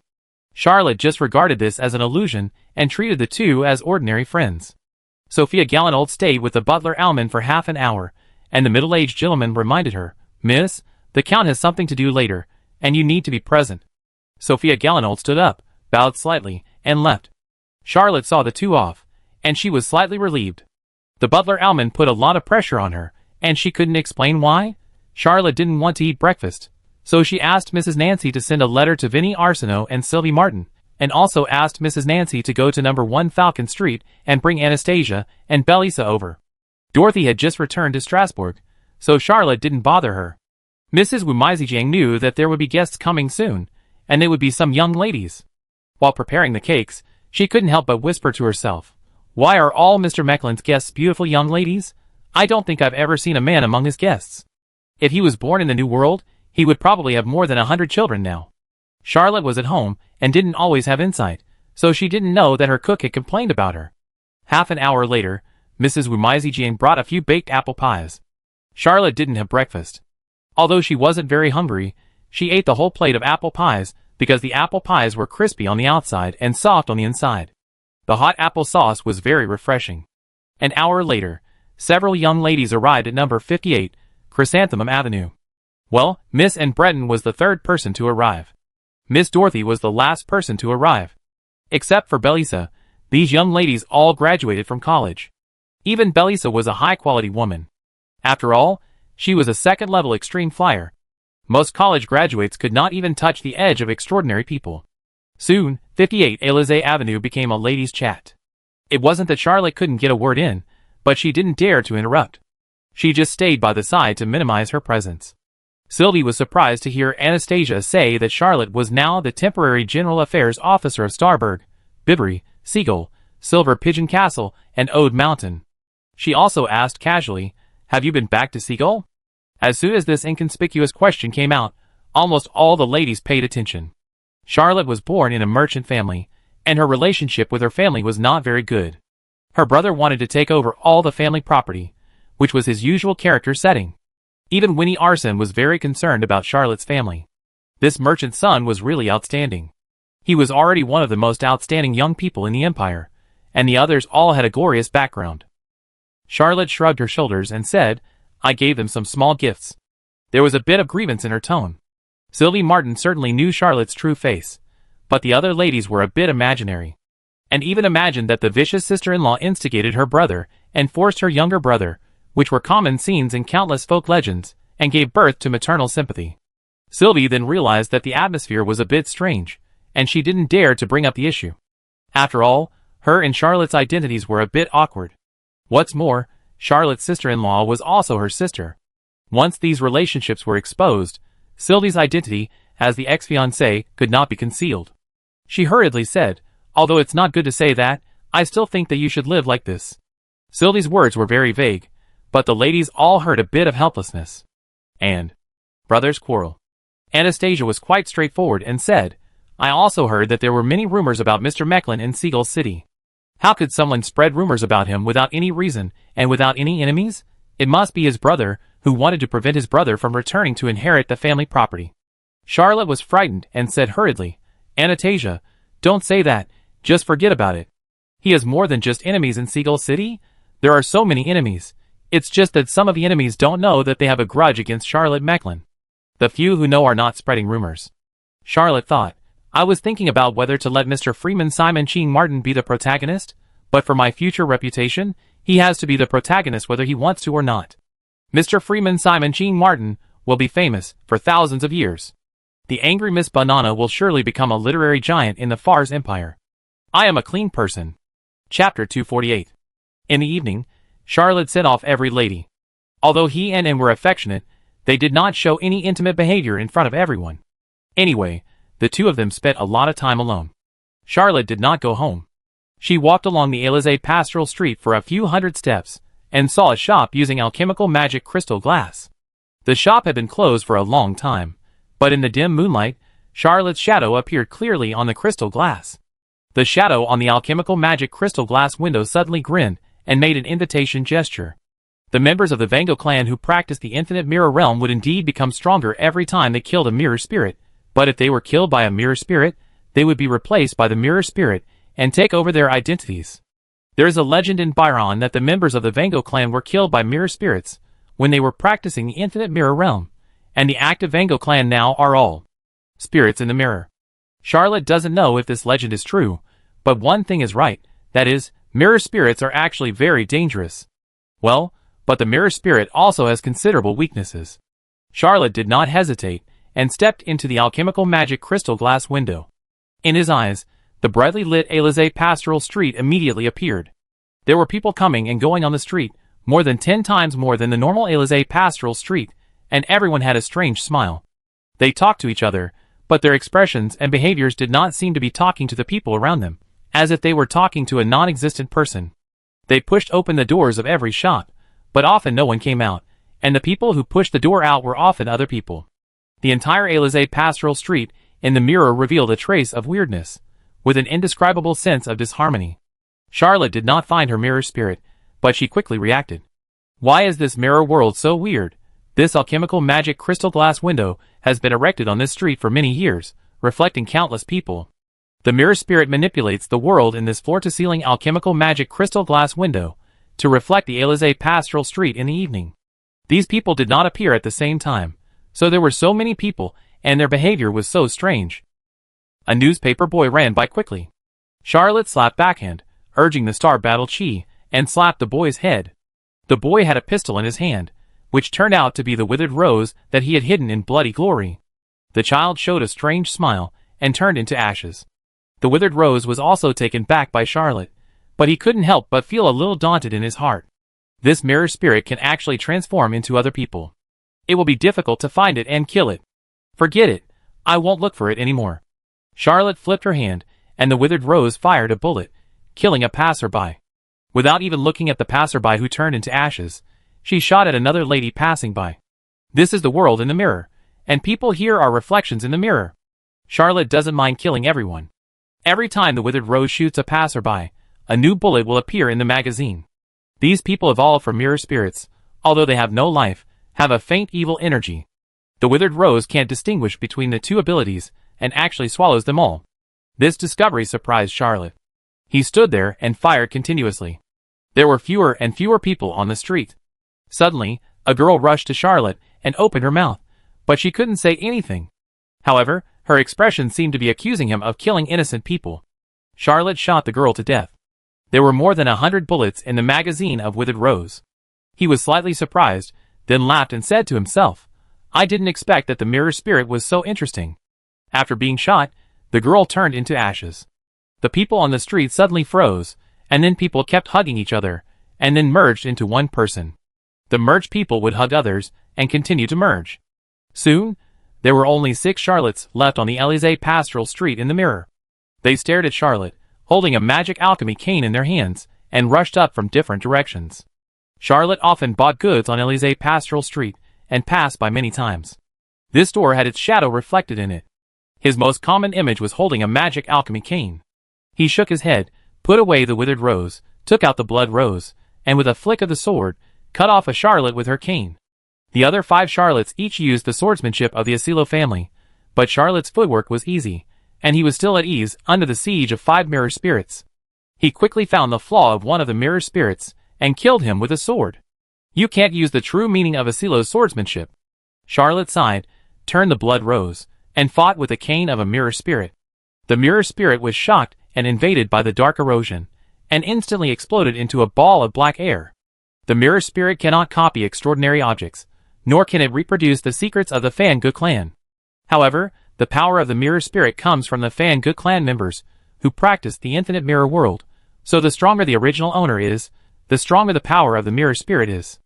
At low and middle levels, the Van Gogh clan members can still use extraordinary objects, or practice other powers, but at high levels, it will become increasingly difficult to find extraordinary objects of the same level, and the power of practicing will not keep up with the secrets of the Fangu clan itself. Well, these are not problems for Charlotte for the time being. When the last mirror spirit was killed by the Blood Rose, this mirror world also belonged to his control. Charlotte could vaguely sense another mirror world, which was the world evolved by the mirror hanging in his home. Charlotte smiled lightly, stretched out his right hand, and slowly pinched it, and the two mirror worlds merged into one. He took a step lightly, not walking out of the alchemy magic crystal glass window on the street, but walking out of the mirror at home. This is the secret of the Fangu clan, the infinite mirror world. As long as there is a place with reflection, they can come and go at will and appear and disappear at ease. They who master the infinite mirror world can also trap any enemy, even if the enemy is slightly stronger than them. Of course, this secret method also has weaknesses, which is where it can exert its power most. In the mirror world, as long as you don't enter the mirror world like Protagoras, or even cover the mirror, you cannot be controlled by the secret method. Charlotte experienced it for a while, and smiled slightly. This is indeed a very strange secret method, but it's a pity that it can't be used on the battlefield. He is now very sure that the infinite mirror world and Agmaraz's labyrinth technique are completely different things. As for why you can get the infinite mirror world after using 3 labyrinths, this is a mystery that Charlotte cannot explain. Chapter 249. On the 3rd day after Charlotte returned to Strasbourg, and couldn't come to accompany him because she had classes, so he decided to go to the Star Workshop. Emperor Julius Axel gave him a blood core of a blood baron, and assigned the Star Workshop to tailor a blood-sucking weapon for him. All expenses and materials were borne by the royal family. Charlotte had many extraordinary weapons in his hands, but the extraordinary weapon that matched him was the Blood Rose. Although the Withered Rose could also contain the bloody vortex on his left arm, it was only a low-level extraordinary weapon. Although the Collapsed Mountain was good, it was not convenient to carry with him. Of the other extraordinary weapons, his favorite ones were the 3 anti-space guns. Unfortunately, both the anti-space long-range rifles and the 2 silver rhinos were too dependent on the magic-breaking armor-blasting bullets, which were too expensive and extremely difficult to buy. Charlotte also wanted to know what kind of extraordinary weapon the Star Workshop could help her make. The Star Workshop was in the Rose District, which was also the old town of the Sherlock dynasty. Charlotte had accompanied, and here to go shopping. He did not take the dark luxury, but still let Mrs. Nancy drive the carriage. Charlotte had heard of the 6 alchemy workshops in the Fars Empire. The 3 anti-space guns in his hand all came from the Firewell Workshop, one of the 6 workshops. He also had a divine horse from the stars. Although it was not an extraordinary item, it was also a good alchemy item. He gave it to Dubin. The Star Workshop has a long history and covers a large area, occupying a whole block. Both sides of the street are shops belonging to the stars. Behind the shops are the 2 major alchemy workshop areas of the stars, the east and the west. All the stars' products come from the workshop area behind the shops. Charlotte took the Emperor's document and found a random shop to hand it over. The owner of the shop did not dare to handle such a big matter without authorization, so he respectfully invited him to the back. Soon Charlotte saw a young man. Waloma Chuanqing, the young master of the Chuanqing workshop. Well, there is no such thing as a young master in the old world. Waloma Chuanqing is the owner of the Chuanqing workshop, the only son of Heisu Chuanqing, a high-priced alchemist, and the youngest high-level alchemist in the old world. Heisu Chuanqing didn't want to receive Charlotte, so he only let his son come out. When Waloma Chuanqing saw Charlotte, he smiled very kindly and said, "The order of His Majesty Julius Axel, Chuanqing workshop will definitely go all out." Unknown, what is the quality of the blood core in your hand? Low level or mid level? Charlotte was stunned for a moment after hearing this, and did not answer Waloma Chuanqing's words, but said, "Can you return the document to me first?" Waloma Chuanqing was a little surprised and said, "I'm sorry, this document is a certificate given to Chuanqing by His Majesty the Emperor, and it cannot be returned to you. If you insist on taking it back, please forgive me that Chuanqing cannot make extraordinary weapons for you." Charlotte smiled apologetically and said, "I just want to take another look, not take it back."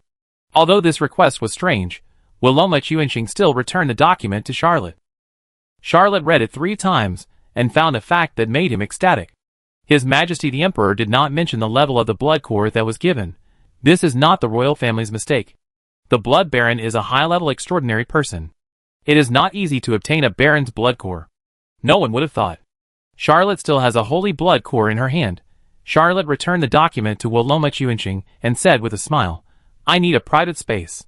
Although Waloma Chuanqing thought Charlotte was a troublesome person, He agreed to his request and found him a room. Charlotte held down her right arm and took out the Dolian holy blood core from the bloody vortex. He never knew what to do with it. Although Charlotte might not be able to use the saint-level extraordinary artifacts before he was promoted to saint level, and he also knew that it was actually quite dangerous to have this level of extraordinary artifacts. After all, the ancient Eastern proverb said, "An innocent man is guilty of possessing a treasure, but the opportunity is right in front of him. Why should he miss it?" When Charlotte handed this Dolian saint-level blood core to Wiloma Chuanqing with a smile, the expression of the youngest high-level alchemist in the old continent changed 7 times in an instant. Wiloma Chuanqing's expression could not change more times, not because of lack of time, but because human skin could not show more complex colors. Of course, he could not question Charlotte, because Charlotte could take out the document of His Majesty Emperor Julius Axel, which was beyond doubt. This document was actually in duplicate, and the other one was sent directly from the palace to the Chuanqing workshop. Wiloma Chuanqing was stunned for a few minutes, apologized, and hurried to ask his father. After about half an hour, he came back with a strange expression and said, "In half an hour, you can get a blood-sucking weapon." Charlotte was very surprised and asked, "Really half an hour? Or the 9 great gods could refine a holy-level extraordinary weapon in half an hour?" But Charlotte was determined not to believe that a holy-level alchemist could complete such a big project in half an hour. Wiloma Chuanqing smiled and said, "Anyway, it only takes half an hour for you to see the results. Why not wait a while? Give me this blood core." Charlotte was not afraid that the other party could embezzle this holy-level blood core. He gave the Dolian blood core to the other party, and Wiloma Chuanqing left in a hurry. Half an hour later, Wiloma Chuanqing did not come back. Charlotte waited patiently for more than 10 minutes, but Wiloma Chuanqing still did not come back. He began to get anxious. Charlotte did not believe that Chuanqing workshop would swallow his blood core. After all, he was holding the Emperor's document, but this thing was of extraordinary value after all. Charlotte did not dare to guarantee that there would be no accidents. He could not help but shout, "Please help me call Mr. Wiloma Chuanqing." They were also considered VIPs. Chuanqing workshop arranged people to wait for orders. Charlotte asked to see Wiloma Chuanqing. A low-priced alchemist arranged by the workshop did not dare to neglect him and hurried away. About half an hour later, Charlotte was so anxious that she wanted to tear down the store, and Wiloma Chuanqing came back with a box. When he saw Charlotte, he apologized first. "Mr. Mecklin, my father misjudged the difficulty of refining this weapon, so it was delayed for a while. Although it took a little time, this weapon is relatively perfect because of it. I believe you can understand the pursuit of perfection by an alchemist." Charlotte looked at the box. It was too small. It didn't look like it contained a weapon at all. Chapter 250. Charlotte took the box, still a little bit incredulous, and said, "Your father can actually make a saint-level extraordinary weapon in half an hour. It's incredible." Wiloma Chuanqing smiled slightly and said, "How is this possible?" Charlotte's face changed slightly, and suddenly there was an ominous sign. Wiloma Chuanqing saw his face change, knowing that it was a misunderstanding, and smiled and said, "As far as I know, even for a saint-level alchemist, the shortest time to make a saint-level extraordinary weapon is 2 years and 6 months, when the materials are sufficient. That holy-level extraordinary weapon is now in the hands of the Count of Brittany. It is a holy-level extraordinary pistol." Charlotte was slightly surprised. He really didn't expect that Anne's father actually had a holy-level extraordinary weapon in his hand. Charlotte calmed down a little, because he saw that Wiloma Chuanqing was full of confidence and didn't seem to want to fool him. Since the person was in front of him, even if the other party wanted to do something, he could adapt to the situation. Although the high-level alchemist has a respected status, his actual combat ability is average. He may not be unable to kill the other party with one sword. Wiloma Chuanqing didn't know that Charlotte had such bad intentions, but he also knew that Charlotte's patience had reached its limit, so he smiled and revealed the answer, saying, "You also know that we and the Byron people fought an unprecedented war in Felenden. Both sides deployed dozens of saints, and many saints fell." Charlotte nodded slightly, and Wiloma Chuanqing continued, "Earl Garan had killed a Blood Clan saint and destroyed the opponent's weapon. He found this weapon very interesting, so he entrusted it to us, the stars, to repair it." Charlotte didn't expect that, after just hearing about Anne's father, he would hear about Sophia Gallinolt's father. He asked casually, "What is Earl Gallinolt's political position?" Wiloma Chuanqing was slightly surprised and said, "He is the Minister of War, a top minister of the Empire." "Haven't you heard of him?" Charlotte's forehead was sweating. He really hadn't heard of him. He knew the weight of the Minister of War. If he were on Earth, He would probably be a 5-star general in the United States or a 7-star marshal in France. Charlotte really didn't know that Sophia Garanord's family was so powerful, and Earl Garanord was actually the Minister of War. This Minister of War was still on the battlefield of Ferlanden, and had just killed a blood clan holy order. Willoma Chuanqing waited for a while, and when Charlotte didn't ask again, he continued, "But the most critical part of that weapon was destroyed, and my father couldn't repair it, so Earl Garanord sold it to us Chuanqing. My father was going to dismantle it, and get a batch of precious materials, but he didn't expect you to send this holy blood core. You must have guessed that the holy level extraordinary weapon destroyed by Count Galenod was the blood core. With your holy level blood core, my father can repair it." Charlotte finally understood why Heisu Chuanqing, a holy level alchemist, could make a holy level blood-sucking weapon for herself in half an hour. He took a deep breath and opened the box in his hand. Inside was a very short piece of chain. It was very thin, probably thinner than chopsticks. Of course, there were no chopsticks in the old world, and it was not too long, just enough to wrap around the hand. "Well, this is a bracelet. This bracelet is blood-colored, and it is very delicate, but it has nothing to do with weapons," Willoma Chuanqing said in a low voice. "However, this weapon requires the secret method of the Dwellian family to drive it, or you can't use it, but it doesn't matter, it is a holy level blood-sucking weapon." Charlotte asked calmly, "What is its name? What kind of magical use is it?" Willoma Chuanqing replied, "Its name is Blood Spirit." The weapon master who designed the Blood Spirit was very clever. Different blood cores can show different forms, and give birth to different properties. Originally, this weapon looked like a pistol, but after the holy blood core of the Dolian family was embedded in it, I don't know what changes it will produce. Charlotte couldn't get any useful information from Willoma Chuanqing, so she could only stop asking. He infused a little blood glory into it, and was sure that it was indeed an extraordinary and unfathomable thing. At least he couldn't drive it now. Charlotte put away the blood spirit and said, "I have one last request. I hope that the stars can keep it a secret for me. Just say that I used a Baron level blood core." Willoma Stars smiled and said, "I can help, but you also know that the relevant documents must be sent back to the palace. Whether the news will be leaked there is beyond the control of our Stars workshop." Charlotte smiled slightly and said, "As long as you try your best, I won't force you." Willoma Stars did not expect that this royal mission would be completed so easily. He chatted with Charlotte for a while, then said goodbye. "There are still many things to do in the Stars workshop, so I can't accompany Mr. Mecklin." Charlotte didn't mind and said, "I'm leaving too." He left the Star workshop and didn't return to the carriage. He strolled along the street for a while. When he passed a shop with a magic alchemy crystal floor-to-ceiling window, he looked around without anyone noticing and stepped into the mirror world. The mirror spirit born from this window had almost the same reaction as the mirror spirit in the magic alchemy crystal glass window of the shop on Élysée Pastoral Street. Charlotte's tactics did not change. Half an hour later, he dealt with the mirror spirit and took control of the mirror world in this glass window. It's just that the Rose District is too far away, and this mirror world can't be connected to Charlotte's mirror world on Élysée Pastoral Street. Charlotte didn't care, he just wanted to find a quiet place to check the newly acquired blood spirit.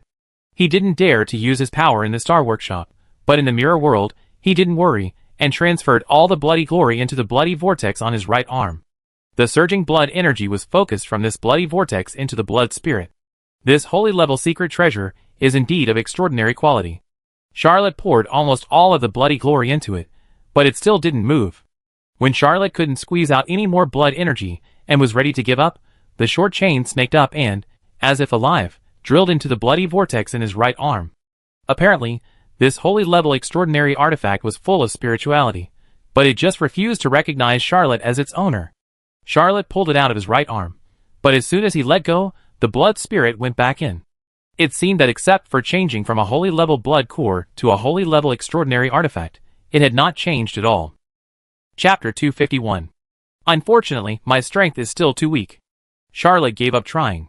He stayed in the mirror world of the window for a while, recovered 30% to 40% of his blood energy, and then stepped out of the window. Charlotte checked the withered rose. Just like the last time, the bullets converted by killing the mirror spirit in the mirror world will disappear after leaving the mirror world. Even if you enter the mirror world again, these bullets will not appear again. However, these bullets are not valuable items, and they are not magic-breaking armor-blasting bombs. If they are gone, they are gone. Charlotte returned along the same route, and found the carriage still parked on the street. After getting on the carriage, She did not ask Mrs. Nancy to go back to number 58, Champs-Élysées Avenue immediately. Instead, she pondered for a moment, took out the Baron's blood core, and drew out the blood rose from the bloody vortex in her left arm. She said to Mrs. Nancy, "Go to the largest store, and ask if the quality of this rapier can be improved." Mrs. Nancy held the blood rose, and the Baron's blood core, and got off the carriage. After a while, she came back holding 2 more things and whispered, "I asked 5 stores, and they all said they couldn't do it." Charlotte took back the blood rose, took out the withered rose, and said, "Change 5 stores and ask again." Mrs. Nancy left as she was told, but came back in time and said, 3 stores said they would, but the prices were very high. The lowest one was 1,500 ECU. Charlotte was quite speechless and said, "Got it." He took back the withered rose. He spent 200 gold pounds on this extraordinary weapon. The gold pound has a slightly higher purchasing power than the ECU. The price of the blood core of the Blood Baron is difficult to estimate, but it is estimated that it will not be less than 1,000 ECU. Spending another 1,500 ECU to make a new weapon, the cost is close to 3,000 ECU. This price is fair. You have to know that Baron Fiel spent 3,600 ECU to buy the Dark Luxury. It was not an extraordinary weapon, but a luxury item. If you only spend 3,000 ECU, you can get a high-level blood-sucking weapon, which is quite a bargain. But the account cannot be calculated in this way. Withered Rose Julian gave a friendly price. The original price is far more than 200 gold pounds. The blood core of the Blood Baron is in short supply and very precious. If it is operated properly, it is possible to double or triple the price of 1,000 ECU. Charlotte thought that it would be better for her to sell the Baron's blood core and exchange it for a blood-sucking weapon. She could probably save a handful of withered roses and processing fees. He secretly sighed that alchemists were making too much money. He could earn 1 or 2,000 ECU from this order. He might never be able to save that much in his lifetime just by relying on his salary. Charlotte was about to ask Mrs. Nancy to drive the carriage back to number 58, Champs-Élysées, when she heard a voice outside the car saying, "Sir, I am Sean Connor from the Blue Magpie Workshop in the Stars District. I heard that you have a Baron-level blood core. Can you sell it?" All the workshops and shops in this block belong to the Star Workshop, so Charlotte knew that if she asked Mrs. Nancy to go to the shops in the Star Street to ask if the quality of blood-sucking weapons could be improved, it would definitely catch the attention of those who were interested. He whispered, "How much do you plan to bid?" Sean Connor's voice came into the carriage, saying, 1,500 ECU. Charlotte answered without hesitation, "The price is fair, but I am not short of money. I only plan to make a high-level move." Sean Connor's voice soon rang again, saying, "Can we chat in my workshop?" Charlotte said, "Let's go out and find a cafe." The Stars District is famous for its alchemical products, but the environment for drinking coffee is not very good. Charlotte pushed open the door of the carriage. Sean Connor was a middle-aged man, with a resolute look and clean clothes, but his face was slightly tired. He walked into the carriage calmly, and sat opposite Charlotte, and also looked at this strange young man. Charlotte gave an order, and Mrs. Nancy drove the carriage out of the block. After turning 2 streets, they could see many cafes. Charlotte randomly chose one, got off the carriage with Sean Connor, and walked into the cafe. Charlotte ordered a cup of the store's specialty coffee, and Sean Connor ordered a cup of classic bitter coffee, which tasted similar to American coffee on Earth. Sean Connor spoke first. "You asked several stores and wanted to upgrade the quality of the 2 blood-sucking weapons, but you didn't place an order. I guess you are not very satisfied with these 2 blood-sucking weapons." Charlotte smiled slightly, and did not say that the other party guessed wrong. The withered rose is indeed less powerful, but it is also very useful. The blood rose is his main weapon, and there is no other weapon. Charlotte uses this blood-sucking thorn sword very smoothly. It matches his Asilo swordsmanship very well, and it can be put into the bloody vortex. There is simply no better choice.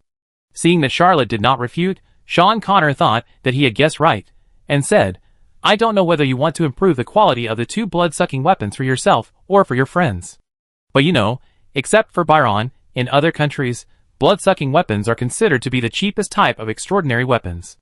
Even in Byron, due to the different clans, the adaptability of blood-sucking weapons is relatively poor. But the Baron-level blood core, because of its wide applicability, can create a new blood-sucking weapon suitable for the owner, or improve the quality of the blood-sucking weapon at hand. It may not be enough in several human empires, but in Byron, it can definitely be sold at a sky-high price." Charlotte interjected at the right time. "Flour is more expensive than bread. Sean Connor thought this sentence was so appropriate and smiled. It is true. Business is about taking what you need. You have 2 unsuitable blood-sucking weapons and a Baron's blood core. I have 2 high-level blood-sucking weapons, but I lack customers willing to pay for them. I really want to know if the 2 high-level blood-sucking weapons in my hand are what you need. If so, we can continue to discuss. Sean Connor took out 2 pistols. They were obviously made by the same alchemist. Except for the color matching and a few parts, the main structure and size are almost the same. The 2 pistols are exquisitely shaped, elegant, and very easy to hold. They reminded Charlotte of the rattlesnake produced by S.I.G. Sauer. Even a military blind like him would think that this gun is quite beautiful. Charlotte pondered for a moment, and looked at the workshop owner again. Although he spoke in a high-spirited and confident tone, the fatigue between his eyebrows could not be concealed. Charlotte said lightly, I guess you spent all your wealth to build these 2 blood-sucking weapons. Is that right? The bitter taste on Sean Connor's face could not be concealed immediately. That is the taste of life.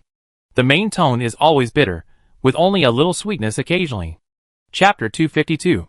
Sean Connor took several breaths, and then he seemed to struggle out of the state of being drowned.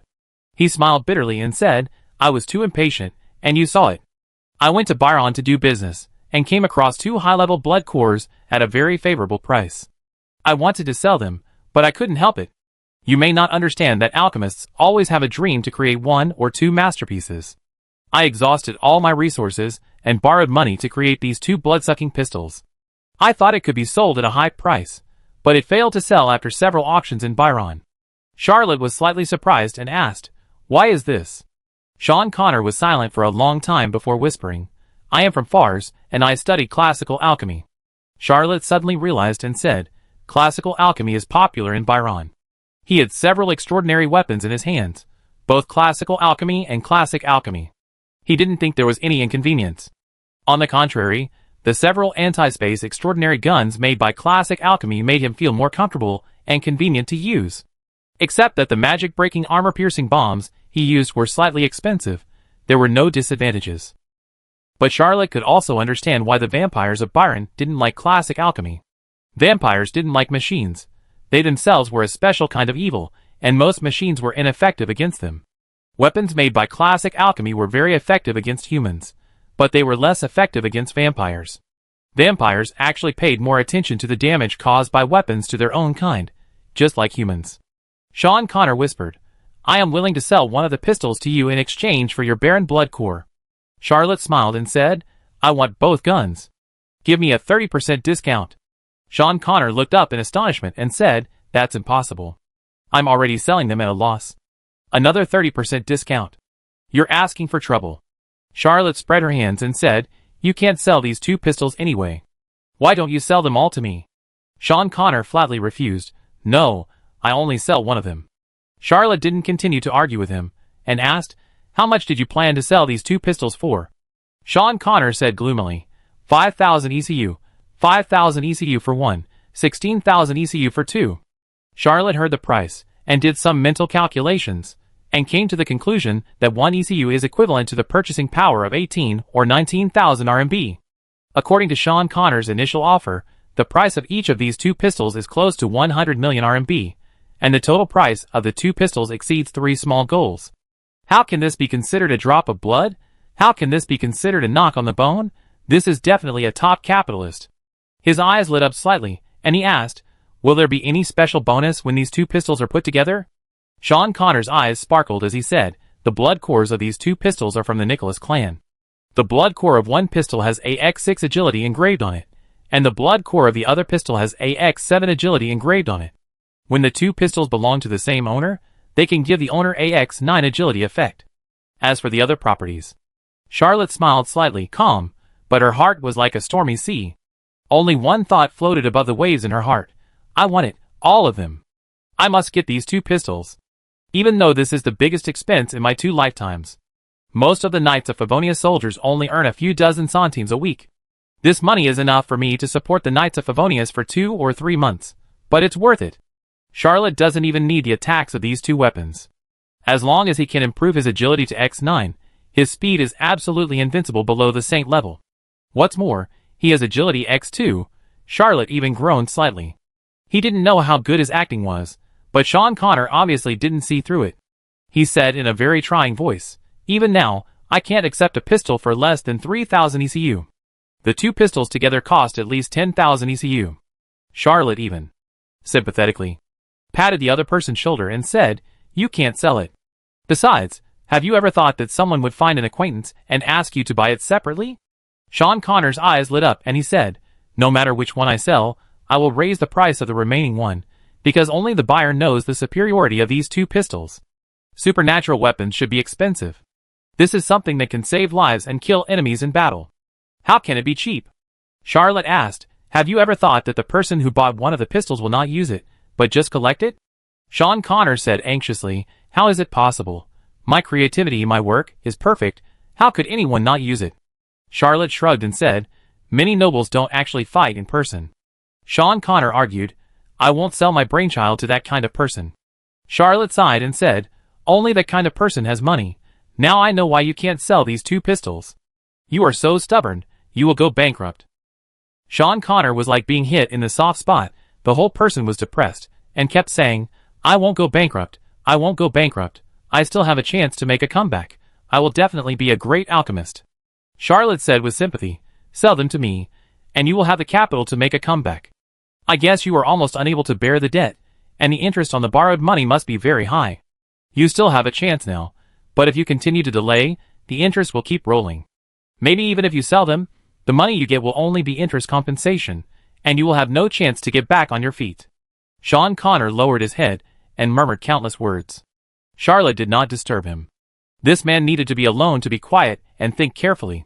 After more than half an hour, Sean Connor made up his mind and said, "You can take the Baron's blood core, 2 blood-sucking weapons, and 6,500 ECU, and you can take them away." Charlotte shook her head and said, "I can't give you the 2 blood-sucking weapons in my hand, the Baron's blood core plus 3,000 ECU.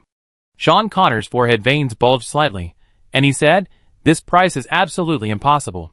Charlotte said, "Both of my weapons are worth more than 1,000 ECU, and your offer is too insincere." The two argued over the price repeatedly, and the bottom line of both sides was loosened little by little, and the price also tended to the psychological price of the two. When the price reached the range of Baron Blood Core plus 7,000 ECU and 4,500 ECU, Charlotte used her trump card, called the waiter over, paid for 2 cups of coffee, and said, "How about you think about it for a while?" Sean Connor felt like he was fighting against himself, and finally pushed the box containing 2 pistols in front of Charlotte, and said, "Baron Blood Core plus 5,500 ECU. This is my last bottom line. I can see that you like them very much, and I hope they can accompany you to achieve success and become a legend." Chapter 253. Charlotte did not bargain any more and agreed immediately. Of course, he did not have that much money, not even the savings in the savings union. After all, it was 5,500 ECU, which was equivalent to a small target in terms of purchasing power, when converted into RMB. Only by returning to Machupi could he get enough cash to pay Sean Connor and complete the deal. Charlotte suggested to get the money and explained that she wanted to leave Strasbourg and go to another city. Sean Connor was obviously very hesitant. He thought for a moment and made a suggestion. Both parties should exchange goods first, and then he would follow Charlotte to get cash. Charlotte didn't mind, of course. The owner of the Blue Magpie workshop in the Starry District immediately called a runner on the street, and soon 7 or 8 low-level alchemists, led by a middle-aged woman, rushed to the cafe. This lady was obviously Sean Connor's wife. She was a little worried about her husband, but she also knew that she couldn't stop him. She just said goodbye to him gently, hoping that he would come back soon. The lady took the Baron's blood core, and Sean Connor seemed to have exhausted all his strength. He pushed the gun box to Charlotte and said, "Now they are yours." Charlotte smiled and said, "Let's go." He snapped his fingers, released the dark luxury, and said to Mrs. Nancy, "You go back to number 58, Champs-Élysées. If it comes over these 2 days, just say I'm out for a day or 2, and we'll be back soon. Don't worry." Mrs. Nancy drove away in the carriage. Sean Connor looked at the dark luxury and couldn't help but walk closer to touch it, and asked, "Is it the dark luxury made by the Saint Alchemy Master Stardust?" Charlotte smiled and said, "It is the dark luxury. We have to hurry. Ordinary carriages need several days to travel. Even if it is a dark luxury, if we don't save some time, I'm afraid we won't be able to come back tomorrow." Sean Connor followed Charlotte to get on the dark luxury. He was finally completely relieved about this deal. Those who can own the dark luxury will never be short of a few thousand ECU. Well, normal people wouldn't spend thousands of ECU to buy a super carriage. Charlotte got on the dark luxury, opened the gun box, looked at the two high-level super blood-sucking pistols lying quietly inside, and took one out. After getting this blood-sucking pistol, Charlotte immediately found out that this super pistol has 6 attributes: speed increase, life devouring, bullet activation, anti-space, invisibility, and poison. It has a composite magazine that can be loaded with 3 types of bullets: ordinary, energy, and magic breaking. Among them, the speed increase is the light agility X6. Devouring life can devour the enemy's vitality and restore the holder's injuries. It can also condense blood energy bullets. It is similar to the properties of the withered rose, but it has the property of restoring the holder's injuries. Activating bullets is a completely different property. It can make ordinary bullets, as if they have life, drill around in the enemy's body. It can also allow blood energy bullets to continuously devour the enemy's life, strengthen themselves, and deal continuous damage. Anti-space, invisibility, and poison are not to mention. It can hide in anything, and it can also allow the holder to hide in the air, and it can attach strong toxicity to the bullets it shoots. It is indeed a high-level extraordinary pistol, even more lethal than the Firewall Silver Rhino. Charlotte put down this pistol, and took out another one. This extraordinary pistol has 8 attributes: amplified speed, devouring life, ultra-long range, anti-space, eagle eye, bear power, hot blood, and sleepless. It also has a composite magazine that can be loaded with 3 types of bullets: ordinary, energy, and magic breaking. The amplification speed of this extraordinary pistol is slightly stronger than the previous one, which is light agility X7. Needless to say, the ultra-long range is even stronger than the anti-space long-range rifle in Charlotte's hand, and the killing range is extremely wide. Eagle Eye can enhance vision, bear power can increase strength, hot blood can stimulate physical strength in a short time, and sleeplessness can sacrifice life in exchange for endurance. It is hard to say which of these 2 extraordinary pistols is better, but both are loved by Charlotte. He stroked them for a while and asked, "Do they have names?" Sean Connor said, "No, I originally hoped that they could become the masterpiece of the alchemist's career, but they have never been sold, so I have never given them a name." Charlotte said, "I think they can be called rattlesnakes." Charlotte always thought that they looked like the rattlesnake short-barreled rifles produced by SIG Sauer on Earth, so she just casually named them that. Sean Connor's face froze slightly, and he whispered, "What a good name." These 2 pistols actually have a name, which is Rattlesnake. Because they couldn't be sold, Sean Connor canceled the name, but he didn't expect that their first owner would still name them rattlesnakes. This can only be said to be God's will. Of these 2 extraordinary pistols, one has a red primer on the key parts, and Charlotte plans to name it Red Rattlesnake, and one has a part of the parts painted with blue lacquer, and Charlotte plans to name it Blue Rattlesnake. He hid the 2 blood-sucking pistols in his wrists, and with a slight shake, he could take them out and shoot. The Dark Luxury, pulled by 8 magic horses, was just trotting in Strasbourg, but after leaving the city, it galloped and left the carriage in a cloud of dust. The Dark Luxury galloped at full speed, much faster than ordinary carriages, and the magic horses had long endurance, which was not comparable to ordinary horses. They could run for several days and nights without rest. There were still sporadic orcs outside Strasbourg at this time, but most of them could not catch up with the Dark Luxury at all. Those who could catch up with the Dark Luxury were generally a little smarter, and would not risk their lives to stop the carriage. After all, the one who can drive the extraordinary carriage must be a great noble. In the old world, a great noble generally means extraordinary, or even high-level extraordinary. In the evening, Dark Luxury had arrived at Machupi. When Sean Connor saw Machupi, his face changed slightly, but when Dark Luxury drove into Machupi, the scene in front of him surprised him again. Sean Connor was from Strasbourg, and of course he knew the ruins of the ancient orc fortress, which was only 200 kilometers away from the capital of Fars, but he did not expect that the ruins had recovered and become quite prosperous. Charlotte returned to Machupi, feeling more at home than at 58 Champs-Élysées. He took out 2 francs of banknotes, handed them to Sean Connor, and said with a smile, "Please count them." While counting the money, Sean Connor couldn't help asking, "Why is this place revitalized?" Charlotte thought this question was difficult to answer, so she smiled and said, "Maybe it's because there are no taxes here." Sean Connor's eyes lit up immediately. Charlotte didn't stop, paid the money for the gun, and returned to Strasbourg with Sean Connor. The next morning, he sent Sean Connor back to the Star Workshop. When he returned to 58 Champs-Élysées, he he unexpectedly received a document asking him to return to his jurisdiction as soon as possible and not to stay in Strasbourg. Chapter 254. The wording of this document was harsh, and Charlotte did not dare to neglect it. She only had time to say goodbye to him briefly, and then hurriedly left Strasbourg with all her men. This time, there was no Sophia Gallinold in his team. There were no junior students from Sheffield University. This time back to Strasbourg, Charlotte had gained a lot, both in terms of position and personal strength. Except for being a little reluctant to leave, and she was in a pretty good mood. After leaving Strasbourg, Charlotte joined the troops left outside the city and headed straight for Machupi. Although he encountered a small group of defeated orcs on the way, it did not cause him any trouble. After all, he was now commanding the main force of the Knights of Favonius and the Orc Maze Guards, which was enough to face any orc tribe head-on. After returning to Machupi, the first thing Charlotte did was to transform the orc warriors captured on the way into Maze Guards, and then he found a big problem. Among the more than 300 orcs he captured, there was actually one that could not be transformed into an NPC, and could not be transformed into a Maze Guard at all. Charlotte was quite surprised at first, but soon it was no longer a surprise, but a shock. Who can avoid being turned into an NPC? This answer is simply unbearable to face. Charlotte thought of 17 or 18 ideas in an instant, but finally decided to do nothing. It's like finding a tiger mixed in with his flock of sheep. When the tiger pretends to be a sheep, the shepherd should also pretend to be a sheep, instead of messing with the tiger and reminding it of its identity. With this variable, he did not stay in Machupi any longer.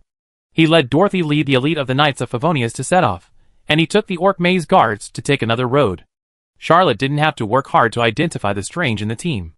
It was an old orc, who should be a leopard man like Frederica. Although he was old, he was still strong, tall and thin, and as refined as iron. After leaving Machupi for a day, the old leopard man had not left the team. Charlotte stopped. He certainly couldn't take him to Silver Pigeon Castle. Charlotte took out the red and blue rattlesnakes. He didn't plan to use them to fight, but gently placed them on his left leg, and put them into the bloody vortex of his left leg. He didn't do this in front of Sean Connor, but Charlotte couldn't hide anything when she was about to face a terrifying orc supernatural being. The two blood-sucking pistols echoed with the lightness runes in the bloody vortex, which raised this ability to the level of X10. Charlotte felt as light as if she didn't have anything, and her confidence increased immediately. The Orc Maze Guards were also divided into 20 to 30 combat teams, just like the Knights of Favonius, with 50 people in each team. Charlotte first commanded a combat team of orcs with mostly old, weak, sick and disabled people, and asked them to find a place to camp 10 kilometers away. After half an hour, she ordered another combat team with lower combat effectiveness to join the previous one. The third time, he carefully sent out the old leopard team. After the team set off and walked for about 10 minutes, Charlotte led the remaining Orc Maze Guards without hesitation and changed direction to march at full speed. In the evening, when Charlotte stopped to rest, he checked his Orc Maze Guards and found that the 3 combat teams he sent out had all returned, and they had mixed into the team without his knowledge. This was a big surprise. Charlotte was very nervous that night, and it was very tormenting. At dawn, he breathed a sigh of relief and changed another trick. After a dazzling mobilization, he left the old leopard and most of the team in place, and only took the most elite Maze Guards to run away. But in the evening, he found that his team was getting bigger and bigger, and finally all the Maze Guards came back, and the old leopard was hiding safely among them. On the third day, Charlotte gritted her teeth and gave up the 9 extraordinary Maze Guards. She ran alone with the help of Urine Escape, and used the light agility technique X10 to run all night. When the sky was slightly bright, she saw an orc camp waiting steadily in front of her. Charlotte took a long breath and finally realized that the other party was really playing tricks on her. Just as she had discovered that there was something wrong with this old leopard man, the other party also discovered her little tricks. Charlotte took the collapsed mountain in her hand and strode into the orc camp. With a shout, all the Orc Maze Guards drew their weapons and pointed them at the old leopard man. The old orc pretended to be unsteady and injured, but faced with the hostility of all the orcs, he was stunned at first, then smiled, stood up and said, "Human boy, you are very smart. You actually saw through my identity. But do you really know who you are facing?" Charlotte felt a toothache and said, "I am not familiar with the Holy Order of Orcs." The old leopard man's eyes flashed with a sharp light and said, "You have already seen that I am a Holy Order?" Charlotte gritted his teeth and said, "Yes." He didn't explain how he saw through it. There was no need to explain such a thing. The old leopard man grinned and asked, Aren't you afraid? I can easily kill all your men. Charlotte thought, why not? But if you don't leave, what can I do? He replied, being afraid is useless. Besides, you have infiltrated my maze guards. I guess your condition should not be at its peak. You were crippled by the Saint of Strasbourg, right? The old leopard man chuckled and said, you guessed it right, but even if I only have 10% of my strength left, it is enough to kill you and these traitors. Charlotte never thought that she would face a holy rank, and the most ferocious orc saint. He didn't know why this old leopard man wanted to sneak into his team, but he didn't want to know, because he was not a fan of I would rather die than hear the truth in the morning. The old leopard man didn't act immediately, but looked at the group of maze guards with a sad expression. After a long time, he said lightly, do you know why the orcs are going all out? How could Charlotte know? The old leopard man didn't need him to answer and continued, because the Byron Empire promised that a blood ancestor would appear to help us defeat Strasbourg. But those hateful vampires deceived us. Without the appearance of the Blood Clan evil god, what awaits us orcs is a catastrophe. Strasbourg is protected by the 9 righteous gods. Even if we, the 16 orc saints, join forces, we can't break the city's defense wall. We cast the wind spell for more than 10 days, and exhausted our mana. Suddenly, all the saints in Strasbourg were mobilized, and hundreds of thousands of orc troops and several orc saint shamans were gone. Orcs? The old leopard man sighed and sighed, as if crying. Charlotte had a complicated expression. He didn't know why the other party said this to him. Chapter 255. Charlotte hesitated for a moment, handed over a cotton handkerchief, and said, please wipe your tears. The old leopard took the cotton handkerchief, wiped it twice, and said angrily, what tears? Where do I have tears? I didn't cry. He stretched out his hand and squeezed it, and the cotton handkerchief was crushed into pieces. The strength of the hand that can crush cotton cloth is much greater than that of crushing walnuts. Charlotte did not say anything. He traveled through time and made many small things to make life comfortable, such as this cheap cotton handkerchief. He would carry several of them every day and throw them away after use. It was very convenient, and it didn't matter if he had one less. Charlotte's brain kept turning. Although the old leopard man had not yet started killing people, he felt that it was only a matter of time, unless he had the ability to reverse the situation. He took a long breath and decided to do something big, either to die or to turn the tables. Charlotte said slowly, this senior, I believe you should understand the truth. There is only one kind of human, and there should be only one kind of orcs, and they should not be divided into countless tribes. There is only one kind of human, and orcs are also human, and enemies should not last for thousands of years. This failure for the orcs should not be just a failure, but a chance to see the rainbow of success. The old leopard man did not react. Charlotte reflected on whether he had said something a bit high level. He decided to lower the threshold of understanding, and said, the orcs should have a king and be united under this king. The old leopard man waved his hand and said, stop, previous sentence. Charlotte hurriedly said, this failure for the orcs should not be just a failure, but a chance to see the rainbow of success. The old leopard man said, not this sentence. Charlotte said, there is only one kind of human, orcs are also human. The old leopard man interrupted him and said, that's enough, don't say the second half. He pondered for a long time, repeating this sentence. There is only one kind of human, orcs are also human. What an insightful sentence. Why can't I think of it? If I had heard this sentence earlier, I could have prevented this disaster. Charlotte accurately found the old leopard man's needs and whispered, there is only one kind of human, and there should be only one kind of orcs, and they should not be divided into countless tribes. Humans are humans, and orcs are humans too. They should also have the right to live openly on Earth. The old leopard man slapped his thigh and shouted wildly, that's it. Charlotte wiped the sweat off her face and thought, what else should I say, to let this old man let me go? The old leopard man stood up and said, I understand why the orcs failed. Humans are humans, and orcs are humans too. They should also have the right to live openly on Earth. Charlotte thought, don't you think the previous sentence is also very important? But he immediately realized that the concept of tribe was deeply rooted in the hearts of every orc, and that orcs were indeed of different races, and had different living customs, so there was no way to unify them.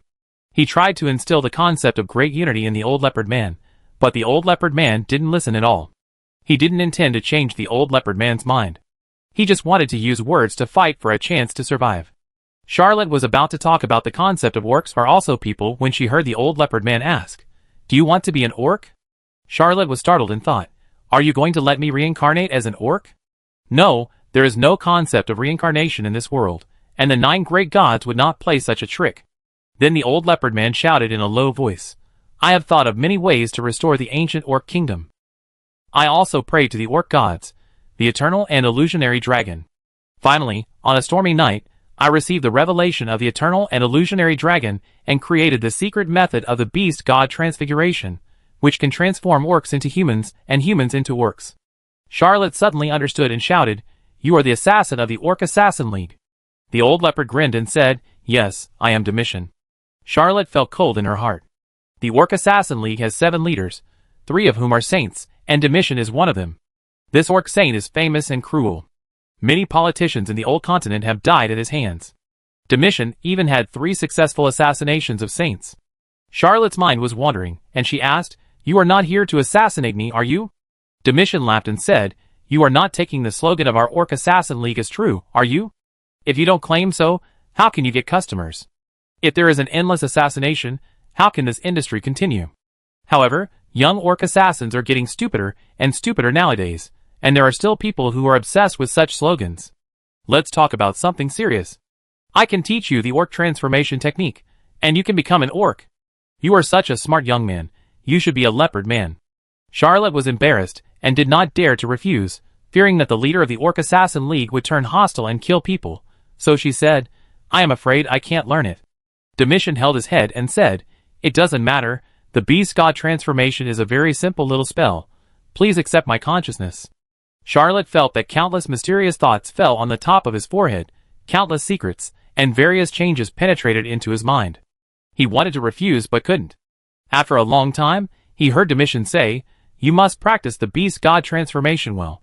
Next time I come back, if you have practiced successfully, I will take you to do something big. If you have not practiced successfully, I will kill you. Charlotte opened her eyes, only to find that the old leopard had disappeared without a trace. He was still frightened, and after thinking over and over for a long time, he still couldn't understand why the old leopard had sneaked into his orc maze guard, and why did he suddenly leave. As for what big thing Domitian said, he would not follow him to do it. As long as the war was over during this period, he would go back to Strasbourg. He didn't believe that the leader of the Orc Assassin League dared to go to Strasbourg. This was not before the war. Before the war, Strasbourg did not prohibit orcs from entering and leaving, and even Frederica could go to college.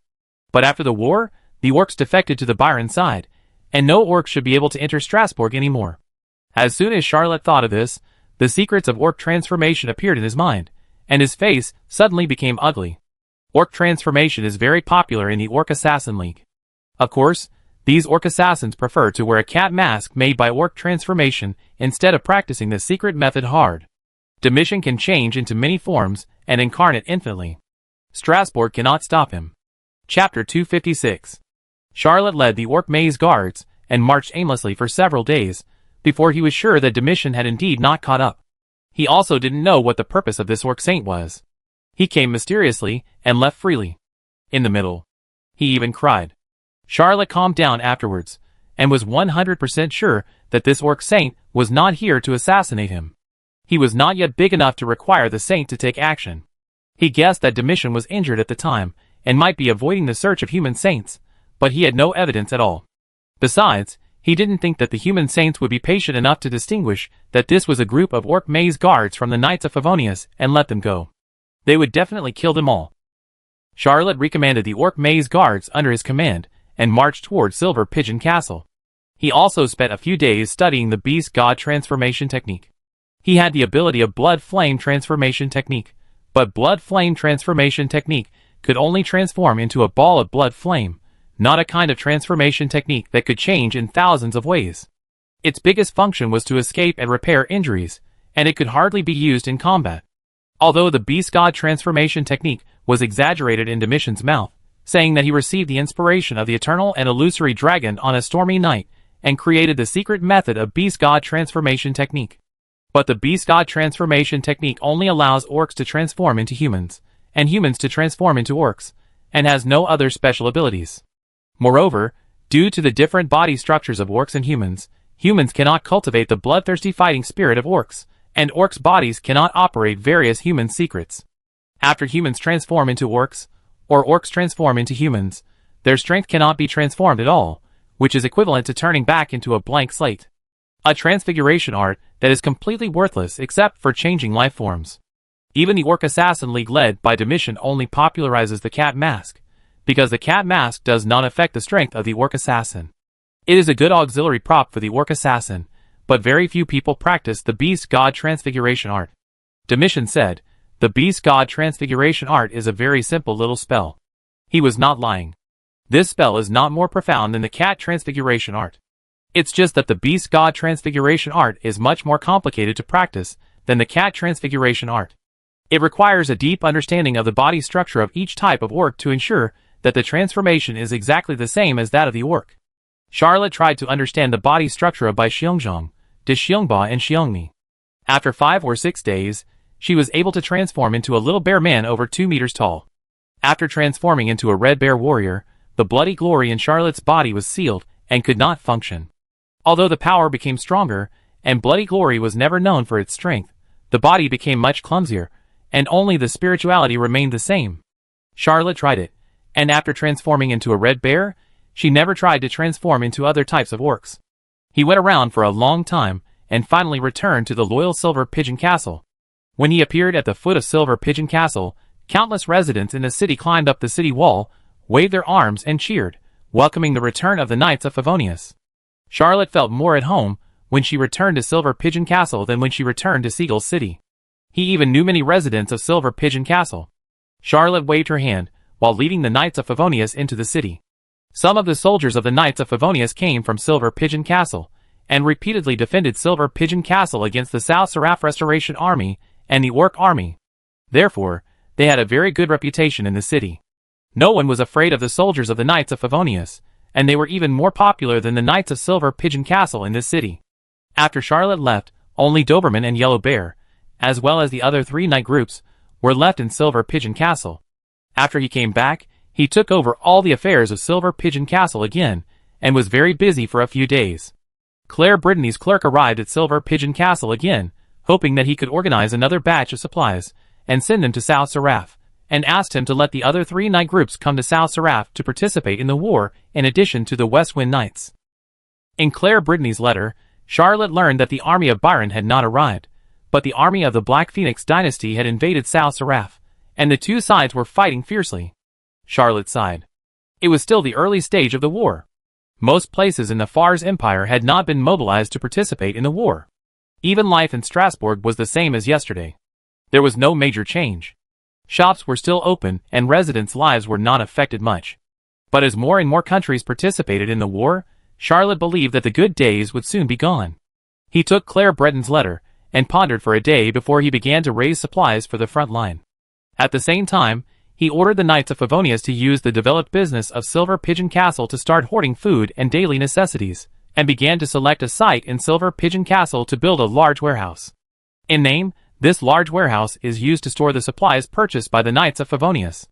In fact, it leads directly to Machupi, Mostar Castle, and Cappadocia City. Charlotte also sent people to Mostar Castle, and notified Dorothy, who stayed in Machupi, to start building a warehouse. The supplies put into the warehouse can be taken out in any of his maze-like cities. This is his preparation for the future.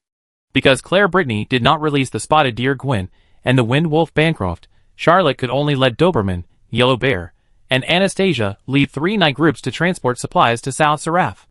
After Dubin and his men left, Charlotte was left alone again.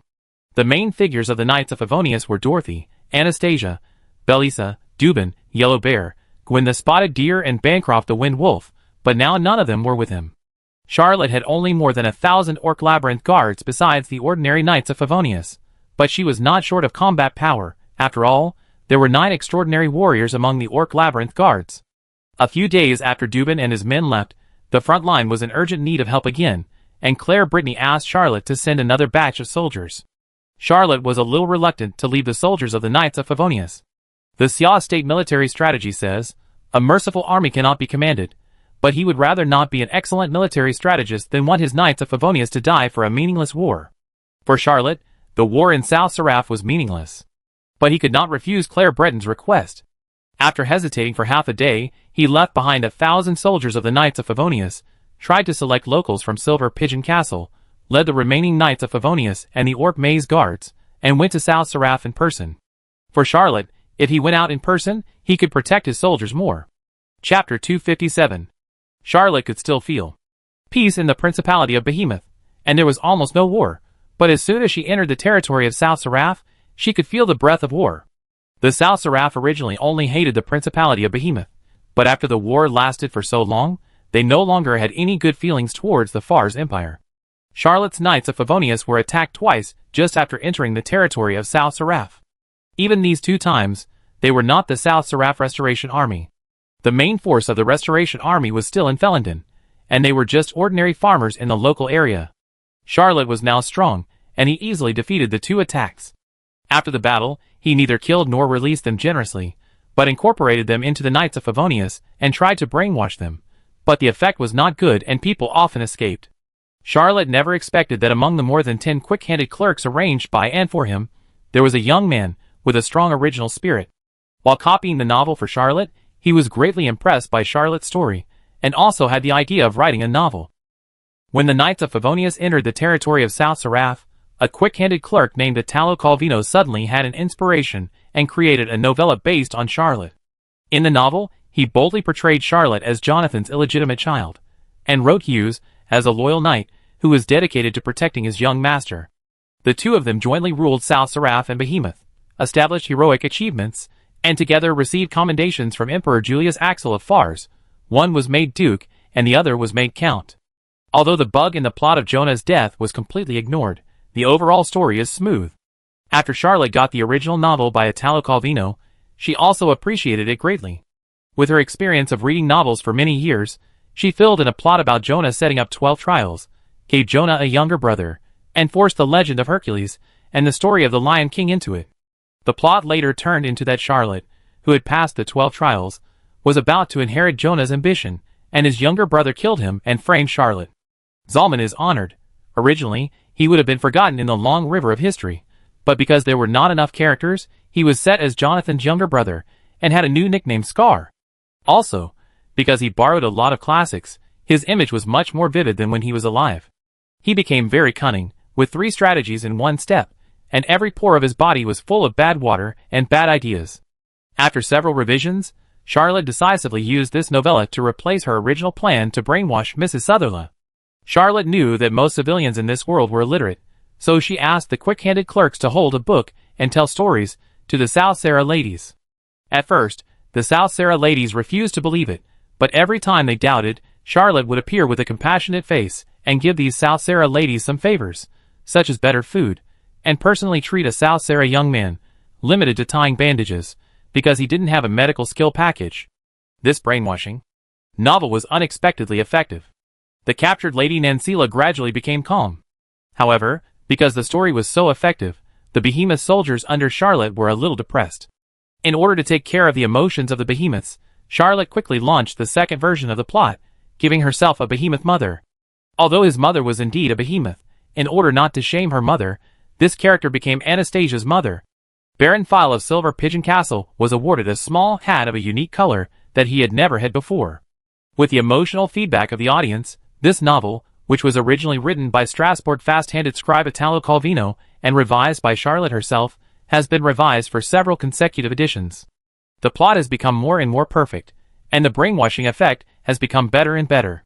This story quickly spread in the South Seraph region.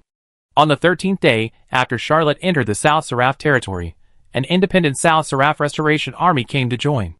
Charlotte was overjoyed and took great care of the leader of the South Seraph Restoration Army. When she learned that the other party had to work after higher education because of his poor family background, she specially taught the orc transformation technique, the overback Red Bear warrior transformation, to this young man named Sebald. I don't know if this young man is really talented, but unfortunately overwhelmed by life. Selbard actually succeeded in practicing the transformation of the Red Bear warrior in just 5 or 6 days, and could turn a pair of hands into bear paws, thereby greatly increasing the strength of his arms. After this example spread, Charlotte's march was no longer hindered, and almost every day there were women from South Seraph coming to join him. As for whether this matter would collapse, Charlotte no longer wanted to think about it. Anyway, she would not really take over South Seraph and Behemoth. This issue should be considered by the future rulers of these 2 regions. Who cares about Charlotte? Charlotte resolved the resistance of Lady South Sarah, and the speed of the Knights of Favonius was greatly accelerated, and they soon approached the front battlefield. At this time, Claire Brittany and Abner Sume had been fighting with the army of the Black Phoenix dynasty for 7 or 8 days. They had no idea that Charlotte had run back to Strasbourg. If they hadn't known, they would have been furious. The front line was tight, and the people behind ran back to the capital for a vacation. Who could stand this? Because they knew nothing. The news that Charlotte personally led troops to reinforce moved Claire Brittany and Abner Sume so much that they had no time to meet Charlotte. They just sent someone to tell him to capture a nearby town. This town was Interlaken, where Archduke Joseph was trapped and died in battle. The army of the Principality of Behemoth was completely destroyed here, with only 1 or 2% escaping back, and the rest were buried in this small town. Because of the Battle of Interlaken, 70% of the nobles in the Principality of Behemoth died, and many territories were in a state of no one inheriting them. For example, Silver Pigeon Castle was occupied by Baron Fabeli. The noble knights of the Black Phoenix dynasty stationed in the small city of Interlaken were not many, only 700 to 800 people. Interlaken had been destroyed in the last fierce battle, and the city walls were damaged everywhere. There was no place to defend it, and the old continent had no habit of defending the city. When this noble knight group saw the Knights of Favonius, they calculated the number of people on both sides and retreated decisively. When Charlotte entered Interlaken, a thought came out of her diary. Charlotte Mechlin became the owner of Interlaken, meeting the requirements for arranging the 13th maze, and Interlaken was about to become a maze. Chapter 258. Interlaken needs to acquire 1,800 new residents to complete the maze-making process. During this period, you are not allowed to leave this place. Charlotte immediately felt that this small town had completed the maze-making process, which was the fastest city to complete the maze-making process, since he mastered the Agmar's labyrinth. However, Charlotte only then realized that even the 3 times of infusing the power of the evil god Agmaras were also considered as maze-making. Silver Pigeon Castle and Machupi completed the maze-making process 3 times, Mostar Castle completed it twice, and Cappadocia City completed it once. In addition to the 3 times consumed, the power of the evil god Agmaras was infused 12 times. After the first maze, Interlaken gained access to Machupi, Silver Pigeon Castle, Mostar Castle and Cappadocia. Charlotte decided to leave 3 times for emergency use. He did not want to get a passage to the real Agmaras labyrinth for the time being. After completing the maze of Interlaken, Charlotte commanded the orc warriors under his command to renovate the town. Because of the last battle, the residents of this town were killed and wounded, and a large number of them fled, almost turning it into an empty town. Charlotte didn't have to work hard to renovate Interlaken. For convenience, he also demolished all the dilapidated and low-rise houses in the city. Anyway, the orcs have plenty of strength. The whole town is divided into 5 districts, and all the houses are redesigned. In his previous life, Charlotte was a math teacher, not an architect. It was a bit difficult for him to design a house, but it was not difficult for him to learn from it. In his previous life, as a math teacher, Charlotte's salary was too low to buy a mansion, but he really watched a lot of short videos about mansions, such as A Wave of Wine. Well, this is not about mansions. For example, Uncle AI who likes luxury houses, often talking about houses, etc. After his redesign, the small town of Interlaken really became like that. Of course, there must be a warehouse. While Charlotte was making a mess, the Black Phoenix dynasty divided 3 knight groups to attack Interlaken. Although Charlotte's Favonius knights only brought elites, only more than 1,000 human soldiers and more than 1,000 orc maze guards, the total number exceeded 3,000. You know, ordinary knight groups only have a few hundred people, unless they are super nobles, or the royal knights. The Favonius knights have so many people, although it may be because Charlotte does have explosive troops, but it has exceeded the potential of a normal knight group. The commander of the Black Phoenix dynasty dared not ignore such a strategic force. He sent out 3 knight groups, all of which were ordinary knight groups with hundreds of people, with a total of no more than 1,000 people. The main purpose was to stop Charlotte's West Wind Knights in Interlaken and prevent them from participating in the frontal battlefield. Charlotte didn't know the opponent's strategic purpose. He thought that these 3 knight groups were the vanguard, and the army would come continuously afterwards. He was not even a keyboard military strategist, and could not analyze the enemy's purpose at all. In order to avoid a tough battle, Charlotte sent out all the 3 knights when they were still unstable. The leaders of these 3 knights were all barons. They thought it was an easy battle. The army from the Black Phoenix dynasty did not know Charlotte's reputation. According to their intelligence, the West Wind Knights were still a knight group that had been transferred from the patrol army. Although they did not know how this knight group expanded to such a large scale, they did not care about it. Commanders with a little military literacy knew that farmers with temporary signs could not form effective combat power at all. The more people there were, the greater the pressure on logistics would be, and the combat effectiveness would not be improved. In fact, this military common sense is indeed correct.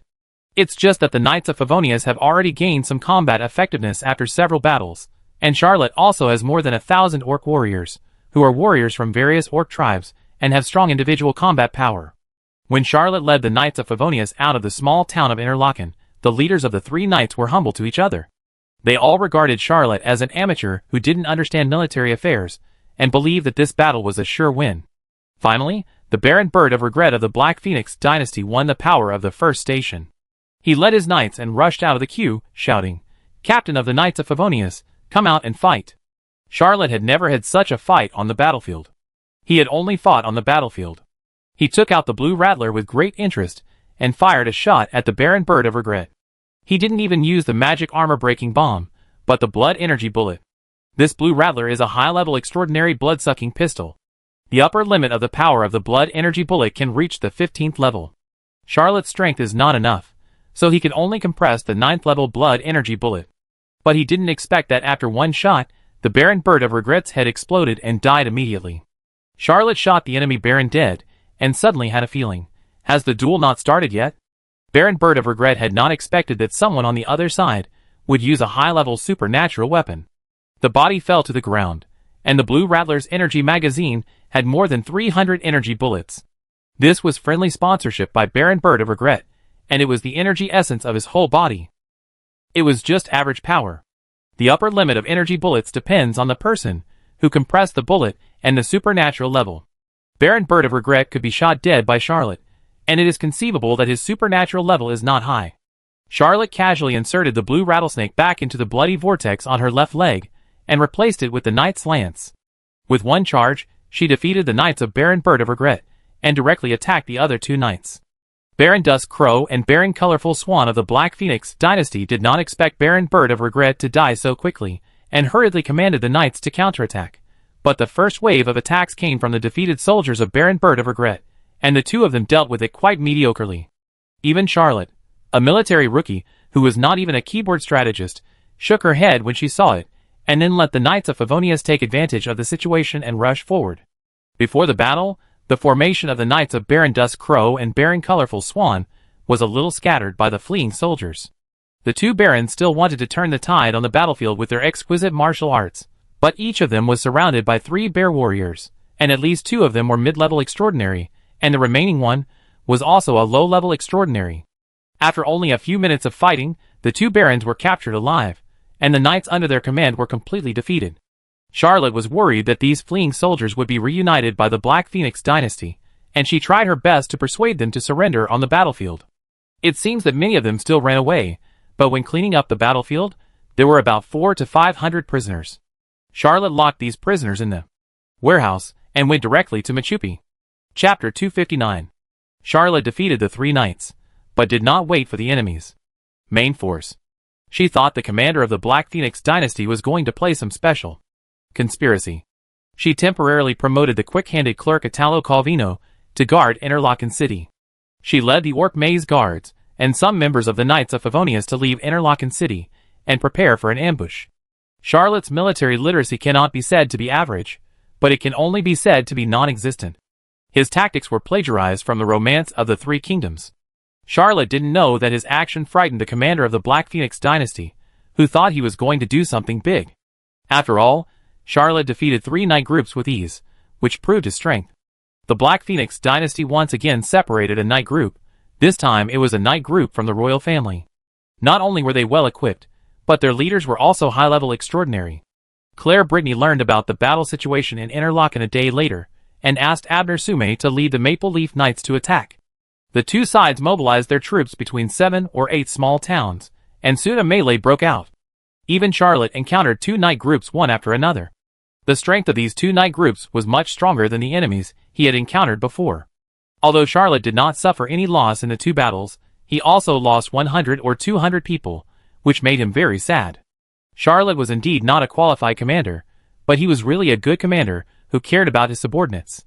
After 2 battles, he found that the armies of both sides on the front line had been mobilized as a whole, and there were knight groups constantly interspersed. So he wanted to withdraw to Interlaken and temporarily withdraw from the melee. But before he could withdraw the Knights of Favonius from the battle, he encountered a main royal knight group of the Black Phoenix dynasty. After a fierce battle, Charlotte found that he had moved to the rear of the Black Phoenix dynasty's front line, and could not return to Interlaken city. When Charlotte was worried about this, several main knight groups of the Black Phoenix dynasty were also very frightened. They didn't know that Charlotte accidentally broke into the depths of the enemy's front line during the melee, and thought that this bold commander Fars wanted to copy their retreat. Soon, a knight group desperately caught up with Charlotte's Knights of Favonius. The 2 sides fought fiercely for more than 10 consecutive battles. Charlotte tried several times to kill the leader of this knight group on the battlefield, but the 2 sides fought 7 or 8 times on the battlefield, but neither of them could do anything to the opponent. This knight group is one of the main royal knight groups of the Black Phoenix dynasty. The royal knight groups of the 5 empires vary in size, but they are all large knight groups with at least 50 or 60 knight groups. Among them, the main knight group is different from ordinary war groups, and can be called the super elite of an empire. To be honest, even the Purple Finch Knights and Maple Leaf Knights of Clare Brittany, the quality of soldiers is not as good as the main royal regiments of the major empires. Charlotte was able to fight against this knight group, and his opponent was also very surprised. The leader of the Royal Knights of the Black Phoenix dynasty is a distant branch of the royal family. His name is Chloe Hadrian. He is talented and powerful. Before college, he was promoted to a Transcendent. After graduating from college, he was already a 4th-level Transcendent. This year, he is over 30 years old. He is already a rare high-level Transcendent. His pistol and spear skills are superb. He has condensed the certificates of the 5 major knights, and is a 15th-level high-level knight. Chloe originally thought that no one in Far's army, except Clare Brittany and Abner Sume, could match him, so he was not afraid to fight Charlotte. But he felt thrilled after several consecutive duels on the battlefield. Charlotte was really unethical, and had all kinds of tricks. Every time she used them, her methods were incredible. There were 2 times when Chloe almost thought that he could not go back home. Chloe once again caught up with Charlotte's Knights of Favonius, but this time, he did not launch an attack immediately, but let the soldiers rest for a while. His knights were chasing and fighting continuously, and they were almost at their limit. Chloe's personal adjutant prepared tea for him. This was the dietary custom of the Black Phoenix dynasty. Of course, their tea was not tea, but a thick soup with a lot of food added. No matter what the Black Phoenix dynasty ate, there would always be tea on the table. He drank tea with a piece of wheat bread mixed with several grains and nuts, and occasionally frowned, thinking about how to defeat the enemy. Chloe's adjutant was a young lady from a lower noble family. According to the customs of the Black Phoenix dynasty, this adjutant also had another use, and was considered the most trustworthy partner of the Black Phoenix dynasty commander on the battlefield. This adjutant lady had been marching for several days, and fighting continuously, but she still maintained a meticulous hairstyle, a nearly spotless uniform, and a proud bulge on her chest, which was even more thrilling.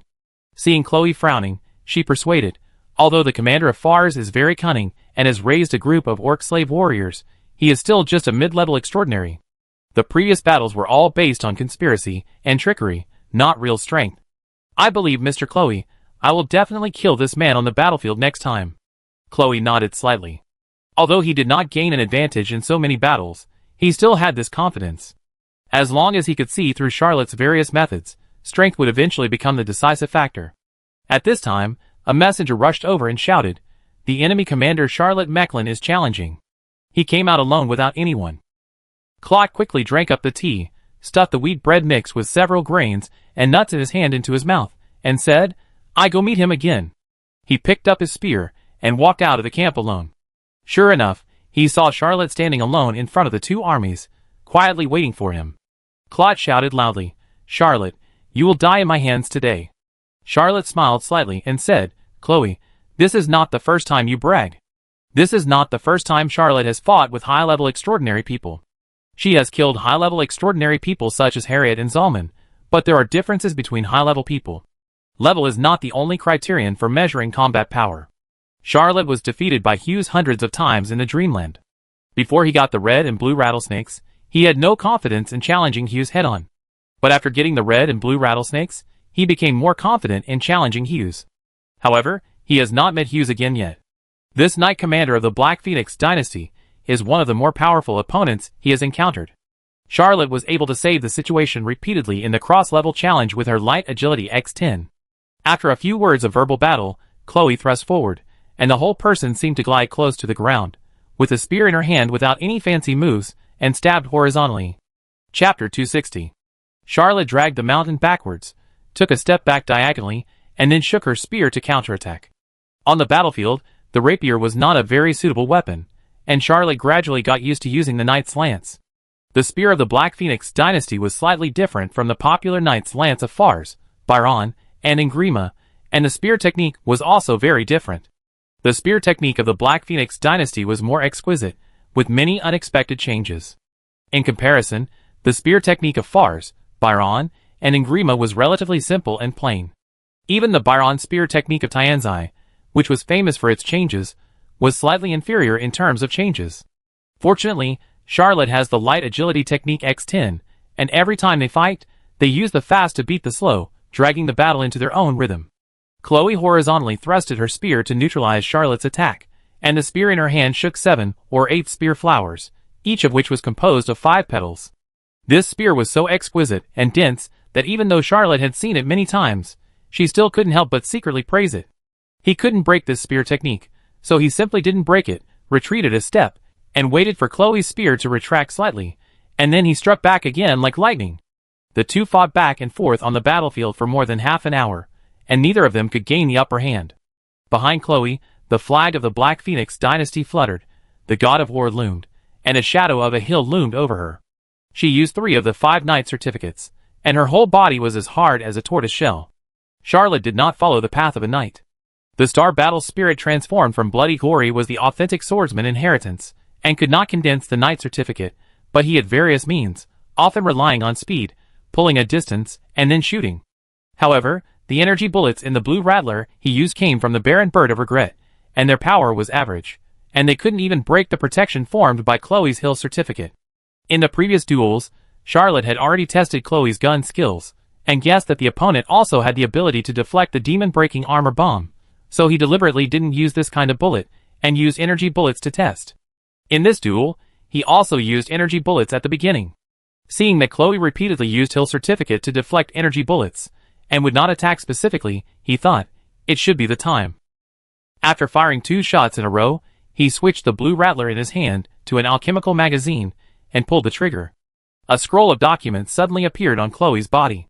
He reacted almost subconsciously, raised the spear in his hand, and the spear blade rotated endlessly, wrapped around the magic-breaking armor-blasting bullet that was shot, and shook it out.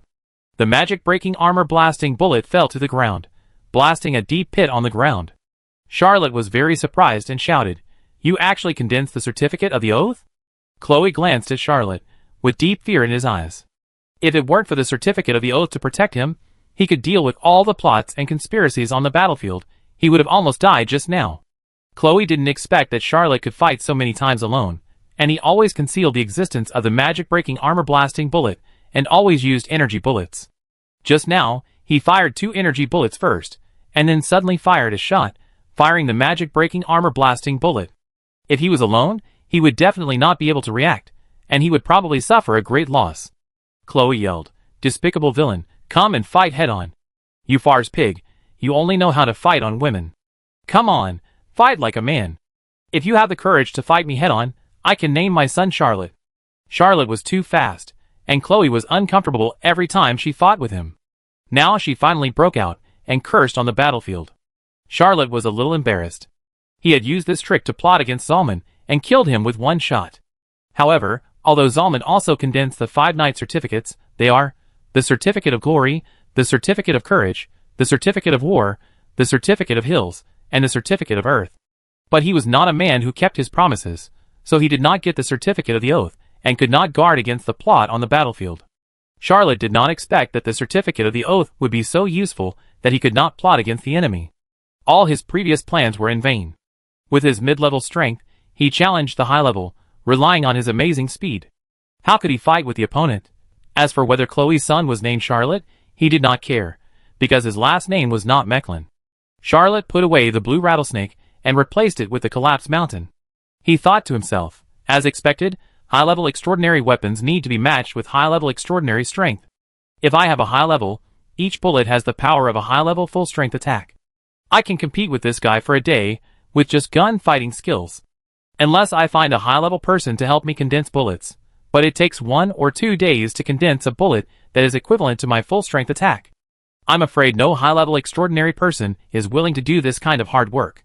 Charlotte and Chloe fought for a day until they were exhausted. They returned to their camps. Chloe shouted angrily, "Charlotte Mecklin is just a battlefield villain. She doesn't dare to fight me head-on. She can only run around and play tricks. I won't duel with him tomorrow. I want to command the army to charge." This was the first time for his adjutant lady to see Chloe's expression. Chloe Hadrian was born in the royal family. Although he was a distant branch, he still had a noble status, and was one of the most outstanding young people in the Black Phoenix dynasty. Although he was not as talented as Zimmerman of the previous generation and Claire Brittany of this generation, he was still very famous, and was known for his mild temper, perseverance and bravery. This was the first time for the adjutant lady to see Chloe swearing and losing her temper on the battlefield. She knew she couldn't persuade him. After all, Charlotte was indeed too much of a criminal, and she couldn't think of a way to help her superior, so she could only comfort him gently. Charlotte didn't have a beautiful adjutant. Dorothy was the chief patrol officer of the city patrol army, and was considered his colleague, not his subordinate. Even if there was one, he wouldn't dare to take it. Although Anne was gentle and generous, Charlotte remembered that a senior named Gulong said, "There are many kinds of men, but women are all the same. I feel that my girlfriend or wife is different from other women, but I haven't seen it. Not that there is no one. There is no woman who doesn't like to drink vinegar. The most difference is whether the taste is strong or not." Charlotte didn't have time to think about these messes. He returned to his military camp, first activated Bloody Glory to restore his energy, and then began to consider the possibility of robbing the camp in the middle of the night. Chloe has the proof of the oath, and can foresee the attacks and plots against him, but this thing shouldn't be used to rob the camp, right? Although he is very powerful, his subordinates are not powerful. I now have 9 extraordinary orc warriors. When robbing the camp, we will mainly fight in a group, and there is a high probability that we can kill him. Although, some of these orc maze guards will definitely die in his hands. It's a bit of a pity. Chapter 261. If it was Dorothy, Belisa, Doberman, Yellow Bear, Gwen the Spotted Deer and Bancroft the Wind Wolf, Charlotte would never use the lives of these extraordinary subordinates to kill a high-level extraordinary. Even if he was crazy, he would not do that. That is an extremely stupid thing. If it was the orc extraordinary guard, Charlotte would think about it for a while, but he finally gave up the idea because he really felt that a victory based on sacrifice was not a victory. Even though these maze guards were actually evil spirits, he still couldn't make this decision. Charlotte always admitted that he was not a qualified military strategist or commander. He just wanted to lead the soldiers of the Knights of Favonius to survive this war, and kill as few people as possible, and he didn't want to make achievements. Every battle before was forced, and there were reasons for having to fight. But Charlotte didn't think there was any reason for him to sacrifice his subordinates and kill Chloe. Although Chloe was indeed a great commander of the Knights, he was not worth the price to Charlotte. Charlotte finally gave up the attack on the camp, but first withdrew some of the soldiers of the Knights of Favonius, took away all the baggage, and left only the elite who moved quickly. This was a little experience he had accumulated after fighting several pursuit battles. With elite troops pinning down the battlefield, the enemy would not dare to pursue, and the baggage could retreat safely. When the baggage was safe, the elite troops could leave at any time, and the enemy could do nothing about it. Charlotte fought and fled, making a big circle behind the Black Phoenix Dynasty army. Without his knowledge, the entire battlefield was led by him. The main force of the Black Phoenix Dynasty had to fight head-on with Claire Brittany's Purple Acanthus Knights, and also had to worry about fires in the rear. They were really in a dilemma. Claire Brittany took advantage of the situation and attacked fiercely, forcing the main knights of the Black Phoenix Dynasty to retreat from the defense line, reversing the declining situation on the battlefield. Abner Sume took the opportunity to follow behind, and successively devoured 2 knights of the Black Phoenix Dynasty's vassal army. The fighting between the two sides became more and more intense. Charlotte didn't know what the situation was on the main battlefield. After all, he had already penetrated deep into the enemy's rear. He made such a big detour just to escape back to Interlaken, and didn't think of attacking the main force of the Black Phoenix Dynasty. Charlotte fought behind the enemy's rear for almost 2 months. Every time he wanted to find a way back, he would be stopped by Chloe. Charlotte didn't know that the direction he found each time was the weak point of the main force of the Black Phoenix Dynasty. If he cut in from the back, the whole front might collapse. How could Chloe dare to let him go, every time she tried her best to stop him? Charlotte had never fought for such a long time before. He felt exhausted physically and mentally. He finally got rid of Chloe's pursuit again. He wanted to find a place to rest for a few days and replenish supplies. He had plundered a lot during this period. Although he would write an IOU to the people of the Black Phoenix dynasty every time he plundered, and explained that as long as they took the IOU to Mostar Castle and Silver Pigeon Castle, they could exchange it for centimes and forels. But every time he finished, he still felt empty. He always felt that it was not good to do so, but he had no choice to maintain the army. Charlotte didn't know that while he was plundering in front, Chloe's army behind him was simply complaining. As a military blind, Charlotte had a very simple view that he could not leave supplies for the enemy, so every time he plundered, he would fish in a dry pond, and would not leave a needle for the pursuing troops behind. He didn't have to burn the supplies that he couldn't take away. The ability of the telepathic channel allowed him to unilaterally teleport supplies back to Machupi, Silver Pigeon Castle, Mostar Castle, Cappadocia City, and Interlaken from anywhere. Although he couldn't take them back, he could ensure that they would not be wasted. Charlotte robbed so fiercely that even if Chloe, who was chasing behind, wanted to replenish supplies on the spot, she had no choice but to go to a farther place to mobilize supplies. This was why the Knights of Favonius were increasingly unable to catch up with Charlotte, because they were also facing a shortage of supplies. Moreover, Charlotte Mecklen's reckless plundering had already caused a great uproar in the court of the Black Phoenix dynasty. Many politicians attacked each other, and even blamed the frontline troops.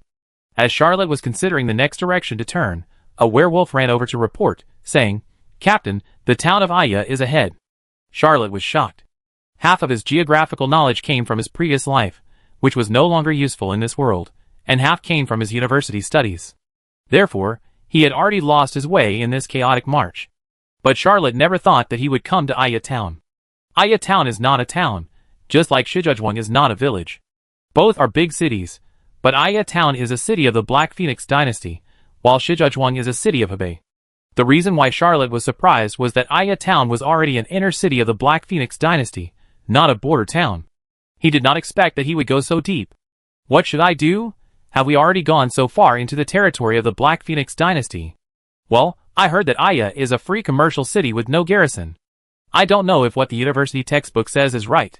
Charlotte's brain was still thinking, but the instinct cultivated by so many battles made him think first. He waved his hand and shouted, "Conquer Aya!" His current Knights of Favonius has expanded to nearly 5,000 people again. In addition to Lady Nancila, who came to join him, there are also a large number of Black Phoenix people. Although Charlotte wrote an IOU when he robbed, some people still refused to believe it. He was very generous and took these people with him. On the way, he would find a deserted place to send those troublesome people back to Machupi. This behavior was understood as brutal by the Black Phoenix people, who boldly followed the Knights of Favonius. This led to a consequence that the Black Phoenix people who followed him became more and more obedient, because the disobedient ones had disappeared. Among all the military skills, Charlotte was most skilled in reorganization. He put these people into various combat teams, and was able to use them as easily as his own hands. Following Charlotte's order, this inflated knight group attacked the town of Aya. The residents of Aya, who had been living a peaceful life, were very confused when they suddenly saw the knight group of the Fars Empire. They did not even put up a serious resistance and chose to surrender. After occupying the town of Aya, Charlotte heard the thoughts from the long-lost diary. Charlotte Mecklin has become the ruler of Aya and has met the conditions for labyrinthization. Please collect taxes in Aya 18 times, and do not leave until it is completed. Chapter 262. After the Fars Empire's army occupied their hometown, the residents of Aya soon learned what it meant to be taxed like a cow's hair. Naaman, the general affairs officer, was a good official with a conscience. He originally wanted to play along and try to get some money to let these people leave. At the same time, he also sent letters to nearby cities, hoping that they would send troops to drive away this invader. But he did not expect that after this Fars Knights entered Aya town, they captured a group of young and strong men, and said they would take them back to the Fars Empire. Naaman could only bite the bullet and persuade them. Unexpectedly, the leader of this knight group was very reasonable, and said that he could redeem these young and strong men with a head tax. And the tax was not high, only 1 drachma. The currency of the Black Phoenix dynasty, the drachma, was different from that of Fars, Byron, and Ingrima. The basic currency was not divided into gold and silver, but was a mixture of gold and silver, and the denomination was determined according to the ratio of gold and silver. About 3.2 drachmas was equivalent to 1/4. The Black Phoenix dynasty also had paper money, with a denomination and purchasing power equivalent to that of gold and silver currencies. But Charlotte said that she didn't want paper money, only gold and silver drachmas. Of course, the residents of Aya were unwilling to let their sons, fathers, brothers, and husbands be taken away by the Fars people, and they all paid taxes enthusiastically to redeem these young men. After Charlotte collected the first tax, he arrested children all over the city. Naaman had dealt with him once, and knew that Charlotte was not cruel, so he tried to persuade him to let these poor children go. Charlotte still asked for a child tax of 1 drachma. After arresting the children, Charlotte tried to arrest women, the elderly, livestock, and furniture. After 7 or 8 days, he turned Aya into a maze without the knowledge of all the residents. When the local armies of several nearby cities came to rescue, Charlotte chose to withdraw without hesitation.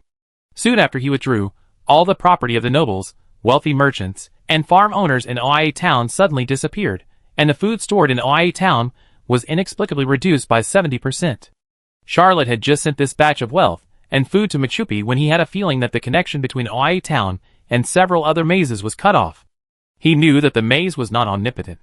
The cities he mazed were all cities without extraordinary strongmen, so it was the first time he encountered someone breaking the maze and restoring Oia town to normal. Although Charlotte was surprised, he did not stop. He had no shortage of supplies, and had roughly determined the direction, so he set off at full speed towards Interlaken. This time, the march was relatively smooth, and Charlotte quickly returned to the front line. Chloe arrived in Oia 10 days later than Charlotte. Wherever he passed, there were cries. There were rumors everywhere that Charlotte could collect taxes hundreds of times a day and plundered the city's wealth. However, as a member of the royal family, Chloe could only come into contact with nobles. In addition, Charlotte's looting method along the way left him with a very bad impression, so he believed the rumor without a doubt. Chloe was furious and immediately led his troops to pursue, but this time, he failed to catch up with Charlotte. Charlotte found a gap on the front line, where the two armies were fighting, and slipped through calmly. After leaving for a few months, he finally returned to Interlaken. This small town was the same as when he left, because Charlotte attracted a lot of attention, and the front line was in chaos. The two armies fought fiercely, but this small town miraculously did not encounter the war again, and even hundreds of residents returned. Of course, these residents could not find their old homes. Italo Calvino, the quick-handed clerk appointed by Charlotte, did not understand war, but was good at handling documents. He assigned houses to these residents and designed a set of techniques for assigning houses, mainly a lottery. When Charlotte came back, everything in Interlaken was in order. He had just rested for 2 days, when Claire Breton brought Abner Sume with him. Charlotte was very surprised and hurriedly welcomed the two to the city and asked, "Why are Mr. Breton and Mr. Sume here? Is the war on the front line over?" Claire Breton sighed and said, "The war on the front line is not over yet, but the Breton offensive is over." Abner said, "Byron did not withdraw its troops, but continued to increase its troops, and the Empire had to increase its troops in Felenden. Originally, we were going to feint to attack South Saraf to attract the division of the Byron army, but this strategic goal was completely bankrupt, so the Purple Finch Knights and Maple Leaf Knights had to leave and continue to fight in Felenden." Charlotte didn't expect to receive this news, and couldn't help asking, "What about South Saraf?" Claire Brittany replied, "We can only give up." Abner saw that Charlotte was a little unwilling, and said, "This is a strategy. We will be able to recapture South Saraf sooner or later." Charlotte wanted to ask, "What about the Principality of Behemoth?" but he was so rational that he didn't ask this question. This matter was not something that Claire Brittany and Abner Sume could solve. He pondered for a moment and said, "Can I ask to stay in South Saraf?" Claire Brittany shook his head and said, "Your position is too low to be a military governor. Even I can't be a lord because of my low position, so you can forget about it." Although Abner didn't believe that Charlotte could do anything after the two main knights of the Purple Finch and Maple Leaf left, he knew that Charlotte wanted to stay in South Saraf to stop the war from the Principality of Behemoth. After all, the Principality of Behemoth is Charlotte's hometown, and it is human nature that he doesn't want his hometown to be ruined by war. He smiled and said, "But there are other ways. For example, like in Behemoth, Claire Brittany and I can appoint you as the general affairs officer of several major cities in South Saraf." Charlotte was a little less unhappy. He was not entirely for the Principality of Behemoth, and he did not want to see another war in South Saraf. Although he did not know how far he could go and what he could do, It was better than doing nothing. Claire Brittany patted Charlotte on the shoulder and said, "After we leave, we will need some supplies, and someone will go to Silver Pigeon Castle at that time. I will always remember this friendship, and I won't say anything more." Charlotte nodded and said, "I will prepare the supplies." Neither of them said who the supplies would be given to, but everyone, including Abner, knew where the supplies were going. Claire Brittany smiled and said, "Don't be so depressed. Although we failed to complete the strategy, we did not lose the war. In addition, the rest of the knights were disbanded in the war." Claire Brittany blinked and said with a smile, "In the future, only the Knights of Favonius will remain in the Principality of Behemoth and the territory of South Seraph." Chapter 263. Charlotte had only one thought in her mind. This is too dark. The Fars Empire wanted to directly merge the Principality of Behemoth and the territory of South Seraph into the Empire's territory, and also wanted to abolish those knights. Regardless of whether the Breton offensive had restrained Baron, these two goals were basically achieved. The South Seraph Restoration Army was in Felenden, and the Knights of the Principality of Behemoth had been completely destroyed. Not to mention the Knights of the original nobles, even the Knights of Baron Febely were completely destroyed in the Breton offensive. As for whether Baron Febely would cry to his sister or not, Charlotte had no idea.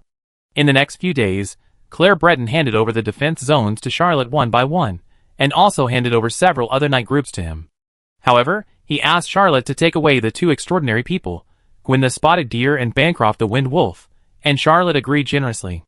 Charlotte naturally would not keep these knight groups anymore, and split them up and reorganized them into the Knights of Favonius. He also supplemented Anastasia, Dubin, and Yellow Bear with a combat team of 800 people. He also specially promoted the fast-handed clerk Italo Calvino and Sebald of the Restoration Army of Lady South Sarah, giving them combat teams of 200 people each. Charlotte had planned that if Claire Brittany's Purple Finch Knights and Maple Leaf Knights left, the Black Phoenix dynasty would definitely launch a fierce attack, and had also prepared a tactic of fighting and retreating.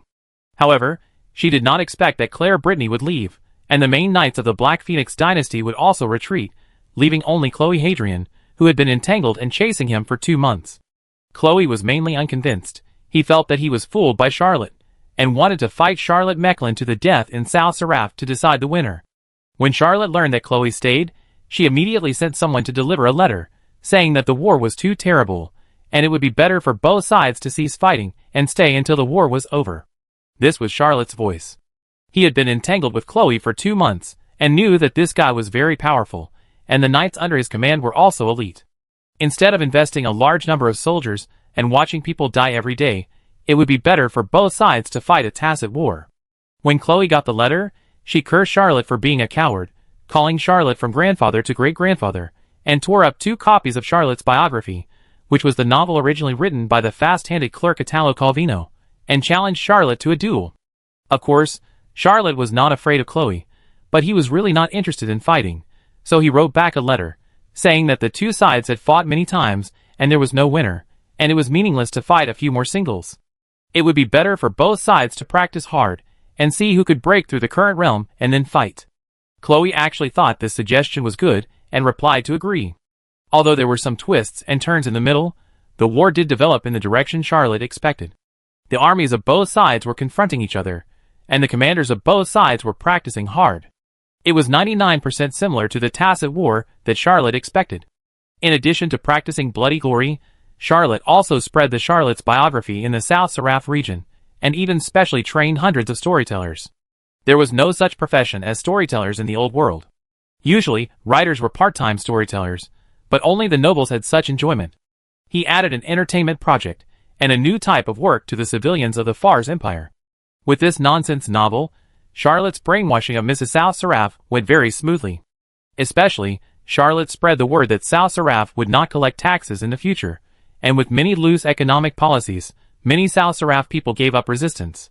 Charlotte actually didn't care about collecting taxes. War was the easiest way to make money.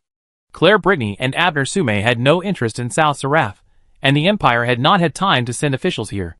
The original South Seraph administrative system completely collapsed, and the entire South Seraph region was ruled by Charlotte alone. He took advantage of the war to seize countless lands, shops, houses, manors, and industries. He promised to sell some of them to the nobles of Behemoth, and he did not intend to break his promise. However, the war income was also rich enough, at least enough to support the Knights of Favonius. In addition to supporting the Knights of Favonius, Charlotte had no administrative expenses. As for the future, he was not the ruler of South Seraph, nor could he become the Lord of South Seraph. So why would he care about the future? 2.5 months later, an envoy came to Strasbourg and gave him the same treatment as Behemoth, making him the general affairs officer of the 5 largest cities in South Seraph. Charlotte himself could not have imagined that after the appointment was announced, the entire South Seraph was filled with cheers. He, a temporary official who had only governed South Seraph for a few months, actually received sincere love in South Seraph. Along with this delegation came a message that the Fars Empire and the Angrima Empire had finally concluded an alliance to fight against Byron, the Black Phoenix dynasty, and the Orc tribe alliance. Although Charlotte had some complaints about the fact that it took nearly half a year for the two countries to complete the alliance, she was also relieved. This meant that the Angrima army might cross the sea to join the war and relieve the pressure on Fars. Charlotte saw off the envoys and thought that there would be some peace and quiet, but unexpectedly, a big shot arrived the next day. Grand Princess Guillaume came to South Seraph. Charlotte looked at the Grand Princess of the Angrima Empire and was completely nervous. No, she was shocked. He could understand everything. Why did the Grand Princess come to South Seraph instead of reading novels in Strasbourg? Miss Aurora Sume came with Princess May. Charlotte almost forgot that Miss Sume was also a member of the envoys. Princess May and Aurora did not lead an envoy group, but a mercenary group. It is not quite accurate to call them mercenaries. Although they are hired, they are actually a detective group. Coincidentally, they are the detectives of the Lima Detective Agency. This detective group escorted the foreign princess and the deputy envoy to South Seraph. They were very excited to see Charlotte. They were in Strasbourg and were more informed than Behemoth and South Seraph. They knew that the new owner of the detective agency had been promoted. Especially this time, they knew that Mr. Charlotte Mecklin actually knew the princess and Countess of Ingramar. They were all very glad that the former president Aubrey Teutonic Atwood sold the detective agency, and they were also very glad that they chose to stay. Charlotte had no time to care about the members of his detective agency. He arranged Princess May and Aurora to stay in the mansion of a South Seraph nobleman, and couldn't help asking, "Princess May, why are you and Aurora interested in coming to the front line?" Princess May said lightly, "Because in a few days, someone will go to Silver Pigeon Castle, and I have to go to settle some personal grudges." Chapter 264. Charlotte was shocked and asked cautiously, "How did you know?" Theoretically, Middleman's visit to Silver Pigeon Castle should be a secret, but even the eldest princess of Angrima knew about it, so everyone knew about it. Princess May said calmly, "The passage in your labyrinth is very useful. I have been back to Cappadocia several times and met Middleman, who was docked there for supplies." Charlotte was shocked. Princess May saw the shocked expression on his face and said calmly, "The labyrinth is not a very secret thing. Why do you look like your biggest secret has been discovered?" Charlotte was shocked. He knew that the labyrinth was definitely not a high in power, but he did not expect that in the eyes of the saints, Princess May could follow the passage to Cappadocia City with so many flaws. Whether she started from Machupi or Silver Pigeon Castle, it was a very explosive thing. Princess May showed a puzzled look in her eyes and asked, "Or, do you think I found out that those 2 novels were actually written by you?" Charlotte was shocked. He was already shocked to the limit, and could not be more shocked. Princess May didn't say anything, but Aurora said, when Princess May bought the 2 books in the bookstore, she asked the publisher and found Miss and de Breton, who readily admitted it. Charlotte couldn't help asking, "Did and say it?" Aurora shrugged and said, "The author's name is Anne Mecklin. What difference would it make if she didn't say it?" Charlotte almost broke through the limit of shock again. She really didn't know that, and actually signed the 2 novels with such an undisguised pen name. "And Macrain. Isn't this a confession?" Princess May said curiously, "Mr. Macrain, I have to say that you are a truly gifted novelist. Why do you want to hide your identity? I have also read the book The Biography of Macrain. Although the quality is not as good as the other 2, it is mainly lacking in the polishing of the text and details. It should be because it was written too hastily. The quality of the story is still better than those 2 novels." Charlotte thought to herself, "What a joke. That's Greek mythology and the Lion King." Princess May had exposed all his underwear, and he was no longer able to hide it, so he simply stopped trying to hide it, saying, "I'm just born shy." If the Earl of Brittany were here, he would definitely say, "Mr. Mecklin, you are born lustful. Shy? Can a naked man be shy?" Even if the Earl of Brittany was not here, the 2 ladies, who had read the story of Douai and Prince Chen's love affair, had a vague thought. A man who can write such a shy novel, is he shy? Is someone insulting me? Charlotte didn't dare to continue talking about the novel, and asked casually, did Senior Middleman go to Cappadocia? He thought this question would be safe. Then he had another thought. Why didn't Princess May and Senior settle their personal grudge in Cappadocia? Why did they have to go back to Silver Pigeon Castle to settle it? Well, this is something that shouldn't be asked. Charlotte immediately realized that this question was not safe either. Princess May said calmly, she said you asked her to go to Cappadocia. By the way, she also took your fleet with her. Charlotte didn't feel bad for those merchant ships. After all, if he left in Grima, he would no longer be able to control Cappadocia. The fleet would sooner or later get out of control. It was taken away by Middleman, so it was considered to be fully utilized. However, Princess May's words also made him sensitively aware of one thing. Senior Sister Middleman did not have a magic alchemy warship. If this senior sister had a magic alchemy warship, why would she need a warship converted from an ordinary merchant ship? Charlotte felt a little sad for this senior. In the eyes of ordinary people in the Fars Empire, Middleman had an almost perfect image. Charlotte was also complacent about having a big thigh before, but as his status improved, she gradually realized that this senior was not having an easy life. The impact of the Imperial Rose incident was profound and turbulent. Charlotte thought that this senior was powerful at the beginning. After all, he was only a 41st level first-class clerk, but now he has learned that the warden of Kilmanham Prison is really not a very important political identity. Now even Charlotte Mecklin has a government position, commander of the Patrol Army of Lukavaro District, head of the Knights of Favonius, director of the Political Affairs Bureau of Lukavaro District, special commissioner of the Fars Empire to the Ingramar Empire, temporary general affairs officer of Mostar Castle, Bibri City, Seagull City, Silver Pigeon Castle, and Ode Mountain City, general affairs officer of Arcadia Port, Sedona City, Solvang City, Carmel Town and Interlaken City in the South Seraph region, and the 25th Grade 5 General Affairs Officer. Yes, the South Seraph territory has been quietly changed to the South Seraph region by the Empire, and his 5 major cities General Affairs Officer has no temporary prefix.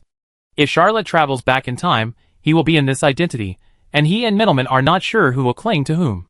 Of course, Middleman still has the Sume family and a bunch of supporters behind him, but Charlotte Mecklin has nothing behind him. Charlotte never regards, and as his political bargaining chip, although he has more or less gained a lot of political benefits from the Brittany family, and he does regard the vulgar marriage of a white, rich and beautiful woman as a life goal for a period of time, but he will never sacrifice, and for political benefits. For example, if Anne and her father, the Count of Brittany, had a falling out, he would not stand on the side of the Count for the sake of his so-called future, but would only stand in front of, and, even if he would lose everything. Anyway, he was a time traveler, and he had nothing. Charlotte's brain became a little fuzzy because of the war, and for a long time, she couldn't understand why Princess May came to South Seraph, but he soon realized it. Because Princess May personally commanded his quick-handed clerks, and even put the already expensive Interlaken City temporary management. Italo Calvino, who was a famous writer, was summoned from Interlaken to Sedona by the princess. She urged him to submit his manuscripts with all her might. Charlotte is not an online writer, nor an author in any sense. She doesn't know if the most brutal editor in the industry would urge him to submit his manuscripts in this way, but she believes that no editor on earth would urge him to submit his manuscripts with such force. Charlotte's oral novel career, which had been gradually delayed by war and cultivation, suddenly regained its brilliance. Except for sleeping and eating, she had to dictate novels at other times. Well, when she went to the bathroom, Princess May would not follow her, but would send a clerk to follow her. Chapter 265. Chloe has been practicing the most diligently, and making the most rapid progress in his fighting spirit during this period. He has experienced the trials of war, and his fighting spirit has broken through the bottleneck. He has condensed the certificate of the 8 Knights, which has almost doubled his strength. He walked out of the barracks alone with full confidence, carrying a spear, and shouted loudly, challenging Charlotte. Charlotte was speaking with dry lips and tongue, and when she heard Chloe coming to challenge her, she was overjoyed and shouted, "Chloe, little boy, I kill you right now." Before he finished speaking, Princess May pressed him down and said calmly, "I do it." Charlotte was surprised. Isn't this bad? But Princess May had already flown away, ignoring him at all. The quick-handed clerk Italo Calvino beside her whispered, "Mr. Mecklin, don't waste time. Today, we are still a long way from the number of words said by the Grand Princess. If we delay any longer, we won't be able to eat today." Charlotte sighed, and continued to recite the online article. He regretted that he had been so pretentious on the battleship. If the novels of the old world were not good, then they would not be good. Why did he show such contempt? Don't be too drunk. Well, this is also a sentence from an online novel. Charlotte suddenly felt creepy and thought to herself, don't tell the eldest princess about this book. I remember that the last book is finished, not finished. Anyway, I don't think the eldest princess would be satisfied with that ending. If she thinks I'm fooling her, she forced me to continue dictating. That's really going to kill me. Chloe looked dazed, looking at Princess Guillaume who fell from the sky, with only one thought in her mind. It's over. I'm going to die. No. The saints are so high up that they don't care about the lives of ordinary people. Charlotte Mecklin has already fought to the town of Aya, but no saint has stepped in. How come I came to the city of Sedona to challenge Charlotte Mecklin, and a saint stepped in? Is he the illegitimate son of some great earl? No. Why am I not dead yet? Chloe was thinking about it, but heard Princess May's cold voice, saying, Charlotte Mecklin is writing a novel these days. You must not disturb her. Mr. Chloe Hadrian tried very hard to express his sincerity, and hurriedly said, Mr. Charlotte Mecklin and I have reached a tacit agreement on war. I came here to challenge her just to enhance our friendship. I didn't know that Mr. Mecklin was busy writing, and I will never dare to challenge her again in the future. Princess May was very satisfied. She reached out and flicked Chloe's head. With the power of the saint rank, she knocked him unconscious and returned to Sedona City. Chloe's adjutant had been following the duel in the barracks. She was actually quite worried about her superior. When Princess May appeared and showed her saint rank strength, the adjutant was completely sluggish. Her brain could no longer function. She was like a chicken held down by a tiger, dumbfounded. When Princess May knocked Chloe unconscious, the adjutant screamed and ran out with a rapier. When she pounced on Chloe and found that her superior still had a heartbeat, she was too excited and fainted. To be honest, it was quite unbelievable that the leader of a night group and his adjutant were lying openly under the enemy's city, but it happened so openly. Charlotte really didn't know. He was busy dictating and rushing to finish the manuscript. If he knew, he would have to go out and stab the two of them, making sure that the two would be shot through with one shot, and he would definitely not let the two die under different tricks. After more than 10 minutes, Chloe's men rushed out of the barracks tremblingly and moved the two back. Charlotte only had time to ask about Chloe during dinner. A straightforward clerk said his adjutant ran out, and then they slept for a while under the city and then went back.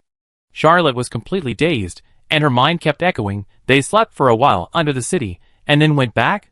What did they do? Are the people of the Black Phoenix dynasty so unrestrained? Did I miss a wonderful part? He was a little unconvinced, so he asked another clerk, and the clerk also answered, they did sleep for a while under the city, and Chloe lay down first, and his adjutant ran out, holding a rapier, but when he got to the city, he lay on Chloe. These quick-handed clerks, like Charlotte, have to work hard every day to finish their manuscripts. They are even more tired than Charlotte. Charlotte only needs to dictate, but they have already worn out calluses on their fingers from writing every day. You know, these quick-handed clerks can't write 500 words a day in their daily work. As a result, they were sent out by Anne, and they wrote at least 10,000 words per day. They didn't go to the city wall to see, but just listened to the rumors of the Knights of Favonius, so naturally they missed a lot of details. The straightforward clerk was afraid that Charlotte would not believe him, so he said, they really lay under the city for more than 10 minutes. Charlotte thought, Chloe can't do it either. Well, he is practicing the royal secret of the Black Phoenix dynasty, which is indeed not as good as bloody glory, and it also improves endurance.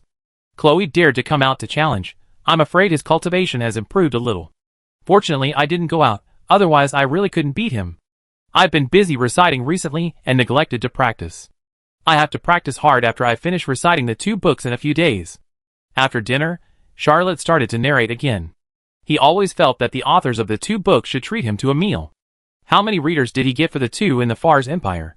And there was also a die-hard fan like the Grand Princess of the Engrima Empire. If he went out to brag, wouldn't it be more impressive than Obama? Although Charlotte pocketed all the royalties. But this is not important. For a while, Charlotte even thought vaguely that he was not traveling through the old world, but a city reborn, famous for shameless plagiarism. Until one day, Princess May suddenly called him out, without saying a word, and flew into the air. Charlotte asked, Princess May, where are we going? Princess May said calmly, to Silver Pigeon Castle, Middleman has arrived. Charlotte let out a long breath and said from the bottom of her heart, praise Senior Middleman. This is not a voice from the heart. This is a shout. Then he heard Princess May say coldly, "You are very brave." Charlotte then realized that she was being held in the hands of Middleman's enemy, and was in midair. Chapter 266. Not big, really not big.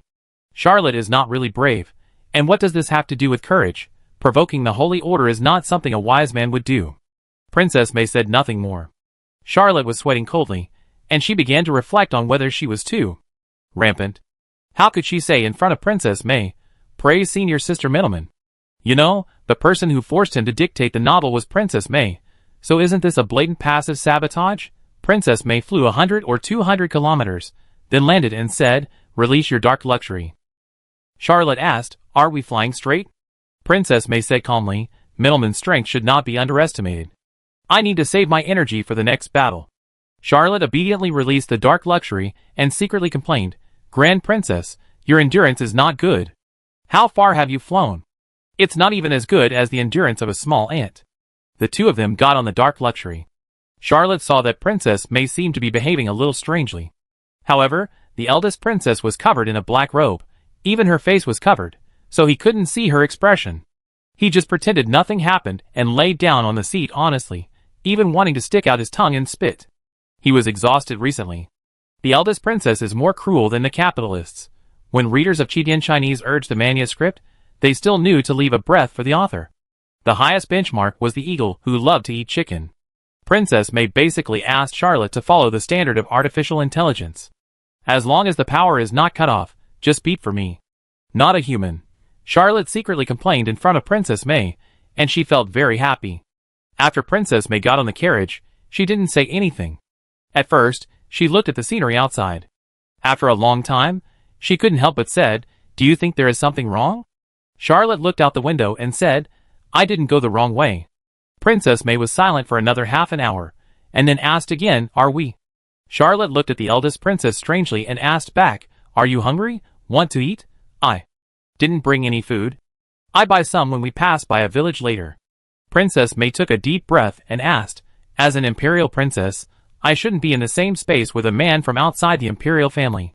Charlotte felt as if a bucket of cold water had been poured on her head. Only then did she realize why Princess May was acting so strange. Not only did he get on the carriage in a very familiar manner, he also half collapsed on the seat in front of the princess, which was very unpresentable. Well, the old continent was still a feudal empire. If you offended the royal princess, you could be beheaded. Charlotte was a little scared at first and didn't stand up, but after a few minutes, she let it go and said, "It's like this anyway, princess, don't worry about it. Anyway, there are no outsiders, and I won't tell anyone. Let's do it this way." Princess May hesitated for a long time before nodding slightly. Charlotte suddenly remembered that Princess May had often taken her to the room to recite novels, so why did she suddenly care about not being able to ride in the same carriage? This woman is so fucking weird. No wonder she became a widow. Charlotte secretly complained, and in order to ease the embarrassment, she said casually, "How about I recite a book for you?" "Well, write a new novel." Charlotte almost slapped herself when she said this. He had almost finished reciting the two novels. When he finished, wouldn't he be free from suffering? If he recited another one, when would he be free again? Princess May said lightly, "Okay." Charlotte decided to write a short one. He thought hard for a few minutes, and chose a fantasy work that was not online. He began to recite to Princess May, "Once upon a time, there were 4 children. They found a big closet at home. There were many clothes in the closet. When they were playing hide-and-seek in the closet, they found themselves in a forest full of ice and snow. They met a lion. The lion told them that witches rule the world, and they were the saviors of the world." Princess May suddenly interrupted his recitation and asked, "Is this the novel you created based on the template of King Charles the Lionheart?" Charlotte was about to answer no, but then she realized that this classic fantasy masterpiece on Earth was actually somewhat similar to the life of the great and powerful man called Charles the Lionheart, the founding emperor of the Lionheart dynasty, one of the 5 great empires of the Old World. Princess May said calmly, "Don't publish this book in farce, publish it in Engrima. Remember to praise the Lionheart more, maybe there will be unexpected benefits." Charlotte didn't think there would be any unexpected benefits from writing a novel. He said, "You can publish these novels in Engrima, just pay the royalties." Princess May was very surprised and asked, "Can they all be published?" Charlotte nodded, and Princess May thought secretly, "Can the extra stories of Due and Prince Chen be published?" Okay, he is indeed a shy man. Charlotte didn't know that she had sold herself out. He didn't know that there was a sequel, nor did he know about the book. When Em was handling this matter, she also deliberately silenced the gunman and asked her to sign a letter of guarantee to permanently give up the copyright and never mention this matter. At the same time, she promised the other party that not only would she pay a generous reward, but she would also pay an additional royalty of 1/10 of a centime for each sequel published in the future. The purchasing power of 1 centime is less than 20 renminbi. 1/10 of a centime for each book is equivalent to 15% of the book's price. Many best-selling authors on the earth cannot get such royalties. Annie is not short of money. Yes, the ghostwriter and hired was Miss Wei. The lady also asked Anne to sign a guarantee letter, promising not to reveal that she was the original author. Well, Miss Wei was more worried then, and that this matter would be exposed. She deeply believed that this book showed her greatest talent, but no one could know that she wrote it. The gunman never thought that for the rest of her life, she would receive several crowns and royalties from this extra edition every year. She lived to be over 90 years old, and her royalties only increased every year. She also kept her promise, and never mentioned this matter. It was not until after her death, that the gunman's fifth-generation granddaughter discovered that her grandmother received a mysterious sum of money every year. She found out about the publishing house, and uncovered this big secret. Yes, that's right. Charlotte will be wrong for more than 100 years. Chapter 267. The Dark Luxury is indeed a good car. As long as it has been to a place before, there is no need for anyone to drive it. The 8 magic horses can pull the carriage to the destination. The 13 Dark Luxuries have been built for more than 100 years. There are very few places that have not been to. Every time Charlotte drives the Dark Luxury, she will enjoy a high-end intelligent driving experience. When the wall of Silver Pigeon Castle appeared not far away, Charlotte breathed a sigh of relief. He did have a special feeling for Silver Pigeon Castle. After all, it is commonly known as a place where we have fought before. Just as Charlotte was about to get off the carriage, she heard Princess May say, "Come on up." Charlotte was about to ask, "Where should I sit?" As soon as the carriage door opened, Middleman's heroic figure appeared in the Dark Luxury. Charlotte was almost shocked again. Middleman sat next to Charlotte, facing Princess May. The two ladies acted as if no one was around. Just as Charlotte was about to push open the door and quietly slip down, she heard Middleman say, "No need to leave. I just talked to Princess May for a few words." Charlotte thought to herself, "I don't want to hear a word." But her body stayed obediently. He was actually really curious. What was going on between Senior Sister Middleman and the Grand Princess? They didn't look like they had any grudges against each other. Princess May whispered, "I spared your life in Cappadocia last time, but don't even think about it this time.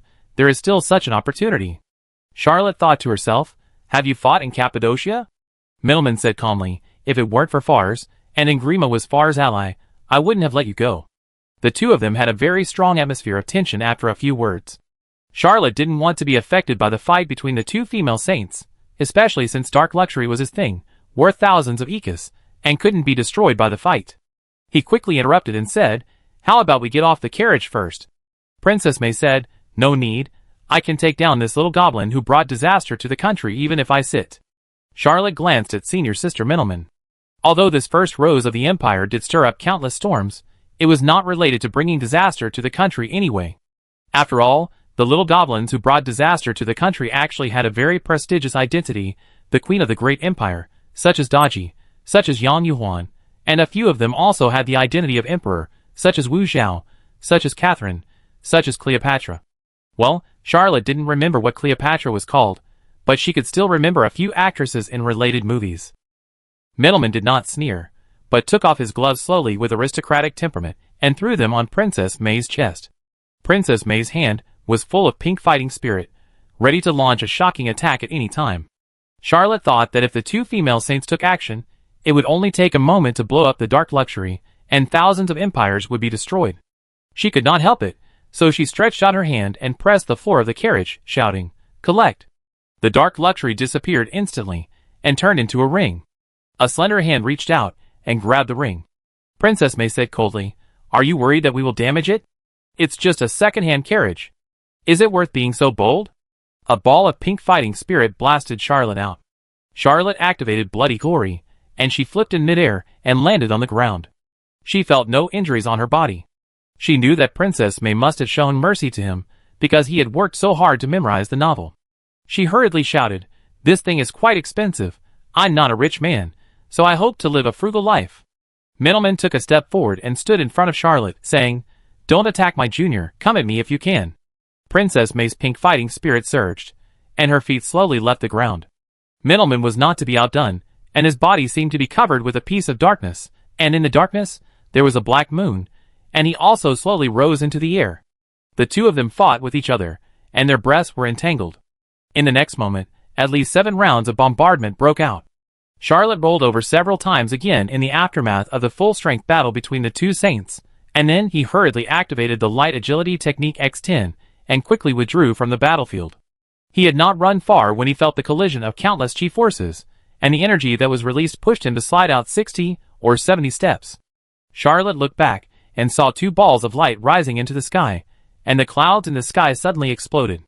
He watched for a while, then turned around and headed for Silver Pigeon Castle. This kind of battle was quite fresh after watching it once. But after seeing it so many times, it's just that. When Charlotte returned to Silver Pigeon Castle, she was warmly welcomed by the residents of Silver Pigeon Castle. Every passerby would greet him, and almost everyone would ask him what was going on in the sky. Charlotte persuaded everyone not to worry, and went back to Pigeon Castle directly. Originally, this should be the territory of Baron Fade Boley, and Pigeon Castle was also Baron Fade Boley's property. But Charlotte wanted to be the owner here more than Baron Fade Boley. Even the servants of Pigeon Castle, seeing Charlotte coming back, would take the initiative to prepare food for him. Charlotte asked the chef to prepare a few more dishes. This time he didn't have to wait long. After about half an hour, Senior Sister Middleman and Princess May arrived one after another. Neither of them mentioned the battle, and they treated each other as if they didn't exist. Charlotte survived the meal with her strong psychological quality. After Princess May finished her meal, she said coldly, "We must return to Sedona in 3 days." Charlotte nodded hurriedly, and Princess May left gracefully. After Princess May left, Middleman said to Charlotte, "Try not to provoke this crazy woman. After all, she is a saint, and her mental state is extremely unstable. I need some supplies. Can you help me arrange it?" Charlotte had already prepared the supplies. She asked Middleman and learned that the subordinates of this senior sister had already arrived at Silver Pigeon Castle, so she arranged for someone to hand over the supplies to Middleman's subordinates. Middleman was in a hurry. After receiving the supplies, he left Silver Pigeon Castle without staying. Charlotte sent Middleman away. When she thought that she could have more than 3 days of vacation, she felt comfortable immediately. He would definitely not go back to Sedona City early. Just as he was about to ask the servants of Pigeon Castle to prepare a few barrels of beer so that he could enjoy the night view and drink it slowly, a steward of Pigeon Castle handed him a letter and said respectfully, "Miss Sume left this letter for you and asked me to pass it to you after she left." Charlotte was also very curious. Why would Middleman leave a letter for her? When he took out the letter and saw the first line of words, he almost jumped up. Middleman told him something big. Chapter 268. I have gained the support of Zimmerman's former subordinates, and we have nearly 100 warships, but without magic warships, we can never become a strong fleet. I have drawn up a plan to attack St. Michael Island and seize the 2 magic warships of the Golden Goat fleet. If you are willing to participate, you can come to Cappadocia. Charlotte could not calm down for a long time after reading this letter. He did not expect that this senior sister, who traveled across the ocean, had actually pulled up such a powerful force. If Middleman really gets St. Michael Island, this senior will be transformed into a force that cannot be ignored in the 7 seas. The Golden Goat pirate fleet of St. Michael Island has a magic alchemy warship, an ancient magic warship, and a saint in charge. It is very powerful. Because it is strong enough, once it is annexed, Middleman will soar to the sky. He will no longer be the first rose of the empire, but a real imperial noble, not even inferior to Earl Ingrima Sume and Earl Sume of Fars. Should I join? This is a question. Charlotte didn't want to make a decision for the time being. But he also knew that since Princess May appeared, Chloe would never bother him again, and there would really be a tacit war between the South Seraph territory and the Black Phoenix dynasty. After all, the South Seraph territory was a place that was tasteless to Fars and the Black Phoenix dynasty, and it was a pity to abandon it. Shios had already led the South Seraph Restoration Army to Felendon. Because of several wars, this place had become a region with no tax value, and it was not a strategic location. The Black Phoenix dynasty had no reason to capture it. Since there is no war between the South Seraph region and the Principality of Behemoth for the time being, it seems that a trip to Cappadocia is not an impossible option. Charlotte is actually thinking about Cappadocia instead of St. Michael Island. He is only 2 steps away from completing the 15th maze. Cappadocia currently has enough warships, which is simply perfect. Although when you master more than 15 mazes, you will get a passage to the real Agmar's maze, but if he doesn't complete it, Agmar's will come soon. Charlotte's time is running out. However, this matter still needs to be carefully considered. Charlotte put away Miniman's letter, and started a 3-day vacation. 3 days later, he went directly from Silver Pigeon Castle to Interlaken City, and then from Interlaken, he returned to Sedona City. The largest city and capital of the former South Seraph territory was Arcadia Port, but the battle line with the Black Phoenix dynasty was in Sedona City, so Charlotte's Knights of Favonius were stationed in Sedona. This is also the temporary capital of South Seraph, and Charlotte has managed it quite well. As soon as he returned to Sedona, he resumed his days of oral recitation, but this kind of life soon came to an end. Princess May received a document from the Engrima Empire, asking her to return to the country as soon as possible. Before leaving, Princess May asked Charlotte to recite the entire legend of the Lionheart King and asked him to send the sequels of the other 2 books to Engrima at any time, and then took Aurora away. Before Aurora left, she only asked Charlotte to write to her when she was free, and she didn't say anything else. As soon as Princess May left, Charlotte gave the quick-handed clerk team a holiday, which won the unanimous support and long-lasting cheers of this group of clerks. Charlotte had a miserable time during this period. The life of this group of quick-handed clerks was even worse than that of dogs. Charlotte ordered this group of quick-handed clerks to send the manuscripts rushed out during this period back to Strasbourg in batches, not all at once. He finally made up his mind to go to Cappadocia. Maybe getting a passage to the real Agmar's labyrinth would not necessarily lead to death. Maybe he could choose not to open it, but waiting for Agmar's to come would definitely lead to death. And Middleman had a fleet of nearly 100 warships. There must be many old sailors, some of whom must have been to the New World. He couldn't go to the New World for the time being, but asking someone who knew about the New World was also a way. Charlotte arranged various affairs in the South Seraph region and the Principality of Behemoth, and sent several capable subordinates to several cities, and appeared in Cappadocia directly from Interlaken City with the help of the passage. Although there are passages between the mazes, Charlotte rarely uses them. This is his first time back in Cappadocia since leaving Engrima. When he appeared in the city, passers-by occasionally looked back and saw him. Suddenly they burst into screams, and then their faces were filled with ecstasy. They ran all the way and shouted, "Mr. Charlotte Mecklin is back! Mr. Charlotte Mecklin is back!" Soon, people crowded around Charlotte. Everyone who saw him seemed to want to reach out and touch him. Most people were in tears, obviously with deep feelings for him and full of nostalgia. Charlotte raised her hands and said, "It's me, I'm back. Where are Cruz and Shimon?" Someone immediately showed him the way and said, "Lord Cruz and Shimon are both in the City Lord's mansion, and Miss Sue May is also in the City Lord's mansion." Charlotte walked along the way, surrounded by countless Cappadocia residents, as if they were parading in the streets. Charlotte didn't think he had done anything remarkable, and didn't deserve the love of the residents of Cappadocia, but every time he said these words, he received even warmer cheers. Charlotte could only stop talking in the end. He walked along the way, and found that Cappadocia had undergone a new change since he left. The population of this small town had at least tripled, the streets were very lively, and there were many new houses around the city. When he arrived at the City Lord's mansion, he made more discoveries. Countless people he didn't know were coming in and out of the City Lord's mansion. When someone cheered, these strangers were confused at first, but soon they showed sudden enlightenment and looked at Charlotte with a bit of warmth. Before Charlotte sent anyone to report, Middleman came out with more than 10 men to greet her. Cruz and Seaman were among them. They admired Middleman very much and showed respect to him. They were even more enthusiastic when they saw Charlotte. They stepped out of the crowd and saluted respectfully. Middleman's face was slightly tired, and he seemed to relax a little when he saw Charlotte. When Charlotte entered the City Lord's mansion, Middleman asked the rest of his men to disperse, leaving Charlotte alone, and said, "I have planned many ways, and I have fought with the Golden Goat fleet of St. Michael Island several times, and both sides won and lost.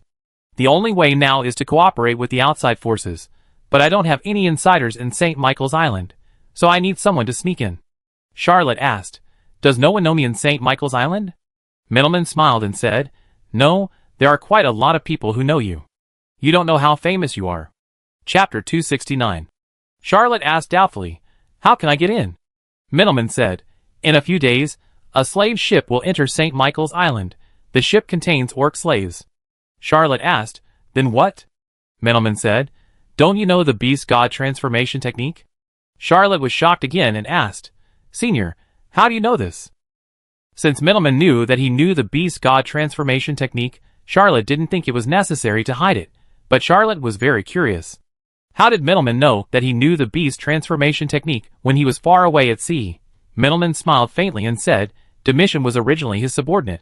He thought that the Byron people were unreliable, so he had a falling out with the other orc tribe leaders, and took some orc assassins to the sea to surrender to me. When the orc coalition besieged Strasbourg, Domitian was forced to go back by the orc elders with the orc blood oath.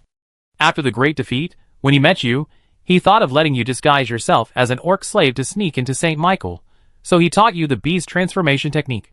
Charlotte was stunned for a moment and asked, So? Middleman said, He didn't go to assassinate you, he just brought my greetings. Charlotte finally understood why this old leopard man mixed in with the orc maze guards. Was it for this reason? Middleman smiled and said, Domitian said you are very interesting and suitable to sneak into St. Michael, so he scared you. Charlotte remembered that the old leopard man said before leaving, You must practice the beast god transformation technique well. The next time I come back, if you have practiced successfully, I will take you to do something big. It turned out that Domitian was talking about this big thing. He was a little resistant. Being an insider never ended well. He said, Senior sister, I am too shy and not good at disguise. I am afraid that I will ruin your big thing.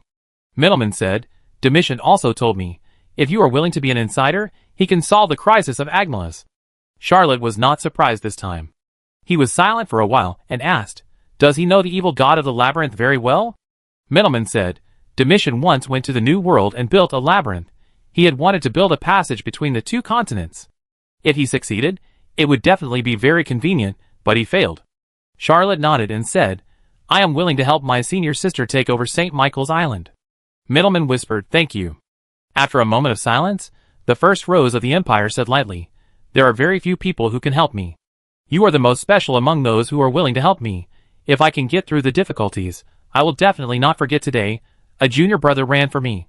Charlotte accepted the offer without hesitation and said in a deep voice, Senior, I also need a copy of the bloodthirsty fighting spirit secret of the orcs. Meteorman smiled brightly and said, I have prepared it for you a long time ago. The bloodthirsty fighting spirit of the orcs is said to be a secret method taught to the orcs by the eternal and illusionary dragon, one of the 9 righteous gods.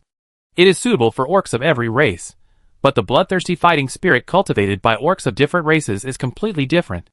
The fighting spirit of the orcs is similar to the extraordinary knight path of humans, but the bloodthirsty fighting spirit will not condense the knight certificate when it reaches the 10th level or above, but will conclude the 8 orc blood oaths with nature, to inherit the bloodline, never give up partners, never violate the covenant until death, swear to defend the faith, fearless self-sacrifice, fearless of the battle of death, compassionate and loving life, and respect the natural cycle.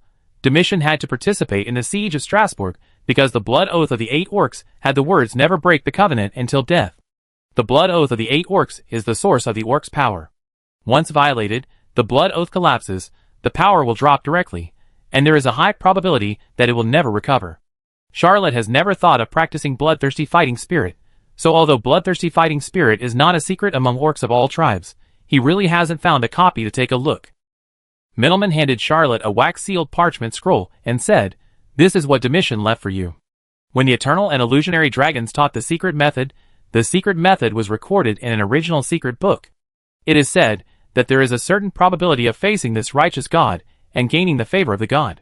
Charlotte was quite wary of things that could summon gods, but thinking that the righteous gods might be different from the evil gods, she still took the original secret book. After taking on this task, he calmed down and asked, Senior sister, I have sneaked into St. Michael Island. What should I do? Middleman said, You have 3 tasks. First, try to spread the news. We need to know the truth about St. Michael Island. The second is to assist the internal resistance forces of St. Michael. Although we have no internal support in St. Michael, they are not united. It is said that there is an organization called the Golden Deputy Goat. Try to contact them. Third, find a way to sneak into the prison on St. Michael Island, where 3 saints are imprisoned. As long as they are released, St. Michael Island will inevitably be in chaos. As long as there is a flaw in St. Michael Island itself, I will command a fleet to attack with all my strength. The owner of St. Michael Island once challenged that person in a duel, and the result was a draw. However, he was still young at the time, and his strength may not be stronger than mine now. But just in case, I prepared 3 saints for the owner of the Golden Goat Fleet, and I think he will win anyway. Charlotte was greatly surprised to hear about the 3 saints. He originally thought that Senior Sister Middleman was not in a good situation, but now it seems that he underestimated the first rows of the Empire. In such a difficult situation, he was able to recruit saints to help. It's really a female owl, Middleman continued. Their magic alchemy warship came from Fars, originally belonged to Duchess Mezu, and was the flagship of the Northern Fleet. As for how it ended up on St. Michael Island, no one knows the reason. But the most powerful thing about St. Michael Island is the ancient magic warship and St. Michael Island itself. They all come from the ancient kingdom of St. Michael, and I don't know what secrets they have. If you can find out the secrets of the ancient magic warship and St. Michael Island itself, it will also help us capture this island. Charlotte remembered all these things in her heart. He talked with Middleman for several hours, and was arranged by Middleman to stay in the city lord's mansion. His original room had been occupied by this senior sister. Fortunately, Charlotte didn't care much about these things and slept well after changing rooms. After a day of rest, Charlotte also had to make some preparations to sneak into St. Michael Island. He was going to St. Michael Island, and many weapons could not be carried. The collapsed mountain and the one-horned eagle could only be sent back to Machupi. He only brought a silver rhino, a red and blue rattlesnake, a blood rose, and a withered rose. Yes, there was also a blood spirit rhino. Chapter 270. Many of Charlotte's early weapons have now been discarded. For example, the second-hand magnum hand shuttle, the blood-sucking hand axe that came with him at the beginning, and the magic alchemical staff that was later made with a large amount of money. There are also some good equipment that Charlotte has never really used, such as the assassin's dagger, the 2 magic gun bags in the form of fingerless gloves, the crystal bottle and the worm bag obtained in Cappadocia City, and the extraordinary knight's spear obtained by killing Zalman. Originally, the assassin's dagger also had anti-space properties, and was a good stealth weapon, but Charlotte had already cultivated the colorless blade, which was her own ability, and was easier to use than equipment. The magic gun bag was a space equipment, and space equipment had a huge disadvantage, that is, they could not be hidden. Once they were searched, they could no longer be hidden, so they could not be carried. When Charlotte checked her extraordinary items, she remembered that there were still 3 extraordinary items that were not in her hands. The dark luxury was taken away by Princess May, and Charlotte did not dare to ask for it. The Lion Maru whale killer was still in the hands of Sophia Gallinade, and she would have to ask for it back later. The Silver Knight was in Beliza's hands. This extraordinary item could be taken back at any time, but it was useless for him to take it back. In addition to weapons, Charlotte also needs to improve his own strength. He fought fiercely with Chloe in the South Seraph region, and practiced every day. His bloody glory had already accumulated to a very strong level. All the practice systems in the old continent determine the level of extraordinary people according to the energy intensity. Only the bloody glory created by Protagoras distinguishes the levels according to the number of bloody vortexes opened in the early stage. The levels set by Protagoras are not accurate. After all, most vampires only open 1 bloody vortex. In fact, many people who practice bloody glory only open 1 or 2 bloody vortexes, but the accumulated blood energy is strong enough, and they will still be regarded as mid-level or even high-level extraordinary people. Charlotte has now opened 9 bloody vortexes, but in fact, he has transformed the bloody glory into star battle energy, which is far more than the 9th level, even more than the 10th level, and has already stepped into the 11th level, and is not far from the high-level extraordinary. Bloody glory itself is unlikely to continue to improve in a short period of time, but Charlotte wants to cultivate the magic flame horse ability in these few days. With every step forward in his Adonis secret method, the time for Karnstein to come will be delayed. Now Karnstein's coming is more than 2 months away. If he can cultivate the magic flame horse, it can at least be delayed for another 2 or 3 months. The magic flame horse has almost no physical form, and can walk on any form of ground, including hills, swamps and water, and can even rush through a sea of fire. It is an ideal mount. After Charlotte lost the dark luxury, he was very eager for the magic flame horse, but this mission has raised his desire for the magic flame horse to a higher level. The magic flame horse can run on the water, and can run as fast as lightning even on the sea, making it a good helper for escaping. To sneak into St. Michael Island, Charlotte's biggest need is to ensure her own life, and the magic flame horse is naturally a great helper for saving her life. In the next few days, Charlotte tried to practice the secrets of Adonis, and even temporarily gave up the tempering of other secrets of bloody glory. However, the efforts of the past few days were obviously not enough to break through a supernatural power. When Middleman informed him that the slave ship had arrived at the designated sea area, Charlotte could only regretfully board a merchant ship prepared for him and leave Cappadocia. The plan designated by Middleman was quite simple. When the merchant ship approached the slave ship, it would try to ask for help with the excuse that it had lost fresh water in the storm. Regardless of whether the slave ship would agree or not, it would be delayed for a while, which was enough time for Charlotte, a transcendent, to sneak into the slave ship. This plan is simple, but also quite practical.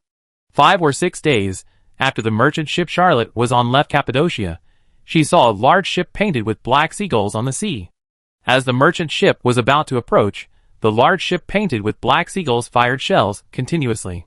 Although they were just ordinary shells, they also scared the people on the merchant ship. In order to cover up this action, the people on the merchant ship did not know about this plan.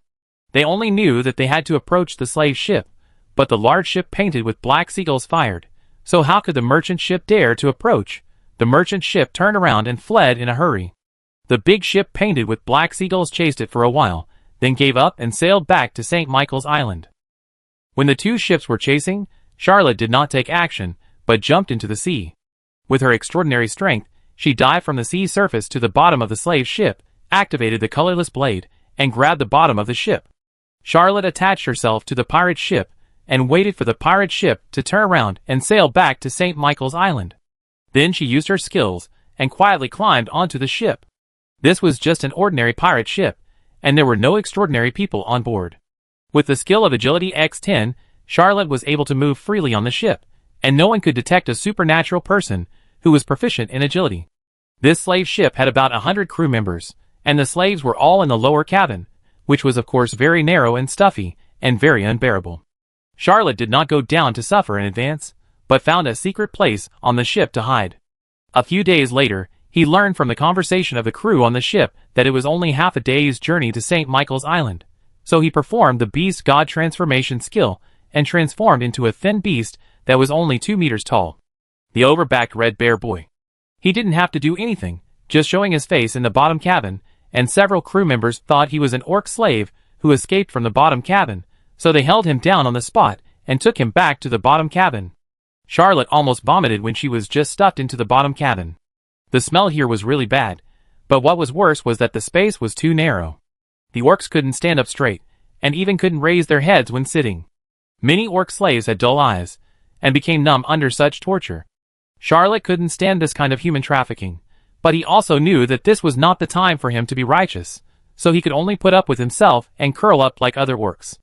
Originally, Charlotte was a little reluctant to sneak into St. Michael's Island, but when he saw these orc slaves, he suddenly didn't regret agreeing to it. Curled into a ball, Charlotte couldn't do anything else, so he slowly used the bloodthirsty fighting spirit method. Although he could recover his strength as long as he returned to human form, he could also master a little more combat power in the orc form in case of emergency. Looking at these orc slaves who were like livestock, he thought that these slave traders also sold humans in this way, and secretly vowed that as long as he could get out, he would definitely destroy St. Michael's Island and make the slave trade extinct in the giant whale sea.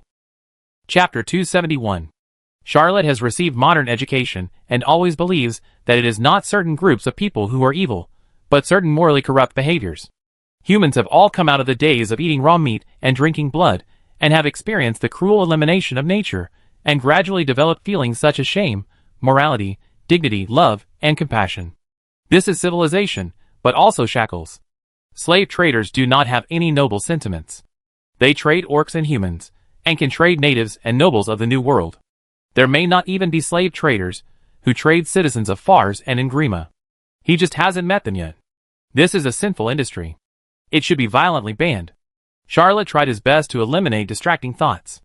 After all, in this environment, the red bear boy he transformed into was considered thin in the bear tribe, but tall compared to humans, which was very uncomfortable. In this state, he could only practice bloodthirsty fighting spirit for a while and empty his mind. In the state of practice, he would ignore the harsh environment outside, which would make him feel a little better. Bloodthirsty fighting spirit is the same as human fighting spirit. It must condense the power seed, and the power seed is the condensation of vitality. When Charlotte was in Behemoth National Academy, he practiced Lamia breathing method, also known as water fairy breathing method, for a period of time. When practicing this breathing method, it can replace sleep and master water, but he did not succeed in practicing it. Charlotte did not think that practicing bloodthirsty fighting spirit would be much different from before, but when he practiced it, he felt that the lively vitality in his body was agitated and constantly gathered in his lower abdomen. His lower abdomen gradually became hot, as if a small ball of charcoal was lit, making Charlotte's whole body warm. Even in the dark and damp bottom cabin, the bare fur on his body was not so wet.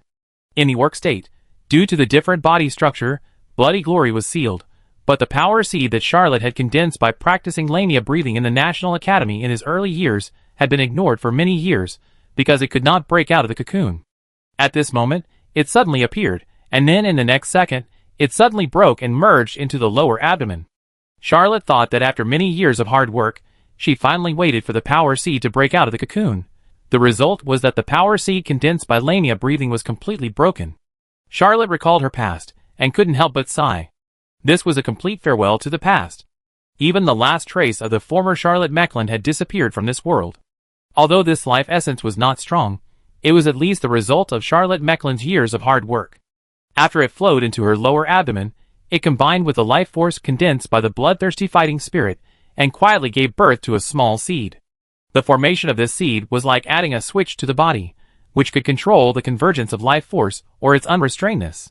Charlotte was experiencing this new feeling of cultivation when she heard someone yelling, "Humble slaves, come out quickly, or you will die forever down there." Charlotte pulled herself together, and was the first to get out of the bottom cabin. The dazzling sunlight made him squint his eyes, and after a while, he got used to the light outside. Orc slaves got out of the bottom cabin one after another, and the crew of the slave ship kept counting.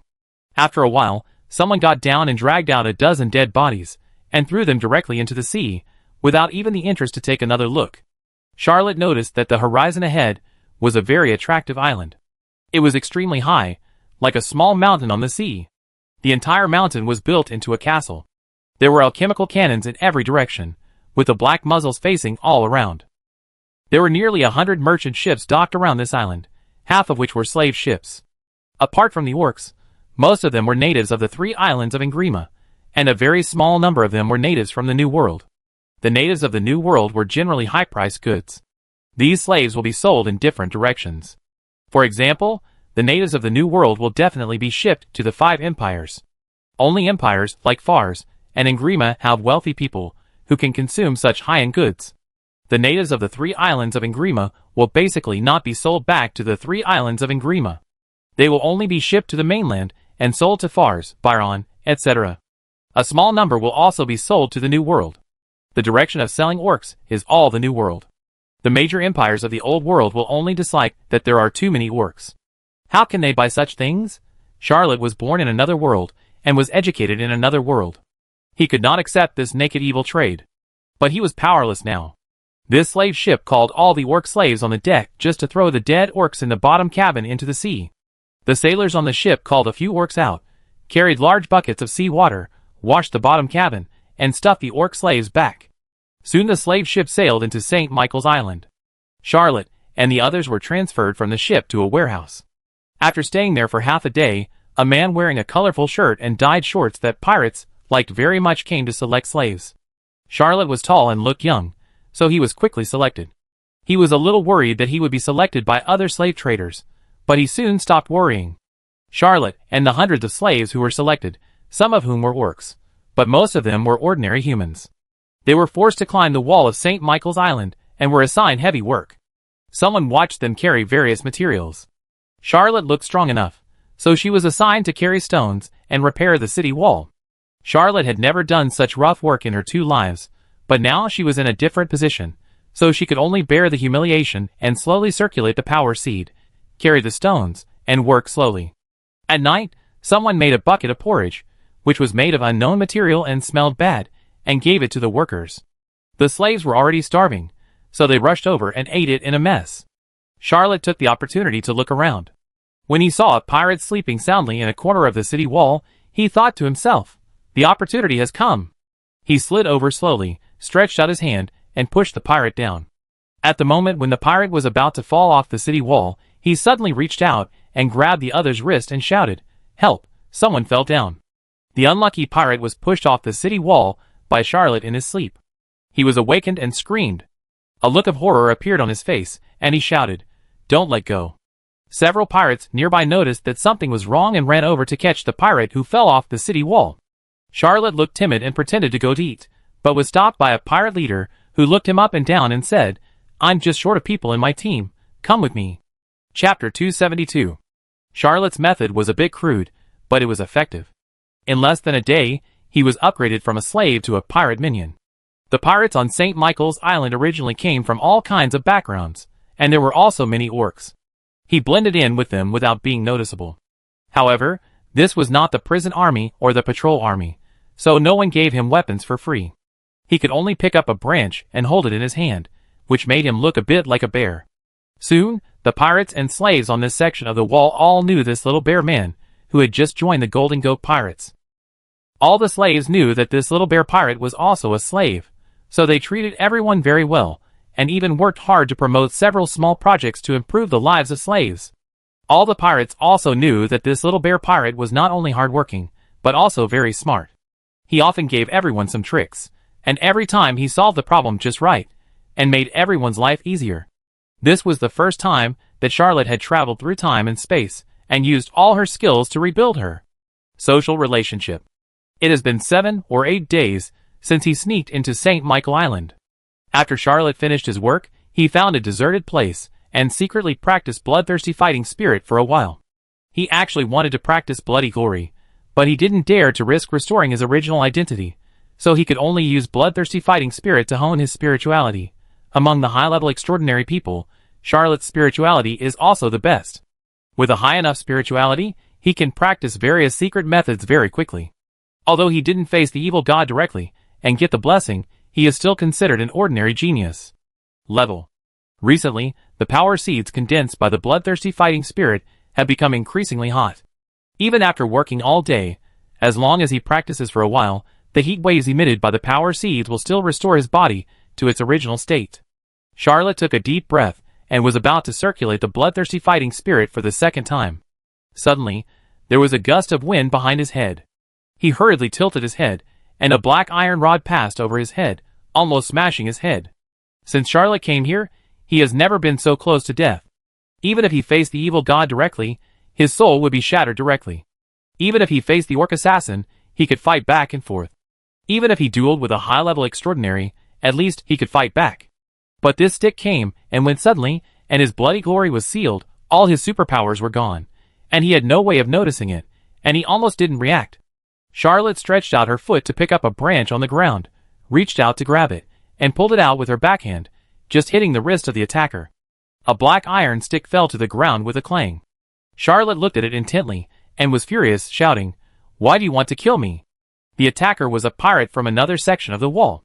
The other party was panicked and shouted, "It was the monkey boss, who wanted to kill you. It has nothing to do with me." Charlotte knew the monkey boss.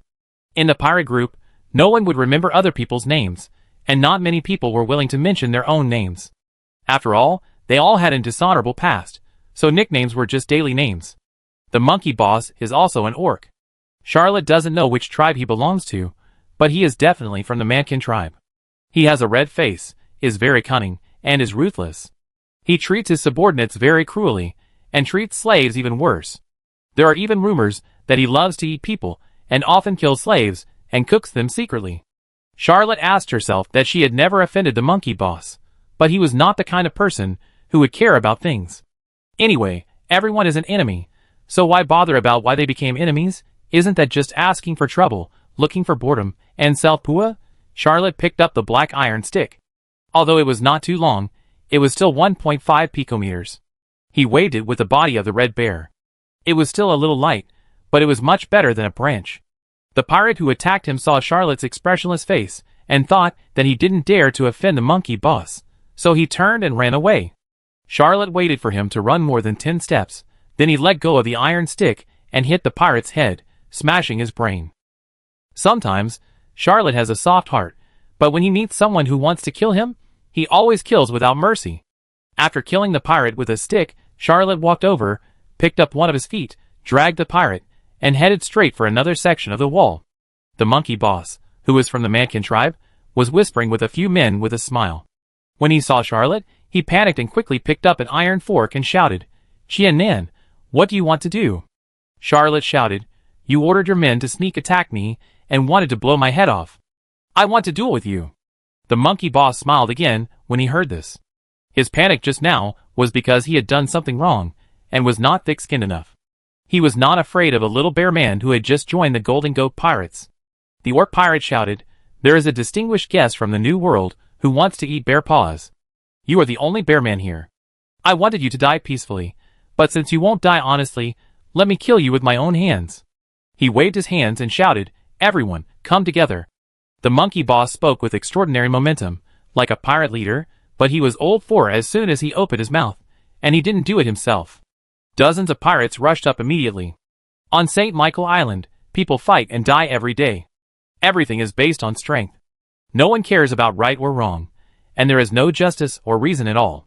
Charlotte took a deep breath and forced himself to get used to the habits of the pirates. Facing the first pirate who rushed over, he stepped aside, stretched out his foot, and hit him with a stick. He immediately hit the back of his head. This vital part was hit by the iron stick. This pirate was not extraordinary. He had no fighting spirit to protect himself, and died without a word.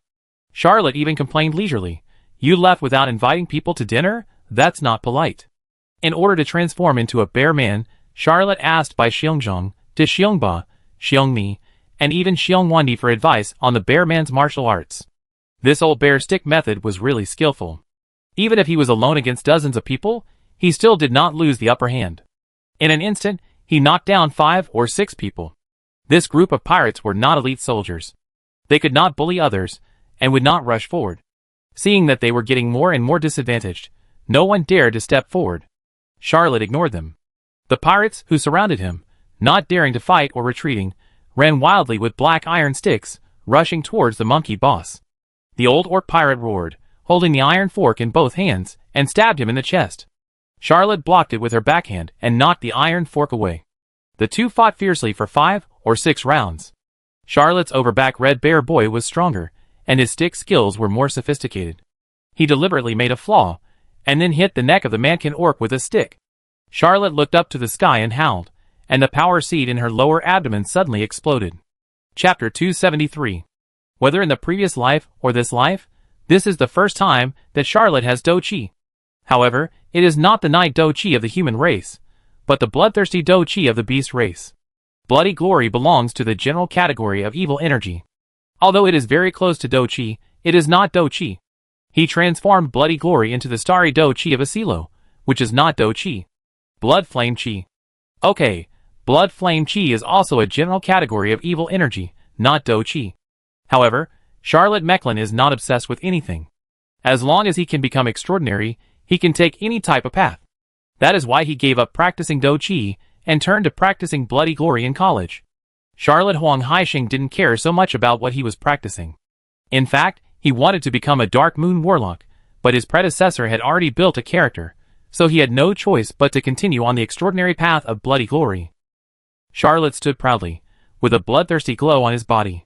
He held a murderous black iron rod in his hand, and swept his eyes. The pirates on this section of the wall were all trembling with fear. I don't know who was so smart, and suddenly shouted, "Welcome, Lord Qiannan, to take over our team." Charlotte was very satisfied with this guy and shouted, "Who is not convinced?" With the prestige of him just killing the monkey boss, and the bloodthirsty fighting spirit bursting out from his body, it was clear that he had been promoted to extraordinary. How could these ordinary pirates dare to resist? They all believed that with the cruelty of this little bear man, whoever said he disagreed now would have to give the new leader a snack at night. Orcs love to eat people, which is a deeply rooted orc setting in the hearts of pirates. Charlotte didn't expect that she hadn't made it in her original team, but she became the leader of another team. The pirates were originally chaotic, often fighting privately, and death was commonplace. They were ordinary pirates, who were considered small fish, and no one cared even if they changed a few leaders. Charlotte became a small leader of dozens of pirates, and the middle level of the Golden Goat Pirates did not react at all, and the top leaders did not know at all. With his previous experience, he quickly got along with the slaves and pirates under his management, and even promoted more than a dozen strong slaves to pirates, and secretly taught them the Beast God transformation technique, the Overback Red Bear Warrior transformation, which greatly increased the strength of his team. The Beast God transformation technique is the signature secret technique of the Orc Assassin League. The cat mask made by the Beast God transformation technique is even the identity certificate of the assassins from the Orc Assassin League. Before Charlotte, no human had ever practiced it. The bear people knew the secret technique of the Orc Assassin League perfectly.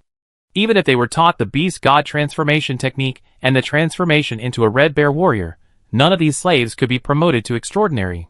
Even if 1 or 2 people worked hard and finally became extraordinary, it would probably take several years, or even more than 10 years. Charlotte was not trying to cultivate extraordinary people. He had 2 purposes. Practicing the Beast God transformation technique could increase strength, just like people who follow the path of knights. Before being promoted to knights, practicing breathing techniques could also strengthen their physique. Charlotte's identity at this time was an orc, a young red bear boy. This identity had advantages, that is, orcs would feel close to him, but also disadvantages, that is, humans would be wary of him. After all, orcs did not have a good reputation among humans. However, the slaves who were taught the Beast God transformation technique and the red bear warrior transformation by him would naturally feel close to him, no matter where they were originally from, and would have a kind of same race. Subtle feeling. Charlotte has been in St. Michael Island for more than half a month. Not only has she established a firm foothold, but she has also roughly figured out the information about this island city. St. Michael City has a population of nearly 100,000, which is considered a large city even in the old world. You should know that the capital of the Principality of Behemoth, Mostar Castle, is about the same size. The top 10 cities on Going Island may not have as many people as St. Michael City. However, most of the population of this island city is floating population, including pirates and black merchants, who come with pirate ships and merchant ships, and slaves who are trafficked. The population that actually belongs to the Golden Goat Pirates is only about 30,000. More than half of them are full-time pirates, and the other half are low-level pirates who do odd jobs. They are not qualified to go to sea or board ships, and they may even become part of the cargo. For example, if a big shot wants to eat the bear's paw, the monkey boss dares to set his sights on Charlotte and send people out to kill the bear and take the paw, but the monkey boss failed to flatter him, and he died, and no one would help him. These low-level pirates, who do odd jobs, nominally belong to the Golden Goat Pirates, but in fact they are divided into more than 10 groups, each of which has an extraordinary boss in charge. Charlotte killed the monkey boss and burst into fighting spirit, which has caught the eyes of many pirate group leaders. During this period, someone occasionally hinted that he should join a certain leader. Even though the lower-level leaders of these pirate groups were promoted to extraordinary positions by chance, their vision and insight were far from enough. When they tried to win people over, they didn't even give a serious political promise, such as a promise of captain, leader, deputy, etc. Charlotte ignored them all. A pirate ran over with great interest and shouted loudly, "Boss! Someone is willing to sell what you want, but the price is a bit high." As a bear man, Charlotte was of course not convenient to use vampire martial arts, and blood clan martial arts required various superpowers to promote it. Pure moves were mediocre in power, and he was like getting a bear clan weapon. Of course, there is no weapon shop on St. Michael's Island. He couldn't get the most convenient meteor hammer, so he wanted to get a chain. The thing that St. Michael's Island lacks the most is ships, and there is no shortage of iron chains for hanging anchors, but most ships don't carry many of them. Charlotte went out to buy a piece of iron chain, but has not succeeded so far. The pirate brought back good news, but Charlotte was not very excited. He just wanted to make a temporary use of this weapon, and it didn't matter if he didn't have it. He said lightly, "How much is the other party's offer?" The pirate said, 5 gold pounds. Charlotte cursed, "Let him die. Supernatural weapons are not that expensive.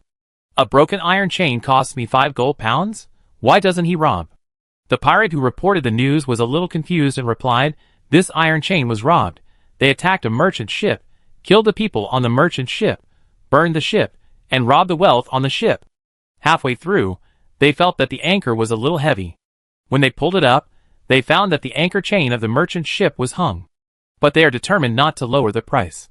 They also said that if they don't have 5 gold pounds, they would rather throw it into the sea than give it to us at a low price." Charlotte snorted and didn't want to buy this expensive chain. These pirates had no credit. He believed that even if he was willing to introduce this price, the other party would raise the price. Besides, although he was a small leader, he didn't have any money. The monkey boss didn't drop any gold coins before he died. All his money was in Machupi. He couldn't afford such expensive weapons. Charlotte said, Let them throw it into the sea. It's just a piece of iron chain. There is no shortage of this stuff on the sea. Charlotte saw from a distance that a patrol team was coming over and hurriedly kicked the little pirate in front of her away. The patrolling pirates were all members of the real Golden Goat Pirates. They were full-time pirates, and were not easy to offend for the low-level pirates, who did odd jobs like them. When the patrol team came over, a middle-aged pirate looked at Charlotte and said, "Are you Chien Nan?" Charlotte smiled innocently and replied, "It's me. What's the order, sir?" The middle-aged pirate smiled coldly, pointed at the sea water under the city wall, and said, "Jump down." The pirates behind him laughed loudly, all showing playful expressions, wanting to see Charlotte embarrassed. This pirate, nicknamed Black Seahorse, likes to pick on the low-level pirates who do odd jobs. It is his habit to make people jump into the sea. If someone resists orders, he will use the excuse of not obeying orders to torture them. There are more than 100 low-level pirates who died in his hands alone. He is also notorious in St. Michael's City. When Charlotte heard this order, she had no intention of resisting at all, and even made a running start. When passing by the pirate Black Seahorse, she suddenly stretched out her hands and hugged him, and jumped off the city wall together. Chapter 274. Black Seahorse was caught off guard, and was captured by Charlotte.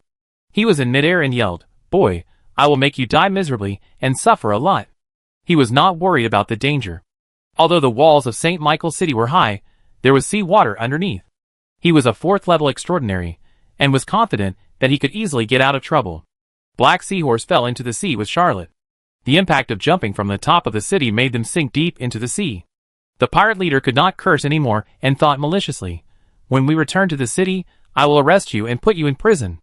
I will use all kinds of torture to let this bear know what cruelty is. Do you think that you can be respected on St. Michael Island after you are promoted to a superhuman? I must tell you that a 1st-level superhuman is nothing." The Black Seahorse was about to display his skills and float to the surface of the sea, but he was hit hard in the lower abdomen.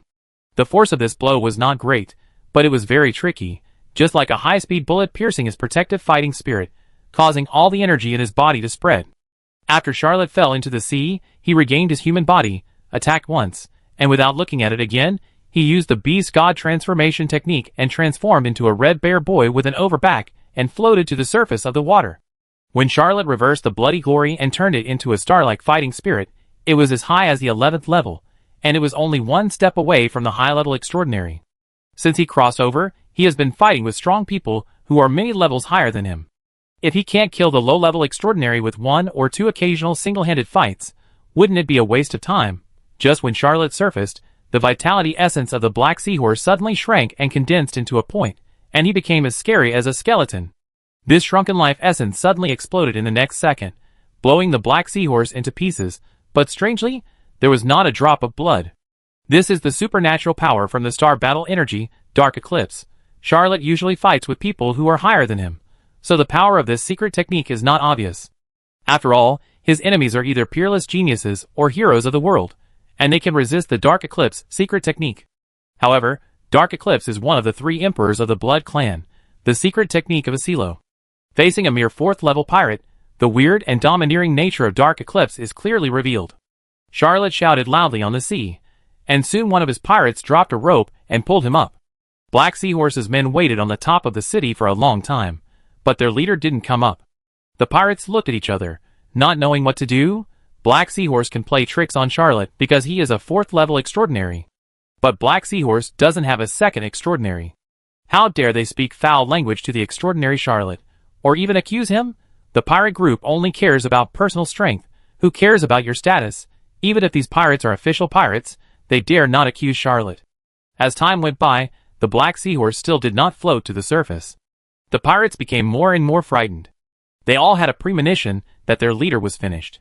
Charlotte took the towel handed over by his subordinates, wiped the seawater off his face casually, smiled honestly, and said, "Do you want to follow me in the future?"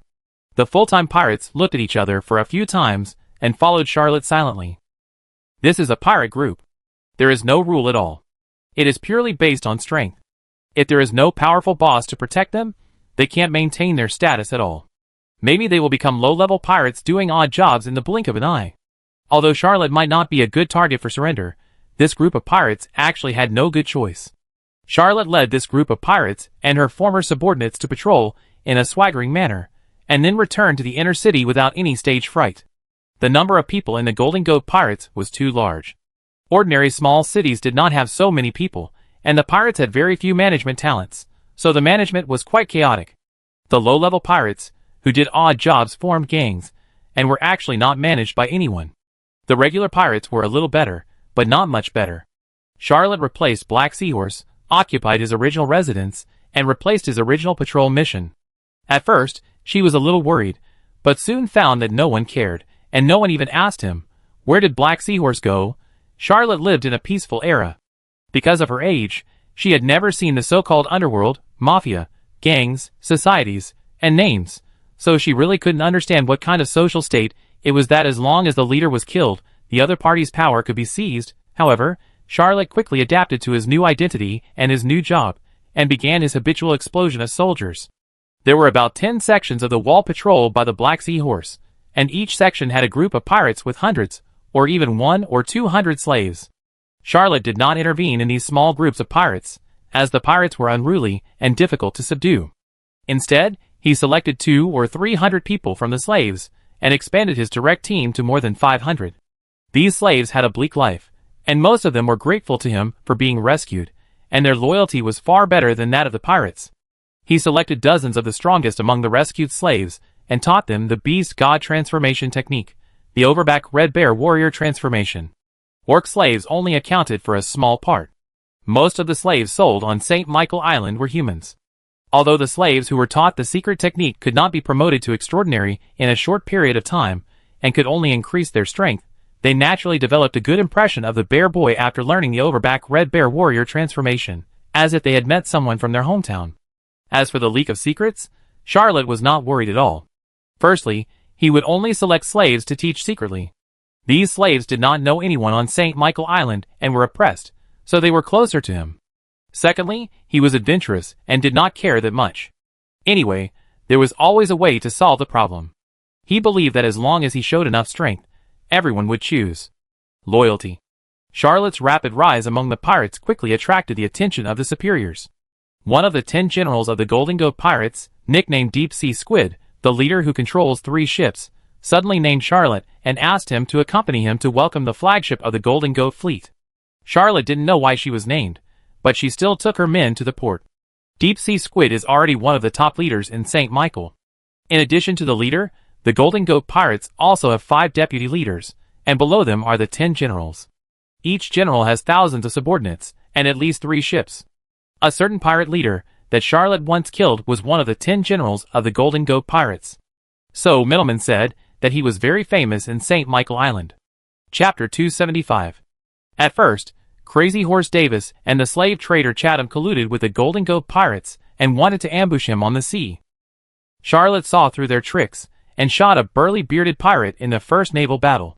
The pirate leader who died in a very aggrieved way was one of the 10 generals of the Golden Goat Pirates, nicknamed Monster Eye. Charlotte killed Monster Eye, which caused an uproar in the Golden Goat Pirates. Many old pirates vowed to kill him. At that time, the Golden Goat Pirates were ready to set out in a big way to attack Cappadocia, but James Cook and Francis Drake happened to lead the White Sea Dragon and the Titan Whale to dock in Cappadocia, which made the pirates give up the idea. They are pirates, not battlefield madmen. Although the Golden Goat fleet also has 2 extraordinary warships, no one would think of fighting to the death with the navy of the Ingrima Empire. Charlotte knew nothing about the above situation. He didn't know that he had killed one of the 10 generals of the Golden Goat Pirates, because he shot the demon eye to death with 1 shot. In fact, Charlotte has forgotten about it now. If someone says that he once killed a bearded pirate, Charlotte's first reaction must be, "Who is this guy?" Charlotte waited for a long time at the port before she saw the Deep Sea Squid and his pirates appear. The big boss didn't show any reaction when he saw Charlotte. Charlotte didn't do anything extra, such as running over to chat up. After more than an hour, a small black dot appeared on the sea level. Charlotte was lucky to have the supernatural power eagle eye provided by the blue rattlesnake to see the small black dot on the sea level. It turned out to be a warship. Although the distance was still far, Charlotte was already very shocked. Although the Golden Goat fleet had a magic alchemy warship, the flagship was another ship, the ancient magic warship Queen Bee. The Queen Bee was known as the fastest ship in the 7 seas. No one knew how it was built, and no one knew who built it. The kingdom of St. Michael has been guarded by the queen bee since its birth. Charlotte was also very curious about this legendary warship. There are 12 legendary warships on the 7 seas. Magical alchemical warships, like the White Sea Dragon and the giant god whale, cannot be included in them. The shape of the queen bee does not look like a product of the Middle Ages at all. Its hull is slender, at least more than 300 picometers, and the bow is raised high, with an ancient banshee's head installed. Well, it's not a sculpture, but a head cut off from the neck of an ancient banshee. It is said that this ancient banshee is called Demusa. When she opens her eyes, she can turn everything she sees into water. The extraordinary may be able to resist it a little, but ordinary warships will immediately turn into water and merge into the vast ocean when they are seen by the head of Demusa hanging on the bow of the queen bee. This is also the queen bee's biggest killer. It is also the guarantee for the queen bee to traverse the 7 seas. The queen bee's hull is painted with countless transparent bee wings, which is a lost magic circle that allows it to ride the wind and waves and sail at a speed that surpasses the 7 seas. It is said that in ancient times, someone mastered the true control method of the queen bee, which allowed this warship to sail to another world. Each bee wing on the hull is also a porthole, allowing people to look around from the inside of the hull, but they cannot see inside from the outside. Charlotte had heard of the queen bee before, and had read some literature about it in college. When she arrived at St. Michael's Island, everyone was talking about this Golden Goat's flagship, but she was still shocked when she saw it for the first time. Charlotte thought to herself, if the senior sister can get the queen bee, she can indeed travel across the 7 seas and become a major force on the ocean. Well, I think the queen bee is more suitable for me. Charlotte was indeed grateful for Middleman's promotion, and she also had feelings for this senior sister that were limited to flattery. When she was with Claire and Abner, Charlotte tried her best to be gregarious, but he was really not a real bootlicker like Claire Brittany and Abner Sume. If there was a chance to seize the queen bee, he would definitely accept it himself. He would never give it to Middleman. That would be a sin. The speed of the queen bee was indeed very fast. It appeared from the sea level in just a few hours, and appeared in the waters of St. Michael Island, and then it slowed down and slowly approached the shore. A tall and majestic man slowly rose into the air. He had 3 gold rings on his hands, but they were definitely not real gold, because they would emit a strange brilliance, which was very gorgeous and dazzling. This is the leader of the Golden Goat Pirates, Golden Goat Haralf, a saint-level transcendent. Deep-sea squid immediately led everyone to greet them. Haralf did not stay at the port, and went directly back to his palace. Deep-sea squid followed them, but left Charlotte behind to greet the pirates, who came back later. After a few hours, a fleet appeared on the sea. This fleet was all ordinary merchant ships, or warships transformed from merchant ships, just like Charlotte's fleet in Cappadocia. When the fleet docked, it was already night. Countless pirates disembarked from the fleet and rushed into St. Michael's Island.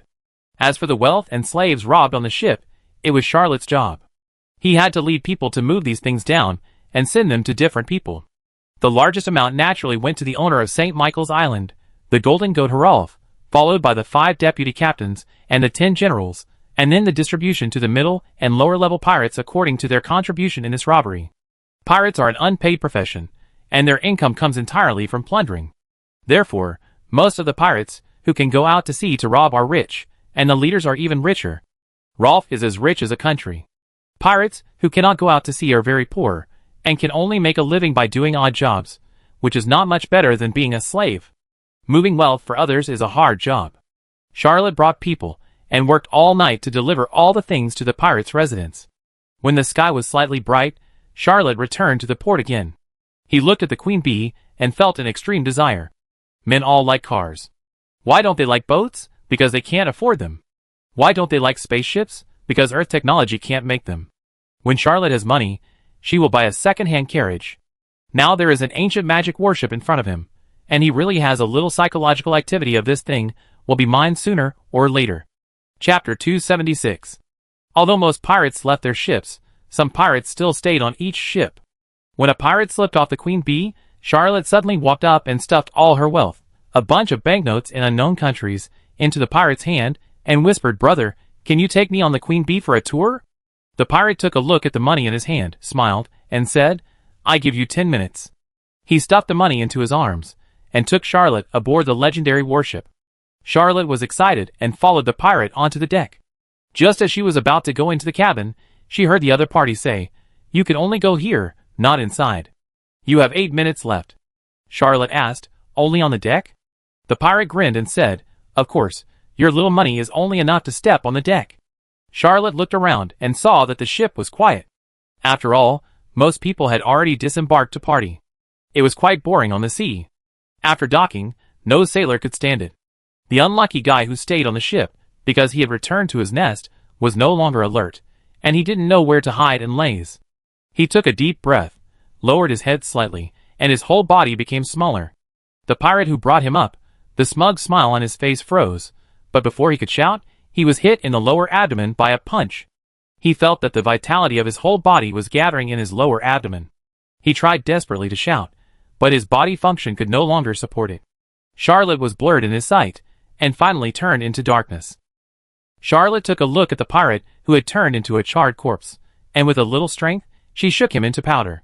As for why there was a pile of debris on the deck, when someone came to check, it might have been several hours later. Charlotte did not change back to the appearance of a little bear man, and walked into the cabin with a swagger. The state of the overback red bear boy, his strength has dropped too much, and there is no way to adapt to the situation. What's more, the overback red bear boy is not a face-saving identity, which is of no help to infiltrate the queen bee, and it is easy to expose his identity. Charlotte can kill and rob, and leave Qian Nan. If he ran away, the mission of cooperating with the outside forces would fail. The two pirates walked out while talking. When they saw Charlotte, they were both surprised. One of them did not say anything, but the other pirate asked, Who are you? Why are you on the queen bee? Charlotte smiled and said, Old Mark took some money from me, and let me come up for a tour. The two pirates did not know who Old Mark was. There were nearly 1,000 pirate sailors on the queen bee, and several of them were named Mark. The pirate who asked the question was displeased, snorted, and said, I don't care who took your money, get off the boat quickly, or I will skin you and throw you into the sea to taste the taste of seawater killing meat. Charlotte reached out with both hands, snapped twice, and broke the necks of the two pirates. She pushed open the nearest cabin and threw the two bodies in. After dealing with the bloody smell a little, Charlotte even stripped the two pirates of a set of clothes and collected 2 rapiers. The two pirates also had pistols, but Charlotte disliked the poor quality and did not take them. Along the way, Charlotte met 7 or 8 pirates. Some pirates did not care who this young man was, and he just passed by openly. Some pirates were more diligent, of course. They could also be read as love to die, and stopped Charlotte. These pirates were killed by him, ushering in the finale of his personal show. Charlotte is a mid-level extraordinary person, and a high-level mid-level extraordinary person. He is proficient in many supernatural powers. He is the best at spearmanship and swordsmanship. He can kill low-level extraordinary people in one blow, and he has 70% to 80% chance of killing mid-level extraordinary people.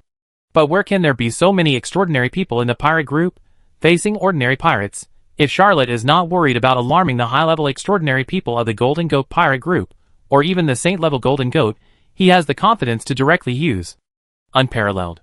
Charlotte has been on the giant god whale for a while, and he also had a fleet of his own. He has a general understanding of the structure of the ship. He touched the captain's room in one breath, but found that the door of the captain's room was not only guarded by 2 pirates, but also a slender red strange snake coiled around it, like a rope, tying the door handle. Although the 2 pirates were calm and likely to be extraordinary, Charlotte was not afraid, but the strange red snake made him quite wary. Charlotte did not dare to approach, and went outside, activated the colorless blade, poked a hole in the next door, performed the blood flame transformation, turned into a ball of blood flame and drilled in. Charlotte used the colorless blade to poke holes in the wall, and then relied on the blood flame transformation to drill in. After going around, she suddenly saw a bright light in front of her and entered a fairly spacious room. He took a look at the furnishings in the room and knew that he had probably found the right place. After a quick look, he saw a mirror. Charlotte was overjoyed and stepped into the mirror. This mirror only reflected the captain's room. When Charlotte entered the mirror world, he saw more than 10 people gathered in a small captain's room. They were all crew members of the Queen Bee, but he did not see the Golden Goat Haralf unexpectedly. Charlotte guessed that this was because the Golden Goat Haralf was too high level, and the mirror spirit could not conjure it up. The mirror world was too small, and there were too many people, so it was inconvenient to use guns. Charlotte could only rely on her strength to deal with a group fight of mirror spirits in a small space. For the serious members of the Vango clan, the mirror spirits were exactly the same as their own strength, and were very difficult to deal with. But for Charlotte, he majored in bloody glory, put more effort into the secret methods of the Asilo clan and the Adonis clan, and had several powerful extraordinary weapons, so he had quite a lot of experience in killing mirror spirits. Even when facing a group fight, he could deal with it calmly. After half an hour of fierce fighting, he killed the mirror spirits cleanly. Charlotte did not stay in the mirror world, but got out, took down the mirror, looked around, made sure every corner of the captain's room was included in the mirror world, and then looked at the crack of the door, and then hung the mirror back up. After he did all this, he suddenly felt a little creepy, as if someone was looking at him. Charlotte looked at the window of the captain's room. This captain's room had 5 B-wings, that is, 5 portholes. Now there was a mirror spirit in each B-wing porthole, looking at him coldly, sitting or lying, with different postures. Charlotte shrugged her shoulders, and stepped into one of the B-wing portholes. Chapter 277. The mirror spirit stood on the rough sea, like a prince of the sea clan, and even gave an imperial salute, smiling and saying, "Welcome to the Queen Bee." Faced with the greeting of the mirror spirit, Charlotte couldn't help but say, "How did you become smarter?" The mirror spirit smiled elegantly and said, "Because your strength has improved." Charlotte glanced at the rough sea around him, and suddenly realized that the mirror in the captain's room could only illuminate the captain's room, but the porthole could experience all the oceans that the Queen Bee had sailed through. This was the largest mirror world he had ever seen, and it was endless. Of course, the mirror spirit didn't tell the truth. Charlotte could even sense that this mirror spirit had a strange aura that didn't belong to the Vango clan. It was likely that the Queen Bee had a mysterious power that affected the mirror spirit and caused changes that he couldn't predict. Charlotte pulled out the bloody rose. The mirror spirit also pulled out a rapier and took a fighting stance. Charlotte raised her eyebrows slightly and performed the Angel 12 movements sword technique. The mirror spirit also performed the same sword technique. Both sides were fast and fought fiercely for 50 or 60 moves in an instant. Every time Charlotte swung her sword, the mirror spirit could strike back with the same sword, with the same speed, angle, and sword moves. This was indeed a battle with the self in the mirror. Charlotte was not panicked at all. In the fierce fight, she pressed the blood rose, and a red rattlesnake miraculously appeared in her hand, and she pulled the trigger decisively. The mirror spirit also miraculously had a pistol in its hand, but it did not pull the trigger. There was only astonishment and shame on its face for being deceived. Charlotte fired several shots and killed the mirror spirit standing on the sea. The mirror spirit was still in disbelief until its body shattered and turned into nothing. It didn't understand why Charlotte had a power that he couldn't copy. Charlotte killed the mirror spirit and sensed it slightly. He found that he actually mastered a little bit of the mirror world, and he felt a little strange. Only by killing the mirror spirit can you master the mirror world. This situation of mastering only a little bit has never happened before. He immediately realized that there was only one possibility, that is, the mirror worlds of the 5 portholes were connected together. Charlotte suddenly had a ridiculous idea and thought to herself, "Why do I have to work so hard to get here? The Queen Bee is full of bee-wing-shaped portholes. I only need to grasp the mirror worlds one by one, and I can come and go freely on the Queen Bee. I am still too used to thinking from a normal person's perspective and forget that this is an extraordinary world." Charlotte raised her hand and shot a leaping big fish. This mirror world is very troublesome. The Queen Bee has no idea how many seas it has sailed through. The mirror world is too vast. It is unlikely to adopt the previous method to kill all the creatures it sees, and it is impossible to kill them all. Charlotte could only trick the mirror spirit out and kill it. The shot just now easily killed a mirror spirit, but it would also warn the rest of the mirror spirits, making them more cunning. Charlotte closed her eyes, suddenly smiled, threw the red rattlesnake in her hand high into the air, and closed her eyes. The red rattlesnake reached the highest point and began to fall at a very fast speed, until it was close to the sea level, and suddenly 2 figures, from virtual to real, reached out to grab the red rattlesnake. The muzzle of this extraordinary pistol suddenly turned, and a blood-red hand appeared on the handle of the gun. It pulled the trigger continuously, and blew up the 2 mirror spirits. Charlotte really felt that the mirror world he could control had expanded by more than 3 times. He smiled, suddenly stretched out his foot, and really stepped into the seawater, and soon stepped on the bottom. The mirror could not reflect the bottom of the sea. Although the sea in the mirror world was vast, and the waves could be very high, it could not be as deep as the real sea. Its sea water was very shallow. The hand of fire sent the red rattler back. Charlotte took the blood-sucking pistol, turned it around in her hand, and shouted, "Divide the sea." A white line rolled up from under Charlotte's feet.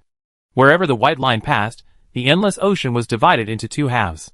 One half was the mirror world controlled by Charlotte, and the other half was the mirror world controlled by the other two mirror spirits. The two Charlottes emerged from the mirror world. After all, they were just mirror spirits, and did not understand the cunning of human minds. They thought that Charlotte had made such a big show because she had found a way to deal with them, and then they would strike with thunder. There were two mirror spirits, one holding a rapier, and the other holding a gun with both hands. Charlotte fired 7 or 8 shots, but the two mirror spirits used their weapons to knock them away.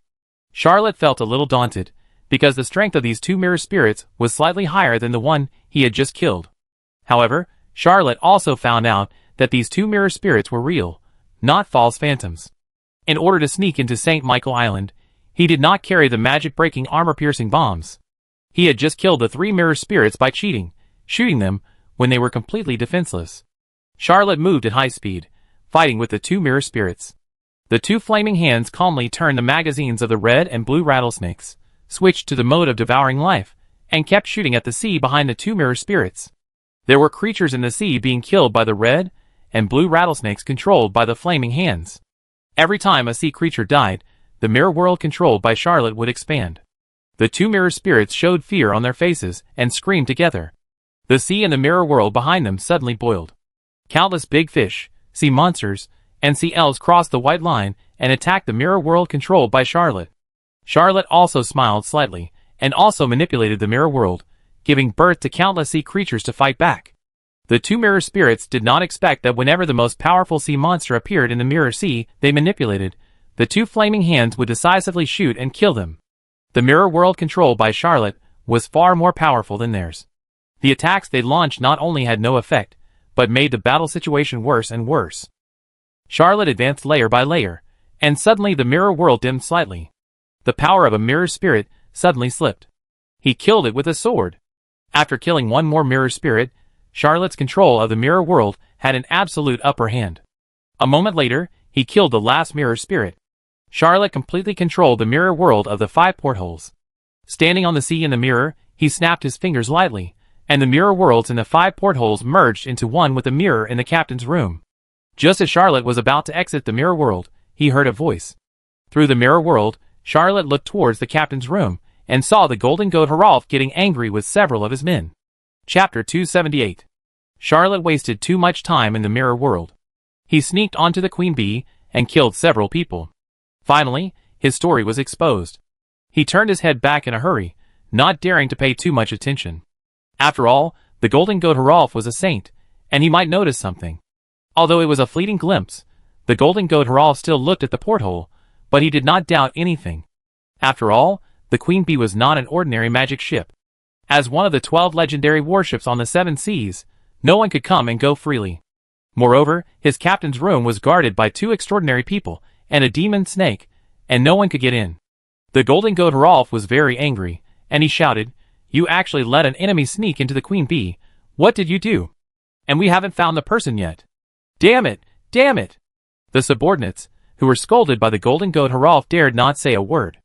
They didn't understand why someone sneaked into the queen bee. This was St. Michael's Island, and outsiders couldn't get in at all. They also asked, and no one saw any strangers on board. Charlotte had met a few pirates, who didn't like to meddle in other people's business, but these pirates didn't want to cause trouble. The golden goat Haralf had a bad temper, and was moody. If he said he had met a stranger, he would be held accountable for not caring about it. There might be extremely harsh punishment next. The pirates, who were able to survive in the Golden Goat Pirates, were familiar with the golden goat Haralf's temper, and knew how to protect themselves. This inadvertently helped Charlotte a little. The golden goat Haralf lost his temper, and sat on the captain's chair. He was still angry and shouted, "I will ask the queen bee to find the intruder." Haralf gently rubbed a golden ring, and soon there was a buzzing sound. It was weak at first, but soon it became more intense. From the bow to the stern, the sound of flapping wings could be heard in every corner. Countless strange black bugs emerged from the void, and began to search every corner of the queen bee. Charlotte didn't dare to look outside, fearing to disturb the golden goat Haralf, but the mirror world would reflect everything in the outside world, and these black bugs and their mirror images also appeared in the mirror world. Charlotte caught a black bug and felt that it looked familiar. He suddenly remembered that in Cappadocia, he had killed 2 subordinates of the slave trader Chatham, Redbeard Morgan and Poison Bee Jack, and collected 2 extraordinary objects. One was a very delicate crystal bottle, and the other was a worm bag. The black bug released by the worm bag was exactly the same as the one in his palm. He didn't look at it carefully at first, but now that he looked at it carefully, it did look a bit like a wasp, but it was more slender, larger, and all black, but in fact, there were faint dark red markings in the black. Charlotte thought to herself, "Is this the queen bee? It is worthy of the name. But what does the queen bee have to do with the bag of bugs? I remember hearing that Redbeard Morgan and Poison Bee Jack brought out two extraordinary objects from a treasure in the depths of the sea. Could that treasure have something to do with the queen bee?" Charlotte opened his hands again and let the mirror queen bee fly away. He did not make any moves and waited quietly for a long time. The golden goat Harolf drove the queen bee to search the entire battleship carefully, inside and out 3 times, but still found nothing. He was suddenly a little frightened. An enemy who can easily sneak into the queen bee, escape calmly, and even hide is really a headache. For the sake of face, Harolf did not say that he could not find Charlotte, but whispered, "He is lucky that he has escaped." He waved his men away and stayed in the captain's room for a long time. Suddenly, he looked out the porthole and saw the rough sea and St. Michael Island not far away. "Everything has been a little unsuccessful recently. Middleman has set his sights on me. If she didn't have a super warship, I would have been killed by her last time. Where did this woman find 2 saints to help her? I know one of them. He should be Domitian of the Orc Assassin League. The other one. Damn, where do so many saints come from in the world?" Rolf poured himself a glass of wine and drank it all in big gulps. His temper was a little irritable. He had dueled with Zimmerman in his early years. On the surface, the 2 sides were evenly matched, which also made him famous.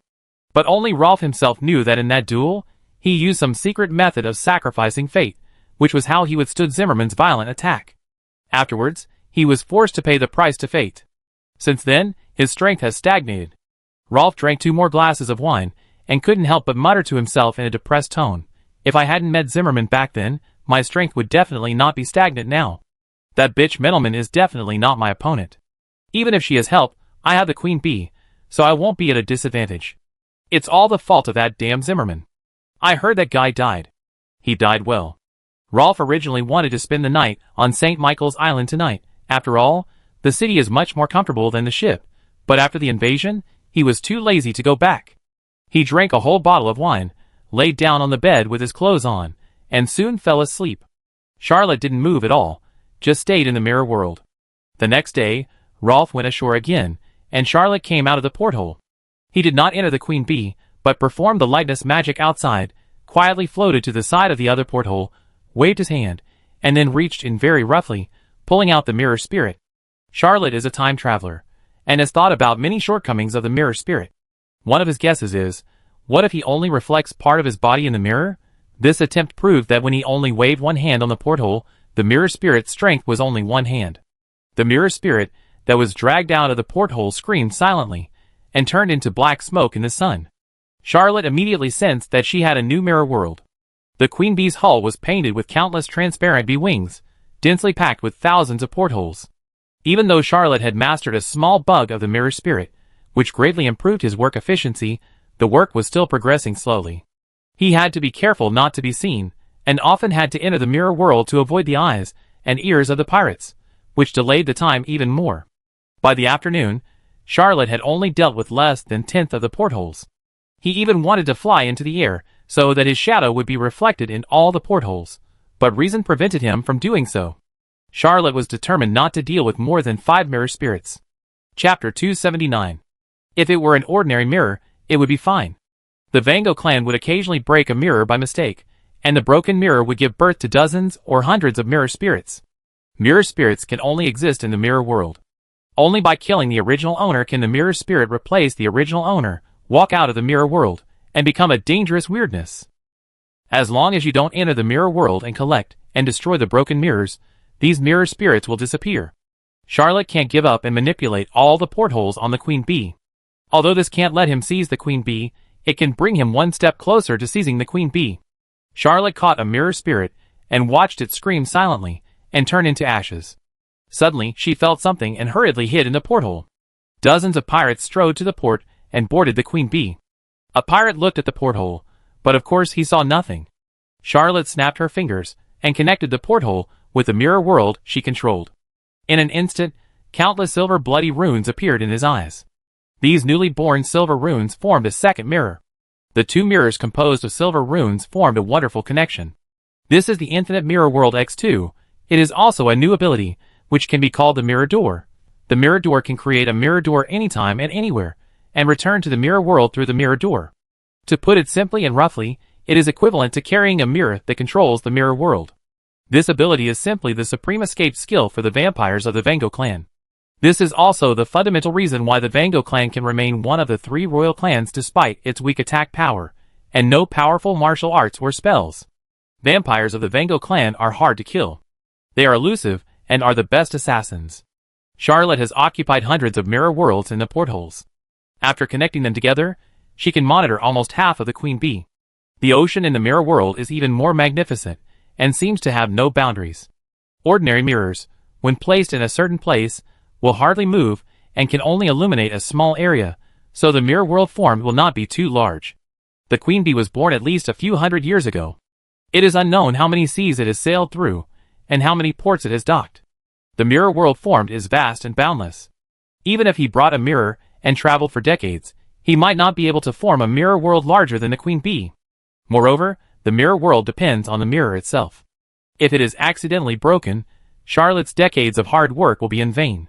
The Queen Bee itself is an extraordinary object, and it is almost impossible to be destroyed. The mirror world formed is quite stable. This is another important reason why Charlotte reluctantly gave up operating all the portholes on the Queen Bee. This ancient magic warship set sail soon. Charlotte was a little surprised why the golden goat Haralf did not move with the warship. He hesitated for a while, and chose to temporarily leave the Queen Bee. Charlotte jumped out of the mirror world, dived back to the port, and still performed the beast god transformation technique, transformed into a little bear man. He was away for several days, and his subordinates did not dare to ask. The deep-sea squid, one of the 10 generals, sent someone over once, but he was not there, and the general did not mention anything. Charlotte had made preparations to escape with the help of the mirror door if her identity was exposed, but nothing happened. It can only be said that the place where the pirates gather is full of chaos, and there is no reason to talk about it. Charlotte has been fighting with the mirror spirits for the past few days, and he is a little tired, especially the spiritual loss is great. After returning to St. Michael Island, he rested for 2 or 3 days before he regained his spirit. Charlotte returned to St. Michael Island. In fact, he had another idea. He wanted to verify something.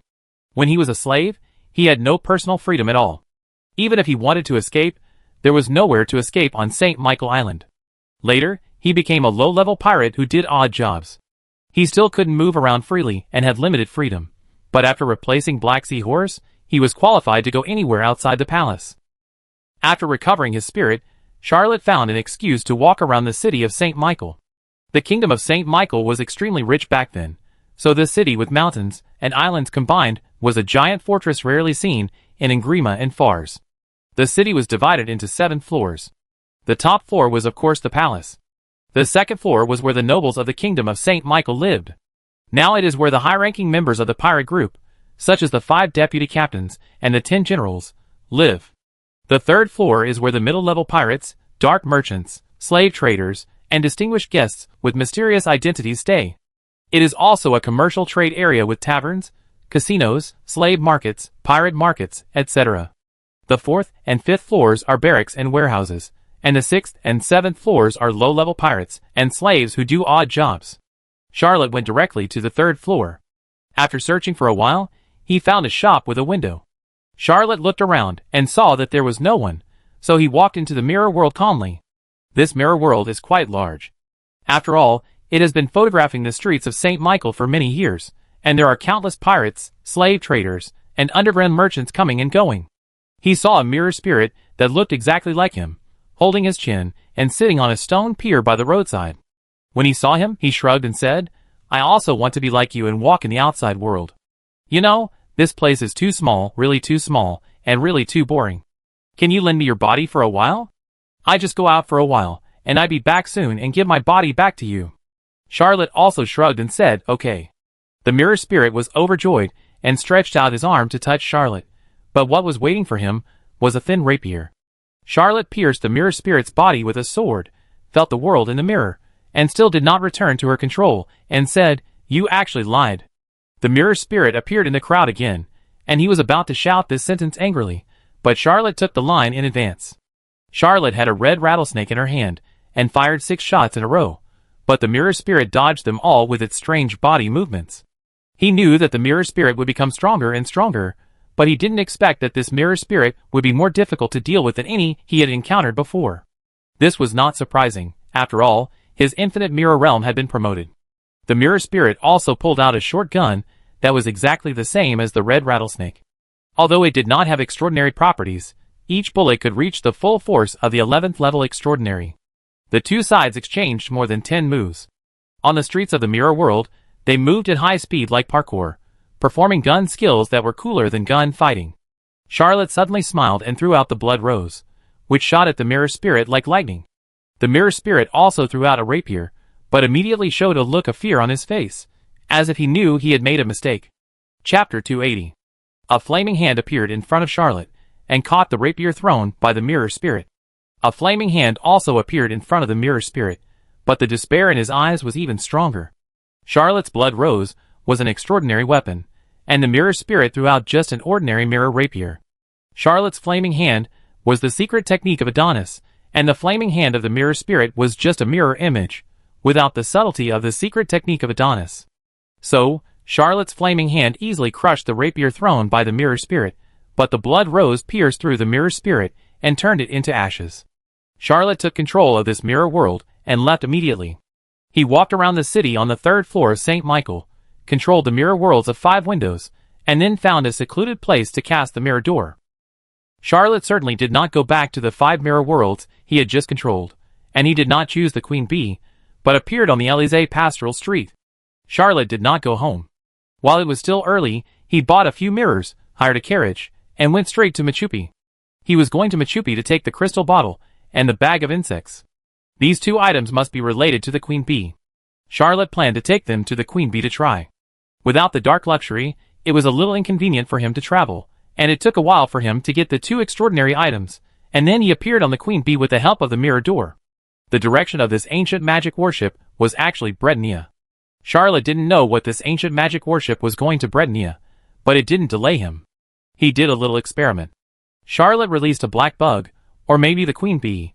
This black bug, without being driven by the owner of the bug bag, circled around Charlotte and headed down to the bottom of the Queen Bee. Charlotte was very curious and turned into a blood flame, following it all the way. Suddenly, endless malice came at him like a stormy wave. In an instant, Charlotte couldn't even breathe. He even thought that he was facing the evil god again.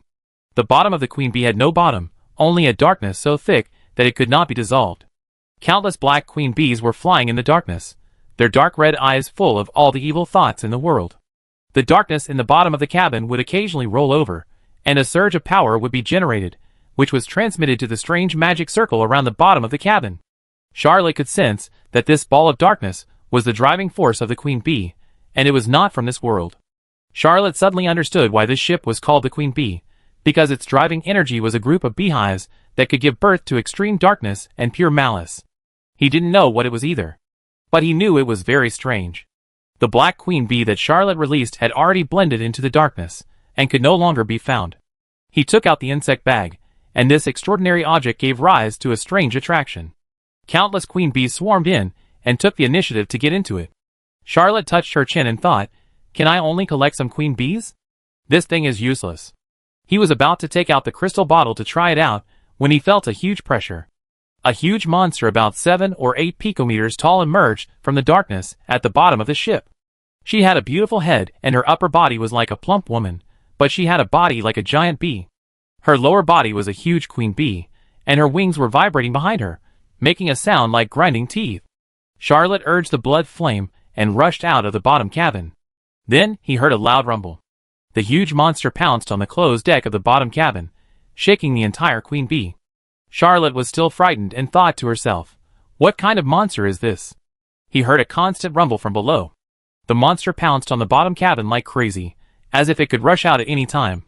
He didn't dare to stay any longer. As soon as Charlotte left, more than a dozen pirates appeared in the bottom cabin. They didn't dare to go down to the bottom of the ship. A pirate leader shouted, "Pull it up." Soon someone sent a team of slaves over. The pirates threw dozens of slaves into the bottom of the ship. Soon they heard countless screams, and the sound of chewing, which was creepy. Charlotte didn't see the scene, but he saw the pirates escorting a team of slaves down. After a while, there was no movement in the bottom cabin.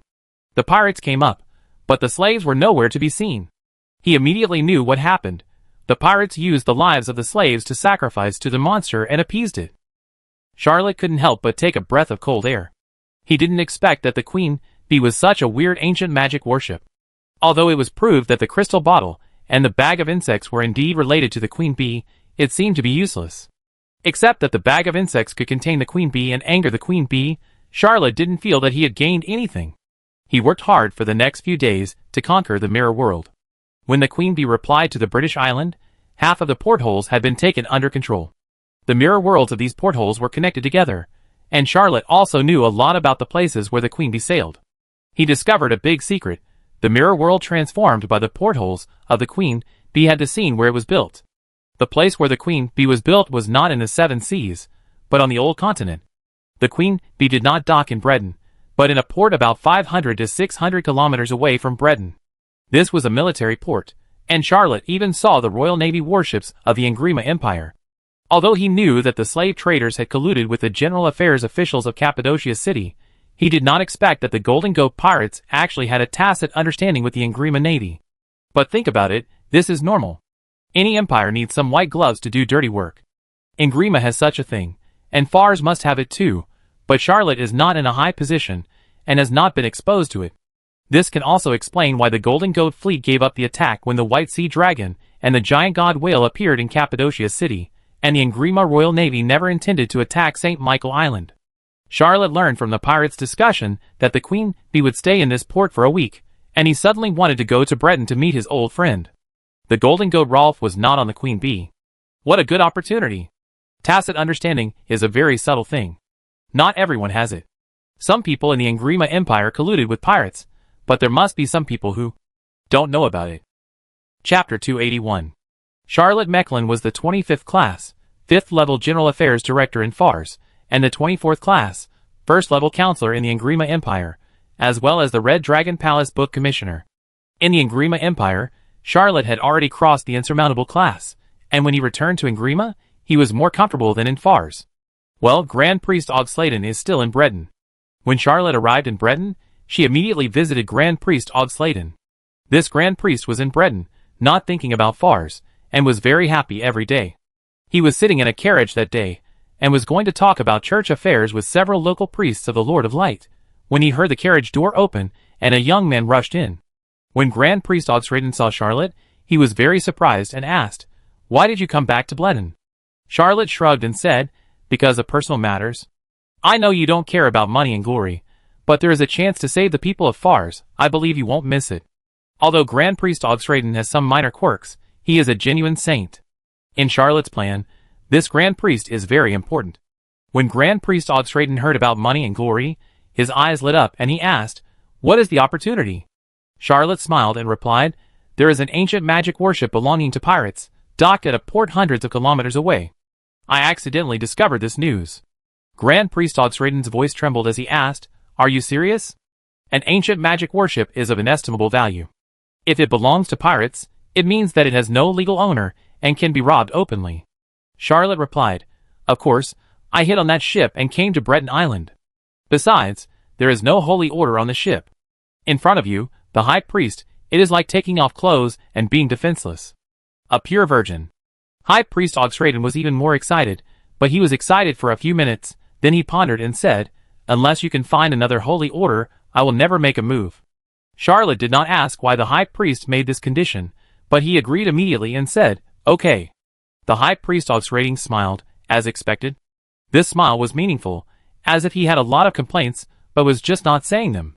Charlotte wanted to visit someone else, but she heard the high priest say, "Go to 698 South Riverside Street, 7th F." Charlotte was startled and asked, "Why go to 698? The high priest smiled and said, "Princess May got a new carriage when she came back from Fars." Charlotte suddenly felt something was wrong, and the high priest said, "It's your dark luxury. The eldest princess used to live in seclusion at 699 South Riverside Street in 7th Terra, and almost never went out, but now she goes to the bookstore every day and often goes to the bookstore. Every time she goes out, She takes a dark luxury car. The whole of Breton knows about it. Charlotte said stubbornly.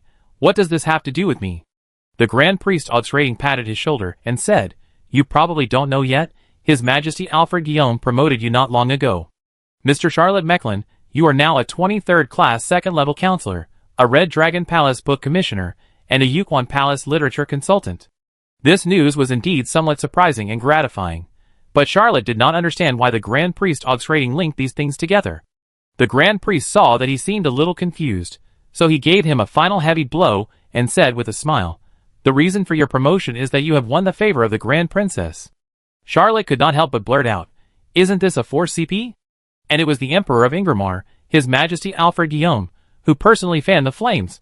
Grand Priest August Raiden did not understand what hardcore CP meant, but still said with a smile, We are at 699, South Riverside Street, Severn Ties. Mr. Charlotte Mechlin, good luck to you. If you can find another saint to help, I am always ready to respond. Charlotte got off the carriage, and she was a little confused. When she saw the hill beside the Severn Ties River, she hesitated. 5 minutes later, he stood in the lobby of 699, South Riverside Street, Severn Ties. When he was outside the door opened before he even said anything. This was the first time Charlotte had come to Princess May's private residence. It was similar to the style of number 698, and it was also very tall. There were a lot of books piled in the room. The eldest princess was still dressed in black robes, looking cold and aloof, and she didn't even prepare a glass of water for Charlotte. Based on the principle of since you're here, Charlotte made a straightforward request and said, There is an ancient magic worship of a pirate, docked at a port hundreds of kilometers away, and there is no saint in charge. I want to find a few people to rob it. Princess May was silent for a while and asked, Is it the Queen Bee? Charlotte nodded and replied, It's that ship. Princess May said, You can't rob it. Charlotte was slightly surprised and asked, Why? Princess May said coldly, The control center of the Queen Bee is one of the 3 golden rings. Now it is in the hands of the Golden Goat Haralf. Its storage container, the crystal bottle, has long been lost. Haralf has the golden ring in his hand. Even if we destroy it or sink it, as long as this Golden Goat calls it, it will return to St. Michael's Island. Charlotte's body was shaking with excitement. She took out the crystal bottle, handed it to Princess May, and asked, Is this the thing? Princess May touched the crystal bottle, took off the ring that contained the dark luxury, and handed it to Charlotte. Charlotte's surprise just now was gone. Princess May was silent for a while, and she explained, Even if you get the Queen Bee, you can't keep it. But with my name, no one dares to take it anymore. Charlotte's reason told him that Princess May was telling the truth. If he quietly took down the Queen Bee, everything would be fine, but it would alert the Grand Priest Auxraiden, Princess May, and many people would know that this legendary warship fell into the hands of a mid-level extraordinary person.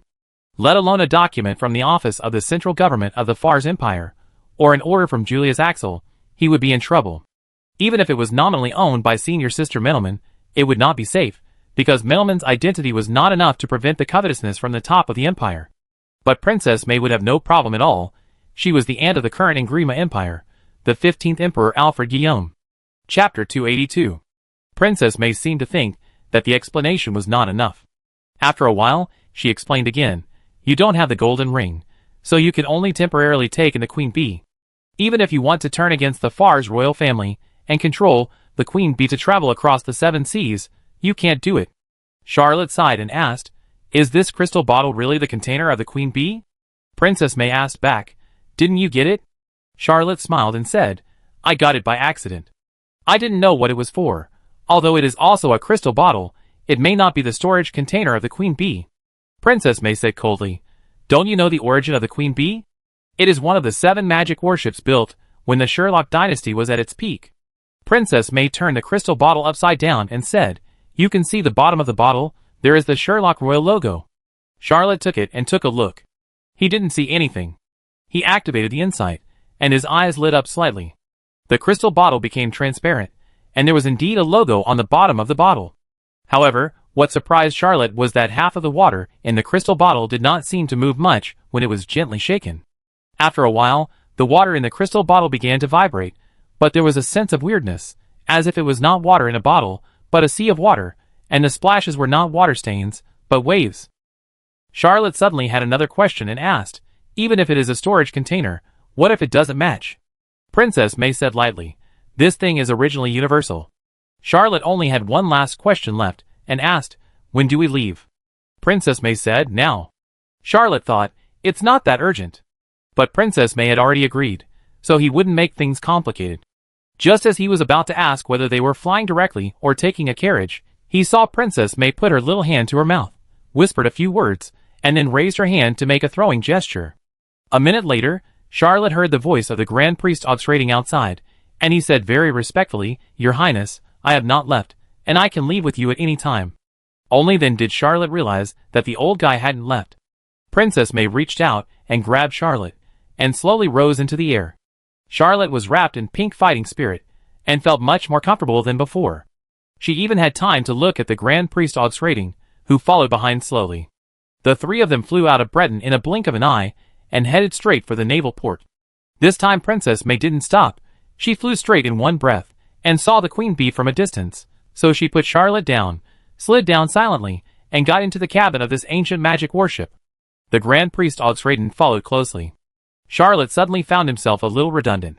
Why was he, a mid-level transcendent, intervening in the battle of the Saint level? Was he trying to be conspicuous? Soon the entire Queen Bee began to tremble, and the countless bee wings on the hull began to buzz.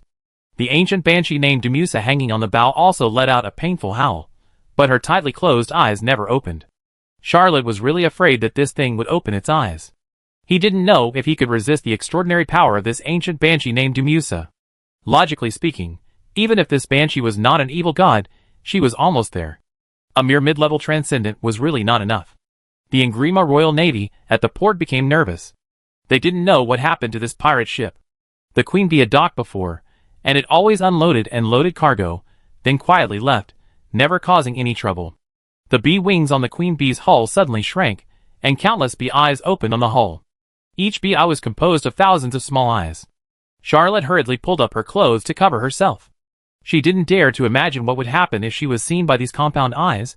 A high-pitched voice suddenly sounded, reminding Charlotte of the half-beauty, half-giant bee monster at the bottom of the boat. He was a little worried about Princess May, when the high-pitched whistling sound suddenly stopped. He heard Princess May's voice, and said lightly, "It's over." Charlotte opened her eyes, and did not see the Queen Bee, but only Princess May and the ecstatic Grand Priest auxrating. He asked, "Where is the Queen Bee?" Princess May took out a small crystal bottle. Charlotte took a look and could not see any clues. She hurriedly activated the insight, and the crystal bottle suddenly became transparent. On the half of the water in the crystal bottle, a small boat was floating. Except that it was too small. Wasn't it the Queen Bee? Charlotte was surprised and delighted, and asked, "Where are the pirates inside?" High Priest auxrating shrugged and said, "They voluntarily merged with this ancient magic warship." Charlotte remembered that the pirates threw the slaves into the bottom of the ship, and she didn't dare to think about it anymore. Anyway, they were all extremely evil pirates, so this ending should be acceptable. Charlotte returned the crystal bottle to Princess May. Although the Queen Bee was priceless, it was useless for him to take it in this state. It would be safer for him to put it in Princess May's hands. If it was a normal Queen Bee, Charlotte wouldn't mind building a fleet and being a pirate for fun. High Priest auxrating said with some regret, "This Queen Bee is still missing the key item to control it, which is the golden ring. It can only be used occasionally. If the Golden Goat Herald summons this ancient magic warship, it can only be sealed in a crystal bottle, otherwise it will still have to look for its master." Charlotte suddenly realized that she still had to work. As expected, Princess May said calmly, "Go back to St. Michael Island and find a way to get the 3 gold rings." Charlotte took a deep breath, and then heard Princess May say again, "I heard that you have a small power there, and you should be able to hide a few people. High Priest auxrating will go with you, and can help you a little at the critical moment." Charlotte's eyes lit up immediately. Who is High Priest auxrating? Like beautiful boys. Pooh, wrong, it was the High Priest of the Lord of Light of the Holy Order. Holy Order, with such an old forel, and the old baby following him, St. Michael Island is blessed. The Golden Goat Rolf was also convinced. It's a pity that the leader of the Golden Goat Pirates is not a pure and beautiful virgin, otherwise everything can't be more perfect. Charlotte whispered, "I will definitely get the golden ring back for the princess." Princess May said lightly, "Not for me, but for us." High Priest auxrating turned his face away, enjoying the scenery happily, using his body posture and facial expression to indicate that he had heard nothing just now. Chapter 283. Charlotte woke up in the morning. Of course, he lived at 698 South Riverside Street in Severn. Someone had already cleaned the house for him and moved in new furniture. He saw a very strange big ship on the Severn. Yes, the Queen Bee. The Queen Bee was docked, but just listening quietly, it put great pressure on the other ships on the river. This is an ancient magic warship. Even in Grima's magic alchemy warship is not as good as it. The 5 empires, and all the forces in the old and new continents combined have only 12 such legendary warships. Yes, this warship is parked on the south bank. It was about the time I woke up in the morning and saw a spaceship parked in the parking space downstairs. Not to mention the neighbors in the community, the nearby police uncles. I am afraid that the military district will have to send some people to ask if there is an alien invasion. There are indeed 2 warships around the Queen Bee, and there are nearly 1,000 troops on the shore. But the most impressive thing is that there are 3 saints floating in the sky. Charlotte really wants to go out and say, "Don't be nervous. This is Princess May's new car. I gave it to her." But he knew that he was a nobody, and no one would believe him. So he waited patiently at home for a while. First, 3 saints came down one by one and entered 699 South Riverside Street, Severn Ties. After a while, they came out and said something to the warships and the army on the shore, and then left. After a while, the Red Dragon Palace sent messengers to disperse part of the army and warships, but also left an army, obviously for Princess May to command. Charlotte also knew the man leading this army. He was an old acquaintance, Ben Lammerlock. This youngest lion in Britain had obviously made progress in his cultivation. Every move he made showed the demeanor of a strong man. Charlotte thought to herself, if I'm not mistaken, he should have been promoted to a high rank. He was promoted so quickly. Seeing that the matter had been resolved, Charlotte got dressed and stood up. The location of number 698 South Riverside Street in Severn Terrace was really good. Almost every bedroom had a view of the Severn Terrace River. Some rooms had a view of the river that runs through Britain and the city scenery at the same time. In the bedroom Charlotte chose, she could enjoy the view from her bed without even getting up. He calmly walked down the mountain and saw a temporary military camp surrounded by several carriages. He greeted politely, "Is Mr. Ben Lamrock here? Please inform him that my old friend Charlotte Mecklin is visiting." Before anyone could inform him, Ben Lamrock came out. When he saw Charlotte, he looked complicated and asked, "Why are you in Breton again?" Charlotte pointed to the Queen Bee on the river and said, "I came here on this ship. It's an unexpected journey. I'm leaving soon." Although Ben Lamrock's tone was not very good, he actually had no ill will toward Charlotte. Although he lost last time not because of his strength, he was convinced of his defeat and kept his promise and stopped pestering Aurora Sume. However, he originally thought that Charlotte and Aurora would become a happy couple, but the scandal between Charlotte and Princess May spread in Britain, which made the youngest lion in Britain feel upset. He originally thought that this matter was family, but soon he saw Princess May going in and out of bookshops and bookstores in a dark and luxurious way, and he also heard that Princess May got 4 novels authorized by Charlotte to be published. This rumor was soon confirmed, and these 4 novels could be bought everywhere in Breton. But what made the youngest lion heart in Breton even more upset was that the author of this book was Anne Mecklin. It was said that she was a lady from Brittany, the biological daughter of the Count of Brittany in the Fars Empire. That was not all, and soon someone brought back from Fars all kinds of gossip about Charlotte, which was so outrageous that people with a little bit of normal IQ could not believe it. For example, Charlotte was once the lover of several barons and barons, and was even chased by a gentleman with a sword and run naked on the street because of her misconduct. For example. Well, anyway, Ben Lamrock didn't believe it at all. Who is Charlotte? The man who once dueled with the youngest lion in Britain on the Severnite River and won the victory. If you ask who can chase him with a sword and run naked on the street. Isn't this an insult to the IQ of all men in Britain? Who has this ability? Holy rank? Holy rank is not so cheap. Anyway, when Ben Lamrock saw Charlotte, everything was complicated. He would never believe that Charlotte was a slut. After all, he had seen Charlotte with his own eyes, and she was indeed a gentleman. Besides, Aurora and Princess May were both very picky ladies. How could they like such stuff? But if he was said to be serious, it didn't seem right. After all, there were 3 ladies that Ben Lamrock was sure of. Even the scandal with Princess May was said to be approved by His Majesty the Emperor himself. The news was true. Even though he couldn't believe it before, when he saw the Queen Bee, Ben Lamrock really didn't know what to feel, because all the rumors pointed to one thing. This ancient magic warship was a gift from Charlotte to Princess May. What a gift! He stole the flagship of the Golden Goat Fleet. Don't you need to take it, because this warship is the flagship of the Golden Goat Fleet, the kingship of St. Michael. It is famous on the seven seas. One of the 12 legendary warships.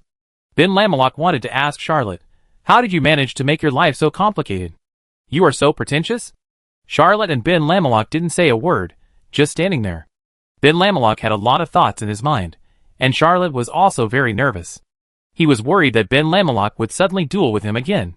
Charlotte had neglected her training during this period, and her level was a little behind Ben Lamelok. And she didn't even bring her knight's lance with her. Nor did he bring the devil-breaking armor bomb. The blood rose, and 2 red and blue rattlers alone were not enough. Although the red and blue rattlers were expensive supernatural weapons, the shortcoming of firearm-type supernatural weapons was that their power depended on bullets. Charlotte herself could not condense high-level energy bullets, and she did not have the devil-breaking armor bomb, so she could not bring out the power of these 2 supernatural weapons. Charlotte was wondering how she could win with just swordsmanship. Then she heard Ben Lamelok say, "The Red Dragon Palace has ordered me to follow your command from now on. Can I ask what we are going to do?" Charlotte did not expect that in addition to the Grand Priest Oxraden, there was actually such a helper. This time, St. Michael Island was indeed blessed. This is very His Majesty Alfred Guillaume. Chapter 284. Charlotte was sure that Ben Lamelok was the kind of Ingramar who had no tacit understanding with pirates. So he said directly, "We are going to eliminate the Golden Goat pirates of St. Michael's Island. But this is a military secret, you can't tell anyone." Ben Lamelok was overjoyed and shouted, "As a man, we should make achievements and establish our careers now. Mr. Mecklin, you can rest assured that I, Ben Lamelok, will definitely do my best." Charlotte actually didn't know what to do. He was just a small undercover agent. The mission Middleman gave him was not to take over St. Michael Island alone. His mission was to pass on information, contact the resistance force of St. Michael Island, the Golden Deputy Goat, and rescue the 3 saints in St. Michael Prison. Although the tasks were not simple and basically belonged to the work of insiders, it was beyond the scope to shake a great priest from Ingrima, and bring the youngest lion of Breton and an army of Ingrima. Charlotte could only take things one step at a time. There was no other way. This job was arranged by the Grand Princess of the Inglima Empire, and perhaps even a certain majesty had a hand in it. There was no way to refuse. There were few people in the entire Inglima Empire who could make Ben Lamelok obey orders from others, not even Princess May. After all, the youngest lion in Breton, his father was Count Lamelok, and Count Victory Champagne was a figure on par with Zimmerman. Charlotte had not chatted with Ben Lamelok for a few words, when a team of messengers came over and asked Charlotte to go to the Red Dragon Palace with them. Charlotte could only say goodbye to Ben Lamelok and follow the envoy to pay a visit to Emperor Alfred Guillaume. After going through all the procedures, Charlotte met the young emperor again. This time, Alfred Guillaume acted calm and magnanimous, and played the role of a young emperor of a great empire perfectly. Any important official who saw it would say, "My lord is the real emperor." Charlotte always felt that something was wrong, but she dared not say anything. His Majesty Emperor Alfred Guillaume asked about the alliance between the 2 countries. They only talked for more than 10 minutes, and did not invite Charlotte to dinner. He let Charlotte leave. Charlotte breathed a sigh of relief. He was actually a little afraid of the young Red Dragon Emperor, but when he walked out of the Red Dragon Palace, a eunuch hurriedly caught up with him and handed him a letter. Without saying a word, he hurried back. When Charlotte returned to number 698, South Riverside Street, Severn Ties, she opened the letter and saw a wanton and arrogant text. The content of the letter was very simple, just a few sentences. "You did a good job. I didn't expect that you could conquer my aunt from the perspective of writing a novel yourself." The 2 gifts were very thoughtful. "Lord Mecklin, work hard, I won't treat you unfairly, and the new position is already in process. Those novels are well written, but why is there only the legend of the Lionheart King? No Red Dragon Emperor? Hurry up and write a Red Dragon Emperor. On the day of submission, I will give you a piece of land in the New World." Charlotte thought for a while, slapped her thigh, and thought to herself, "I can only trouble Mr. Roger Oda Rivers to change his surname to Guillaume. Mr. Chio is in his prime, and he will not travel to this world for at least 40 years. I am still quite safe."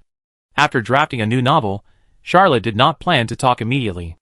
After all, his quick writing team was not there, and it would be too tiring to write by himself. Far away in Strasbourg, the Gallinod family was holding a dance party. The protagonists of this dance party were all quite young and of very noble status. Everyone was polite and elegant, forming several small groups, and chatting about various recent gossips very easily. Even the war in Fellenden was just one of the gossips for them, not all of it. The sitter of this dance party was naturally Sophia Galinold. This Strasbourg Rose did not have much joy on her face.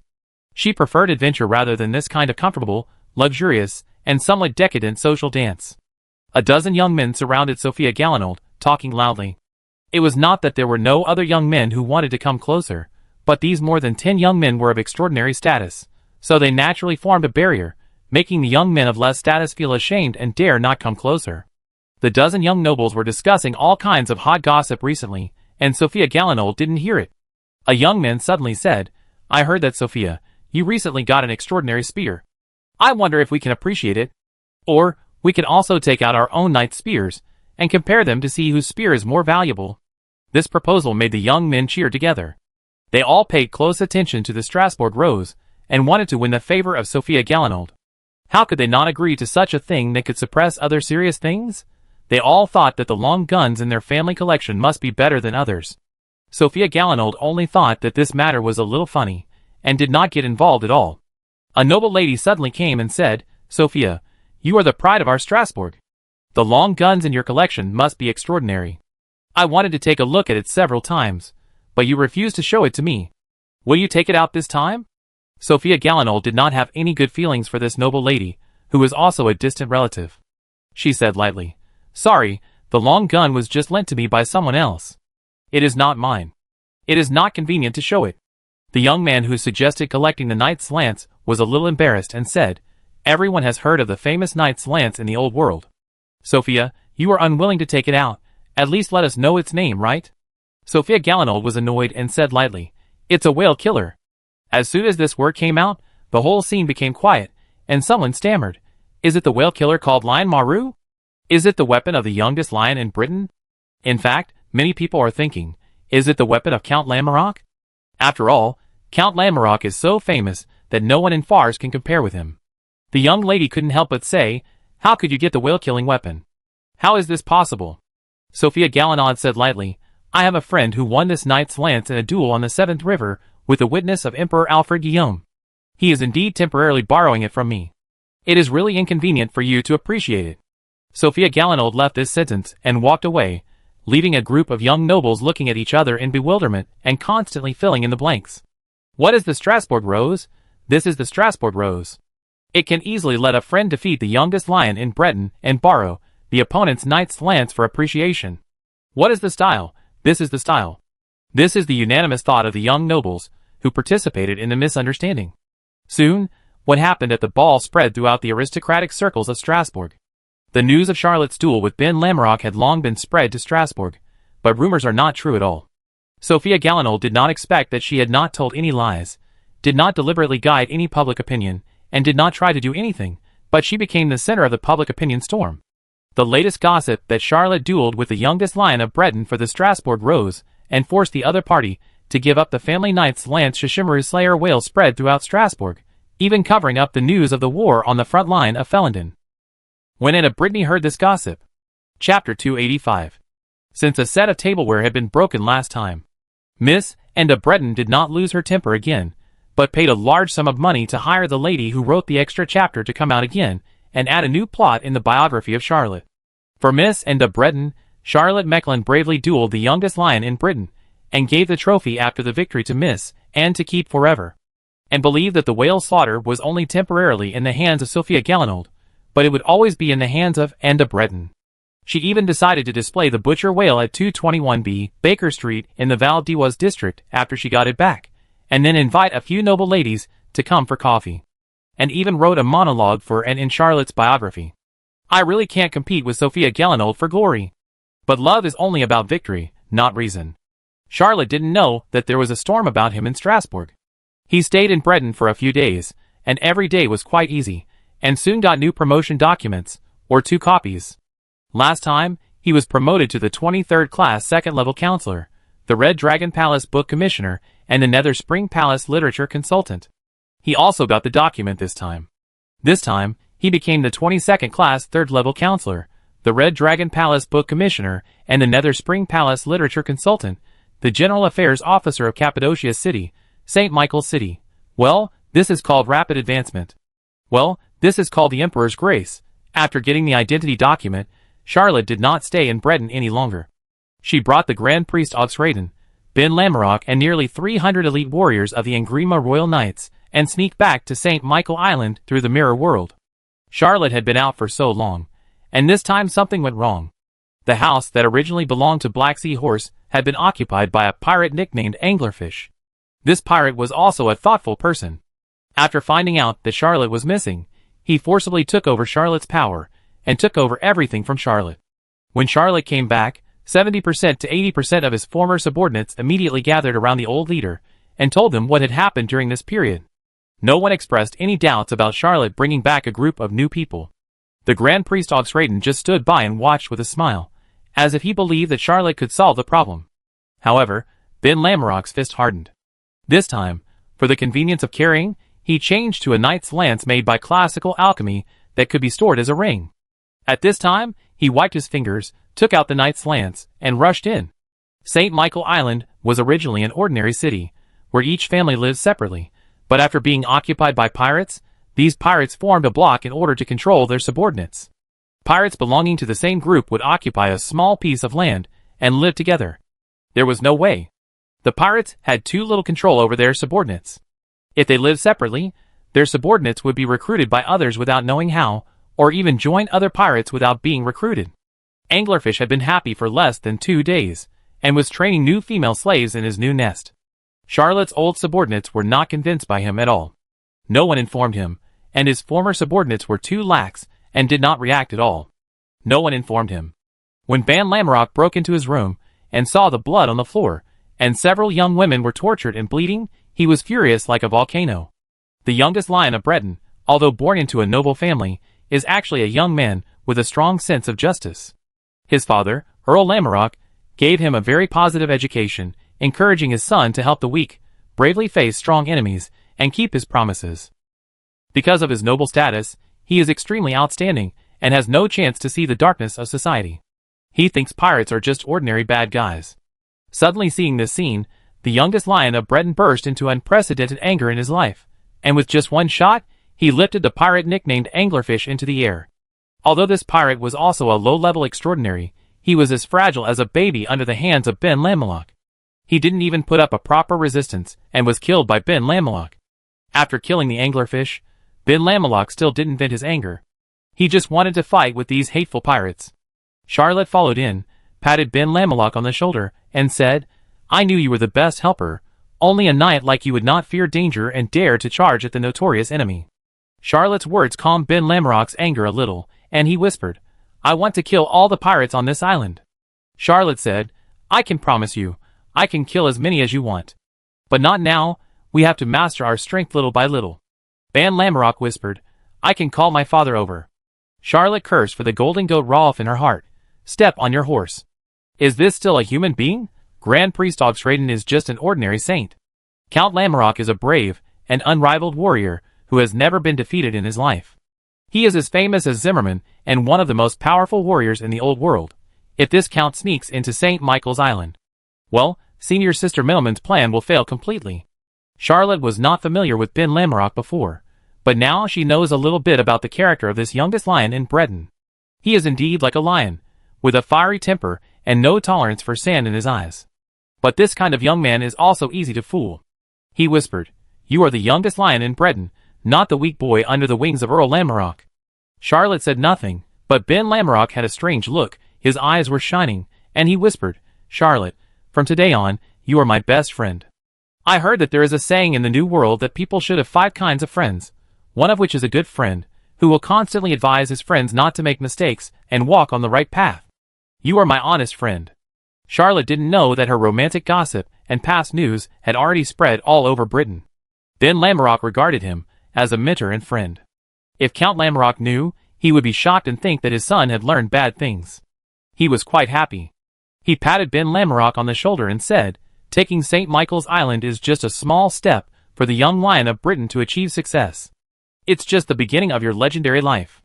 How can you call me a parent at this time? Well, Senior Sister is not a parent. Well, the great priest Oxraden is nothing." Although Charlotte spoke righteously and passionately, this is the interest. Chapter 286. If St. Michael's Island falls into Melman's hands, Charlotte can get some, but if it falls into the hands of Count Lamarok, Ben Lamorak will definitely get a lot, and Charlotte, well, he may end up with an empty city. Anyway, if it were Charlotte Mecklin, she would definitely swallow up all the wealth accumulated by the Golden Goat pirates over the years, and would not leave a single centime or a penny to outsiders. Judging from her own experience, Charlotte thinks that Count Lamorak is also such a person. Otherwise, how could this Victory Champagne Earl get so many special foul champagnes for his ball? He, Charlotte Mecklin, the 25th grade, 5th level General Affairs officer, couldn't even get a bottle, but the Count of Lamorak could literally take a bath with champagne. Well, maybe the Red Dragon Palace book commissioner and the Yukon Palace literary advisor, the Cappadocia City, the St. Michael City General Affairs officer, the 22nd grade, 3rd level counselor, Charlotte Mecklin could get a few bottles. After Charlotte returned, she easily killed the pirate leader nicknamed Anglerfish, and captured all his men. It was natural that he doubled his number of subordinates. More than enough. The name of Bear King Chien Nan gradually became known in the Golden Goat pirates. However, although Charlotte became a large group of middle and lower level pirates, because of his large number of people, he still failed to attract the attention of the high-level pirates. First, his personal strength was not high. He was just a first-level Red Bear warrior, and second, he had no ship. After all, the pirates were pirates. Only those with ships could be called pirates, and those without ships could only be called miscellaneous soldiers. Without ships, there was no way to go out to plunder, and without plunder, there was no income, and without income, there was nothing. If it were an ordinary pirate, he would definitely find a way to get a ship, but Charlotte is not a real pirate, so of course he has no interest in getting a ship, and it is not an ancient magic warship, or a magic alchemy warship. 7 or 8 days after Charlotte returned, the pirate group finally had an earthquake-like big event happen. The Golden Goat Rolf waited for his flagship to return, but he used the golden ring to summon it. But after a day of summoning, there was still no movement. The big pirate finally felt something was wrong, but he still didn't believe that someone could leave his queen bee behind, so he sent his fleet to Bretonia to welcome his flagship. It stands to reason that it would take at least a few days for the queen bee to return. Rolf waited patiently, but he couldn't control his temper, and had already tortured and killed dozens of female slaves. Charlotte and the others could see bodies being dragged out from the top floor of St. Michael City every day and thrown into the sea. Ben Lamorak muttered several times that if it weren't for the holy steps, he would have climbed St. Michael's Mountain and dueled with the Golden Goat Rolf. Although Charlotte could hold back, she accelerated her activities. Unfortunately, he was not a talent in this area.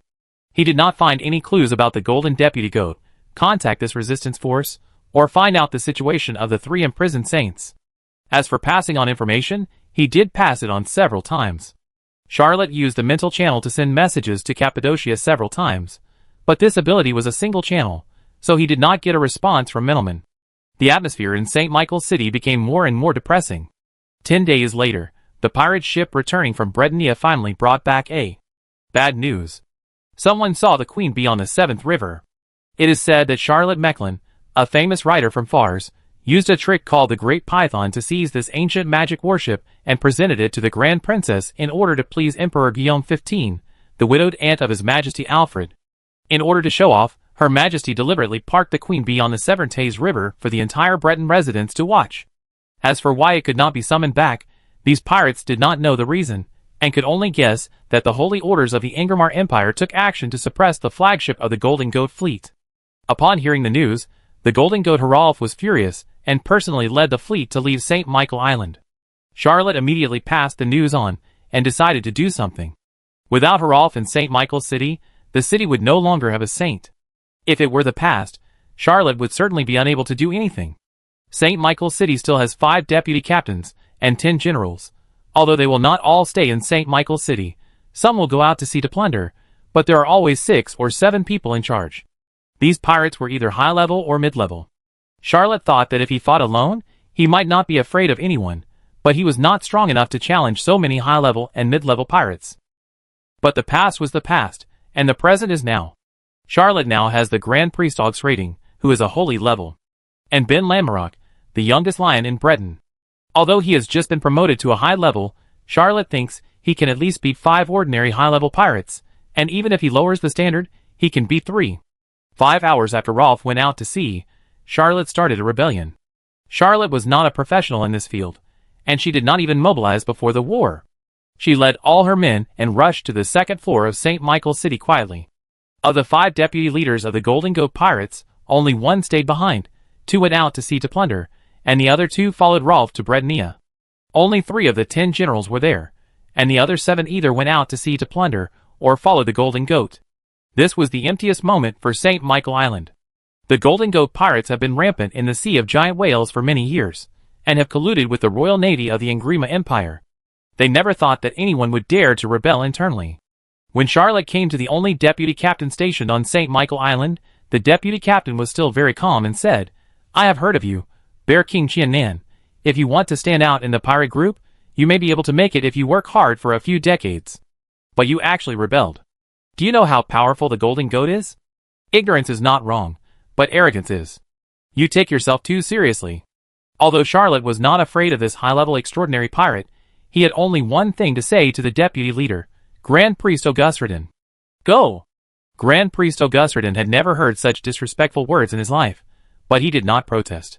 The power of light emanated from his body, and he fired 7 arrows of light in a row. Grand Priest Augustredon was not a knight, he was a genuine old wizard. Although this arrow of light was a common spell in the Lord of Light system, it also depended on who used it. When the deputy leader of the Golden Goat Pirates heard Charlotte shout, Grand Priest Augustredon, go, he was calm and thought that the little bear man was just bluffing. But when he saw a glorious Grand Priest of the Holy Order flashing out from behind the little bear man, his eyes almost popped out. Of course, he couldn't resist the angry attack of the Holy Order. Chapter 287. Of course, Grand Priest Augustredon was not angry with him. A mere deputy captain of pirates was not worth his anger. Anyway, these 7 arrows of light were definitely Grand Priest Augustredon's masterpiece, and they blew the unfortunate deputy captain into nothingness on the spot. Of course, the 7 arrows of light were not enough to annihilate matter. The main reason was that they were too small. Charlotte held a gun in both hands and shouted, "Those who surrender can live, and those who resist will die." Then he shot 2 pirates, who were resisting with 2 shots. Of course, the pirates didn't care about loyalty, and few of them had loyalty and unyielding. Faced with the Holy Order, the deputy leader's men surrendered one after another. Charlotte immediately incorporated these pirates into the team. The whole process was as skillful as eating and drinking water. The great priest Augustredon and Ben Lamorak had never seen such a smooth surrender. Before they were surprised, Charlotte had asked the surrendered people to point out where the deputy leader hid his wealth, and sent all his wealth to Machupi through the spiritual channel. Grand Priest Augustredon looked at the barren streets, and before he could sigh, the 3 pirate generals who stayed in St. Michael led their men to kill them. Ben Lamorak was afraid that Grand Priest Augustredon would kill these enemies, and he would not do anything. He rushed forward with his gun and killed a general of the Golden Goat Pirates. The remaining 2 generals looked at Grand Priest Augustredon, who was slowly rising into the air, turned around and ran, but Charlotte shot them from behind, killing one of them. The Grand Priest Augustredon shot an arrow of light, and took care of the last high-ranking member of the pirate group. Then he floated in the sky with a smile, watching Charlotte subdue the pirates. Charlotte swept the entire second floor, and led the team to the top of Mount St. Michael. In the ancient kingdom of St. Michael, the mountain was cut into a city. The top floor was the location of the palace. It was beautifully built, and had countless works of art. After being stolen by the pirates, the building was almost not maintained, and had become much more dilapidated. Rolf became the owner here. He had no aesthetic taste, and added some practical defensive artillery, making this ancient palace even more messy. The Golden Goat Rolf was not there, so the only guard in the palace was his personal guard, which was the most capable pirate selected by Rolf over the years. Although most of the personal guards followed him to Britannia, there were still more than 1,000 people, and their fighting power was extremely fierce. Even the Grand Priest Augustredon could not scare these desperate criminals. Grand Priest Augustredon threw a few arrows of light, and killed a few of the most ferocious guards. Seeing that the pirates were still shouting, he shrugged his shoulders and said, "How many more people do you need me to kill?" Just as Charlotte was about to talk, a protective shield suddenly appeared in the entire palace. He fired a shot, but the shield didn't move at all. Charlotte couldn't help but curse and shouted, "High Priest Augustredon, can you break this turtle shell?" High Priest Augustredon shouted in the sky, "Maybe, but I don't recommend you to attack by force." Charlotte understood what the High Priest meant. Once the saint exhausted his strength, their rebel army would have no advantage. Charlotte immediately said, "Go to the 3rd floor." Ben Lamorak couldn't help but say, "Why don't we keep trying?" Charlotte replied, We have to keep the fruits of victory first. Ben Lamelot couldn't understand this answer, but he didn't resist Charlotte's order. He was taught from childhood that in war, it is best to obey the command of the superiors, unless the superiors are sure to be real idiots. Well, Count Lamelot did teach his son this way. Charlotte retreated to the second floor, but did not stay. She just swept the second floor again and rushed into the third floor. The third floor of St. Michael's City is where the middle-level pirates, dark merchants, slave traders, and mysterious distinguished guests who travel to and from St. Michael Island stay. It is also a commercial trade area with taverns, casinos, slave markets, pirate markets, etc. Charlotte annexed the deputy leader of the Golden Goat Pirates and the subordinates of the three generals, and his power expanded greatly. These middle-level pirates, slave traders, dark merchants, and some mysterious guests did not have much courage to resist such a powerful rebel. After all, the great priest Oxraden was floating in the sky, and his deterrent power was no less than that of the nuclear bombs on Earth. Charlotte swept through one block after another, forcing these people to enter the mirror world. The mental channel would cause riots no matter which city they went to, but there was no problem in the mirror world. There was nothing here. The Vango clan liked to fight with people in the mirror world the most, because in the mirror world, they were like gods and ghosts, and could often fight across levels. Those who know the Vango clan will never enter the mirror world to fight them. Once you enter the mirror world, there is only one way to get out, that is to kill the owner of the mirror world. Mirror spirits have many restrictions, such as not being able to leave the mirror world. Unless they kill the original owner, they can replace the original body and appear in the human world, but the Vango clan can not only enter and exit freely, but they often control more than one mirror world, and can also disguise themselves as other images. As long as they hide deliberately, it is difficult to be found. These people were sent into the mirror world, which was equivalent to being locked up in a strange prison. Unless someone killed Charlotte, there was no way to rescue them. As for the various materials, wealth, and money on the third floor, they were all sent to Machupi by Charlotte. After sweeping the third floor, Charlotte went straight to the fourth floor. The fourth and fifth floors were barracks and warehouses. At this moment, Grand Priest Oxraden and Ben Lamerok understood what Charlotte wanted to do. Charlotte wanted to clear out all the people and materials in St. Michael's City except the first floor that he failed to capture, and turn the city into an empty city. They all knew that Charlotte practiced bloody glory, and they also knew that bloody glory came from the secret method of the Blood Clan. What vampires can do, whether it is the Holy Order as the top of human beings or the Breton Young Lions, who are known as the most capable of the younger generation, have received complete and professional education. The Vango clan has always appeared in the image of elegance, mystery, and top killers. The infinite mirror realm can actually be used so roughly by Charlotte, and the two of them are also surprised. On the top of Mount St. Michael, the fiercest pirates of the entire Golden Goat Pirates were prepared to fight Charlotte head-on. Even if the opponent had a saint rank, they were not afraid. St. Michael Island itself was a giant war machine, not only with a defense shield, but also with the most powerful artillery. But they didn't expect that Charlotte didn't attack violently. Seeing this rebel army constantly looting, these pirates even had a question: who is the pirate? Chapter 288. Charlotte stood at the port and looked out at the sea for a while. The diary in his arms did not move. He knew that he had not yet controlled St. Michael Island. The ships still left on St. Michael Island were controlled by the second and third level pirates, slave traders, and underground merchants. These people did not believe that anyone could successfully rebel on St. Michael Island, so not many escaped. Charlotte acted quickly and controlled almost 90% of the ships. He asked Ben Lamerok to command all the ships, and transported a group of liberated slaves to Cappadocia. The fleet commanded by Ben Lamerok just disappeared on the horizon. Charlotte looked at the empty St. Michael's port without a single ship and smiled slightly. He, Ben Lamerok, drove all the ships away, not mainly to transport slaves, but to send all the ships to middlemen. He planned to send all the slaves of St. Michael to Cappadocia. If these people wanted to go home, they could wait for the merchant ship in Cappadocia. If they wanted to stay and live, Cappadocia was on Goling Island, which was a huge island, so it was no problem to accommodate these slaves. If you want to join middlemen or Charlotte's forces, it will be more convenient. As for the pirates of St. Michael, let's not talk about the lower-level pirates. Even if some of them have done bad things, they won't be many. Charlotte doesn't have the ability to judge them one by one. She will sort them out a little, and send them to Machupi to be included in her Knights of Favonius.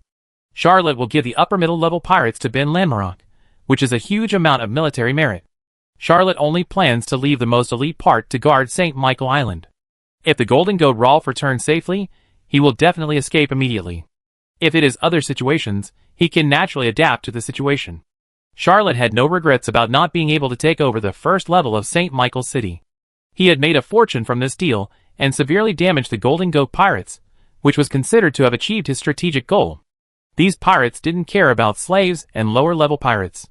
To them, these were consumables, but without consumables, the entire city would definitely not be able to operate.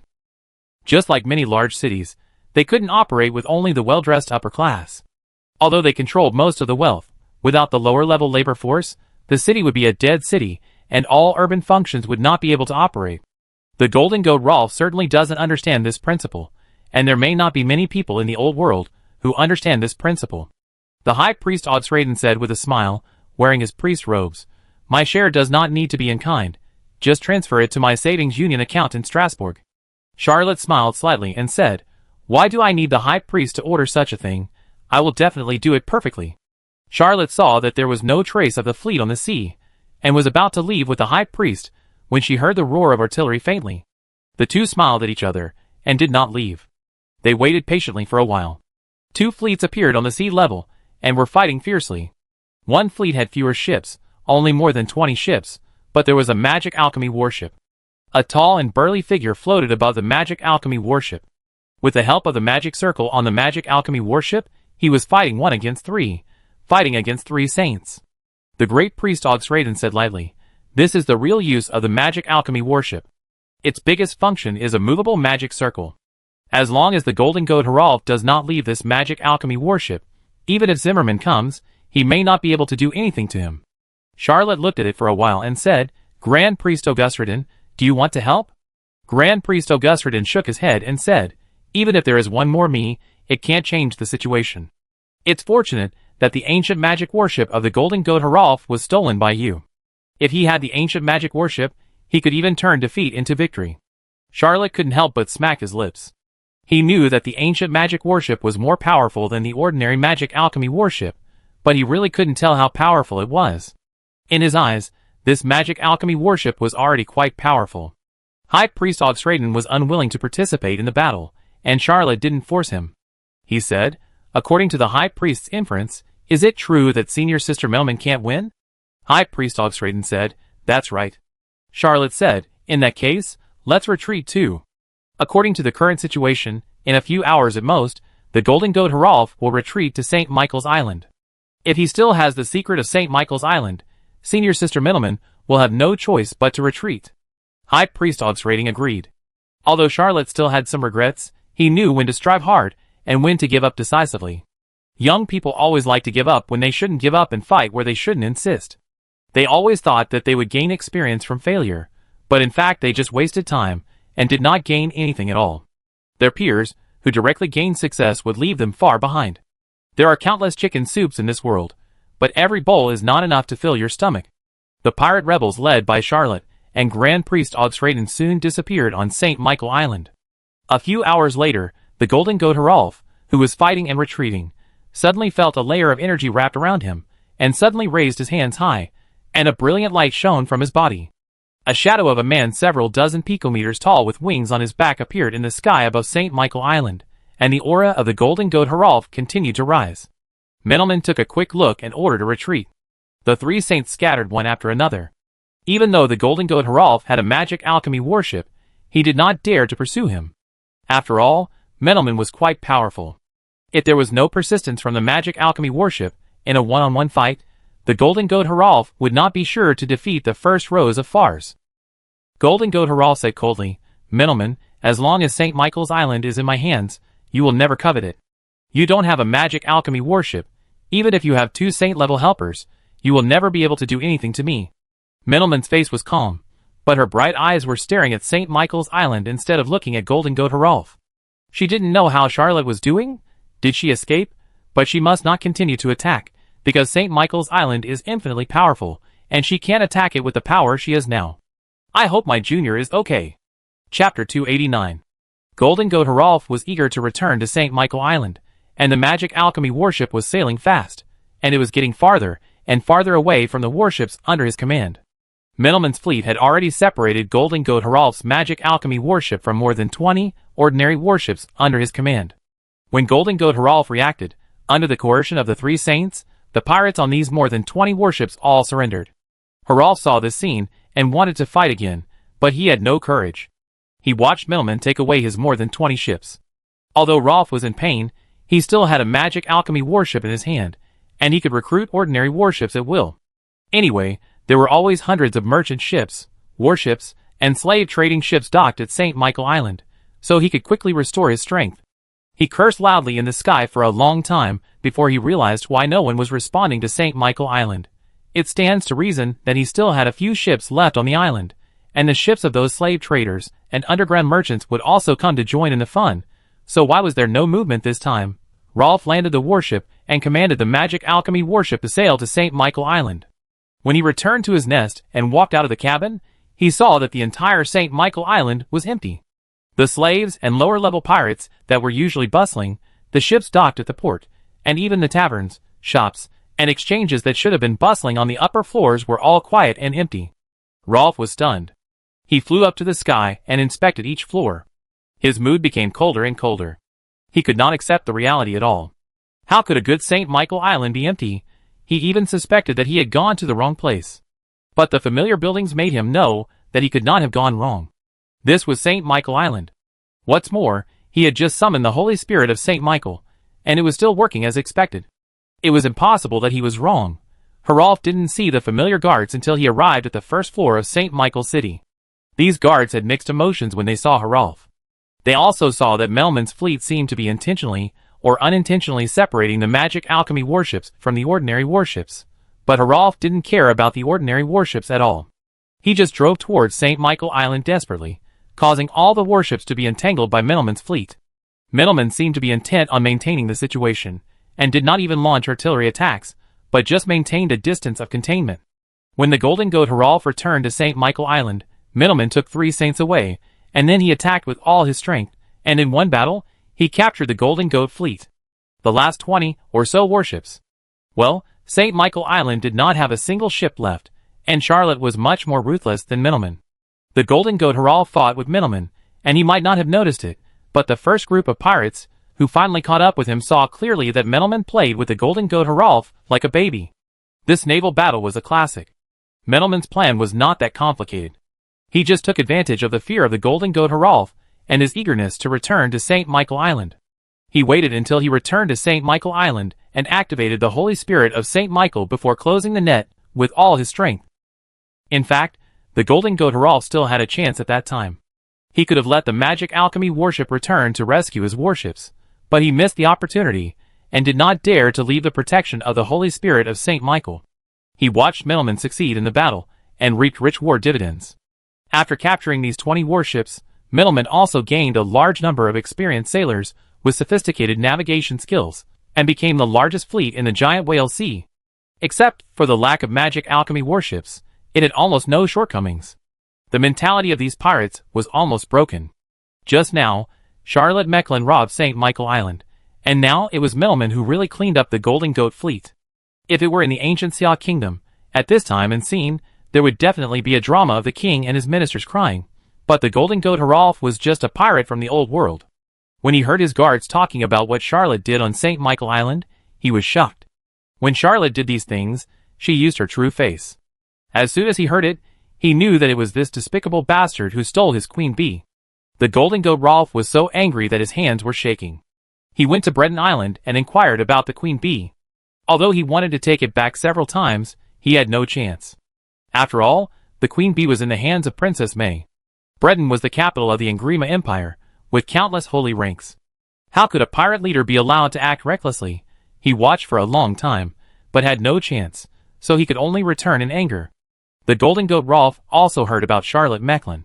Charlotte was from Fars, so there were all kinds of rumors about her in Engrima. The most important news was that this guy, as a servant of Fars, went to Engrima and accidentally saw Princess May, who had been widowed for many years. He was shocked on the spot, and pestered her in every way. Ben Lamorak, the son of Count Lamorak and the youngest lion in Breton, could not stand his captive behavior and challenged him. The two fought on the Severnès River under the witness of Emperor Alfred Guillaume. This despicable guy used a trick to defeat the youngest lion of Breton. Princess May originally looked down on this guy, but after this guy found out that the princess liked novels, he actually took charge of it himself, disguised himself as a female writer, used a female name like Anne Mecklin as a pen name, and wrote 4 novels to please Princess May. As for the gossip about giving away a second-hand carriage, it was even more messy. On the contrary, almost no one discussed the matter of sending the Queen Bee, because this matter was too much of a facelift for Charlotte, and the people of Inglemar were not used to it. Despite his bad reputation, when the people of Inglemar discussed this person, they felt a sense of intimacy, as if he was their own naughty child, and they did not hate him much. Most of the reason for this was that Charlotte was also an official of Inglemar, with a proper position and political identity, and in the eyes of the people of Inglemar, she was also one of their own. This gossip even overshadowed the old news that Charlotte was chased by a gentleman with a sword in her hometown of Fars, and had to run naked on the long street. The golden goat Hrolf could not help but curse. "Charlotte, you are too mean and shameless. How can you do anything? How can you do such a thing to Saint Michael? This hatred is irreconcilable. I swear to kill Charlotte, this despicable villain and shameless person." Charlotte never thought that there would be a day when she would be scolded by a big pirate for being mean and shameless. Well, this is very Charlotte. Chapter 290. Middleman led the fleet back to the voyage, and Domitian and Shabastini beside her had some joy on their faces. Domitian brought some members of the Orc Assassin League to join Middleman, hoping that the first rose of the Empire would allow him to realize his ambitions. Shabastini was a female pirate. She was convinced by Zimmerman, who led everyone to join Fars. She was quite happy at first. After all, being a pirate was nothing compared to being a naval commander of a great empire. But Shabastini didn't expect that Zimmerman would no longer care about these subdued pirates after returning to Fars. They were often suppressed in the Imperial Navy. This female pirate was also hot-tempered. She simply colluded with a group of pirates, left the Fars Imperial Navy, and returned to her old business. She was not like Domitian, who took the initiative to surrender. Middleman was also suppressed in the Imperial Navy, and had to find supplies on his own. The first rose of the Empire found Shabastini's nest, and directly destroyed her nest. Shabastini was subdued by Middleman in a duel. As a pirate, she didn't care about who she followed and surrendered directly. After Shabastini surrendered, she was worried that Middleman could not hold on. After all, the first rose of the Empire was so poor that she had to rob pirates. The situation was so bad that one could imagine it. But the female pirate did not expect that Middleman suddenly obtained a large amount of supplies from the Silver Pigeon Castle, and later obtained the small town of Ingrima Cappadocia as a base. This base not only had a developed business, but also provided Middleman with nearly 20 ships, which made Middleman's strength expand in one go and gain a firm foothold in the giant Whale Sea. Shabastini originally thought that this was fine, but she didn't expect Middleman to want to attack St. Michael Island. She almost thought Middleman was crazy. As a pirate, she certainly knew how powerful the Golden Goat fleet was. It was not a target that Middleman could capture. But Shabastini still didn't expect that Middleman actually found a person to infiltrate St. Michael, provided several key intelligences in succession, and even dispatched the terrifying Queen Bee, and provided the whereabouts of the Golden Goat Hrolf, which led to this ambush. The information Middleman got was that the Queen Bee had been stolen. Shabastini didn't believe it at all. Only a stupid pig would believe such nonsense. But this time, the Golden Goat Hrolf was not with the Queen Bee. He only had a magic alchemy warship, which caught Middleman off guard. The siege of the Three Saints forced the Golden Goat Hrolf to make a mistake, and they took away more than 20 warships, all of which were of very good quality. Now, the warships under Middleman have broken through the 100 mark, and there are already 120 warships. Except for the lack of magic alchemy warships, it is almost the largest fleet in the Great Whale Sea except for the 5 empires. Of course, Middleman is still the naval commander of the Fars Empire in name. Shabastini couldn't help but say, although we failed to severely damage the Golden Goat Hrolf, we captured his fleet, which should make him dare not covet Cappadocia again. However, we must also be on guard, in case he changes to the Queen Bee and comes to fight us again. That ancient magic warship is too fierce. It's very difficult to deal with. Middleman said lightly, he will no longer have the Queen Bee. Shabastini sneered at this and said, your junior actually said that someone has taken the Queen Bee. Although his recent intelligence is very reliable, I still advise you not to believe him. You also know that as long as the golden ring is in hand, no one can take the Queen Bee away from the Golden Goat Hrolf. Middleman whispered, I still believe in my junior. Forget it, don't argue. Let's go back to Cappadocia and reorganize the fleet. Shabastini, You should have your own fleet. Shabastini was overjoyed to hear that she could have her own fleet again, and she no longer cared about this junior. Middleman kept the information about this junior very secret, and he didn't even tell her and Domitian. Who is this person? Shabastini was also very curious about what kind of person this Sheffield University graduate is. Why was he able to gain Middleman's trust? When the fleet appeared in the waters of Cappadocia, the faces of the three saints became solemn, because there were more than 100 ships outside the city of Cappadocia, including warships and merchant ships. Many of them were famous in the seven seas, belonging to some slave traders or dark trade ships, most of which were related to the Golden Goat fleet. Shabastini suddenly had an idea, thinking, it's not that the Golden Goat Rolf is playing hard to get, he personally lured us to siege, but sent the Queen Bee to take Cappadocia? Although the fleet is safe, how can we get supplies without a base? Golden Goat Rolf is really cunning. But he really gave up more than 20 ships. Is this a kind of war wisdom? Shabastini was thinking over and over again about the bug in her logic, and saw a person with a bright light floating high in the sky. A gentle voice spread across the sky. I am the Grand Priest Augsrating. Miss Middleman, don't worry. This is the ship we brought back from St. Michael Island. It is our trophy. A large ship sailed out of the port of Cappadocia. Charlotte put his hands on his hips, looking quite elated. He had just calculated that the income from this robbery was a huge fortune, equivalent to 27 or 8 barons of Febly. Charlotte was smiling at the moment, but not because he could see Middleman again, but because he had made a fortune. It's ridiculous. I came here and still want to do business? What kind of business can be compared to making money from war? Well, okay. Writing novels is also quite profitable. His Majesty Alfred Guillaume has promised that if I submit my manuscript to the Red Dragon Emperor, he will give me a piece of land in the New World. I wonder how big that piece of land will be. Thinking of this, Charlotte was even happier. This expression fell into Shabastini's eyes, and she couldn't help shrugging her shoulders. The shock she had just learned that the fleet at the port of Cappadocia was actually taken from St. Michael's Island, all turned into one thought. It's worthy of being the first rose of the empire. The charm is really irresistible.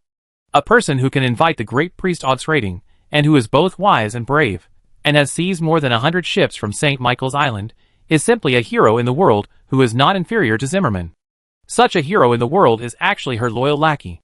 When can I let such a man chase me? Chapter 291. It's a pity that the first floor of St. Michael's City was not taken down, otherwise the wealth obtained might be more than the 6 floors below combined.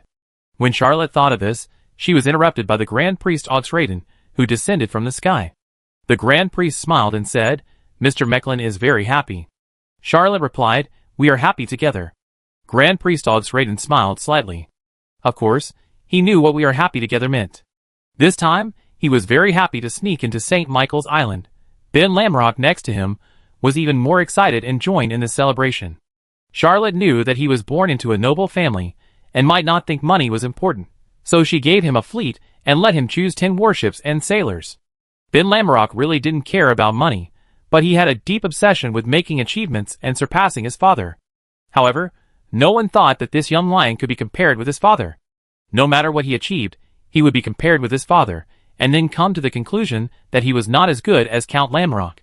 Ben Lamrock was not unconvinced, but every time he encountered such a thing, a seed called rebellion would sprout in his heart, and Charlotte was just like watering him, that's all. He had a fleet of his own, and he was the son of a nobleman, so he could legally own this private fleet. This was like opening a door for Ben Lamrock, just like opening the page of the Billy Billy dance area for a little boy who had never met a girl and didn't know what a mobile phone was. Ben Lamrock would occasionally be grateful to Aurora. If it weren't for Miss Sue May, he wouldn't have met Charlotte. If it weren't for a duel with Charlotte and a solid friendship, Charlotte wouldn't have taken him to attack St. Michael's Island. If he hadn't participated in the attack on St. Michael's Island, how could Ben Lamrock have his own fleet before he was 20 years old? This is not just one ship, but 10 ships, and he can choose mature sailors at will. The most important thing is that these sailors don't have to pay at all. Charlotte promised these pirates that as long as they served him for 5 years, they could become legal residents of Cappadocia, own a piece of land, and get a house for free. If they don't like island life, they can go to Fars. There are 11 cities in Fars for them to choose and settle in. In order to save space, the names of these cities will not be listed. If you don't agree to serve, chop off your head and throw it into the sea. There is almost no second option for pirates. When Middleman's fleet crossed with Charlotte's, Charlotte brought the Grand Priest of Augsrating, Ben Lamrock, and jumped onto Middleman's flagship. His ship also joined Middleman's fleet. Charlotte said, "Senior, this undercover mission failed. The situation has changed, and I have to come back early. Although I have delivered news several times, I have not found the Golden Deputy Goat organization, nor have I been able to contact the rebel forces on St. Michael Island, let alone find the place where the 3 saints are imprisoned. Well, it might be on the first floor of St. Michael City, where I failed to attack. There is a protective shield, and Grand Priest Oxraden is powerless." Grand Priest Oxraden coughed and said, "Among the people you sent back, there are all members of the Golden Deputy Goat. After they learned that they were captured by us, they all revealed their identities." Charlotte was shocked and asked, "How did they get captured?" "After leaving St. Michael's Island, they can no longer act as internal support." "Aren't these rebels useless? Don't you want to send them back?" High Priest Oxraden said with a smile. "They all said they would never go back, but they are very willing to join us." Middleman asked, "Did you bring back many people?" Charlotte said, "About 80,000 to 90,000 people. I rescued all the slaves and persuaded the middle and lower level pirates to surrender." "Senior sister, you can select a group of people, and I will arrange for the rest of them to go somewhere else." Shabastini couldn't help but say, 80,000 to 90,000 people? You are bragging. Doesn't that mean you have emptied St. Michael's Island? Charlotte laughed awkwardly, and was about to be modest when he noticed the female pirate. He was too obsessed with money and counting before, and didn't notice Sabathini. At this moment, he suddenly blurted out, "Wonder Woman." He then realized that he had seen it wrong, but the female pirate was tall and long-legged, with a fit body and an elegant and delicate face, which made him mistakenly think he saw Gal Gadot. Especially this female pirate was wearing leather armor, which was similar to Wonder Woman's fighting posture. Shabastini couldn't help but smile and said, "Wonder Woman? I like this nickname very much. Is this a gift from you?" Charlotte felt the breath of Shabastini and realized that she was also a saint. She said quickly, "If you like it, it will be my greatest honor." Although Middleman was a little skeptical, she was more willing to support her junior brother and said, "Let's go back to Cappadocia first." Charlotte also saw Domitian. He did not mention the fact that the orc saint had frightened him. He was very friendly. He saluted first, and then greeted him as a junior, which made the old leopard man a little uncomfortable. When the fleet arrived in Cappadocia, there were more than 200 ships, and they were all merchant ships or modified warships that could sail far. It was so impressive. When Middleman got ashore, he knew that what Charlotte said was true. There were indeed many more people in Cappadocia. This was still a part of them, who were sent to Machupi by Charlotte. He also had to make some benefits for himself. The rescued slaves are much more reliable than pirates. Once they were slaves, they would yearn for a better life. Middleman really didn't need so many people. She didn't have time to reminisce with Charlotte, and started working. It was not an easy task to digest so many captives and warships. Charlotte had nothing to do for a few days. Middleman, Domitian, and Sabastini were still busy. Even the great priest Oxraden and Ben Lamarok saw that in. Explosion of soldiers. In terms of the first rows of the empire, she is far inferior to her junior brother. Charlotte's annexation and surrender is simply an art. First, break up, do not allow small groups, then divide, give all kinds of promises, give chicken soup, then select reliable people, give the best treatment, use these treatments as carrots, seduce those who have not yet tasted the benefits to work hard. In particular, he has created a set of identity recognition, smoothing out the differences in regions, races, different countries, living habits, etc., which has played an extremely wonderful effect. Chapter 292. Middleman only selected some strong sailors. After all, she was the navy of the Fars Empire, and was not interested in the notorious pirates. She preferred to recruit people from the civilians. After Middleman finished the selection, Charlotte began her own. Explosion of soldiers. It took him only 3 days to complete the big job of 3 holy ranks, which took more than 10 days to complete. Not to mention Middleman, Domitian and Shabastini, even the Grand Priest Oxladen and Ben Lamarok, who were already familiar with him, were amazed. Charlotte had recruited everyone in the name of the Knights of Favonius, and also taught the Beast God transformation technique, the Overback Red Bear Warrior transformation, to the most loyal and reliable group of people. Domitian once said, "The Beast God transformation technique is a very simple little spell." After Charlotte studied it, she found that this spell was indeed a very simple little spell. Other extraordinary paths can be taken all the way, because most of the extraordinary secrets come from gods, and very few come from great philosophers of the human race, such as Protagoras, such as Kabbalah, who created classical alchemy, and Hermes, who created classic alchemy, each of whom has made extraordinary achievements in the extraordinary field. But Timothy is just an ordinary saint. The beast god transformation he created, although it has the word beast god in its name, is just a small spell that can only enter the first level of transcendence. A human practiced the transformation of a red bear, and worked hard for several years. Finally, he succeeded and turned into a red bear, which can successfully promote to the first level of transcendence.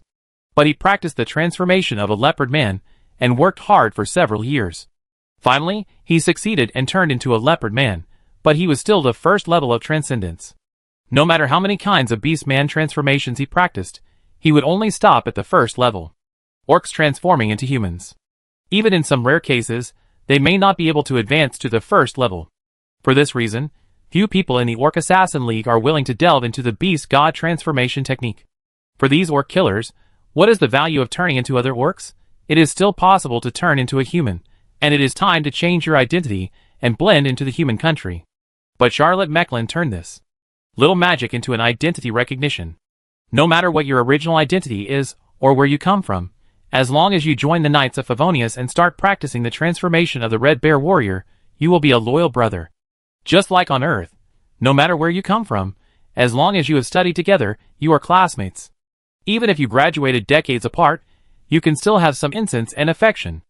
As long as you have served in the army together, you are really comrades from all corners of the world. The relationship is just right. Especially when the number of people who have practiced the transformation of the Red Bear Warrior increases, naturally some people will summarize some experience. Charlotte will summarize these experiences and then publicly teach them, making it more convenient and easy to practice this secret method. In the early days, some of the slaves who followed him in St. Michael's City had good talents and were able to turn one hand into a bear claw or grow bear hair on their faces. Domitian had never thought that Charlotte could use the secret method he created to do this, although it was impossible to transform into a bear man. At most it would increase some strength, but this was enough to improve the physique and make this group of soldiers from complex backgrounds stronger.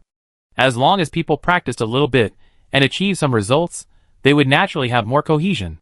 This is like if you just issue a small certificate worth a few dollars, many people will accept that they are members of a certain organization. It is a very subtle mentality. Middleman has always regarded Charlotte as a junior who has come to rely on him. Although this junior has grown rapidly, it is like a famous saying on Earth. When you are young, it is not easy to make friends when you have seen too many amazing people. She has never felt that Charlotte is really so outstanding. Can she be more outstanding than that person? Zimmerman Axel Robin is more than just stunning. He simply dominated an era. He is destined to leave his name in history. The Count of Victoria Champagne, Lamorak, has great power and has never been defeated in his life. However, the biggest label on him is not that he is the best in the world in terms of spearmanship, nor that he has had many thrilling victories, but that he was once as famous as Zimmerman. But when Middleman looked at Charlotte, she seemed to be looking at another species. Charlotte is not Zimmerman, but she is not the kind of person who is not Zimmerman. It's like someone is the best in martial arts and has no rivals in the world, but another person can only write poems. But his name is Li Bai. Even though he is weak and has no heroic spirit, he is always drinking and unruly. But even if someone's martial arts is 10 times, 100 times, or 1,000 times higher, it can't suppress Li Bai's style. It's okay for the extraordinary to be promoted quickly. Zimmerman was a saint when he was young. Charlotte can also write novels, but Zimmerman can't. Zimmerman can become the pirate king with his strong force. Charlotte doesn't have strong force, but she can easily empty St. Michael's Island. Charlotte herself didn't know that in the eyes of the four saints, her status had quietly changed. Middleman recognized her, Domitian also became respectful, and Sabathine simply became Charlotte's friend. Forget about the Grand Priest Og's rating. Charlotte was determined not to have any close relationship with him. After more than half a month, Middleman finally reorganized the fleet. This time, she proposed to attack St. Michael Island again, and there was no objection from the fleet. No one thought that she could take over St. Michael Island before. Now no one thought that the first rose of the empire could not set foot on the Mount Michael, where she was loyal. When Middleman held a military meeting for several days to discuss how to attack St. Michael Island, Charlotte Mecklin said nothing. Domitian told him that he wanted to find him to do something big. Middleman asked him to be an insider. He didn't think it was a big deal now, and the insider couldn't be done. When Charlotte was thinking about it now, when should she return home in glory? According to the order of His Majesty Emperor Fars, He should be in the South Seraph region now, resisting the army of the Black Phoenix dynasty. He has been out for so long, it is time to go back. Seeing that everyone had discussed several times and still could not come up with a good solution, Domitian could not help but say, Charlotte, if you were to make a military plan, how would you attack St. Michael? Charlotte never thought that someone would ask her. After all, this was Middleman's fleet. Although he called him Senior Sister Middleman, he was a civilian in the army, not in the navy, nor was he Middleman's subordinate. He had no desire to talk nonsense. After all, it is very annoying for an outsider to make decisions. Moreover, he had been on St. Michael's Island for so long that he knew the strengths and weaknesses of the island city and felt that it would not be difficult to deal with it. At that time, he said modestly, I personally think that the simplest method will be enough. I don't know complicated military affairs. Chapter 293. If he had said this before Charlotte went to St. Michael Island, at least half of the generals at Middleman's military meeting would have cursed. Idiot. Shabastini would even point at Charlotte's nose and say bluntly, Get this idiot out. But after Charlotte came back from St. Michael Island, no general under Middleman dared to look down on him anymore. Middleman fought many battles and captured more than 20 ships, which was a classic battle example that could be included in the military textbooks of major imperial universities. But Charlotte quietly returned with more than 100 ships and took 70,000 to 80,000 people with him. Who dares to look down on him? What Middleman's generals respect the most is, Charlotte took back more than 100 ships, except for leaving 10 for Ben Lamorak. She did not keep any of the rest, and gave them all to Middleman. But no one believes that Charlotte can have any simple methods. Although the Golden Goat Rolf is a little desperate, this is an extraordinary world, and all the magical military tactics that have been developed on Earth are not applicable in this world. Byron once had a military genius who tried to mobilize the army with the help of the infinite mirror world of the Vengo clan, but was attacked by the extraordinary people of several major empires of the human race, who killed several vampires of the Vengo clan. The Bion army had no way to retreat and no supplies, and died miserably. It was a complete destruction in a physical sense. The stench of the vampire corpses burned at that time was said to be able to spread to Byron. The extraordinary vampires who followed them fought and retreated, but the long retreat route made them chased by the swarming human extraordinary people, and they died and were injured along the way, and none of them could return to Byron. Although the Golden Goat Haralf lost all his ships and countless pirates, he was still a saint, and he also had a magic alchemy warship and St. Michael Island. Even though Middleman could now mobilize for saints, he still couldn't win the battle. In the extraordinary world, only the extraordinary had the power to decide the outcome. Charlotte felt that he was being watched by everyone, but he didn't take it seriously. After all, he was now well trained, and he would remain calm even when giving a PPT in front of hundreds of people. Charlotte said easily, When I left, I took all the food from the 6 lower floors of St. Michael Island. There shouldn't be much food on the first floor of St. Michael Island now. If there is only the Golden Goat Haralf, even if there is not much food, it is enough for him to eat, not to mention that he can fish by himself. Hearing the word fishing, the generals under Middleman couldn't help laughing. After all, it is really a rare thing for the saint to fish by himself. Charlotte continued, But there are his own guards on the first floor. These people can support 1 or 2 months, which is already the limit of survival. Our advantage now is that we have enough ships. As long as we surround St. Michael Island, we can watch the pirates on the island eat shit. Just be a little patient. Victory, that's it. This method is not strange at all, but the generals under Middleman still seem to be listening to a foreign book, because in this world, there is no such tactic at all. After all, the biggest advantage of the extraordinary is not the combat power that exceeds that of ordinary people, but the mobility that exceeds that of ordinary people. It is difficult to be completely surrounded. But when Charlotte explained the tactics, all the generals under Middleman agreed with this plan. The most powerful thing about the Golden Goat Haralf is not the magic alchemy warship, but St. Michael Island. This island city itself is the most powerful war machine. The saints can't live without food. It is undoubtedly easier to starve the Golden Goat Haralf to death, or to attack St. Michael Island. Middleman immediately made a decision and said, We will attack St. Michael Island now. We can't give them a chance to collect food. Domitian smiled slightly, thinking to himself, If I can take over St. Michael's Island, I can recruit another group of assassins from the Orc Assassins Union. Shabastini is even more confident about the future. Ben Lamorak is also eager to participate in the conquest of St. Michael's Island, which is famous in history. Apart from the original kingdom's termites colluding with pirates, this city has never been directly conquered. He can also add a record in history. For the youngest lion in Breton, this is even more attractive than Aurora Sume. The high priest August Raiden was very calm, and Charlotte was very straightforward. She transferred 100,000 ECU to the high priest's account, converted into the purchasing power on Earth. It was 18 or 19 small goals. The high priest was very satisfied. He and Charlotte already had an unbreakable friendship. It only takes one day to sail from Cappadocia to St. Michael Island. Before, Cappadocia was a transit point for the slave trade, and even followed the lead of the Golden Goat pirates, so the two families lived in peace. Later, the Golden Goat pirates wanted to attack, but failed for various reasons. No one thought that it was the relatively weaker Cappadocia that attacked St. Michael Island. Menelman was definitely an excellent commander. When her fleet arrived near St. Michael Island, she calmly set up a battle formation and surrounded the island city. If it was in the past, no one could do this, but who made Menelman have more warships now, and St. Michael Island had no ships? Well, it can't be said that there is no magic alchemy warship. When the Golden Goat Haralf learned about this, he was furious and flew into the air, ready to send the magic alchemy warship out to sea. But when he saw 4 rays of light flying into the air, he swallowed his anger and just cursed in the sky above St. Michael Island. Menelman was a noble lady, and Augusterdin was a high priest. Neither of them would be so polite as to curse. Domitian was an orc. He was not afraid of cursing, but he was tongue-tied.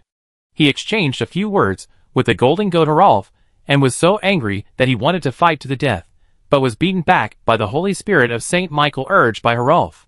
Sabasthini was a bitch, but she didn't have enough literary literacy. She kept saying things like you're a pig and you eat dog shit, but it didn't hurt. However, this beautiful female pirate was also smart. She carried Charlotte Mecklin up to the sky and let Charlotte fight with the other party. Charlotte was also a gentleman, so she didn't know how to fight with others. He could only weakly shout, Golden Goat Rolf, I stole your queen bee, and I stole the people and ships on your island. If you have the guts, come and fight me. If you don't come and hit me, you're a puppy. Then, the generals under Menelman saw a shocking scene. The Golden Goat Haralf spit out a large mouthful of blood and fell straight down. Charlotte touched her forehead and found it a little soft.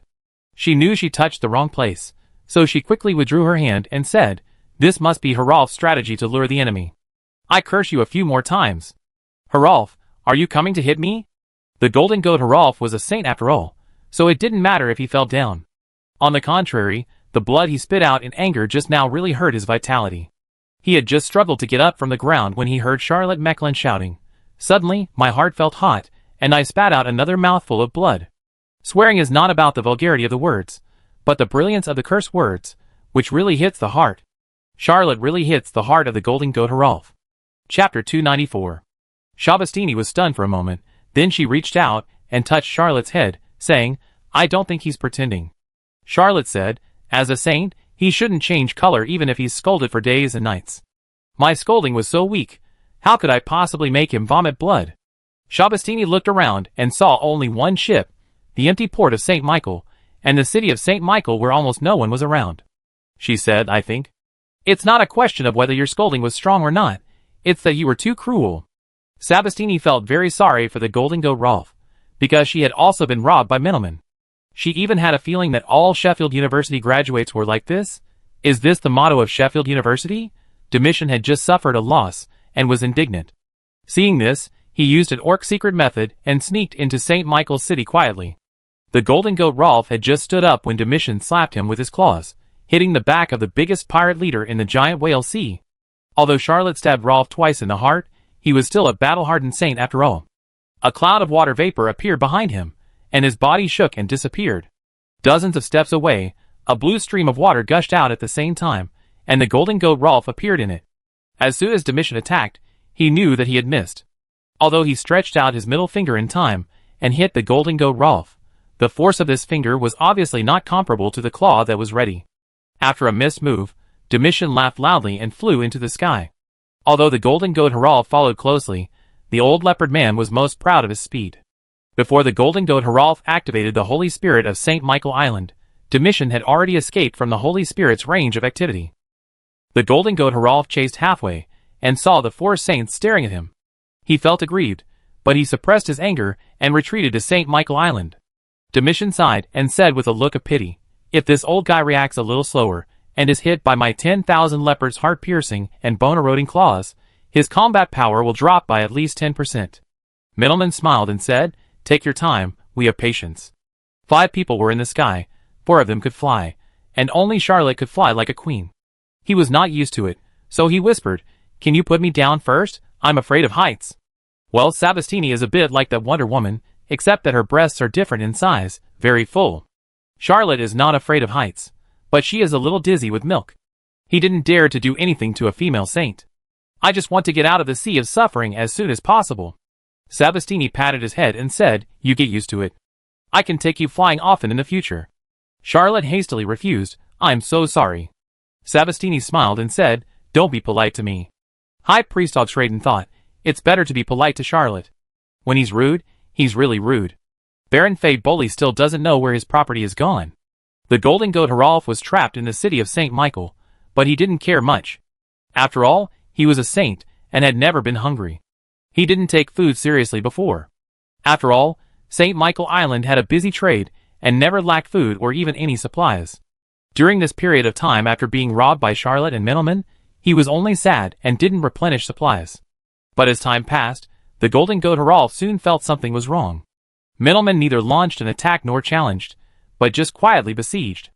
Occasionally, if a ship passed by, it would be intercepted by Middleman. If it was not a ship from Fars or Engrima, it would be swallowed directly.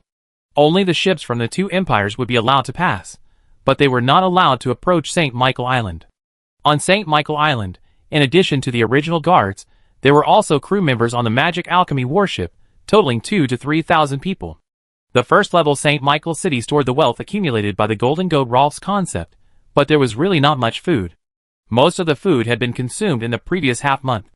After being besieged for 7 or 8 days, St. Michael really began to lack food.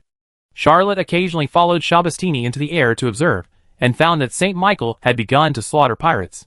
He came from Earth and really couldn't stand this scene. Sabastini was used to it and whispered, "Are you also a non-cannibal?" Charlotte was slightly surprised and asked, "What is a non-cannibal?" Sabastini curled her lips and said, "It was originally a school of orcs." The main advocate was another leader of the Orc Assassin League, named Septimius. He believed that orcs should not prey on their own kind, nor should they eat orcs of other tribes, and even should not eat humans. They should also learn civilization, have morals, and so on. Anyway, it is a very old-fashioned school. Domitian was also a non-cannibal. He will have some good feelings towards you. Firstly, because you obviously have no discrimination against orcs, and secondly because he believes in the creed of not eating human beings. Septimius and Domitian want to list not eating human beings as the doctrine of the Orc Assassins League, but not all other leaders support them. Many humans, including vampires, have accepted the concept of not eating human beings. Those extreme vampires, who believe in the doctrine of not eating human beings, even advocate the purity of blood energy, and reject the practice of devouring vitality. Charlotte was surprised and asked, "Is there such a good school?" Sabastini said, "There are very few non-cannibals among pirates. Although I don't eat people, I am not from their school. I always think that non-cannibals are a joke. They are just a kind of thought, and do not teach extraordinary secrets. Who would always believe in them?" Charlotte suddenly had confidence in this world. Looking at the cruelty of St. Michael's City again, she suddenly felt that she could bear it a little. "It's not acceptance, it's bearing." He couldn't help but shout, "Pirates of St. Michael, you can survive as long as you escape. If you continue to stay in St. Michael's City, sooner or later, the cruelest fate will fall on you. Golden Goat Rolf is not a good leader, he is finished. Come out, follow us." He was greeted by a knight's lance thrown by Rolf in extreme anger. It's just that this knight's lance crossed too far, and was easily caught by Sabastini, who smiled and said, "Not bad, it's still a fine product." Charlotte took a look and found that it was not an extraordinary weapon. She couldn't help but think of Zhuge Liang, who borrowed arrows from a straw boat. Chapter 295. Charlotte used all her strength and shouted, "Ha!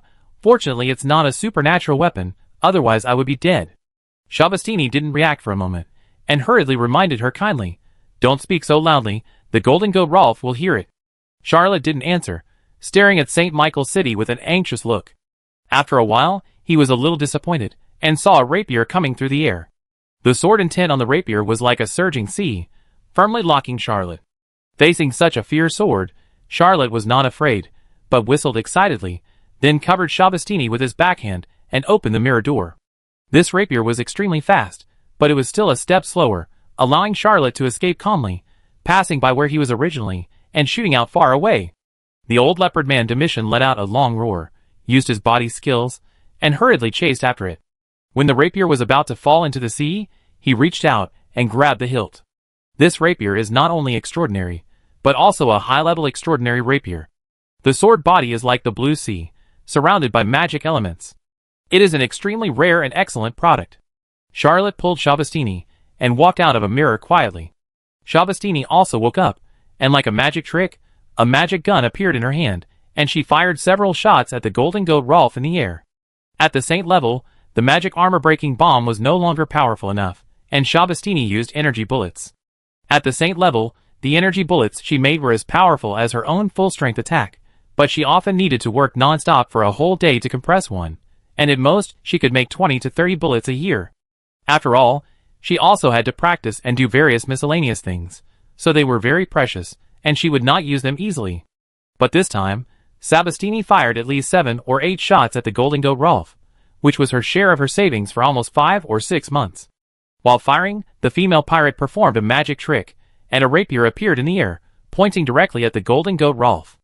Rolf was extremely angry, and after throwing his personal weapon, he suddenly realized that he had been fooled by Charlotte, and fell into the trap of this hateful boy. He regretted it very much, because what he had just thrown was the personal weapon he had carried with him for decades, and it was also an extraordinary weapon that was famous in the 7 seas. Rolf doesn't know blood flames, so he can't recall this weapon. He was hesitating whether to take the risk and snatch back this weapon, and was shot several times. Although he mobilized his fighting spirit in time to protect his body, it was equivalent to a full-strength attack from the saint level, and it was really not so easy to withstand. This time, the golden goat Rolf was not angry, but was really seriously injured by Shabastini's magic gun. When Shabastini attacked with a sword, he barely gathered his fighting spirit, and the fighting spirit surged out like the sea. He stretched out a finger, and tapped the tip of Shabastini's sword.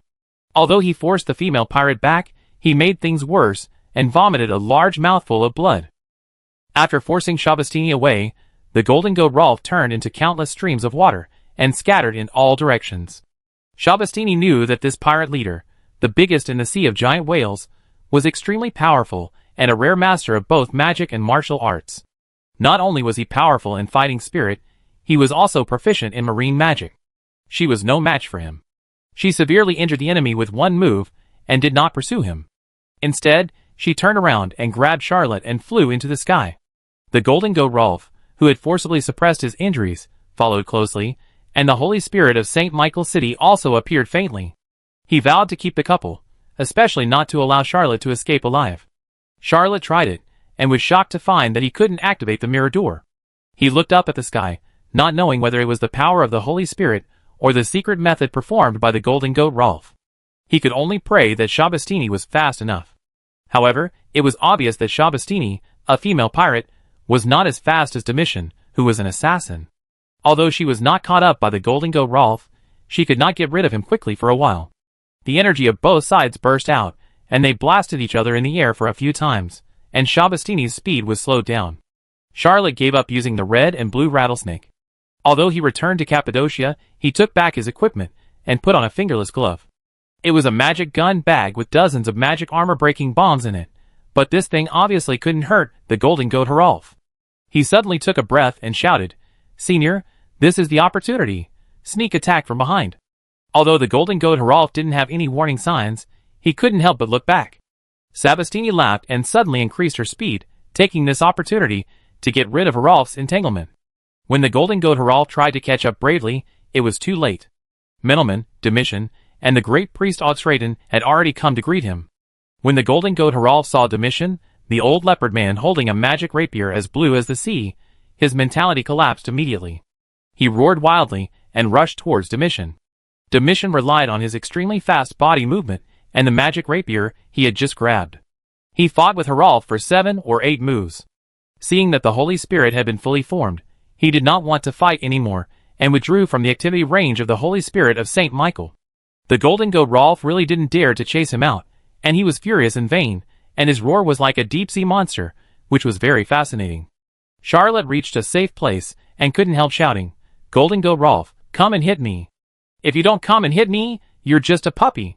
He stretched out his hand, and Domitian hesitated for a moment, and reluctantly handed over the magic rapier in his hand.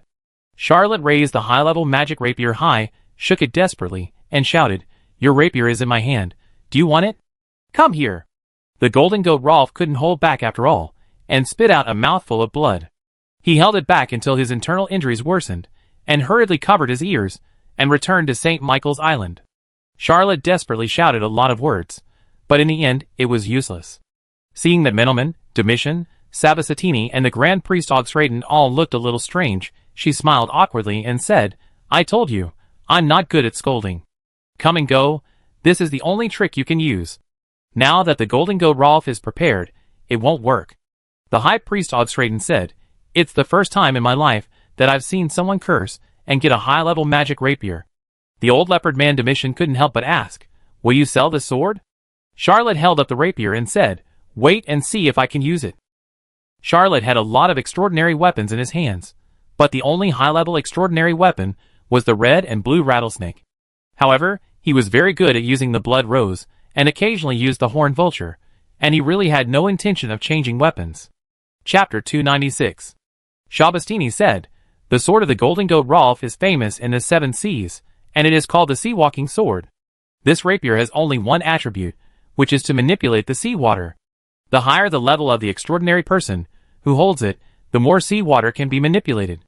With the extraordinary level of the golden goat Rolf, his sword can stab with a force equivalent to at least several giant whales, and few people in the saint rank can withstand it. We have fought with him several times. With this sea-walking sword in his hand, plus the blessing of the ancient magic worship, he can even have a slight advantage in a 1-on-3 situation, but he is much inferior to the magic alchemy worship. There is such a supernatural power?" Charlotte was very surprised. He activated Bloody Glory, and waved the sea-walking sword. As expected, he felt that this attack seemed to be surging with millions of tons of seawater, with a force as strong as a mountain. But he soon discovered that this magic rapier was rejecting Bloody Glory. Charlotte changed to Star Battle Chi, but this magic rapier still had no response. Charlotte tried Blood Flame Chi again, but it still had no effect, and he was immediately disappointed. The properties of extraordinary weapons must always match the user to exert great power. This Dalhai is obviously the most suitable for the ocean-type fighting spirit, not the vampire evil energy that Charlotte is practicing. He first asked Menelman, "Senior sister, are you in need of a weapon?" Menelman said lightly, "I have Dark Moon, which is as good as Dalhai." Shabastini smiled and said, "Don't ask me, I'm not very good at swordsmanship, and I'm short of funds recently. It's impossible for me to buy a high-level extraordinary weapon that I can't use for the time being." Shabastini actually didn't say a word. She had just been taken down by Menelman, and all her wealth was requisitioned by the first rows of the empire. It's not just the lack of funds. This female pirate is simply a favorable competitor for the poorest saint in history. Sabastini was also a person who cared about her reputation, so she was embarrassed to talk about such things. As for asking Charlotte to give it away for free, she thought that they were not that close. Charlotte did not ask Grand Priest Augsraden if he wanted it. The Grand Priest had made a fortune and must have the money to buy this magic rapier, but Grand Priest Augsraden was not a knight, and did not know how to fight in close combat. He really had no use for close combat weapons. This magic rapier was only of collection value in the hands of the Grand Priest. If it was a collection, wouldn't it be good for Charlotte to collect it himself? He actually wasn't short of money. Although a high-level magic rapier was expensive, he could afford to leave it idle. Charlotte had a modern mindset, and knew that their team needed to take over St. Michael Island as soon as possible to avoid any trouble. This magic rapier was wasted in his hands. It would be better to transfer it to a saint-level combat force, which would be more cost-effective. He actually knew that Menelman didn't need it. After all, it was never a secret that Menelman had Dark Moon. He was not trying to please Menelman or wait for a good price. Menelman once said that Domitian could help solve the crisis of Agmaras. But how could asking others for help be as good as asking others to ask him for help? Charlotte did not expect that Sabastini would interject. This assist was quite effective, making Domitian feel itchy all over.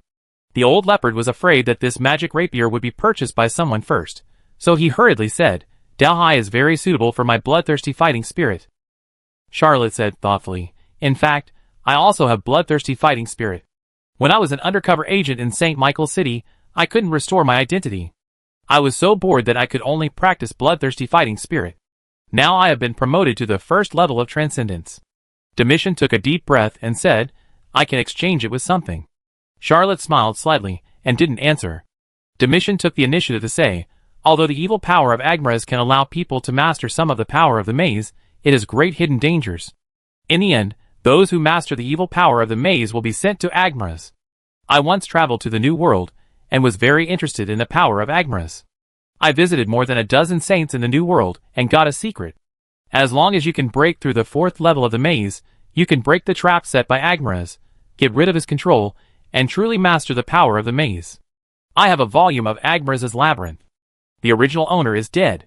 You can use it to forcibly break through the upper limit of the maze. Charlotte was overjoyed, but her face remained calm, and said, so that's it, but I also have a volume in my hand, the labyrinth of Agmaras given to me by someone else. He showed a slightly drunk look, as if he really had such a friend. Domitian gritted his teeth and said, 2 volumes. One volume is 16 pages, and the other is 9 pages. They are both extremely rare treasures. In the New World, the value of a single volume is definitely not inferior to a high-level magic rapier. Charlotte recalled that the ancient painting that depicted the true appearance of the overseas evil god was bought by Young Myers at the auction of Duchess Mezu for 507 ECU, and this ancient painting provided a full 46 pages of Labyrinth of Agmaras. The value of a high-level extraordinary weapon starts at nearly 10 times. At the beginning, Sean Connor, the owner of the Blue Magpie Workshop in the Starry District, offered the red and blue rattlesnake 5,000 ECU for 1 and 16,000 ECU for 2. Although the final transaction price was slightly lower, only the Baron's Blood Core plus 5,500 ECU, but converted into the purchasing power of RMB, it is also a sky-high price of more than 100 million. 2 copies of the Labyrinth of Agmaras are obviously not worth a high-level magic rapier. But Charlotte believed that Domitian would definitely not be a fool for her. This probability is very low, which shows one thing. In the New World, the price of the Labyrinth of Agmaras must be much higher than the ancient paintings that depict the true appearance of these labyrinth evil gods. He shook his head, and suddenly an idea came to him, and asked, do you have a scroll with the true appearance of Agmaras? Domitian said, there are more than 10 scrolls of this thing, but they are not valuable. An ancient painting depicting the evil god of the labyrinth can often only be transformed into 1 or 2 pages of the Labyrinth of Agmaras. Charlotte said decisively, count these ancient paintings. Domitian didn't care. He had thought about trying to cross the new and old worlds and build a labyrinth to facilitate travel, but he failed. So far, no one has succeeded, so he is not very interested in this matter. If you want to turn a city into a maze, the conditions for starting it are extremely difficult. You need to completely control a city. Even if you are a saint, you can't do this easily. Even if you capture a city and turn it into a maze, as long as the owner leaves, the maze will fail soon. You must frequently travel between these maze cities. If the owner is not there, and it is reoccupied by others, the maze will disappear. In short, it is very difficult to maintain the maze. Charlotte didn't know these things because he didn't encounter these problems from the beginning. Chapter 297. Domitian was very happy to get the Delhi. The Orc Assassin League was actually quite profitable, and the old leopard man was also quite wealthy, but extraordinary weapons were very dependent on luck. He traveled across the new and old continents and visited countless places, but he just couldn't find a weapon that suited him. Domitian was a leopard man, with the fastest speed in the world, but his strength was quite insufficient. With Delhi, he could make up for his shortcomings and improve his combat effectiveness to a higher level. After the deal was made, Domitian dived into the deep sea to familiarize himself with the new weapon. Charlotte also found a boat and prepared to study the Agmaras labyrinth and the ancient paintings depicting the true appearance of the labyrinth evil god.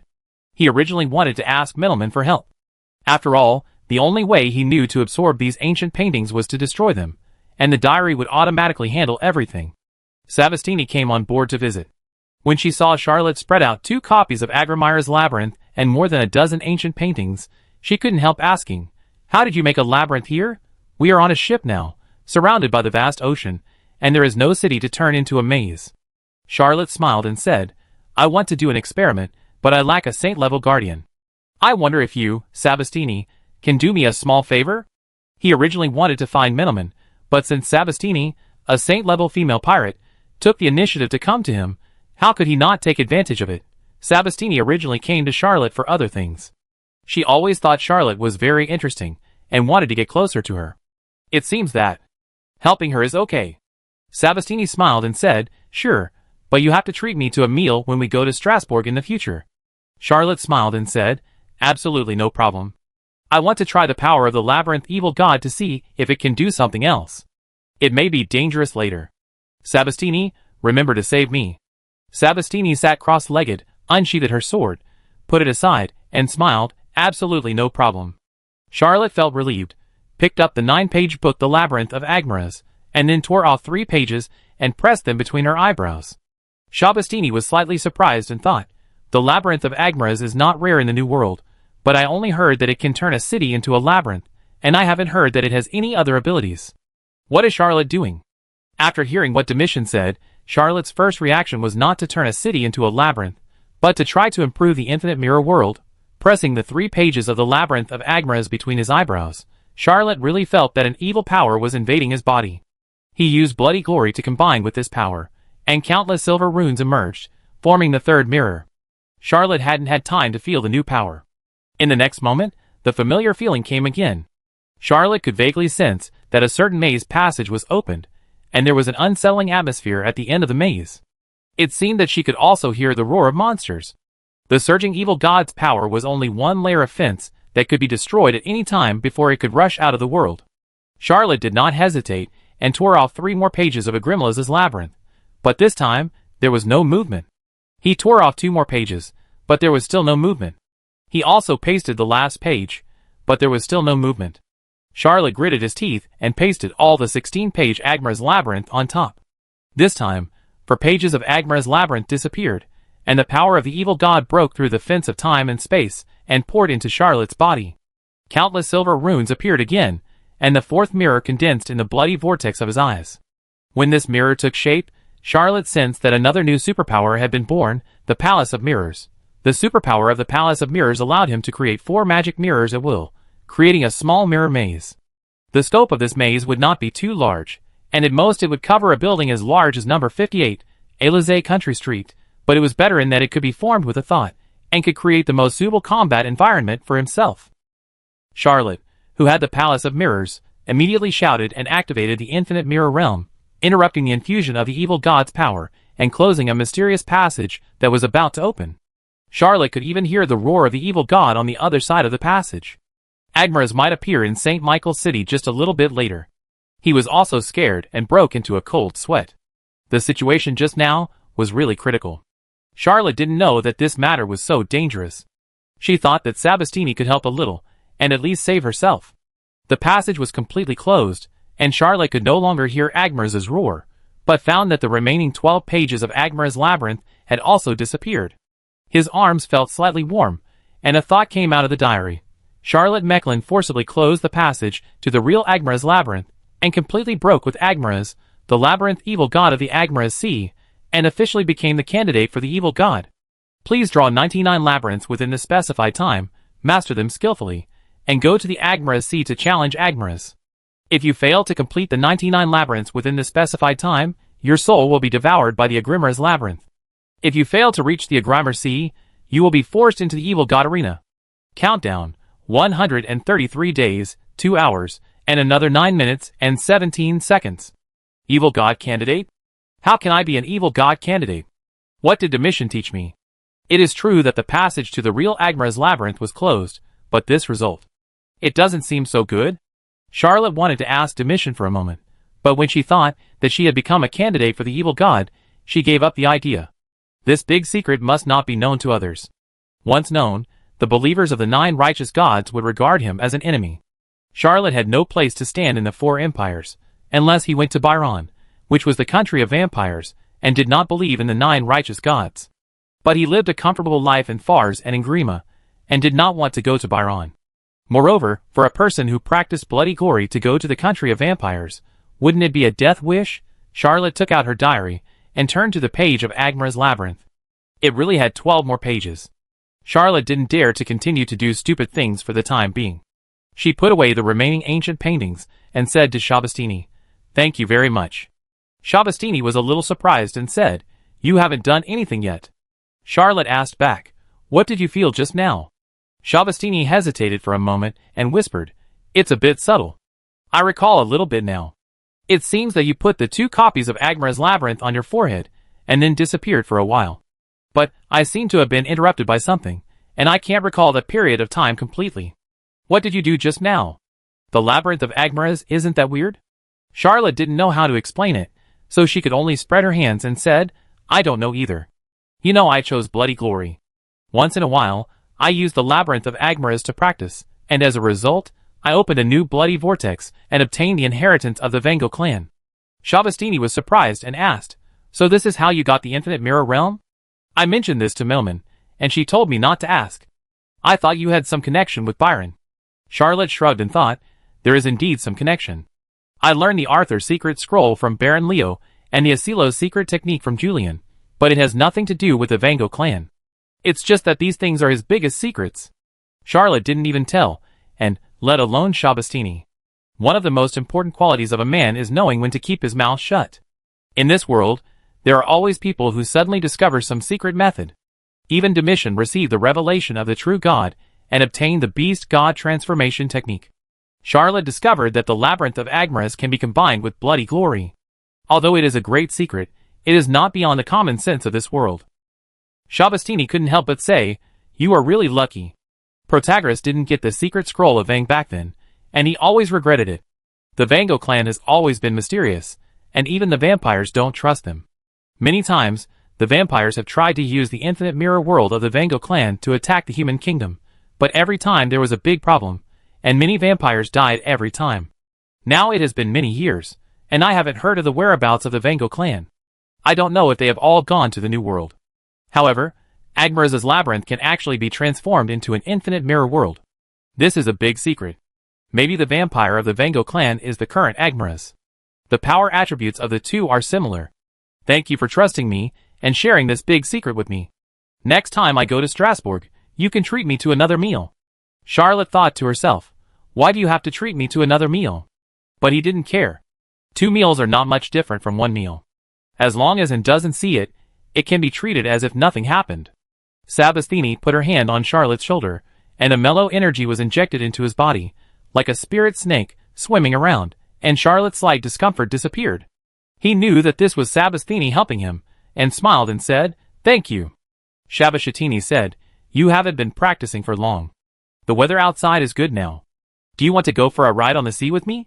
Charlotte replied, sure, I asked someone to prepare the boat. Shabastini smiled and said, no need. She pulled Charlotte out of the cabin and raised her hands, as if calling. Every half an hour, a giant blue whale came out of the sea, waving its fins, as if greeting Shabastini. Charlotte was surprised and said, you also have a giant whale partner? Shabastini asked back, who else do you know? Charlotte was embarrassed to say Princess May. After all, Middleman and Princess May were mortal enemies, so she could only vaguely say, it's a friend of Ingrima. Shabastini did not continue to ask, and said, I am also a magician part-time, and it is my contracted beast. It's called Wellington Beef. Is this name nice? Charlotte took a look at the huge blue whale and thought, this steak is so big. He said, very cute. Shabastini said, when I first encountered it, Beef Wellington was surrounded by a terrible deep-sea monster, just like Ingrima's famous dish. It was so scared that it cried. I asked it to sign a contract with me, and Beef Wellington didn't resist at all. Charlotte was a little envious and said, I also want to own such a giant whale. Unfortunately, I am not a magician, and I am not qualified to sign a contract with a spirit beast. Shabastini smiled without saying anything, grabbed Charlotte and flew onto the back of Beef Wellington. The blue whale was very docile, slowly turning its body, and swimming around St. Michael Island. Shabastini also took out some delicacies, and shared them with Charlotte. Charlotte was still very envious. Shabastini's space equipment, he had a lot of anti-space equipment, and also 2 magic gun bags, but he didn't have a single space equipment, which was very inconvenient most of the time. But Charlotte is used to it now. Anyway, if there is anything, just send it to Machupi. Although it is a bit troublesome to get it back, after all, when it comes to robbing things, Machupi is much more convenient than space equipment. After all, a maze city is big enough. Charlotte sat cross-legged on the back of Beef Wellington, looking at the distant St. Michael Island, secretly calculating in her heart, how long will it take for the Golden Dodharov to collapse? Just as the two of them were riding the giant whale to swim in the sea and enjoy the scenery, Charlotte suddenly saw dozens of black spots jumping down from St. Michael Island, and then swam desperately towards them. The next moment, A huge blue ball condensed by the ocean-type fighting spirit slammed into the sea fiercely, killing all the fleeing pirates in the sea. The golden goat Harald floated in the air, looking a little bad, and yelled, "Let you escape. If you have the ability, keep running." Charlotte took out the anti-space long-range rifle from his collar. He knew that 1 or 2 magic-breaking armor-blasting bullets would not kill the Saint rank, and he was reluctant to use more, so he only loaded ordinary bullets and pulled the trigger. However, the distance was too far, and his bullets could not hit the golden goat Harald at all.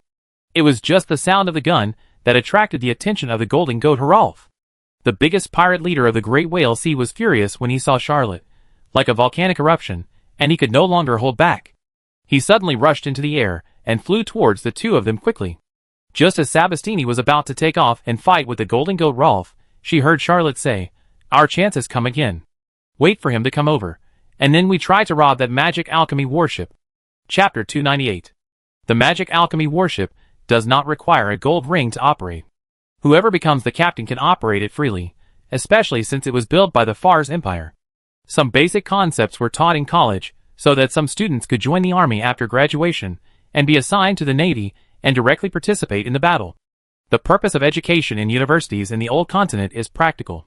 Students are talents after graduation, and can take over various jobs. They do not need to continue learning and accumulating experience in the unit where they have worked. However, all knowledge and skills that are not practical are included in electives, allowing students to learn according to their own interests. The magic alchemy warship was docked at the port of St. Michael Island. As long as Charlotte could grab the ship before the golden goat Rolf, she was 70% to 80% sure that she could let Sabastini control it. Sabastini was shocked. She didn't understand why Charlotte's mind was so jumpy. The golden goat Rolf came over aggressively, but Charlotte didn't think about how to deal with it. "But our chance has come again. Wait for him to come, and then we will try to grab the magic alchemy warship." Although this bold idea is possible, it is too crazy. Charlotte silently calculated the distance, and shouted to Sabastini, "Let's fly. Let Beef Wellington dive quickly." Sabastini obeyed his orders, and hugged Charlotte, and flew into the sky, attracting all the attention of the golden goat Rolf. The blue whale was also very smart, and knew that it could not withstand the casual attack of the Saint Order. It flicked its tail, and dived into the sea. Charlotte silently calculated the best distance, then hugged Sabastini with her backhand, opened the mirror door, and the next moment, she walked out of a mirror on St. Michael's Island. Without Charlotte's reminder, Sabastini turned into a stream of light, and rushed straight to the magic alchemy warship parked at the port. Charlotte used her full strength to activate the Light Agility X10, and as fast as lightning, she also rushed to the port. There were almost no people in the lower floors of St. Michael City now, and Charlotte did not encounter any obstacles along the way. When he arrived at the port and saw the magic alchemy warship quietly docked, he was overjoyed, ran wildly on the waves, and jumped onto the ship. Although the golden goat Rolf left a group of people to guard the magic alchemy warship, how could these pirates be a match for a female saint? When Charlotte boarded the ship, Sabastini had almost killed all the people. He didn't say anything and didn't even have time to see if the golden goat Rolf had already flown over. Not a second could be wasted at this moment. Charlotte didn't rush into the cabin. He found the location of the cabin, only glanced at the porthole, and roughly reached out to grab the mirror spirit. The mirror spirit screamed silently, and turned into ashes. Right in front of the cabin of the magic alchemy warship was a huge magic crystal glass window. If there were more windows, Charlotte would have to spend more time and effort, but now it was convenient. After Charlotte dealt with the mirror spirit, she went through the porthole, appeared in the cockpit, and threw herself on the control table of the magic alchemy warship. Almost all magic alchemy warships have a magic code to obtain permissions. As long as you enter the magic code and verify your identity, you can obtain all its operating permissions. This magic alchemy warship originally belonged to Fars. In other words, its original magic code is also the universal version of Fars's magic code. The golden goat Rolf must have obtained the magic code to seize this magic alchemy warship. Of course, Charlotte didn't know what the original magic code of this magic alchemy warship was, nor did he know whether the golden goat Rolf had been changed, but his main occupation in his previous life was a math teacher. Okay, in fact, the profession of math teacher has nothing to do with this matter, and the mathematical system on Earth can't crack Fars's magic code. The infinite mirror world can reflect the outside world, and can even record some things and people to a limited extent. Charlotte knows that the people that the infinite mirror world can reflect cannot exceed his level, because the infinite mirror world is essentially a reflection of his ability, And of course the Golden Goat Rolf will not appear in it. This pirate leader is a saint. He didn't expect the Golden Goat Rolf to be able to help. Countless people came and went in the porthole of the cabin. Soon, Charlotte locked onto an officer from Fars, who was obviously the captain of the original magic alchemy warship. Charlotte soon found the scene of the former captain inputting the magic code. Charlotte re-entered the magic code with his hands flying. He even heard the thunderous fighting spirit outside, but he pretended not to hear it, and still completed the task. After the input of the magic code was completed, Charlotte's eyes lit up. The magic alchemy warship really activated the option of identity verification. Charlotte activated Bloody Glory, and waited for the magic alchemy warship to verify the identity. This huge creation of classic alchemy started to work, and began to verify the new owner. In the sky, Sabastini fought against the Golden Goat Rolf. Originally, Sabastini's strength was far inferior to the Golden Goat Rolf, but the Golden Goat Rolf had been injured a lot during this period, and the two sides were actually fighting to a stalemate. Golden Goat Rolf was furious. He had never expected that Charlotte would be so bold as to plot against his magic alchemy warship. He also did not believe that Charlotte could seize his magic alchemy warship. While entangled with Sabathini, he activated the Holy Spirit Michael. But after several attempts, he also activated the magic alchemy warship, but was shocked to find that he could not control it. What's going on? Could it be that this despicable little bitch actually knew the magic code of this magic alchemy warship? Absolutely impossible. I will kill all the Fars officers who know the magic code. The Golden Goat Rolf tried to rush into the cabin several times, but was blocked by Sabastini desperately. She secretly complained in her heart, saying, "Charlotte, you better take care of this ship, otherwise this time, I'm afraid we can't escape." The image of the living Michael has already appeared faintly, and it may become a complete form at any time and launch a shocking attack. Sabastini asked herself that she could never resist the sacred existence that guards the St. Michael Island. Not to mention the Holy Spirit Michael. Even if the Golden Goat Rolf activated the magic alchemy warship, this female pirate would probably die here. The Golden Goat Rolf tried again, and this time the magic alchemy warship responded, roaring and starting. The Golden Goat Rolf was overjoyed and shouted, "You two will definitely die in my hands this time." Chapter 299. The magic circle on the magic alchemy warship slowly started. The Golden Goat Rolf roared arrogantly. Sabastini waited with concentration. Although she knew that she might be finished this time, she still refused to give up. This female pirate leader had traveled the sea all her life. Although she had met Zimmerman and Middleman, who were peerless geniuses, and suffered setbacks everywhere, she was actually a very determined person, and never accepted her fate. Otherwise, she would not have rebelled against the Fars Empire Navy, and become a great pirate again. However, the radiance of this magic circle did not fall on the Golden Goat Rolf, but on Sabastini. The Golden Goat Rolf's expression froze, and Sabastini could not help but whistle loudly, and the magic sword in her hand swept across the sky and the earth, using the sharpness she had never used in her life. The Golden Goat Rolf resisted 3 swords, and was stabbed by Sabastini, who was blessed by the magic circle. However, this veteran pirate leader was not an ordinary person after all. He took the sword and rushed into the sky. With a wave of his hand, the shadow of the Holy Spirit Michael covered half of the sky. Charlotte knew that although the magic alchemy warship was powerful, it was definitely no match for the Holy Spirit. She had already started the warship, and was heading towards Middleman's flagship. As long as they could keep a distance, the power of the Holy Spirit would continue to decline. Once they were out of the Holy Spirit's power range, they would be completely safe. Middleman, Domitian, and Grand Priest Augsraden had already noticed the battle here. They were afraid that Sabastini would be killed by the Golden Goat Rolf, so they had already taken off and came to rescue. On the way, the 3 saw that the magic alchemy warship activated the magic circle, and they all felt cold in their hearts, thinking that Sabastini must be finished, but unexpectedly, the magic circle found Sabastini. Domitian couldn't help but say, "How did they take this magic alchemy warship?" Grand Priest Augsraden said, "This is a miracle." The old leopard sneered, holding the sea far ahead. Charlotte activated the magic alchemy warship, and found that she couldn't operate the magic alchemy cannon on the warship at the same time. She couldn't help but feel deeply regretful, and could only strengthen her support for Sabastini. The Holy Spirit of St. Michael floated down, spread his wings, and formed a force field, firmly fixing the magic alchemy warship. Without the support of the magic alchemy warship, Sabastini would not last more than a quarter of an hour. Even so, she tried her best and secretly complained, "Charlotte is even more daring than Zimmerman back then. He may even dare to summon the evil god." The old leopard man rode in front of him, holding the sea-stepping sword and stabbing out.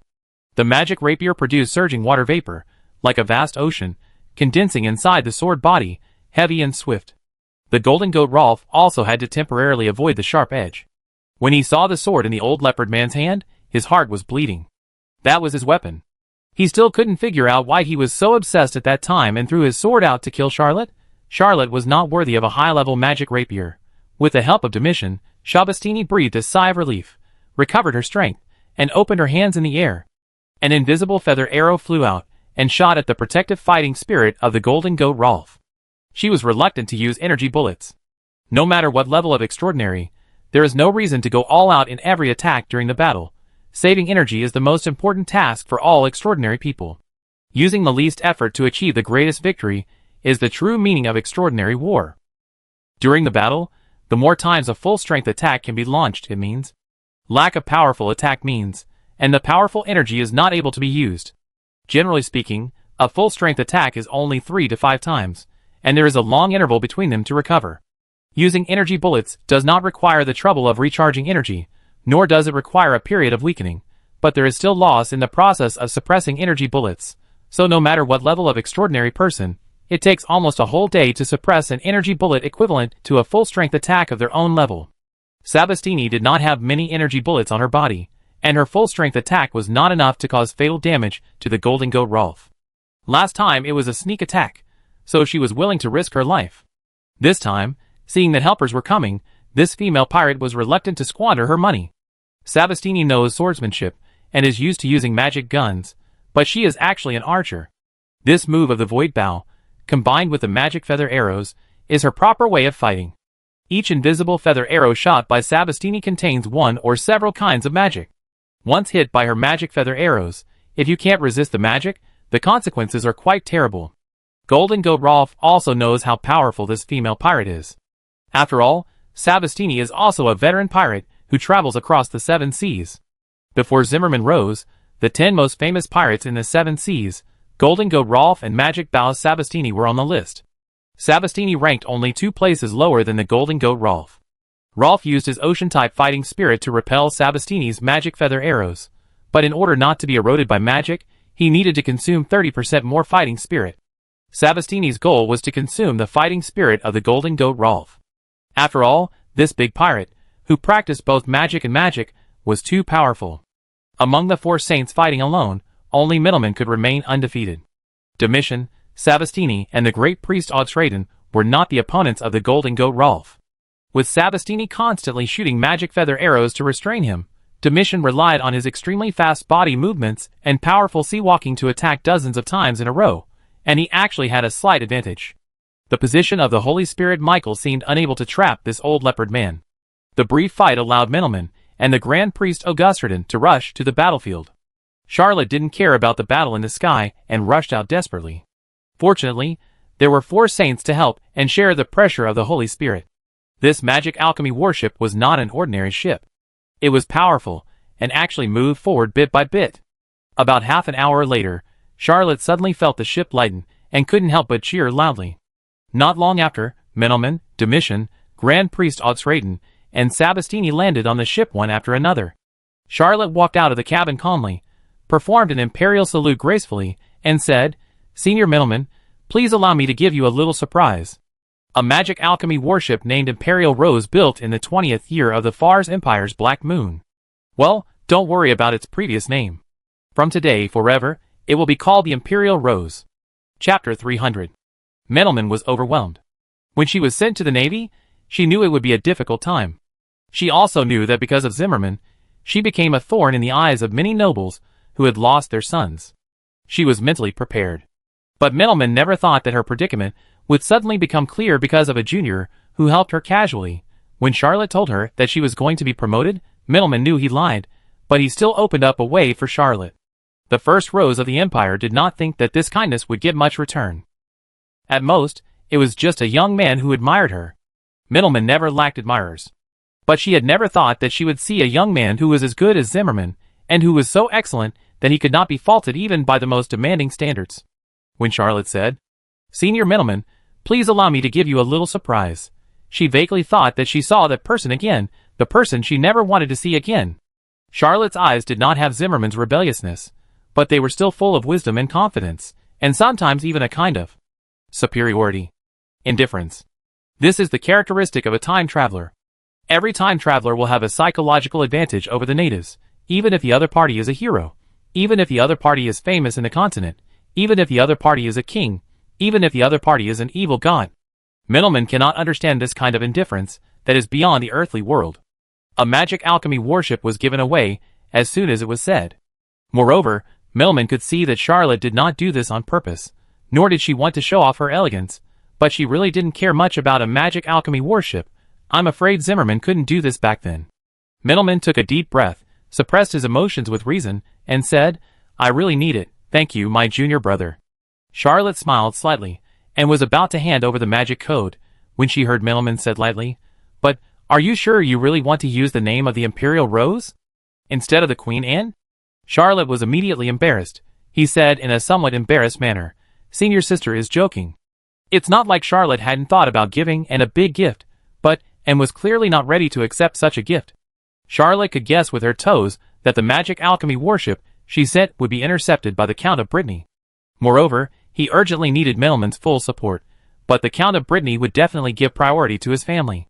When time travelers calculate their interests, they often put them above their feelings. Because they are walking on thin ice, they can't let their emotions get the better of them. Middleman smiled and said, I am actually like Cousin Dorothy. I also like to watch some fun occasionally. Charlotte Macklin, you are so good. Charlotte's cheeks were slightly red. She was a little embarrassed. Golden Goat Haralf looked at the Imperial Rose entering the fleet from afar. His heart was bleeding. It was not easy for him to get this magic alchemy warship Shafi. Although it was not as good as the Queen Bee, it was still his most valued treasure, even the only one. He originally thought that his power was as stable as Mount Tai, with an island city that had never been conquered, 2 giant magic ships, and tens of thousands of subordinates. He was the overlord of the Sea of Giant Whales. Even the Ingrima Empire did not dare to underestimate him, and many imperial navies were in collusion with him. But the Golden Goat Rolf never thought that his power seemed to collapse in an instant. First, the Queen Bee was stolen. He deeply regretted his carelessness at that time. He should not have stayed in St. Michael Island, and only let his men go to Breton Island for trading. But it was just normal, and they had traded countless times. How could they have expected something to go wrong? Then he was lured by Middleman, and his main fleet was taken away. Although he felt sad, he thought that as long as he returned to St. Michael Island, he could easily raise another fleet. But he never thought that this island city was completely emptied. Golden Goat Rolf had seen members of the Vango clan before, and even if they were real members of the Vango clan, they would not do things so ruthlessly. And his sword, the Sea Walking. Now even the last magic alchemy warship has been robbed. When the Golden Goat Haralf saw Middleman soaring into the air, with a layer of magic circles shrouding his body, he truly felt that the magic alchemy warship had changed its owner, and tears suddenly flowed down. Pain and sorrow. This great pirate who roamed the Sea of Giant Whales never thought that he would be in such a difficult situation. He clenched his fists and whispered, I still have St. Michael's Island. As long as St. Michael's Island is still in my hands, no one in this world can do anything to me. Just give me a few years, and I can recover my strength and rebuild the Golden Goat Pirates. Middleman, Charlotte, you two, just wait for me. I will take revenge sooner or later. Golden Goat Haralf returned to the first floor of St. Michael's City. He was depressed and drank a lot. When he woke up the next day, he felt something was wrong, but he didn't think about it carefully. He was in a depressed mood and drank some more. After 7 or 8 days, he suddenly shouted, Why is there no wine? No one answered for a long time. The Golden Goat Haralf left his residence, but found that the entire first floor of St. Michael's City was empty, and there was no one left. He was shocked and sobered up. He flew into the air and circled the island. As expected, there was no one left. Then he realized that all his men had escaped in the past few days. There were no ships on St. Michael Island, and even extraordinary people could not cross the sea. But now there was a fleet not far away. Most pirates were good at water. Even if they were not good at water, they could find something floating, swim across this distance, and surrender to the enemy outside. Middleman was a little hesitant about these surrendered pirates. Although these pirates were elite, and there were dozens of extraordinary people, they would be a great force if they were annexed. But these pirates were unruly, and could rebel at any time, which would also cause an impact on her fleet. After all, how to balance old and new subordinates has always been a difficult problem. After realizing Middleman's hesitation, Sabastini suggested that Charlotte deal with these people. The last time Charlotte reorganized the newcomers, she did it quickly and well, and she was obviously a talent in this area. Charlotte had an easy life these days. Every day she practiced in seclusion and studied the labyrinth of Agmaras, hoping to make further progress. Unexpectedly, a big job fell from the sky.